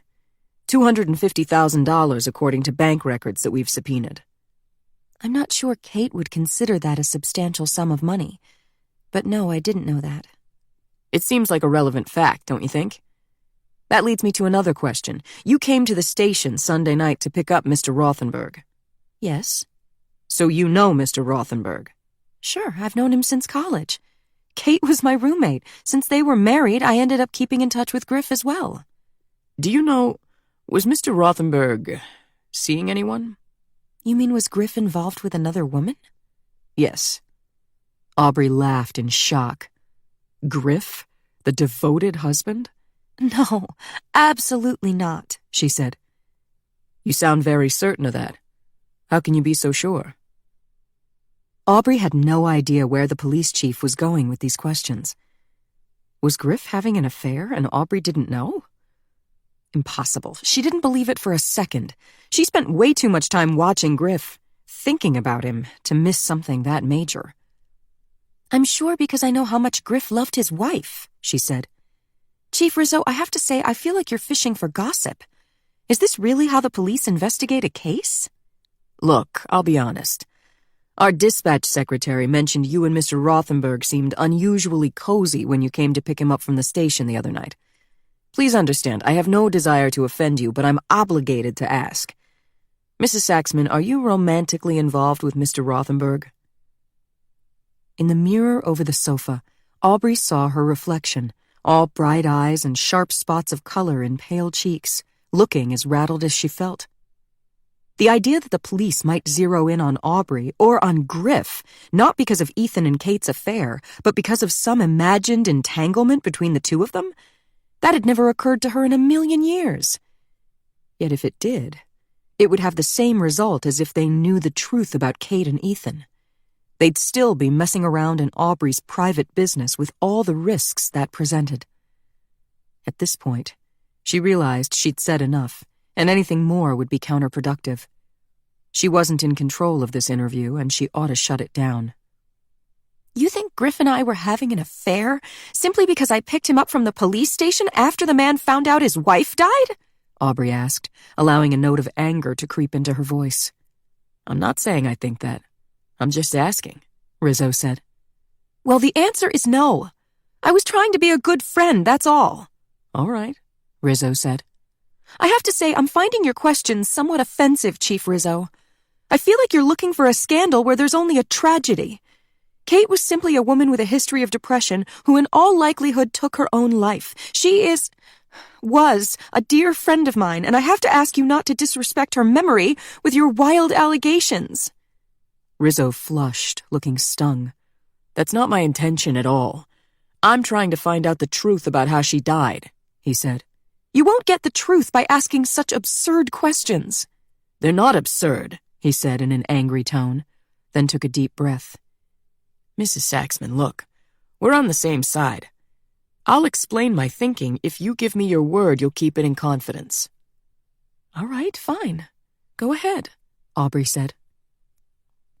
First of all, the forensic evidence in this case is consistent with homicide, not with an accident, not with the victim taking her own life. I know you say Kate had a history of suicidal behavior, but it sounds like that was many years ago. And there's something else, a very important reason that she wouldn't kill herself. You might not have known this, but Kate was pregnant at the time of her death, Rizzo said. As the sick expression spread across Aubrey's face, Rizzo nodded. So now you understand, he said.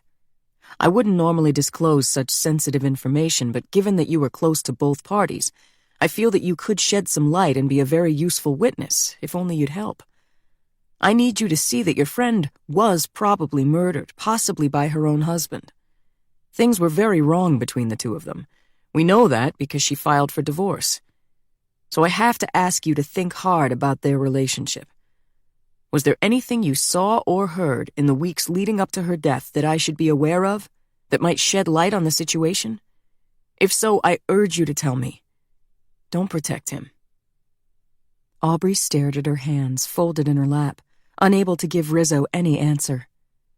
Kate, pregnant with Ethan's baby. She couldn't believe it. Something else she hadn't known, something huge they'd kept from her. You look upset, Rizzo said. I understand you're in mourning for your friend, and this news may have added to the shock. I just felt it was important for you to have the complete picture. We'll get out of your way now so you can have time to think things over. Here's my card, Rizzo said, standing up and nodding to his partner, who rose also. You think about it, and if you remember anything, you give me a call. All right? Aubrey nodded helplessly, and Rizzo left the card on her desk. When they'd gone, Aubrey locked herself in the bathroom and threw up. The baby had to be Ethan's. Kate and Griff weren't sleeping together as far as Aubrey knew. Aubrey had figured out from her clandestine monitoring of Ethan's texts that Kate was begging him to run off with her. This must be why, because Kate was pregnant.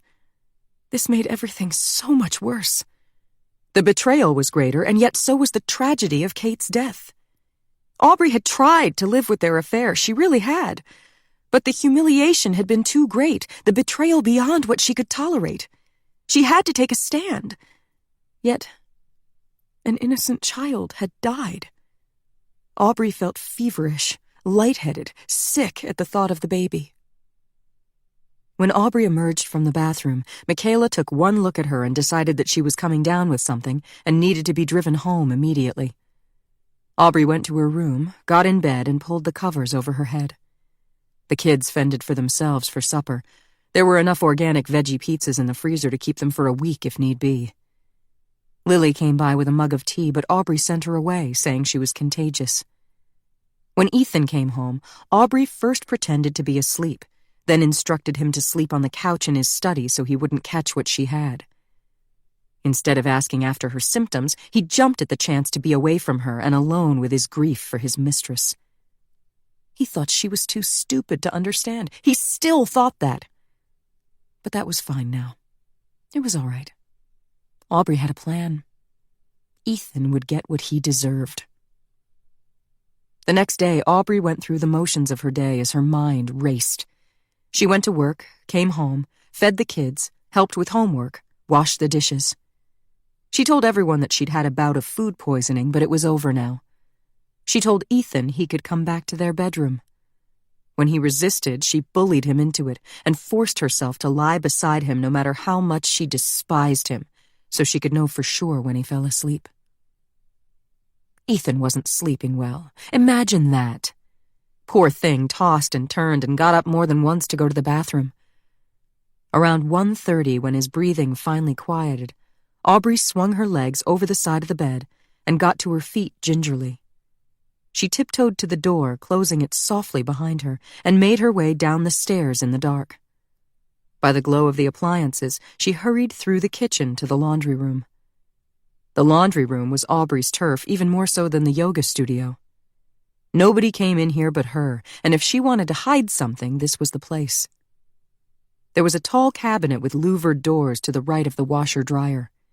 It normally squeaked to high heaven when you opened it, but she'd gotten out the oil can today, and now the hinges flowed like silk. Wrapping her hand in a dish towel to avoid leaving fingerprints, Aubrey reached into the cabinet with her long arm all the way to the back, behind the Tide and the dryer sheets, and pulled out a small purse. It was a pretty thing, a little black shoulder bag with a long gold chain. Kate didn't stint. It looked expensive. Her things were still inside. Wallet, keys, lipstick, hairbrush, compact, a miniature atomizer of perfume. Aubrey raised the bag to within an inch of her nose and breathed in.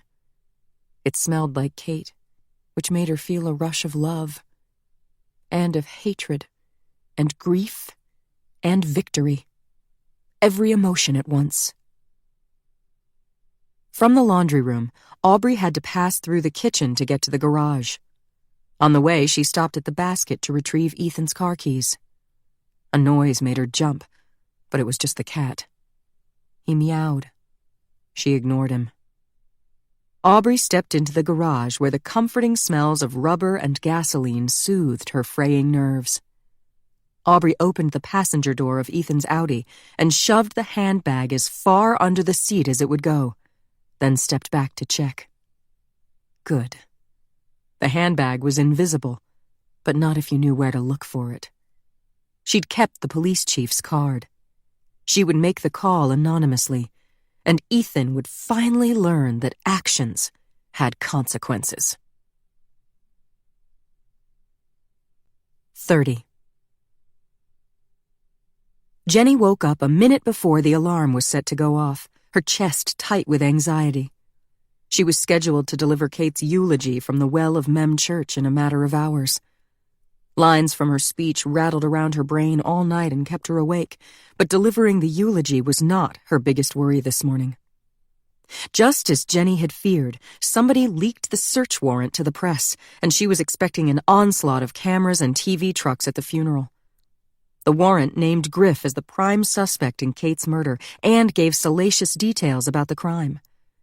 The beautiful blonde wife goes missing on the day she files for divorce, the same day her trust fund vests, leaving her with $250,000 that would now go to the husband. The wife is found washed up by the side of the river with a fractured skull. The husband, whose father is a notorious fraudster once worth hundreds of millions, hides a blood-stained Brooks Brothers shirt at the bottom of the laundry hamper. It was catnip, and Jenny had no hope of containing the story now. Keniston Eastman's voicemail from last night still rang in her ears. He wasn't just irate over the leak. He was distraught over his daughter's death, and beside himself at the implication that his son-in-law was involved. Jenny would have to face Keniston this morning, and she dreaded it. Then there were the problems closer to home. Tim slept beside her, his face in repose, exhausted and troubled. He'd been out of sorts for days now. They hadn't made up. Jenny kept her distance, walked on eggshells. She had enough trouble between the funeral and trying to keep a lid on the publicity surrounding the murder case to face another argument. She got out of bed with a sigh and went downstairs to start the coffee. The boys would be up in half an hour, but before that she had time to check the news and review her speech. She threw a coat over her nightgown, stuck her feet into her Uggs, and went out to collect the Bell River Register from the curb. Overnight, snow had fallen, and the driveway was slick. White clouds of breath trailed behind her. She shook the snow from the paper in its plastic wrapper. The sky was pink and brightening rapidly, and the air was sharp as crystal. Kate would have a pretty day for her funeral, at least. But, of course, Kate hated the cold. Back in the kitchen, she unfurled the newspaper. "Brooks Brothers Killer," the headline shrieked, over a giant 4-color photograph of Kate and Griff on their wedding day. Poor Griff. Jenny felt awful for him, but it was the box story to the right of the main article that made her gasp. "Murder victim previously present at local man's death," it read. There was a tiny, blurry BRHS yearbook photo of Lucas under the headline. Someone had put 2 and 2 together and connected Kate to Lucas's death. The byline said the author was Bill Buchwald, the same reporter who'd been interested in interviewing Kate at Jenny's Labor Day party months ago. Buchwald reported that 22 years before, the coroner ruled Lucas's drowning a death by misadventure, and the Arsenault family fought unsuccessfully to overturn that verdict and open a homicide investigation. Jenny read the rest of the article with her heart in her throat, relaxing only when she got to the end and hadn't found her own name. The article merely said that Kate had been present at the bridge the night Lucas died, and that the circumstances of Lucas's death were the subject of dispute. The Register didn't seem to be arguing, heaven forbid, that there was any connection between Lucas's death and Kate's. So why even publish such a story? Was this just for local color? Or was Buchwald fishing for dirt on the Arsenault case? She'd have to keep her eye on that. Jenny went into the den and clicked on the television, flipping back and forth between the local stations and the national morning shows to see what they were saying. Kate's murder was everywhere. The local stations talked of nothing else, but even the national networks were covering it. Most of them seemed to be calling it the Carlisle murder, though a few had picked up Brooks Brothers Killer, and one even had it as the Country Club murder, though neither Kate nor Griff belonged to a country club. One of the national networks flashed a picture of Kate taken when she was a teenager, in riding clothes in front of a mansion, looking gorgeous, rich, and extremely blonde. Jenny knew that picture.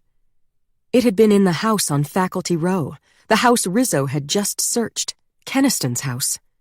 Ditto the next picture of Griff on the deck of a yacht looking like Thurston Howell IV. How had the press gotten hold of those photos? Had Chief Rizzo taken them from the house and leaked them? He still hadn't returned her phone calls, and she was increasingly uneasy with how he was handling the case. As she watched, the television news anchor started talking about yet another piece of evidence that should have remained confidential. A DNA test had apparently proved that scrapings of human skin taken from under Kate's fingernails belonged to Griff. Evidence straight from the state crime lab fed to the press. Now maybe that was some rogue lab technician, but maybe it was Rizzo trying to gin up public sentiment for a murder investigation so nobody would be able to slow him down. Jenny recalled her conversation with Robbie Womack about trying to build evidence to argue for Chief Rizzo's removal. She'd been having her doubts about opposing the chief, but the press reports made her very nervous. Jenny turned on her phone. Her voicemail box was full, and she had 67 emails, mostly from reporters, some from as far away as Italy and Japan. There was also an urgent email from the head of Carlisle Safety and Security saying that the town green and the quad were overrun with TV trucks, that Bell River PD was completely AWOL and he couldn't get through to the chief of police. Now that was something she could use. In a town like Bell River, the one thing people expected from the police was decent traffic control. Jenny forwarded that email to every member of the town council with the subject line, Carlisle concerns about Chief Rizzo's performance. Then she woke the kids and told them to grab a granola bar for breakfast. An hour later, clad in a new black suit, her hair and makeup perfect and her speech memorized, Jenny headed down the hill into town. Traffic snarled the streets of Bell River beyond anything she'd seen in all her years here. Jenny had a meeting soon with Griff and the Eastman family to review funeral arrangements, and what normally was a 10-minute drive was already taking 20. She decided to park at the office and walk to Mem Church so she wouldn't have to fight the gridlock for that extra few blocks. After waiting nearly 5 minutes to make a left across traffic into the town garage, Jenny found an unknown car with out-of-town plates parked in her space, right under the big sign that said reserved for Mayor Healy. That was the last straw. She whipped out her phone and dialed Owen Rizzo, who hadn't answered her calls for the past 2 days. She planned to leave an angry voicemail, but to her surprise, he picked up. "Chief Rizzo, finally," Jenny said. "I see you forwarded an email about parking problems to the entire town council," Rizzo said, indignation in his voice. "Yes, I did. I just drove through the downtown, which is overrun, and there was not one single patrol car in sight. I need to know what you're doing about this situation." "So talk to me about it. Don't go behind my back," Rizzo said. "How can I talk to you when you won't return my phone calls?" Jenny said. "I've been a little busy, as you may have noticed." "Unfortunately, I have noticed. We need to talk about how you're handling Kate Eastman's death. I thought we had a good relationship, Chief. But you don't even call me when she's found. You unilaterally decide that this is a murder instead of a suicide, and you go to the press without consulting me. I'm beginning to have some serious doubts about your judgment," Jenny said, trying to keep her voice calm. "Police matters are my department, Madam Mayor," Rizzo said. "You may be chief, but I'm the mayor of this town, and you need to work with me. Simple as that. Look, we had this discussion before when we had that ruckus over a simple staffing change. Ma'am, with all due respect, I need my independence or I can't do my job. I run the department my way. Now, if you don't mind, I would like to ask you a few questions about Kate Eastman, given that you are a friend of hers." "You have questions? Well, I have an answer. This was a suicide. Everybody who knows Kate thinks that. It was not a murder. Her husband didn't kill her. You're off on a frolic and detour with no proof." "I have proof. I have an expert report." "Right, I heard. How exactly did you pay for that, by the way?" Jenny demanded. "Excuse me?" "I'm asking, where did you get the money to pay for an outside expert?" "I really can't brook this kind of interference," Rizzo said. "From what I see, you're failing to look out for the well-being of this community, and that's my business. This case could have been handled privately to spare the family the pain. Instead, you're off on some crusade investigating some non-existent crime while the entire town is overrun by TV crews." "Madam Mayor, I'll say it again. Managing the department is my job." "Then manage it. Or else we'll end up with some poor old lady getting run over and you'll be out of a job. Now I have to go. I'm delivering Kate's eulogy." Jenny hung up resolutely. Maybe she hadn't come right out and said it, but she'd hinted sufficiently to give Rizzo fair warning. If he didn't change his tune and start working with her instead of against her, she'd have him removed from office. As mayor, Jenny wasn't a dictator, but she wasn't a pushover either. She took care of business when the situation called for it. Speaking of, she got on the phone to the town's tow truck concession and told them to boot that damn car and get it out of her parking space ASAP. Walking down Briggs Street, taking care not to slip on the ice in her high-heeled pumps, Jenny marveled at the size of the crowds. Cars were parked haphazardly on sidewalks, TV trucks blocked driveways, and reporters with recognizable faces did sound checks on the town green.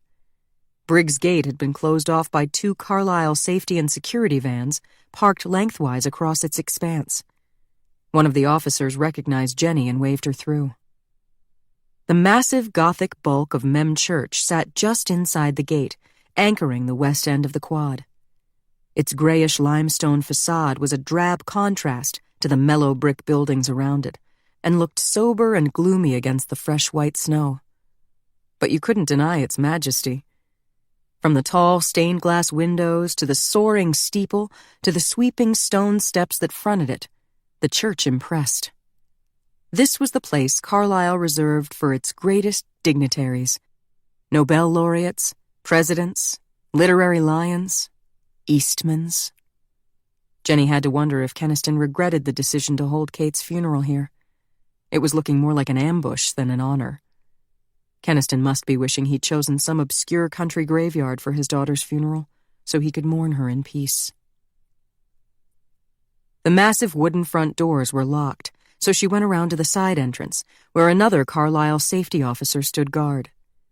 From there, she took the elevator down to the basement and walked down a long, echoing stone hallway to the suite of offices at the back, which smelled of burnt coffee and heating oil.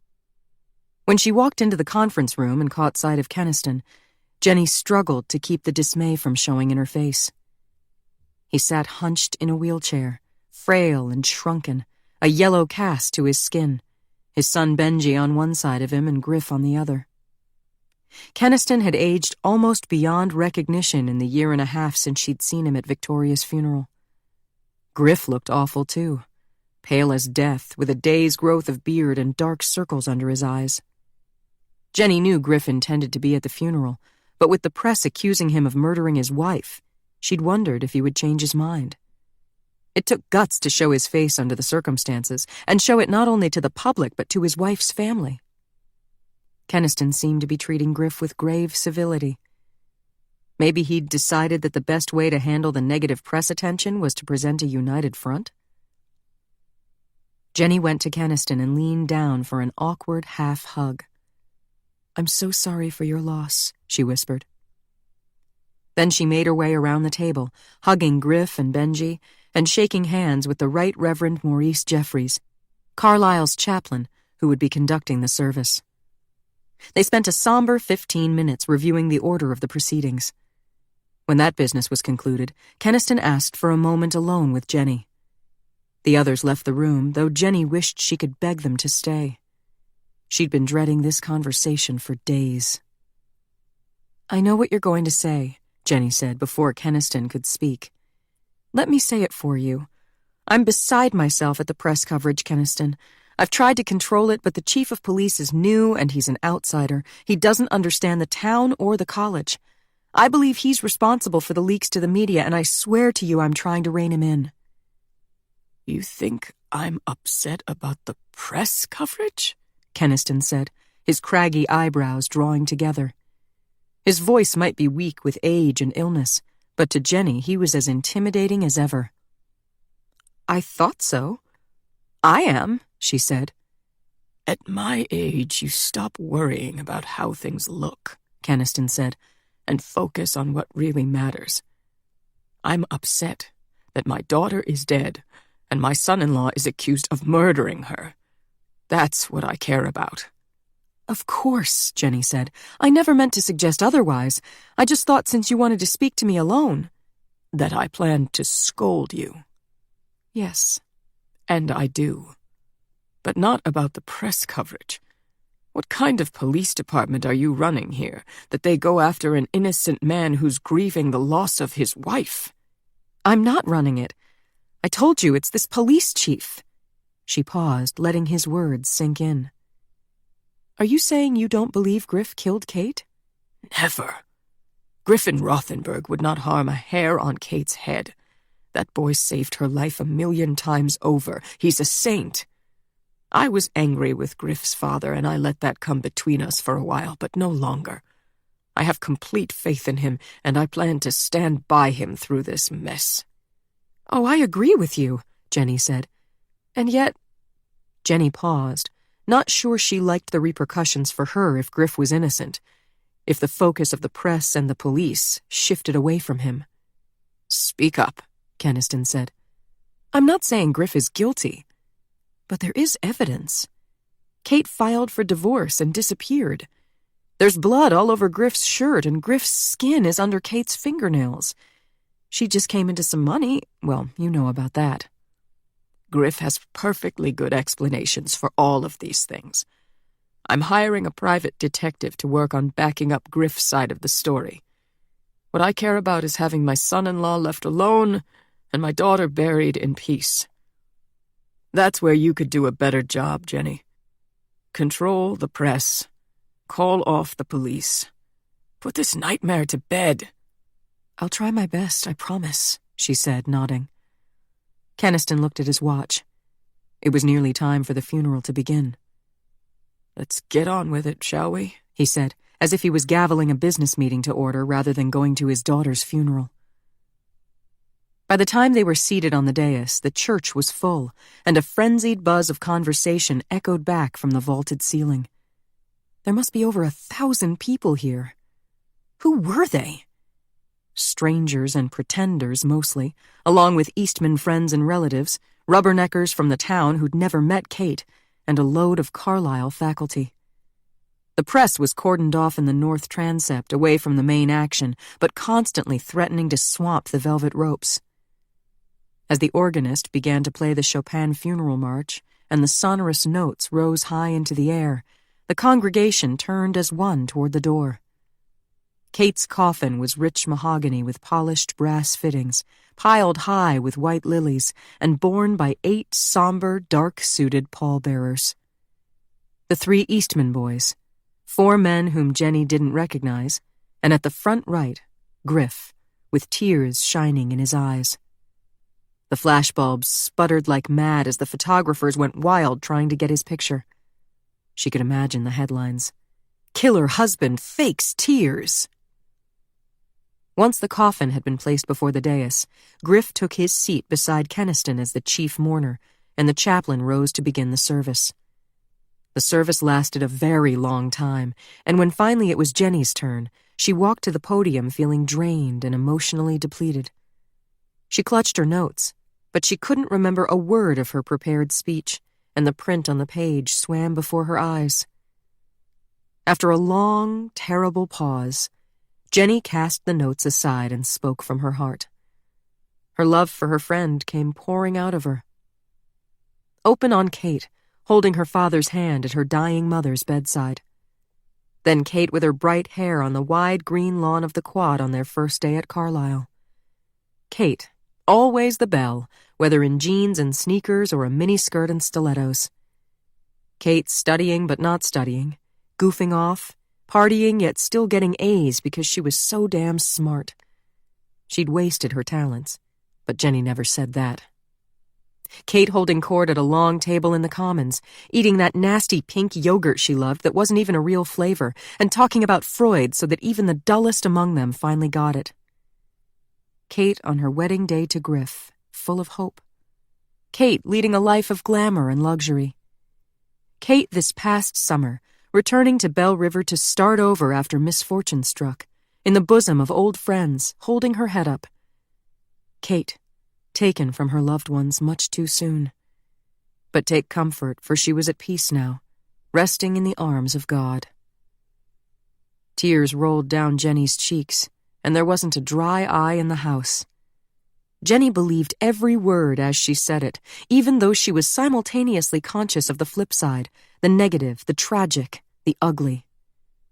But you didn't speak ill of the dead, and after years in politics, Jenny believed in giving the audience what they wanted. A funeral was no place for the bitter truth. They would say a proper goodbye and pray for Kate at the hour of her death. Scandal would have to wait.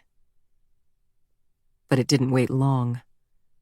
Griff and the other pallbearers got up to carry Kate's coffin to the hearse outside, leaving Jenny to wheel Keniston down the handicapped-accessible ramp. They were only a minute behind the others. But by the time they got outside, the coffin was in the hearse, and Griff was spread-eagled against a police cruiser, while Owen Rizzo slapped the cuffs on in full view of the national press. 31. The cell was cold and grimy. It reminded Griff of that god-awful house on Faculty Row. That place was a pigsty and depressing as hell, with old steam radiators that rattled and spit, and drafty windows that leaked frigid air on cold nights. For a while, Griff had tried to maintain the place, but it was a losing battle. Every time he did something, Kate undid it. She didn't understand the basics of taking care of a house, or taking care of herself, for that matter. He couldn't blame her. She'd had help all her life. First in New York with her family, and then with him. Kate's favorite thing of all was living in hotels, which they did for months on end. She liked her sheets ironed and changed every day, her crumpled towels whisked away, fresh flowers, a chocolate on the pillow. In the best places, the staff tiptoed in when you were down at the pool and you never saw them. She didn't want to have to tell someone what to do, she just wanted it done. Room service at odd hours, breakfast on the terrace in her bathrobe with dark glasses on to block the tropical sun, aspirin from the gift shop for her hangover. That's the life Kate was used to. Griff could hardly blame her if, when all that disappeared, Kate had difficulty learning to cook or clean or do laundry. Kate was a New Yorker.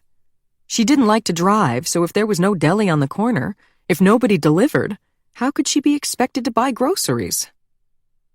Griff did all the shopping, and when he did, he noticed things. He knew Kate was pregnant because he knew when she got her period. He knew whether there were tampons in the drawer because he made the drugstore runs. He noticed the puffiness in her face and her breasts, and the flush that came to her cheeks. He knew she wanted this baby because she changed what she ate and cut back how much she drank. He knew what those special vitamins were for. She didn't have to say.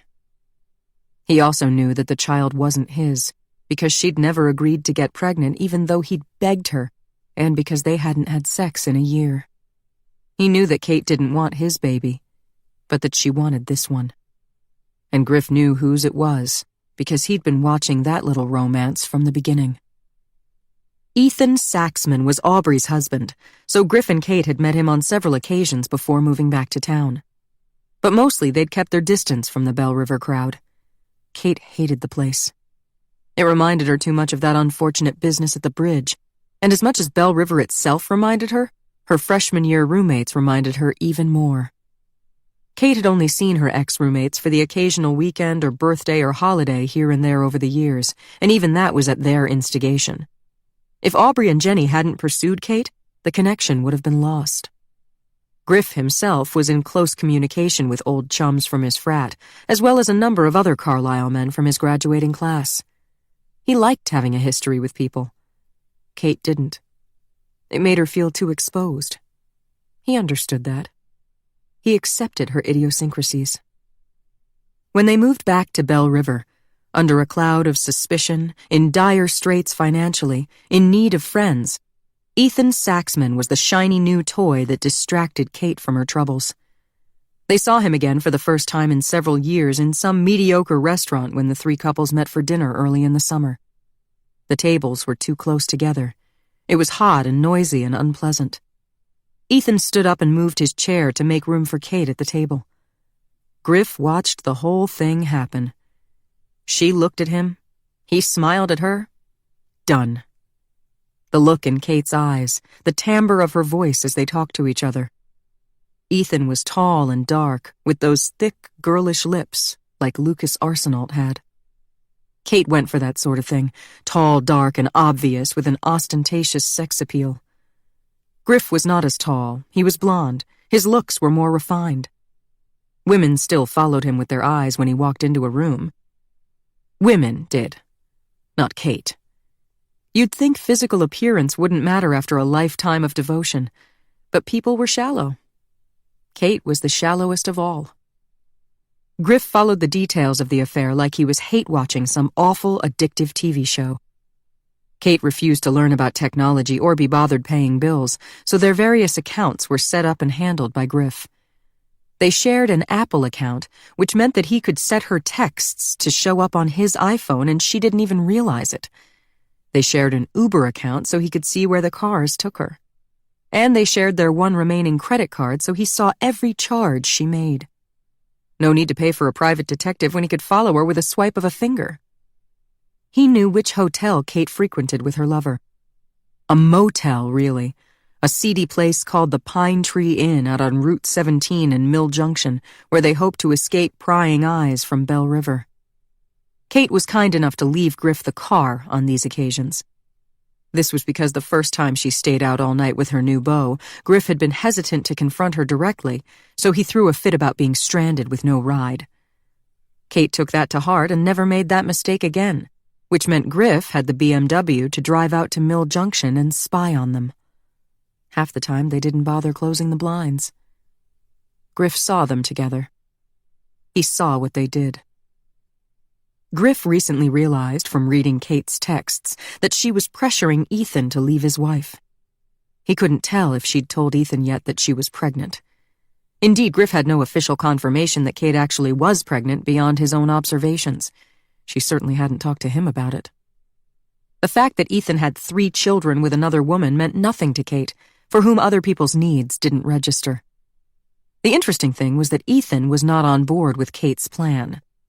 In his texts, Ethan seemed to be hesitating, backing off, even hinting at ending things. And it might have gone that way, had Griff not intervened and snatched defeat from the jaws of victory. Sitting in the cold jail cell, Griff had plenty of time to relive the confrontation in all its awfulness. It was last Thursday night around 9 o'clock, cold and windy with a chance of rain.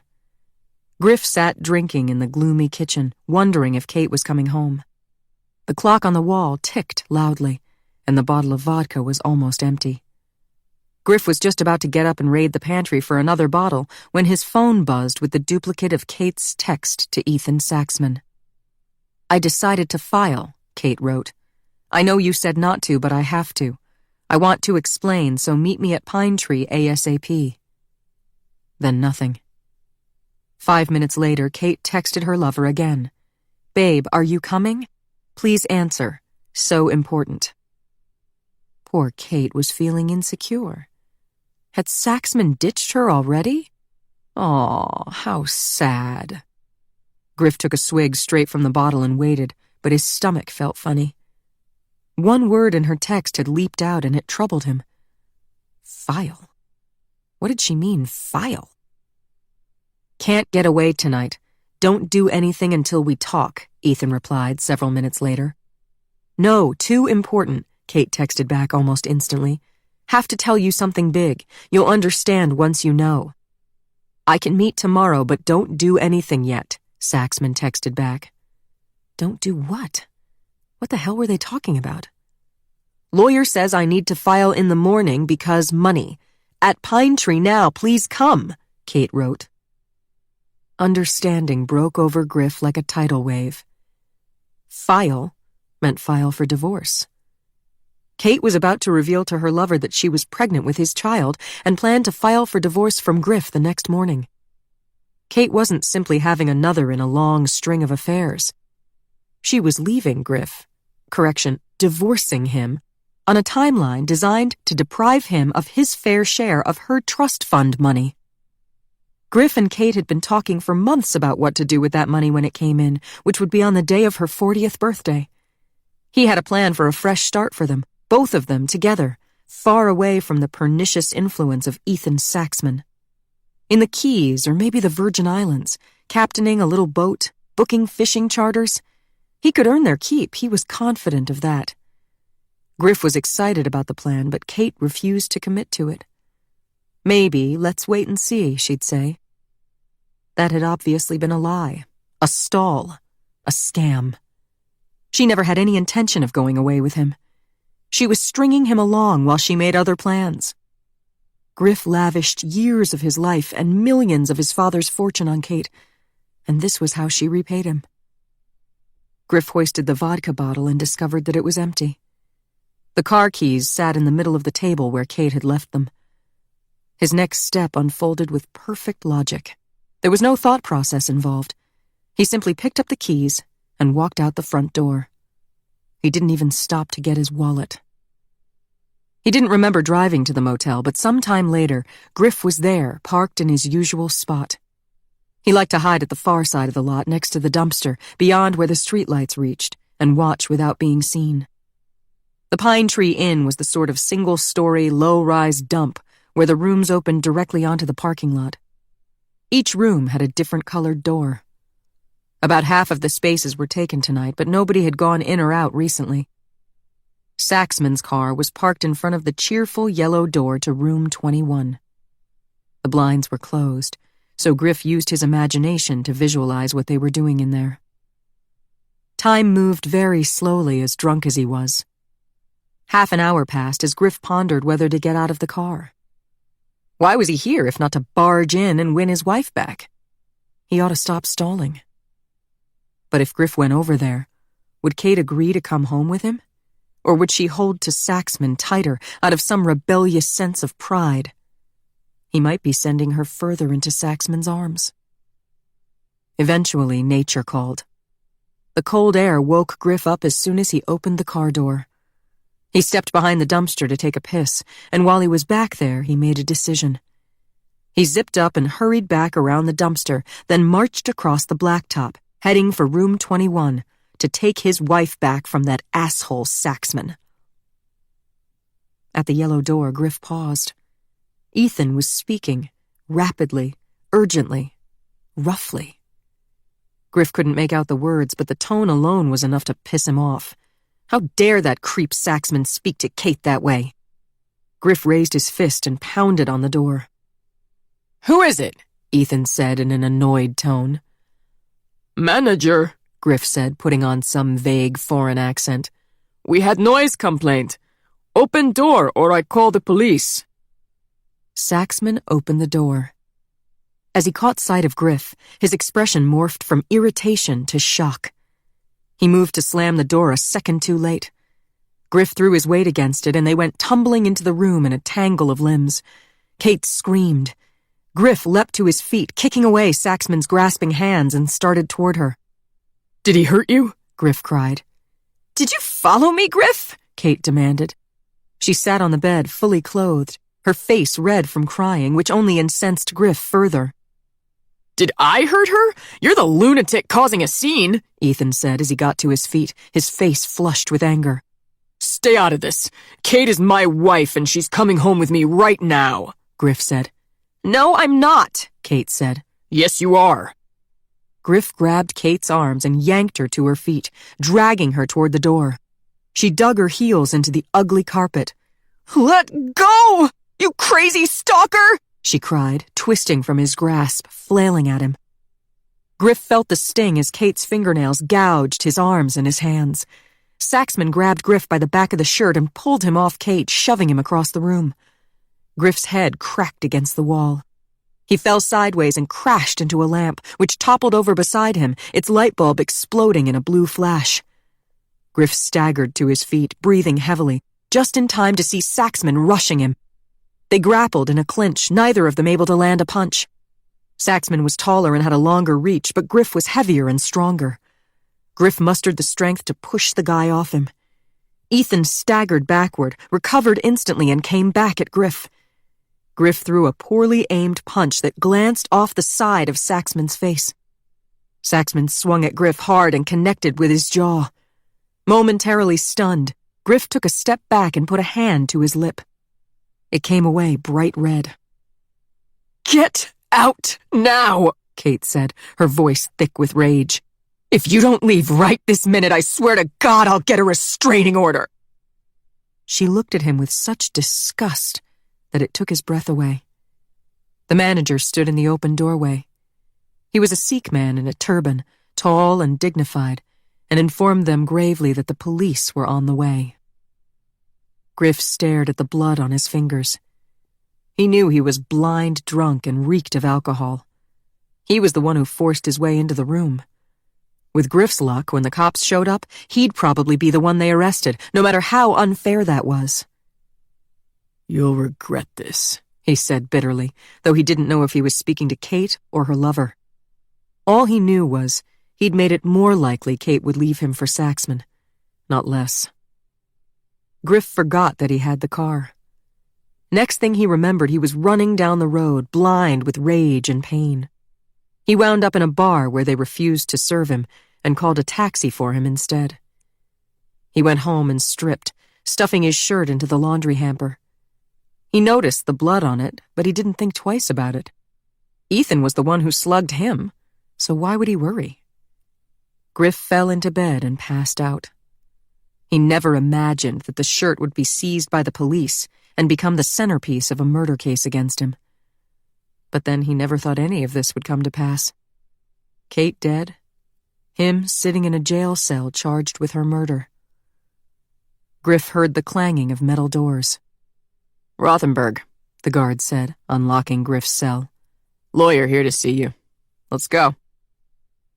Griff was escorted to a small, windowless interview room. He recognized the man who waited for him because he was famous. Leonard Walters, an aggressive New York criminal lawyer with a national profile, a shock of white hair that set off his perpetual tan, and a fondness for trying cases in the press. "Mr. Rothenberg, good to meet you," Walters said. "I'm here to represent you at your father-in-law's behest.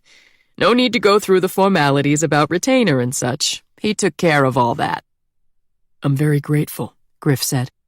"Keniston knows I would never hurt his daughter. I loved Kate." Walters held up a hand. "Let's skip that and cut to the chase. It doesn't matter how you felt or even what you did. What matters is what the police can prove and how effectively we can undermine their case against you." "I want you to know I'm innocent." "Glad to hear it. If you're guilty, that's fine too. Everybody deserves a defense. Only I'd advise you not confess to me because that makes my job harder, avoiding perjury and so forth." Walters glanced at the gold Rolex on his wrist. "No time to waste. Here's my plan." As Walters explained it, he intended to demolish the case against Griff by painting Chief Rizzo in the media as a trigger-happy rube who'd missed important pieces of evidence and manipulated others. Griff would come off as the martyr, a falsely accused, grief-stricken husband, dragged from the graveside of his beloved wife by an overzealous cop. It was a think-outside-the-box approach, and Griff liked it. They spent the rest of the visit going over the details of Kate's affair and the confrontation at the motel, so Walters' investigator could start collecting evidence to back up Griff's version of events. "The blood on the shirt that this cop made such a stink about, you're saying that's your own blood? From when your wife's boyfriend slugged you?" Walters asked, scribbling notes. "Yes." "Oh, that's good. That's very good. And you left your wife alive, in the love nest with the other man?" "At the motel, yes." "I love it. She's pressuring him to leave his wife and kids. He doesn't want to do it, and he's the last one who saw her alive, not you." "And that's not all. I don't know if this helps or hurts us, but you should know. It's my belief that Kate was pregnant with Saxman's baby." Walters raised his eyebrows. "Really?" "Yes. Now I have no proof of that. She never told me directly. But I lived in the same house as her, and I'm fairly certain." "A rich doctor with a wife and 3 kids at home. A pregnant mistress who's starting to make demands. It's classic. One thing, though, this was Thursday night, you say?" "Uh-huh." Walters paused, a thoughtful look on his face. "But she filed for divorce Friday morning." "Yes." "So, presumably she got out of the motel in one piece and made it to the courthouse. That's a wrinkle, but we can finesse it." "A wrinkle in what? Where are you going with this?" "The fastest way to convince the world you're innocent is to make somebody else look guilty," Walters said. "This doctor is going to be our alternative suspect. We hold a press conference and divert attention onto him." Griff frowned. "But what if he's innocent?" "What do you care? He screwed your wife, punched you in the face so you bled all over your shirt, made you look guilty when you're not, and now you're rotting in a jail cell and he's walking around free. This is your chance to fight back, my friend." It would serve him right, Griff said. There you go. That's the attitude. Is my father-in-law on board with this plan? He says he wants to end the media circus, and this strategy will only make the story bigger. Keniston hired me to clear your name, and I have to do that the best way I know how. The press'll fall all over themselves crucifying this other guy. Trust me, it's the way to go. Griff nodded. All right, I'm in. This will take a few days to pull together. I'm going to agree to postpone your bail hearing so you don't have to go to court. It's more important to negotiate with the prosecutor and persuade her not to file charges. But you'll have to spend a few nights in jail. It's worth it if it means I don't get charged with murdering my wife. Walters smiled reassuringly. That's the plan, my friend, and I think we can pull it off. They shook hands, and Griff was escorted back to his cell. He felt euphoric for a good 5 minutes or so after the meeting ended, at the thought of getting out of jail and of taking that smug asshole Owen Rizzo down a notch. He was elated as well that his father-in-law believed in him enough to pay the freight for someone like Leonard Walters. But then Griff remembered that Kate was dead, and the good feeling began to fade. He thought about the fact that Kate's body had been lowered into the cold, hard ground, without him there to say a last goodbye. She was under there now, as she would always be, with 6 feet of dirt between them. Griff lay down on his bunk and stared at the ceiling, too miserable to move. 32. Keisha barged into Owen's office and told him to pull up CNN on his computer. Is it about the kid? He asked. The lead story on the front page of the Register had Owen's stomach in knots. The star forward of the high school soccer team had been clipped by a TV truck yesterday. The kid would be fine, but he had a fractured tibia and would be out for the season just as the playoffs were starting. No, it's about Rothenberg, about the murder. You need to see this, Keisha said. Owen went to CNN, turning the monitor so Keisha could see. They were live streaming a press conference straight from the steps of the Bell County Courthouse. Leonard Walters, the big-shot lawyer from New York, was speaking to the press about the Rothenberg case. I know that guy, Rizzo said. He represented the kingpin on my biggest drug cartel case. What's he doing in this town? You're not going to like it, Chief. Leonard Walters sported the standard lawyer's winter uniform of dark wool overcoat with a sober gray scarf tucked under the collar. It made an impressive contrast to his snow-white hair as he spoke into a bank of microphones. They had come into it in mid-sentence. Pregnant with another man's child. Ask Chief Rizzo whether the autopsy found evidence of that. What are the police hiding? Naturally, when Mr. Rothenberg found out about his wife's affair, he became extremely angry, but he did not take his anger out on his defenseless, pregnant wife. No, he went after her seducer, a married man, a father of 3, a doctor at the hospital in this very town by the name of Ethan Saxman. The two of them got into a fistfight at the Pine Tree Inn on Thursday night. Mr. Rothenberg was merely defending his wife's honor. The gentleman standing beside me is the night manager at the Pine Tree Inn, Mr. Rajit Singh. He was an eyewitness to that fight and will speak to you momentarily to corroborate everything Mr. Rothenberg says. He'll tell you Mr. Rothenberg was bleeding from a cut on his lip, which explains the blood on his Brooks Brothers shirt. He'll also tell you that when Mr. Rothenberg left the premises, Mrs. Rothenberg was safe and sound, left alone in this other man's company. I discovered this evidence with one phone call. Why didn't Chief Rizzo find it? Or did he, and decided not to tell you because it's bad for his case? Ask the chief whether a DNA test was already conducted on the bloody shirt. It was, but he won't tell you the results, because they undermine his attempt to frame an innocent man. Keisha grabbed the mouse and clicked pause. Is that true, Chief? It's Rothenberg's own blood on the shirt? So what? Killing someone is a violent business. Rothenberg could have hurt himself going after his wife. If you knew it was his blood and not hers, why didn't you tell me that? It doesn't make him innocent. You've been saying she was pregnant.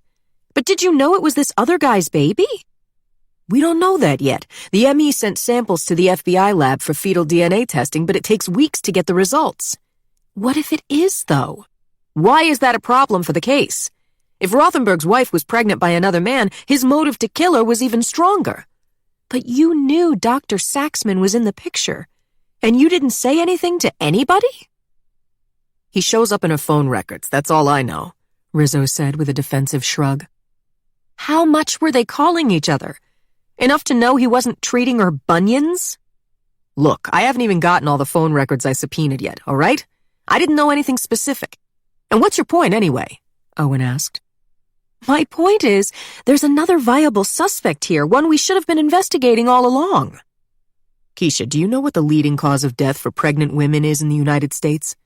It's homicide, by husbands and boyfriends. I kid you not, go look it up.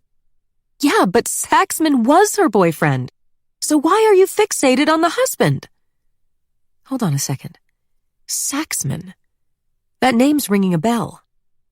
We interviewed his wife. He's married to the yoga teacher, Rizzo said. Not because of that.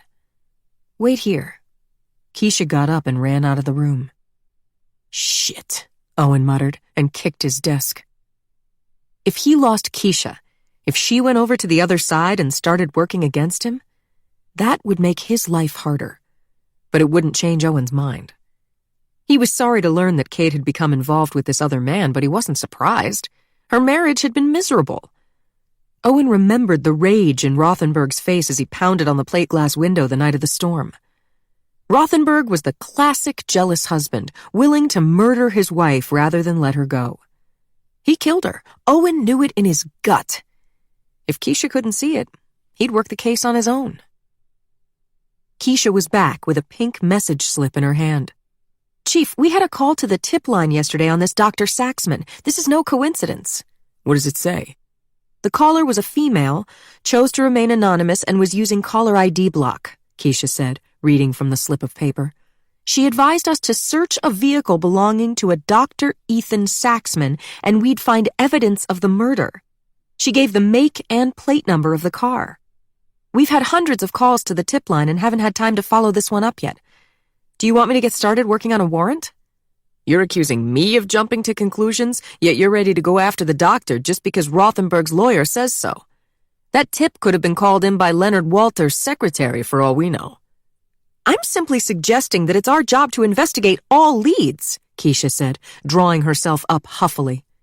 Maybe you haven't noticed, but with our limited resources, we don't have that luxury. Don't we owe it to the town to try? Keisha asked. This town wouldn't know a murder investigation if it jumped up and bit it in the ass. We owe the victim justice. That's what we owe. This town has been nothing but an obstacle to achieving that. Did you know Rob Womack is passing information to the mayor behind my back? Keisha shook her head. Last time I checked, Chief, the mayor was on our team. Come on, Keisha. Tell me you don't see it. These people are conspiring against me. They'd rather see me lose my job than catch her killer. Small towns are rough. You have to go that extra mile before people accept you. And no offense, Chief, but you've made some decisions that rubbed people the wrong way. They can't stomach an outsider telling them how to run things, that's the problem. Yeah, well, you could make more of an effort to get along. I read the paper this morning. People are pissed about the traffic accident and they're starting to question the investigation. Why not make a show of good faith? Tell them you're reassessing your case and looking at other suspects. My case is fine, thank you very much, Owen said, his mouth setting in a grim line. The nerve of this kid, after he got her the job. Did she have some kind of problem with him? She'd complained about how he asked her to take the notes in the interviews. Was it that? He was only trying to train her. Kids these days, they wanted to run the show from day one, whether they were ready or not. What do you have to lose, Chief? Bring Rothenberg and his lawyer in for an interview. Ask them to provide us with a rundown on all the evidence that they claim exonerates him. Then we check it out and see if he's telling the truth. Meantime, I'll look into this doctor and his relationship to the victim. I'll get a warrant on the car. I know it seems far-fetched, but it does happen sometimes that you get the wrong guy. Maybe we rush to judgment on this one. Yeah? And what do you think happens if I'm wrong?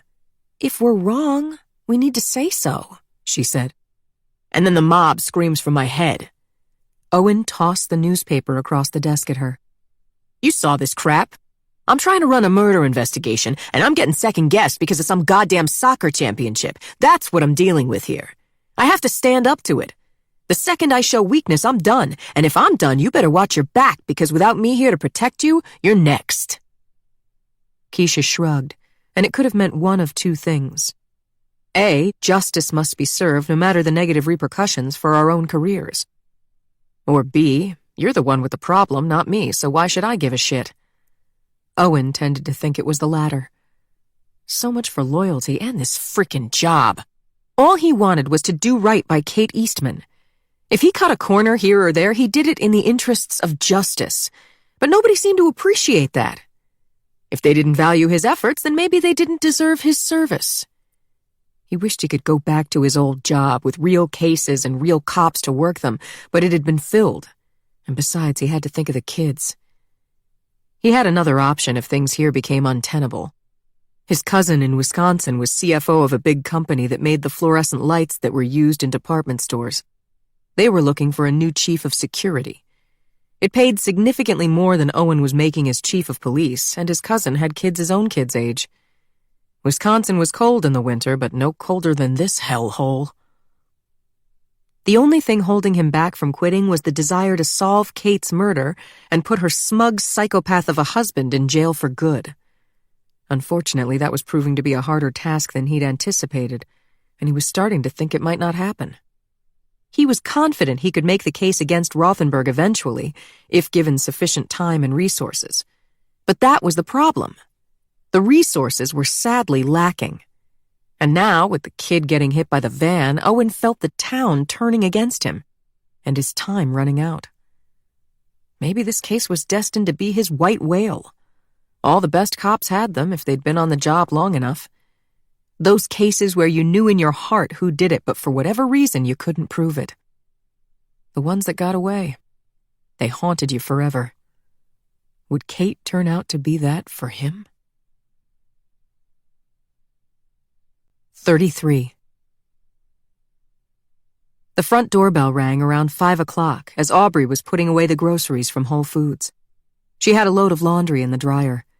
The kids were just home from sports, settling into homework.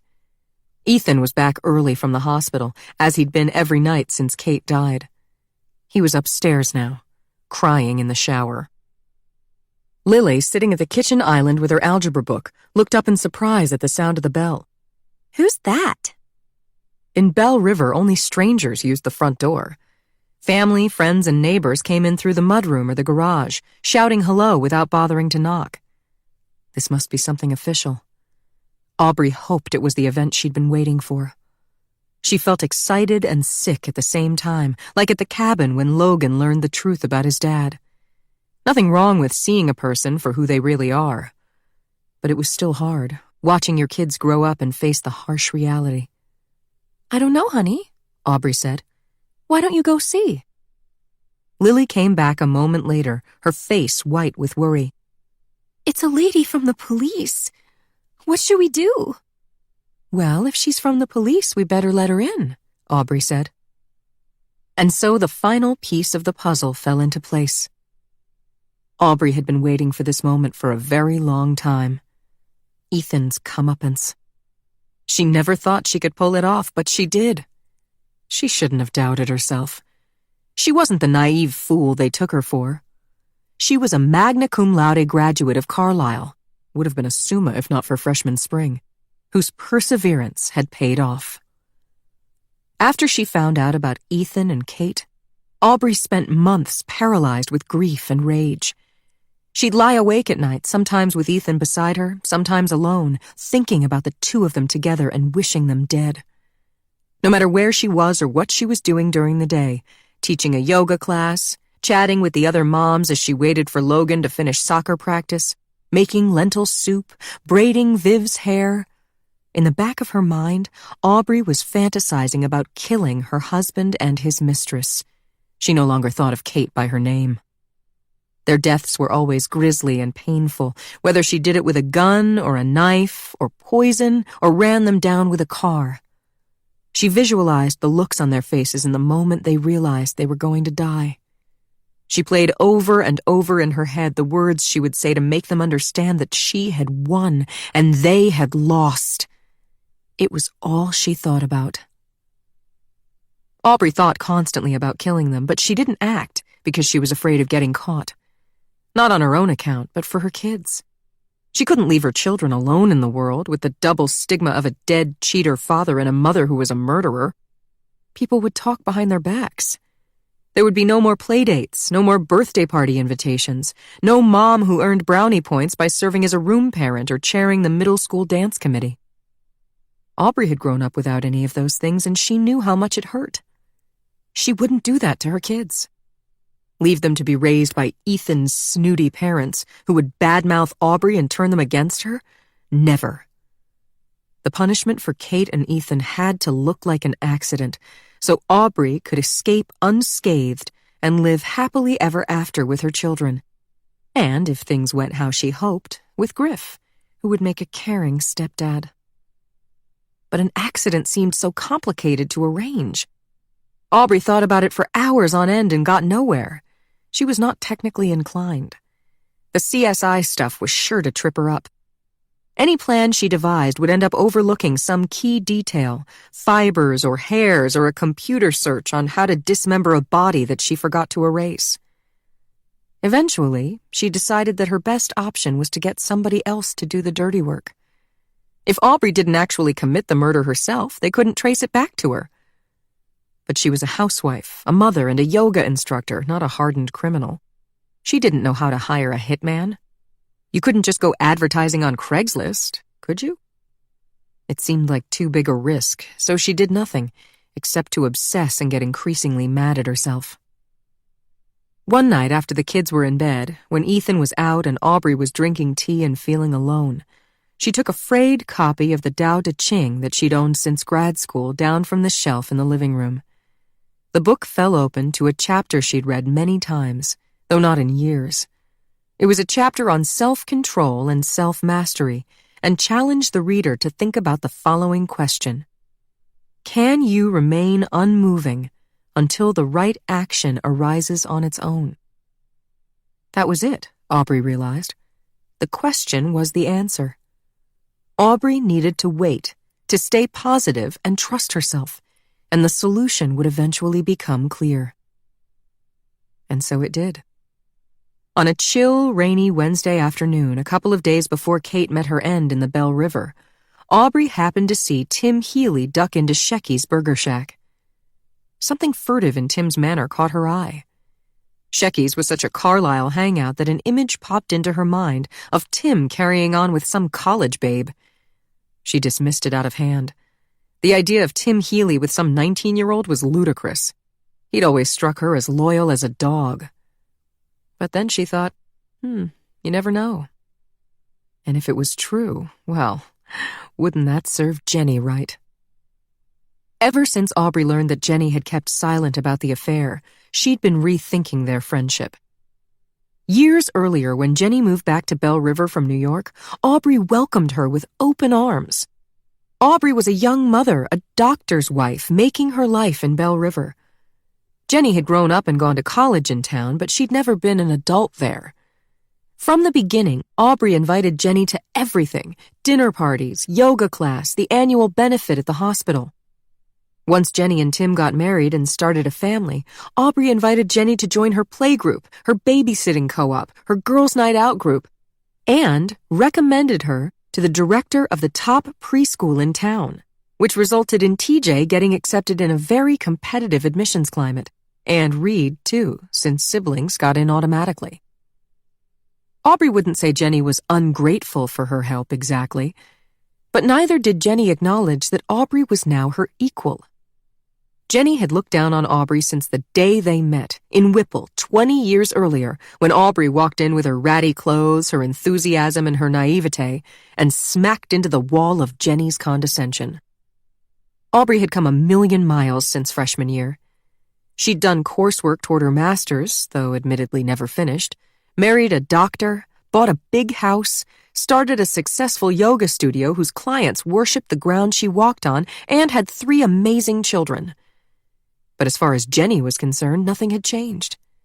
It took that awful Labor Day party to show Aubrey where she really stood with Jenny.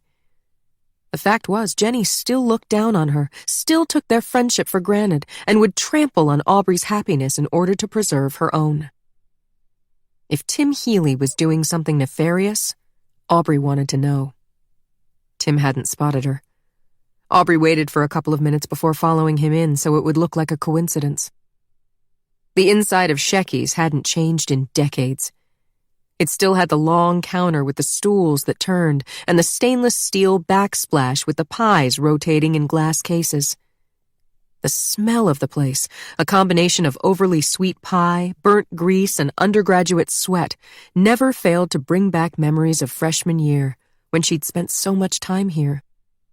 The all-nighters before exams, the plates of home fries after a frat party to ward off a hangover, and, of course, the day that Lucas Arsenault died.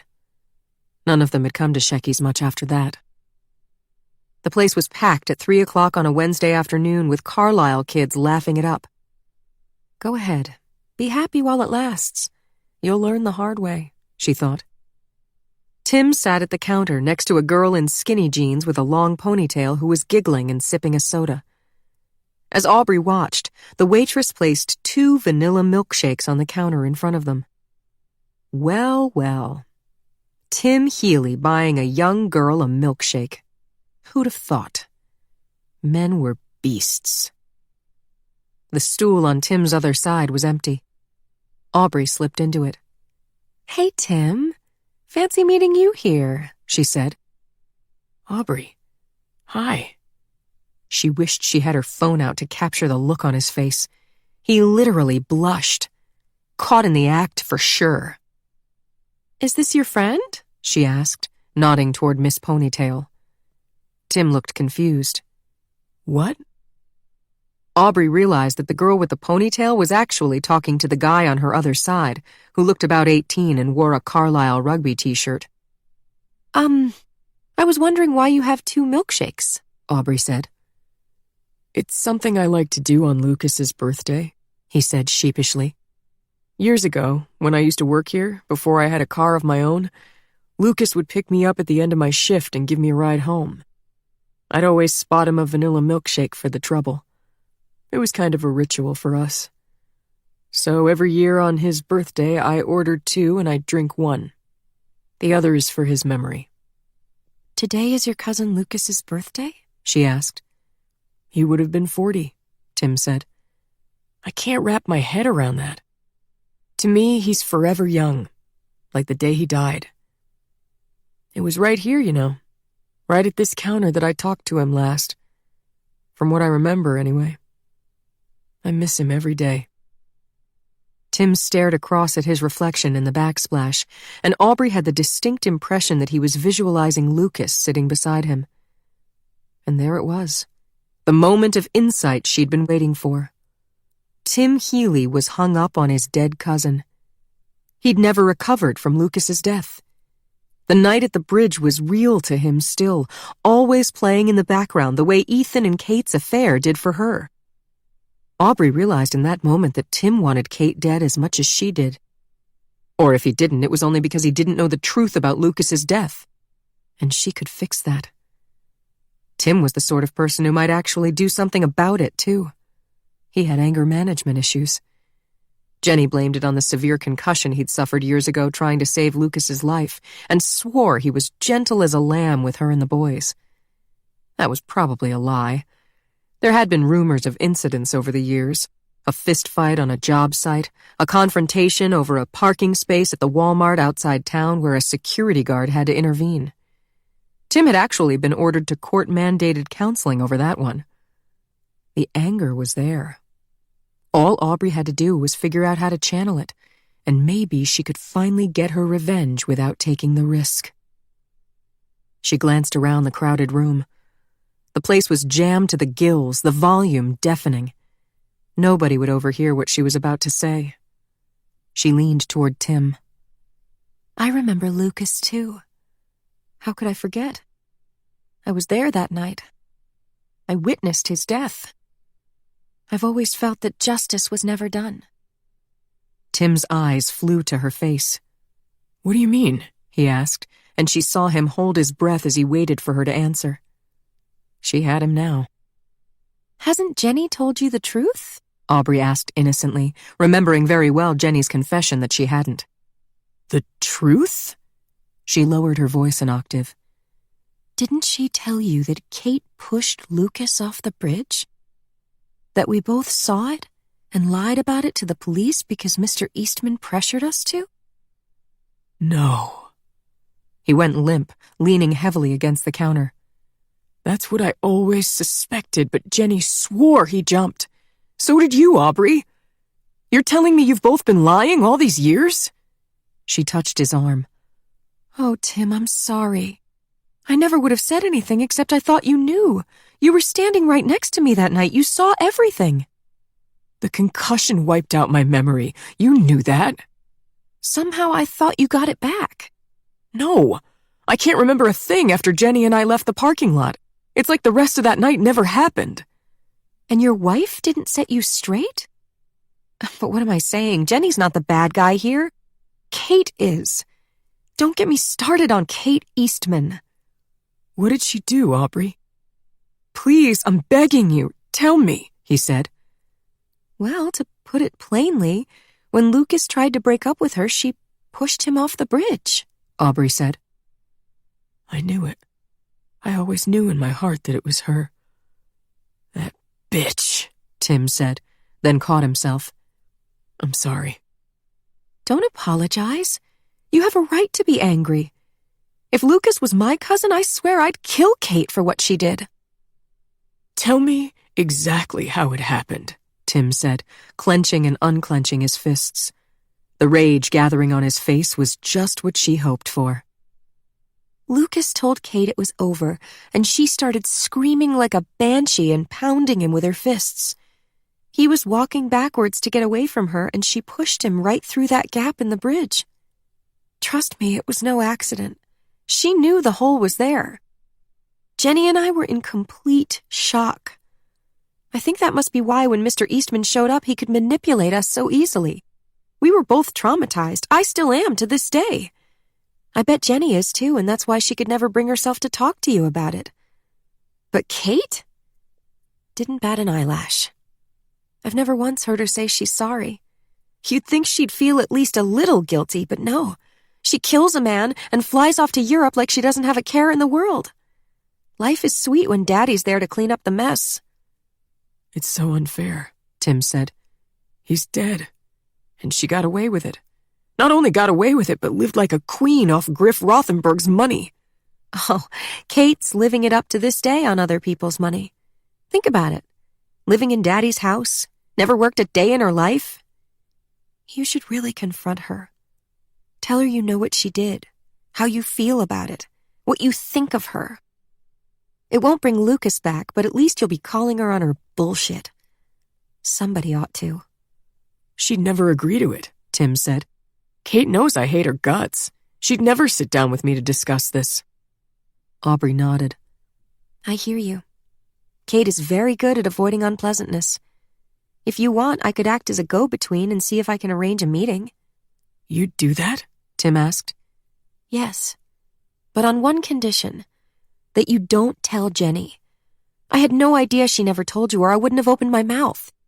If you confront her now, she'll figure out it came from me, and that could ruin our friendship. All right, if you insist. I won't say anything to Jenny.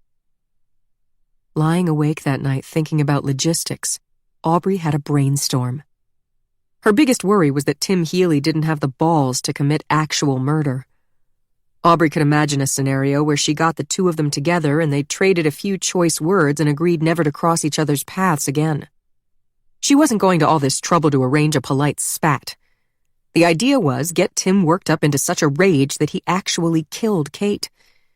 That might require an extra push, a bit of stage management to trigger his temper. If Aubrey could arrange the meeting to happen at the old railroad bridge, the very place where his beloved cousin died, Tim would be primed for violence. Getting them to the bridge was key. If anybody found out she arranged the meeting, Aubrey would say she was trying to help two old friends work out their differences. Nobody would fault her for that. On Thursday, Aubrey dialed Kate's cell repeatedly to try to set up the meeting, but got no answer. When Aubrey couldn't get Ethan on the phone either, and when he didn't come home for dinner Thursday night, she knew that the two of them were together doing their filthy business.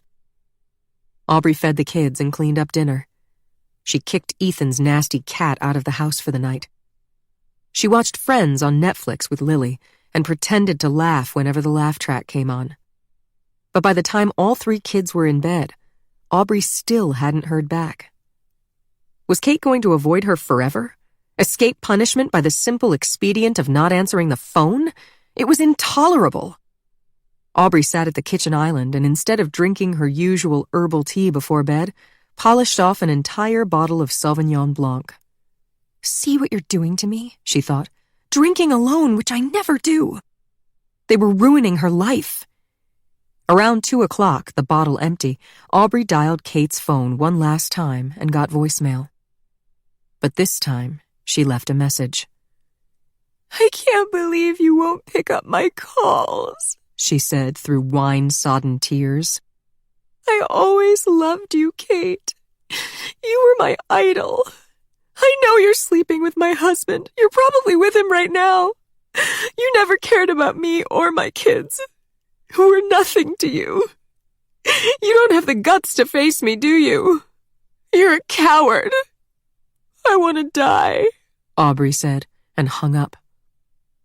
She threw the phone down on the counter, certain she'd just torpedoed her own brilliant plan. Kate would never call back now. She poured the dregs of the bottle into her glass and let the tears flow. It was 3 before she dragged herself to bed. At 7 a.m., the jangle of a ringtone pulled her to consciousness. She grabbed her phone from the bedside table and was shocked to see Kate's number.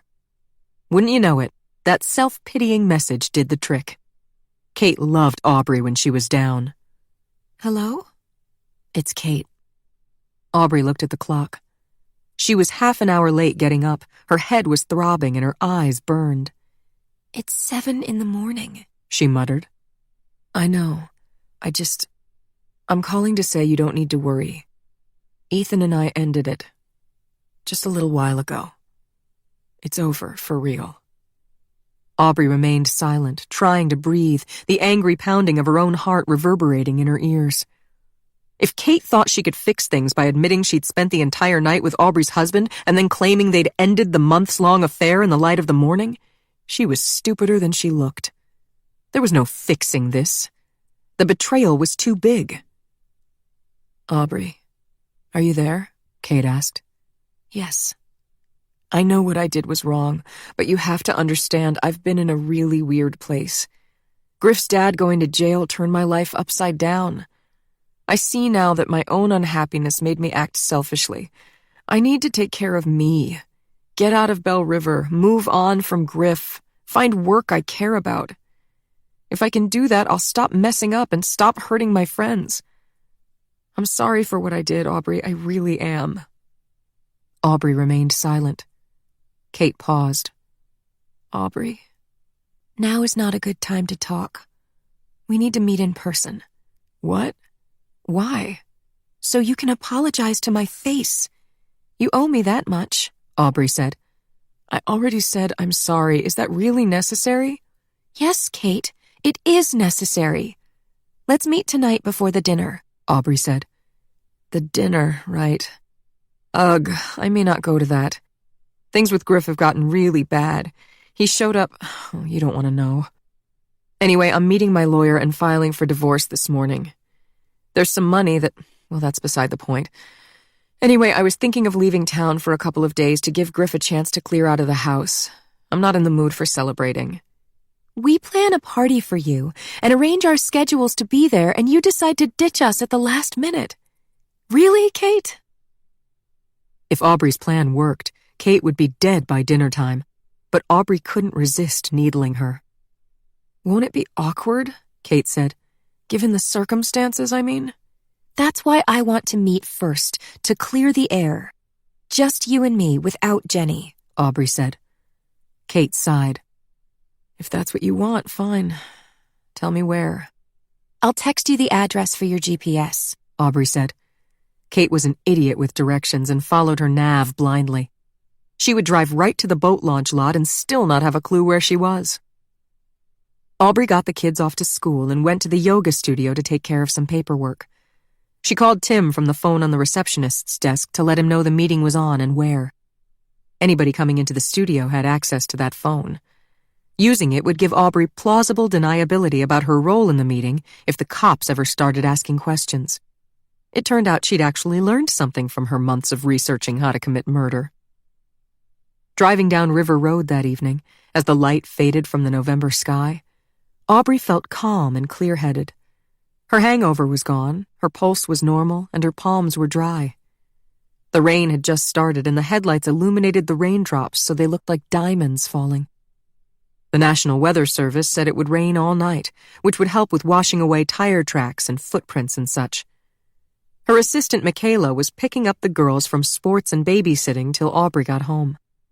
Logan was going to Jaden's house for dinner and getting a ride home from Jaden's dad. She'd figured out which item would be most useful to frame her husband for his mistress's death, and she had a plan for getting it. She wore gloves, which did not look out of place on this chilly night, so no fingerprints. Aubrey had thought of everything. 10 minutes later, Aubrey and Tim were sitting together in Aubrey's car when Kate pulled into the deserted lot. Aubrey flashed her lights, and Kate parked nearby and got out of the car. Now came the tricky part. Wait here, Aubrey said to Tim. There's something I need to tell Kate first. Then I'll wave to you and you get out and escort her to the bridge. She's going to confess everything and say she's sorry. She wants to do it there. All right. Thank you for arranging this, Aubrey. It's very important to me. You're welcome. Aubrey got out, noting with disapproval that Kate wore a dress and cute flats with some sort of silky evening coat on top. How inappropriate to the occasion. Then she remembered that Kate still thought they were going to dinner afterward. Ha ha ha, nope. Aubrey had already canceled the reservation and told Jenny that Kate was sick. No birthday dinner for you. Why are we meeting here? Kate said. It's starting to rain and it's dark. Don't worry. It'll be quick. Who's that in the car? Is it Ethan? Kate said, and the eagerness in her voice was telling. Ethan was the one who'd ended it then. Served Kate right. But Aubrey sensed an opportunity, a way to make sure that Kate would follow Tim to the bridge without balking. Ethan needs to talk to you, Kate, Aubrey said. He's right down that path. She pointed to the trailhead. Down the path? Why? He wants to speak to you privately about some arrangements. He wouldn't explain it to me. Kate nodded. I understand. There's a complication. We left things up in the air. She paused. You're okay with this, with me and Ethan talking? Not really, but I don't have much choice, do I? He insists. Do me a favor, though. My phone is dying and I need to call the kids. Can I borrow your phone? Aubrey asked. Sure. Kate rummaged in her handbag. Give me the bag. I'll find the phone. It'll be waiting right here when you get back. You'd better hurry. Tim will show you where Ethan is. Aubrey signaled to Tim, who got out of her car. Tim? What's he doing here? Oh, he happened to be here. Something to do with the crew team, I think. The path is confusing, so he'll help you find Ethan. I probably shouldn't go with you. No. Just follow Tim. All right, Kate said, frowning as she turned toward Tim. It's amazing what people will fall for when they underestimate you. Kate thought Aubrey was too stupid and spineless to stick up for herself. Aubrey was a pathetic fly buzzing around Kate's brilliance. It would never in a million years occur to Kate that Aubrey could outsmart her. Aubrey got back into her nice, warm car and watched Kate march off to her death. It wasn't until the day the police came to the yoga studio to interview her that Aubrey discovered Kate had been pregnant that night with Ethan's baby. That must have been the complication she so delicately referred to. Aubrey had to admit the thought of the innocent baby made her sad. But with Kate for a mother and Ethan for a father, the poor thing was better off dead. That part of the plan, the killing Kate part, went off without a hitch. It was a shame that Aubrey hadn't been able to figure out a way to get Tim to kill Ethan, too, but of course, he had no motive to do that. She had to settle for framing Ethan for his girlfriend's murder. That's where the anonymous call to the tip line came in, and why a detective now stood at the front door, presumably with a search warrant in hand for Ethan's car. Aubrey would get almost everything she wanted. Kate dead, full custody of the kids, the house, and all the money. Ethan wasn't dead, but he was about to go to jail for the rest of his life, and that would be satisfying. She'd be sure to send him a Christmas card every year. Aubrey and the kids in matching outfits, with Griff smiling in Ethan's place. That would feel very good. Aubrey kissed the top of Lily's head. Finish your homework, honey. I'll go talk to the lady. She opened the front door to find the young detective who'd interviewed her at the yoga studio, along with an older officer she didn't recognize. Detective Charles, Aubrey said. What a surprise. Can I help you? Ma'am, apologies if I'm interrupting dinner. My colleague and I have a warrant to search your husband's car in relation to the death of Catherine Eastman. Oh, my, Aubrey said, her hand shooting to her throat in feigned shock. Well, I guess you'd better come in. 34. People are gonna think we're having an affair, Robbie said, as he got into Jenny's minivan, making the seat dip with his muscular bulk. It was nearly 7 o'clock, and the town parking garage was empty and echoing. Jenny had waited around until everyone left because Robbie made a big deal about keeping their meetings secret. He'd shown up to the garage in plain clothes, in the family car instead of his cruiser, when he'd always come to her office before, in broad daylight and in uniform. She found it odd. Jenny gave him side-eye in the dim light. "The spy stuff was your idea." Kidding, Robbie said, tapping her on the arm good-naturedly enough that she relaxed. How are the kids? Good. TJ's excited for basketball. Reed's got the robotics tournament next week. Yours? Keeping us on our toes, Robbie said. Maddie's running for 7th grade president. I heard, that's wonderful. I told Val I'm happy to help map out the campaign strategy. Oh, that'll be a load off her mind. Posters and speeches and stuff are not Val's thing. Thank you. My pleasure. Jenny paused. So you said you needed to talk in person, that what you had was too sensitive for the phone. This is about Chief Rizzo, I assume? Robbie's face took on a pained expression. Sort of. It's about the Rothenberg case more generally, but yeah, all right. Let's start with Rizzo. Jenny, I need to know. Are you making any progress in moving him out of the chief's job? Hard to say. Jake Goodwin getting hit by that TV truck has some folks on the town council questioning Rizzo's priorities. But is it enough to get him voted out? Probably not without real proof of misconduct. Have you found anything we can use? Jenny asked. It's possible that Rizzo raided the overtime fund to pay for his outside expert reports, Robbie said. It's possible, or he did? I have a strong suspicion, but I can't prove it yet. I don't have the password to the accounts, Robbie said. Who does? Pam Grimaldi used to. Now it's just Rizzo and his personal secretary, and she's loyal to him. Well, if we could prove Rizzo used overtime funds to pay for outside experts, and that's why he didn't have the money for traffic enforcement the day of Kate Eastman's funeral, then yes, I could go to the council with that. People are upset enough about the impact on the soccer season that it could turn the tide. But if we can't prove that, do you have anything else?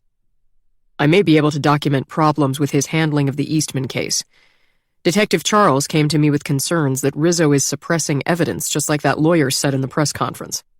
Rizzo knew that it was Rothenberg's own blood on the shirt, and he kept it quiet because it didn't jibe with his theory of the case. He also knew based on phone records that the victim was having an affair with Dr. Saxman, but he did nothing about it. A lot of people knew about that affair, Robbie. I knew, and I didn't call the police. You're not the one trying to lock up the victim's husband for murder and throw away the key, are you? True, Jenny said.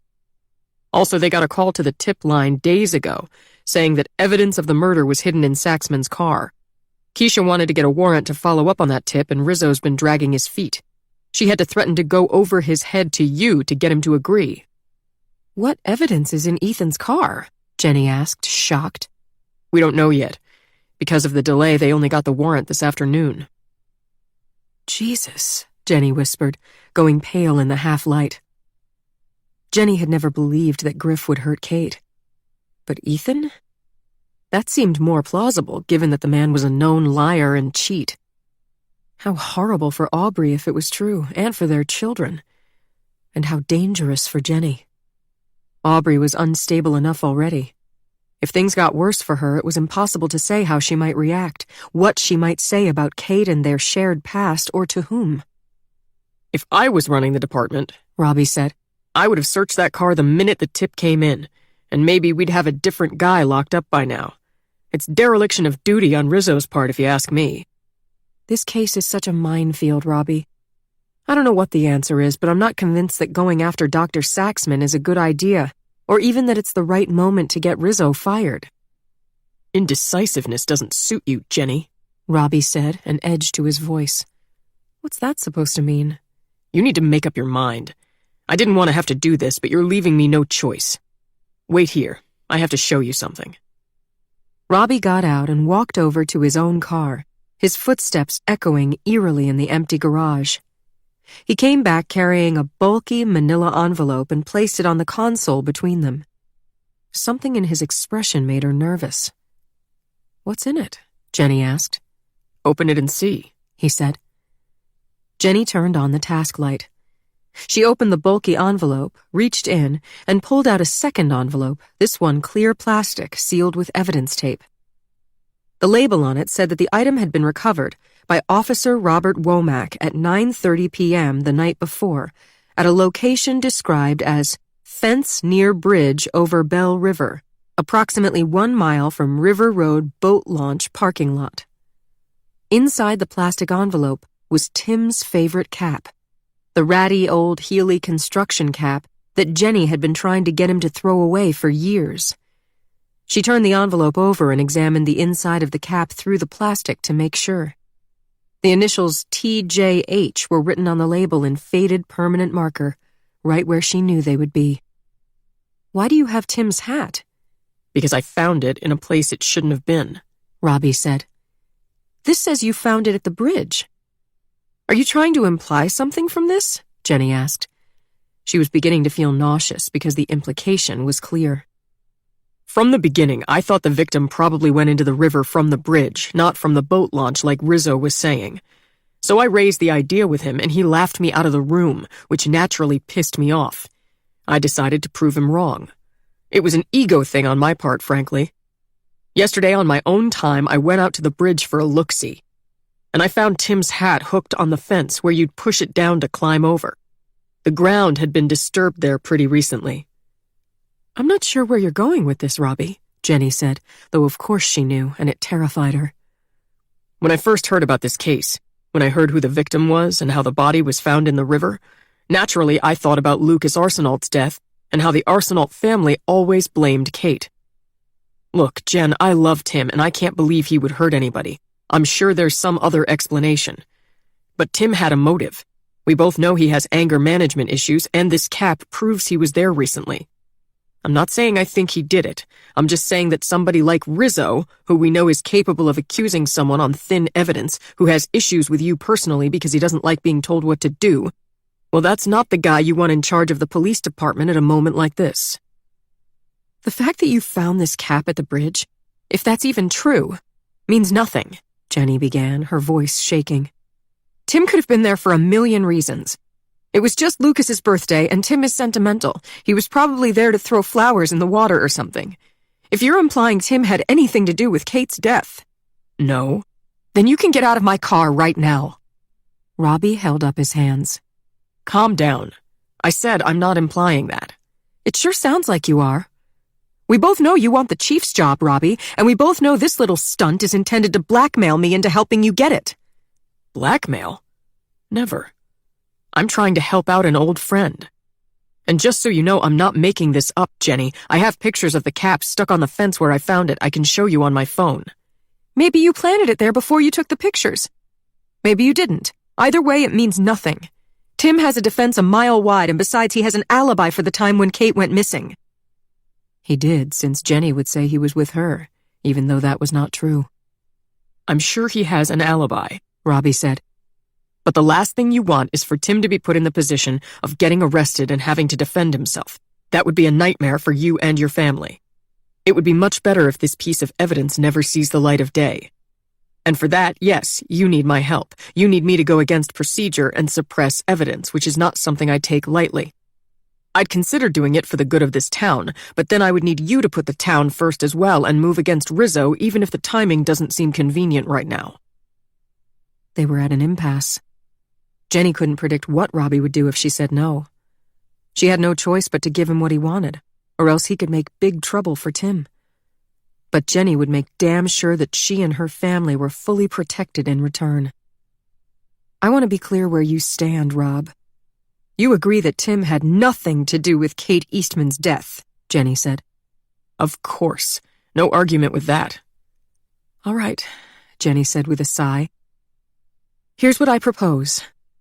I will do everything in my power starting first thing tomorrow morning to get Owen Rizzo fired and make you chief of police. I won't stop till I succeed, even if it means getting the college involved to pressure the town council. But I want a few things in return. I want that hat back right now. I want the pictures of it deleted from your phone. And I want us to agree that we stop this witch hunt pronto. Kate Eastman killed herself, period. Griff Rothenberg needs to be released. Unless they find a murder weapon in Ethan Saxman's car, which I highly doubt, we should leave him out of this too, and not risk another failed investigation. Kate's death was a suicide. The sooner we can get the ME to rule it one, the better for this town and for everyone involved. Agreed. Good. Now hand me your phone so I can delete those pictures. Robbie took out his phone and scrolled through his photos. He handed the phone to Jenny and her heart sank. The hat, stuck on the dilapidated fence, looked so natural and so incriminating. She could imagine exactly how the wind took it off Tim's head and deposited it there. Pictures could be doctored, yes, but these looked genuine, and with a sick feeling in her stomach, Jenny faced the possibility that her husband had murdered her old friend. She deleted the photos and gave the phone back. Then she took the plastic evidence envelope with the hat inside and shoved it into her handbag. I hope this unfortunate piece of business won't impact our friendship, Robbie said, since I plan on us working together for many years to come. I'll get over it. I appreciate you coming to me first so that we could work out a satisfactory arrangement. Friends? He asked, extending his hand. Friends, she said, shaking it. Have a good night, Robbie said, and got out of the minivan. Jenny watched him walk back to his car and drive away. Once he was gone, she took the sealed plastic evidence envelope from her handbag and, using the sharp tip of a pen, ripped it open savagely. She held the cap to her face and breathed in her husband's scent. Jenny had known Tim Healy her whole life. She'd been married to him for 16 years. She knew that Tim had never been the same after suffering a head injury on that awful night. He was unpredictable at times, even angry, but she never would have thought him capable of hurting Kate. Jenny knew Tim's face better than she knew her own. She knew when he'd had a tough day at work, when he was sad, when a migraine was coming on. He'd suffered from them ever since that night. And when he was feeling especially in love with her or the kids. She knew what he did all day, whom he saw, where he went. Or so she thought. But people could fool you pretty easily. Even people you loved. All they had to do was lie, or choose not to tell the whole truth. Jenny should know. She'd lied to Tim for years about Lucas's death, though maybe what she'd learned tonight was that she hadn't gotten away with it. It was nearly 9 by the time she got home. The kids were upstairs getting ready for bed. A scrawled note on the kitchen table in Tim's messy handwriting said, "Pizza in oven." Suddenly she was starving. She grabbed the foil-covered packet out of the oven with her bare hand and stood at the stove, wolfing down a slice, as Tim walked in. "Hey, babe," he said. "How'd your meeting go?" Jenny wiped her mouth with a napkin. For the first time since last Friday, Tim sounded relaxed, normal, like his old self. Things between them were just beginning to feel right again. Jenny didn't want to risk that, and yet she couldn't ignore the terrible suspicion in her heart. She had to know. My meeting was Strange, she said. Strange how? She walked over to the table and pulled his cap out of her handbag. Robbie Womack gave me this. He found it at the old railroad bridge stuck on the fence where the no trespassing sign is. Jenny collapsed into the chair as if she'd used her last ounce of energy showing him the hat. Tim came and sat down across from her. He picked it up and looked at it like the hat was a puzzle he was trying to solve. What did Robbie say? Tim asked finally. That he wouldn't tell anyone? That he understood the cap being there didn't mean anything? Tim nodded. That's good. She took his hand and looked into his eyes. What does it mean, Tim? He took a deep breath. I've been working up my courage to tell you this, but it's hard. Go on. Last week, I ran into Aubrey at Shecky's. Aubrey? He nodded. It was Lucas's birthday that day. Aubrey walked in, we got to talking, and at one point she asked if I knew the truth about Lucas's death. And then she told me. She told me the thing you've been keeping from me for 22 years, Jen. That Kate killed him deliberately. Jenny looked down at the table. Tears gathered in her eyes. It's true, she whispered. I lied. I guess you know that now. I'm so sorry, Tim. And I want us to talk about that, but first I have to ask. What happened after Aubrey told you this? Aubrey said that she could get Kate to apologize. I should meet them at the parking lot near the old railroad bridge. I thought finally, after all these years, Kate's coming clean. That goddamned Aubrey. This was all her doing. Aubrey had been looking to get back at Kate and Jenny both. A wave of pity for her poor husband swept over Jenny. Tim was no match for Aubrey or for any one of the three of them. Tim was an innocent compared to them, a lamb among wolves. She should have protected him better. Why didn't you tell me? Jenny said. I would have said not to go. Aubrey can't be trusted. She set you up. No, Aubrey's the one who told me the truth, Tim said. The only one who did. And she tried to arrange for me to hear it from Kate directly. You know how much that meant to me? I didn't tell you because she asked me not to, and because I didn't trust you not to interfere. I didn't trust you, Jen. My own wife. I understand, Jenny said, and I deserve that. But in my defense, I was so young when this happened. They pressured me to lie.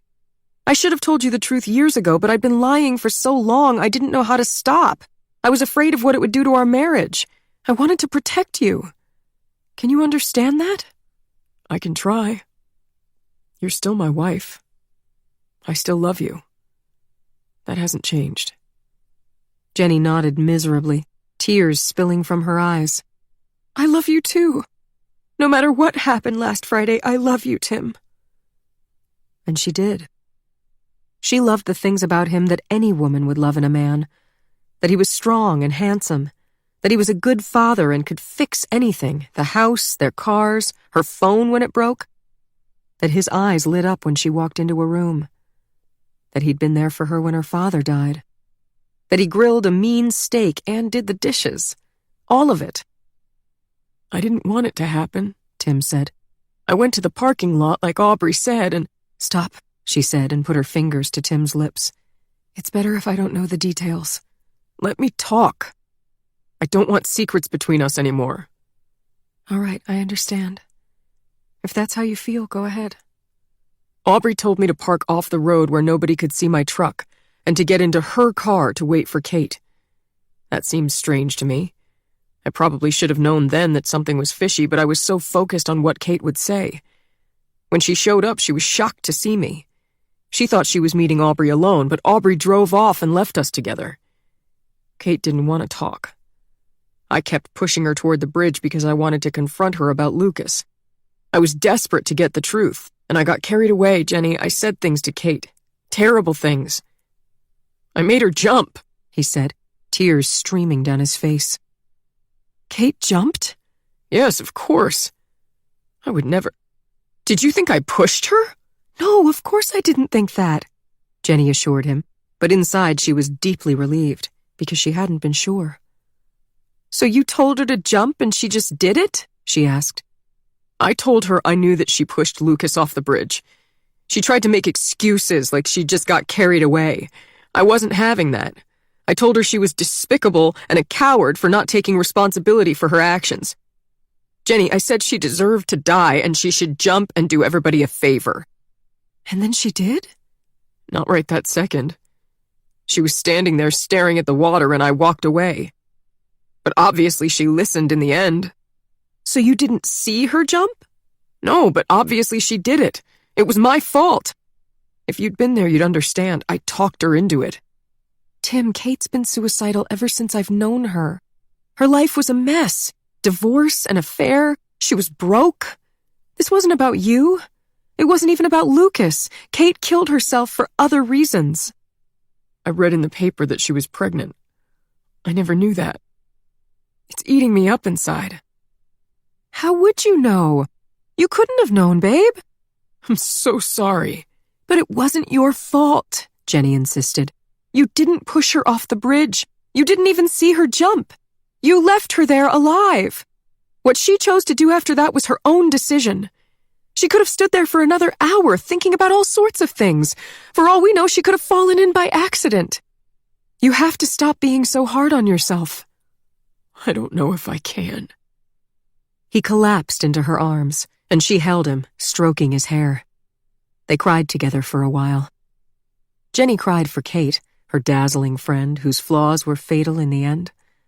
But most of all, she cried for Tim, her husband, whose act of bravery as a young man had left him damaged. Whether he caused Kate's death or not, he would carry the guilt forever. Jenny looked around her kitchen that she loved so much and into the den where Tim had made a fire in the fireplace, as he often did on cold nights. Such a cozy scene, smelling of wood smoke and pizza and home, with the sound of the kids' footsteps on the ceiling above. Neither Jenny nor Tim could bring Kate back.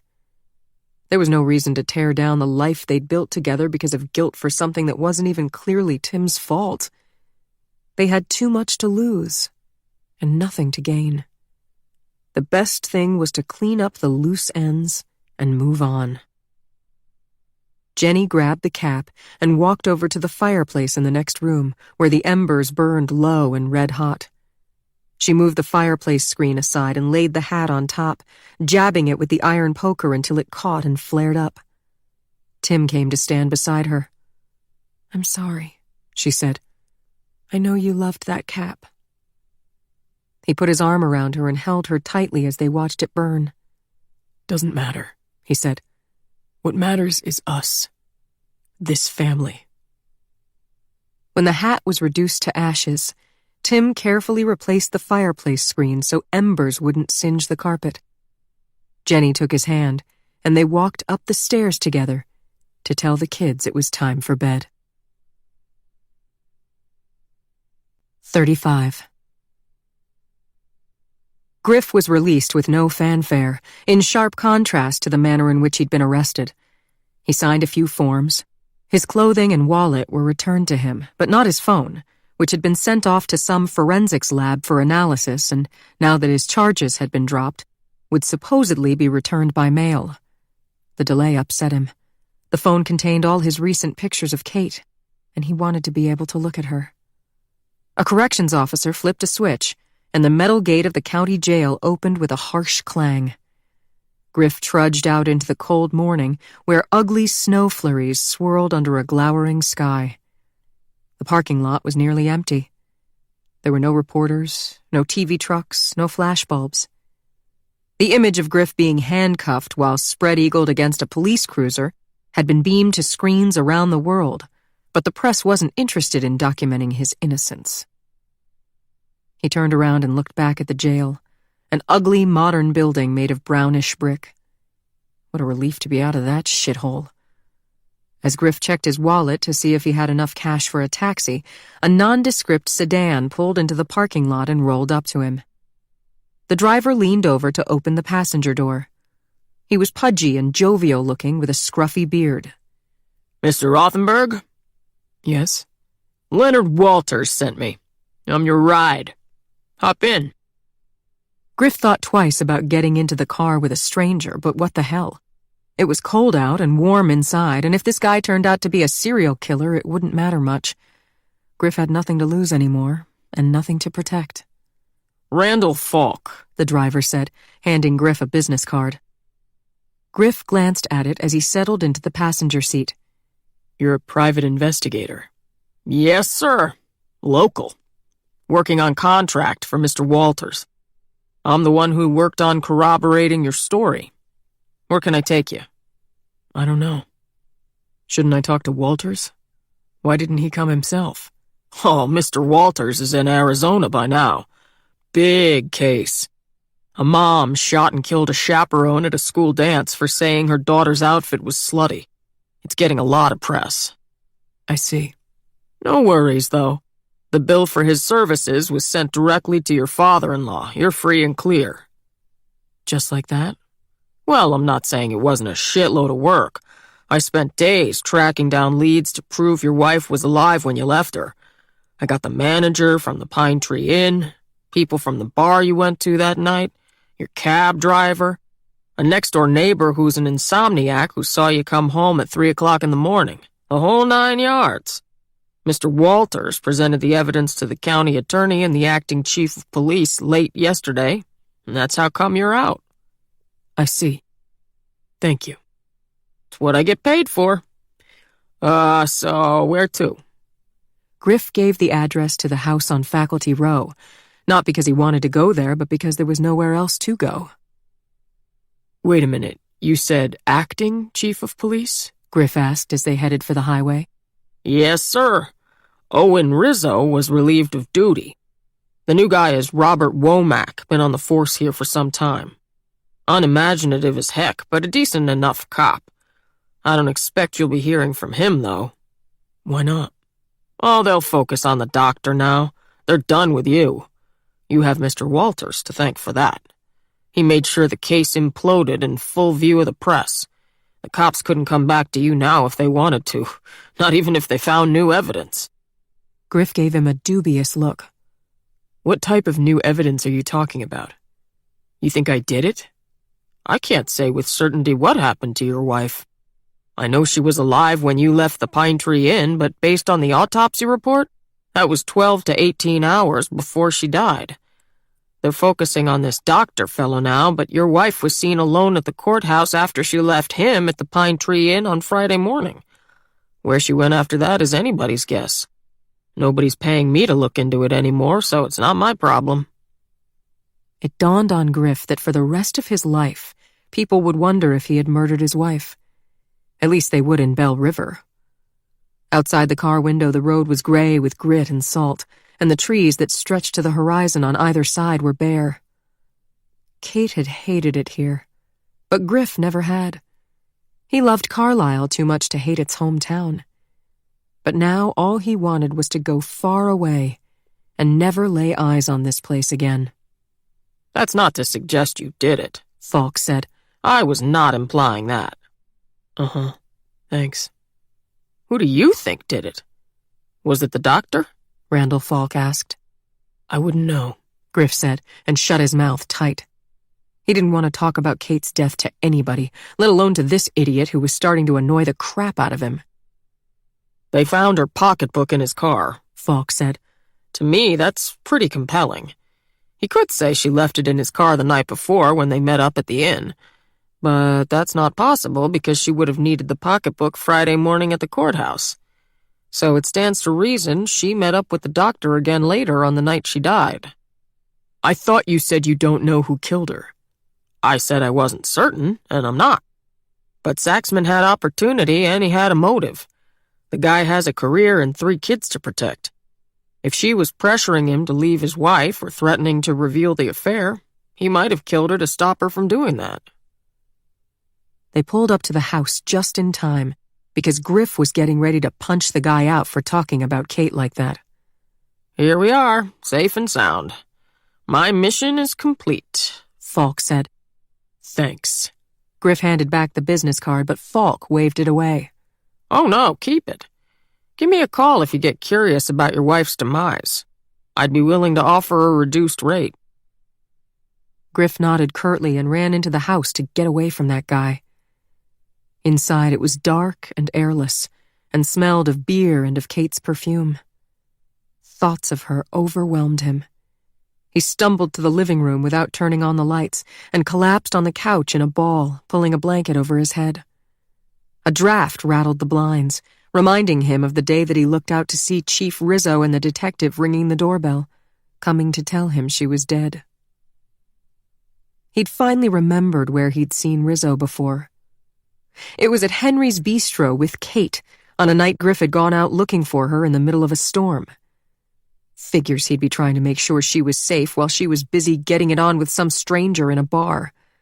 Rizzo was just her type, dark and intense-looking, and she never could keep her panties on. But that was ancient history now.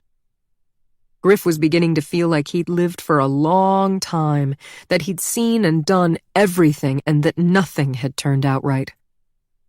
He didn't know what to do next, so he watched the shadows move across the room, and once it was dark, he slept. Somebody pounded on the door. Griff sat up and peeked through the blinds. It was Jenny. Strangely, he was happy to see her, or if not happy to see Jenny in particular, then at least relieved to see another human being. He opened the door. "Hey," she said, rubbing her hands together and stamping her feet against the cold. "Sorry to drop by out of the blue like this, but Keniston's been calling and calling. He says you're not answering your phone." They confiscated it. "Oh no, I'm sorry. Let me look into getting that back for you." Yes, thank you. They said they would mail it, but if it's possible, I'd like to get it right away. It had pictures of Kate on it, and I want them. Pity leapt into Jenny's eyes. So she thought Kate didn't deserve his grief. Who the hell was she to decide that?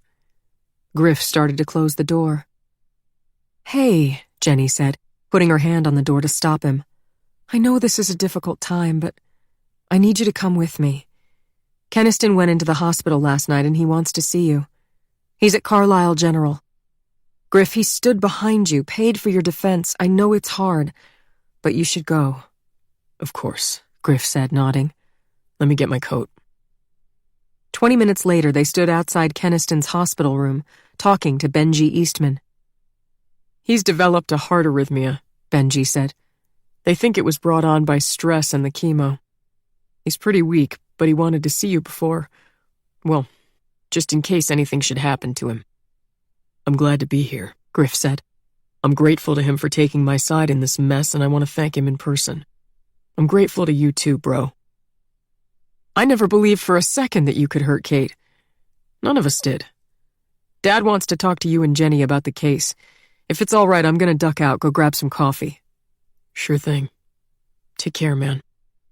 They shook hands and clasped each other on the back warmly.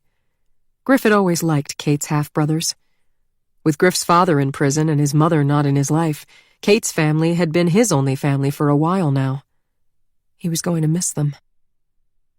In the room, Keniston lay barely breathing under the flimsy hospital blanket, hooked up to tubes. Griff couldn't believe such a fierce lion of a man could be brought low like this. "Feels like just a minute ago that he was in his prime. And now look," Griff whispered. Keniston opened his eyes. "I'm not dead yet," he croaked. "And I can hear you." The three of them laughed. Keniston's laughter turned to choking. "Water," he said. A styrofoam cup with a straw sat on a wheeled table beside the bed. Jenny held the cup for him and he drank. "Better," he said, and cleared his throat, gazing at Griff with a look akin to wonder. "I'm amazed to see you out of prison, son. I wasn't sure we could pull it off." Tears sprang to Griff's eyes. "I'd still be in that damn cell if not for you. I can't thank you enough for what you did for me, Keniston." "You should thank me. Jenny here was no help," Keniston said in a joking tone. Jenny flushed bright red. "What are you talking about? I replaced the chief of police to get him off Griff's back. That wasn't easy." Keniston raised a bony hand, then let it drop back down to the blanket wearily. He cleared his throat again. "I was teasing, but I do have something serious to discuss." I'm concerned this new fellow is making the same mistakes. I want this ended. I don't want some big investigation into this doctor that Kate was mixed up with. From what I understood, Walters conjured up the evidence against this fellow to divert attention and get Griff out. I don't want some new, unjustified arrest on my conscience. I understand, Jenny said, and I agree completely. But Walters didn't make up evidence, Griff said. What he said was true. Saxman's the last person we know saw Kate alive. And now they found Kate's handbag in his car. We can't just let that go. The police should investigate. Kate leaving her bag in his car doesn't prove he killed her, Keniston said. Keniston's right, Jenny said. We don't want to make the same mistake Rizzo did. We're hoping to rule Ethan Saxman out as a suspect and announce that to the press in the next day or two. I'm sure you both know there's been another option on the table all along. Suicide, Keniston said. Exactly, Jenny said. Rizzo decided Kate was murdered based on an expert's opinion about the nature of her skull fracture and the absence of water in her lungs. We brought in a different expert, and no surprise, he has a different opinion. He believes Kate's injuries were sustained when she fell or jumped from the railroad bridge. So unless new evidence comes to light, it's likely the coroner will rule Kate's death a suicide and will close the case. And Saxman just skates away? Griff said. Griff didn't believe Saxman killed his wife. Not directly.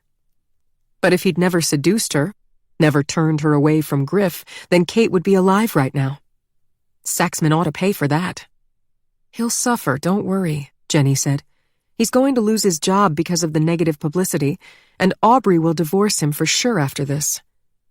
It's not enough, Griff said and hung his head. They all fell silent. After a moment, Keniston lifted his hand, which appeared to take great effort. Carefully, so as not to dislodge any tubes, Griff took Keniston's hand in his own. Griffin, he said. Isn't it Kate you should be angry at? I can't. I never could be angry with her, Griff said. That's what I was afraid of. I feel responsible, his father-in-law said, and his eyes were watering. Griff had never seen the old man cry in all the years he'd known him, not even at the funerals of his own wife and daughter. He was shocked to see it now. Responsible for what? Griff asked. For the fact that you married my daughter. I sent you to her because I couldn't handle her anymore. I did that knowing full well how she crushes the people who love her. And now she's crushed you. It's my fault. It's all right. I chose my life. I chose her. It's not all right. I'm going to make it up to you, Keniston said. Griff and Jenny exchanged glances over Keniston's head. Jenny was probably thinking the same thing he was, that Keniston didn't have enough time left to make anything up to anybody. I spoke with my lawyer. You won't have any problems about the money. He closed his eyes and seemed to fall into a deep sleep. Griff and Jenny waited for a while longer, but then decided they should probably let him rest. They both had tears in their eyes as they left the hospital room, because they knew it was the last time they'd see him. As Jenny drove down the hill from the hospital, Griff took a deep breath and looked out over the town nestled in the valley below. He could see the lights of College Street and the beacon on top of the Ogden Library Tower.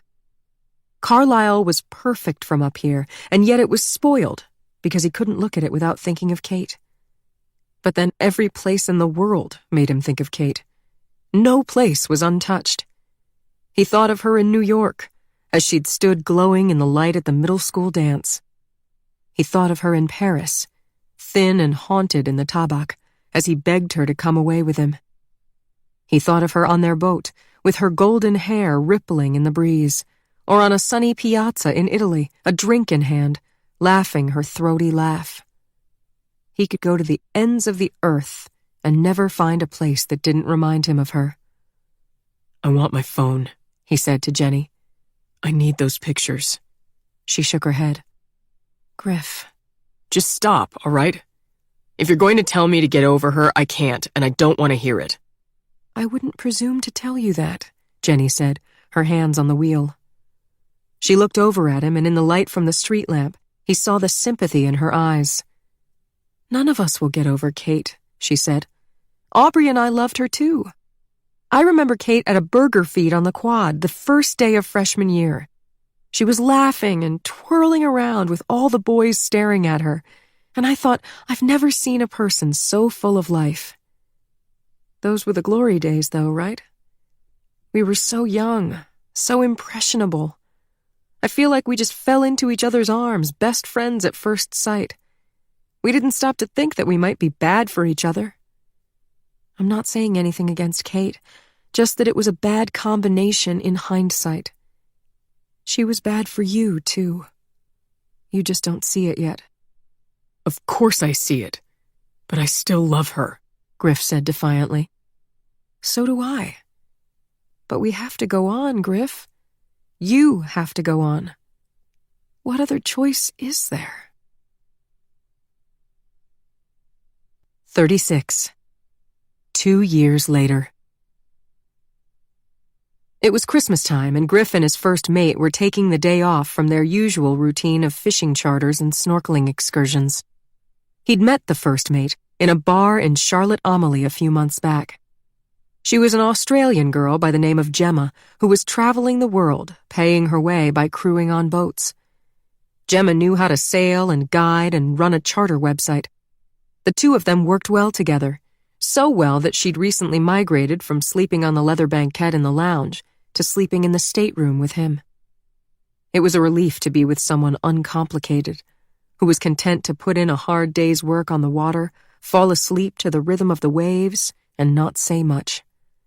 If Gemma knew anything about Griff's past, she never mentioned it. The weather was perfect. 80 degrees, sun glittering on an aqua blue sea, balmy breeze.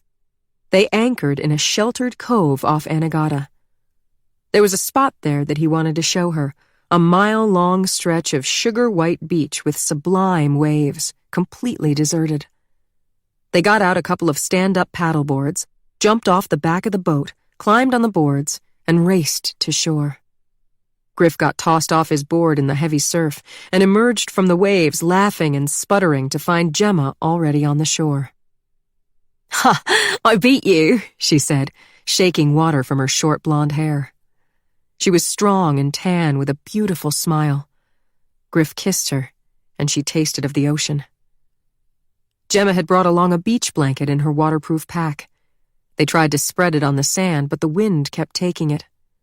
Hold on, I'll get some rocks, he said, and headed down the beach a ways toward a tidal pool that looked promising. Griff leaned over and picked up a rock. The feel of it, rough, heavy, wet, made his vision go dark. He was standing on the bridge on that rainy night, staring down at another rock in his hands. He'd never meant to hurt Kate.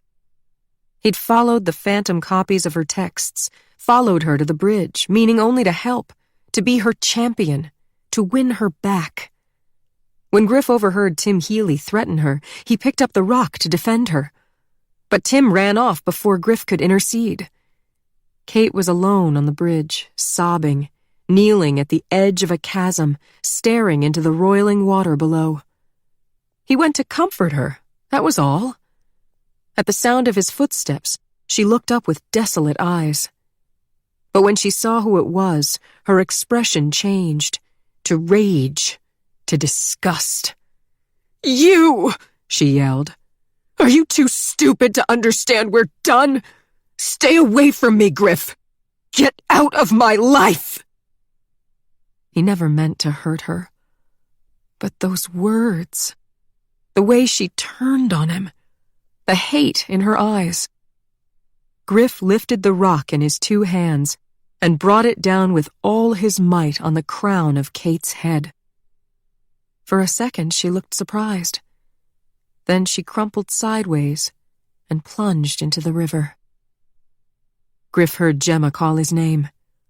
He blinked hard, turned around, and started walking back toward his new life.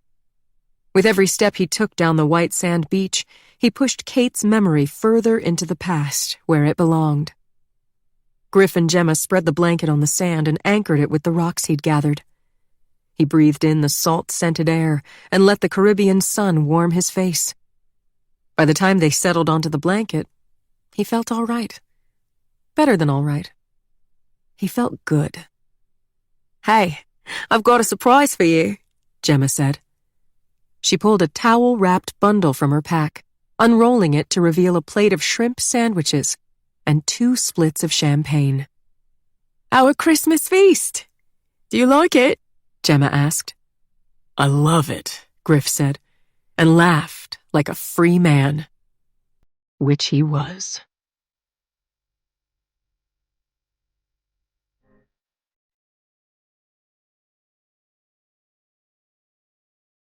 We hope you've enjoyed this production of It's Always the Husband by Michele Campbell. This program was produced by John Marshall Media. Text copyright 2017 by Michelle Rebecca Martinez Campbell. Production copyright 2017 by Macmillan Audio. All rights reserved.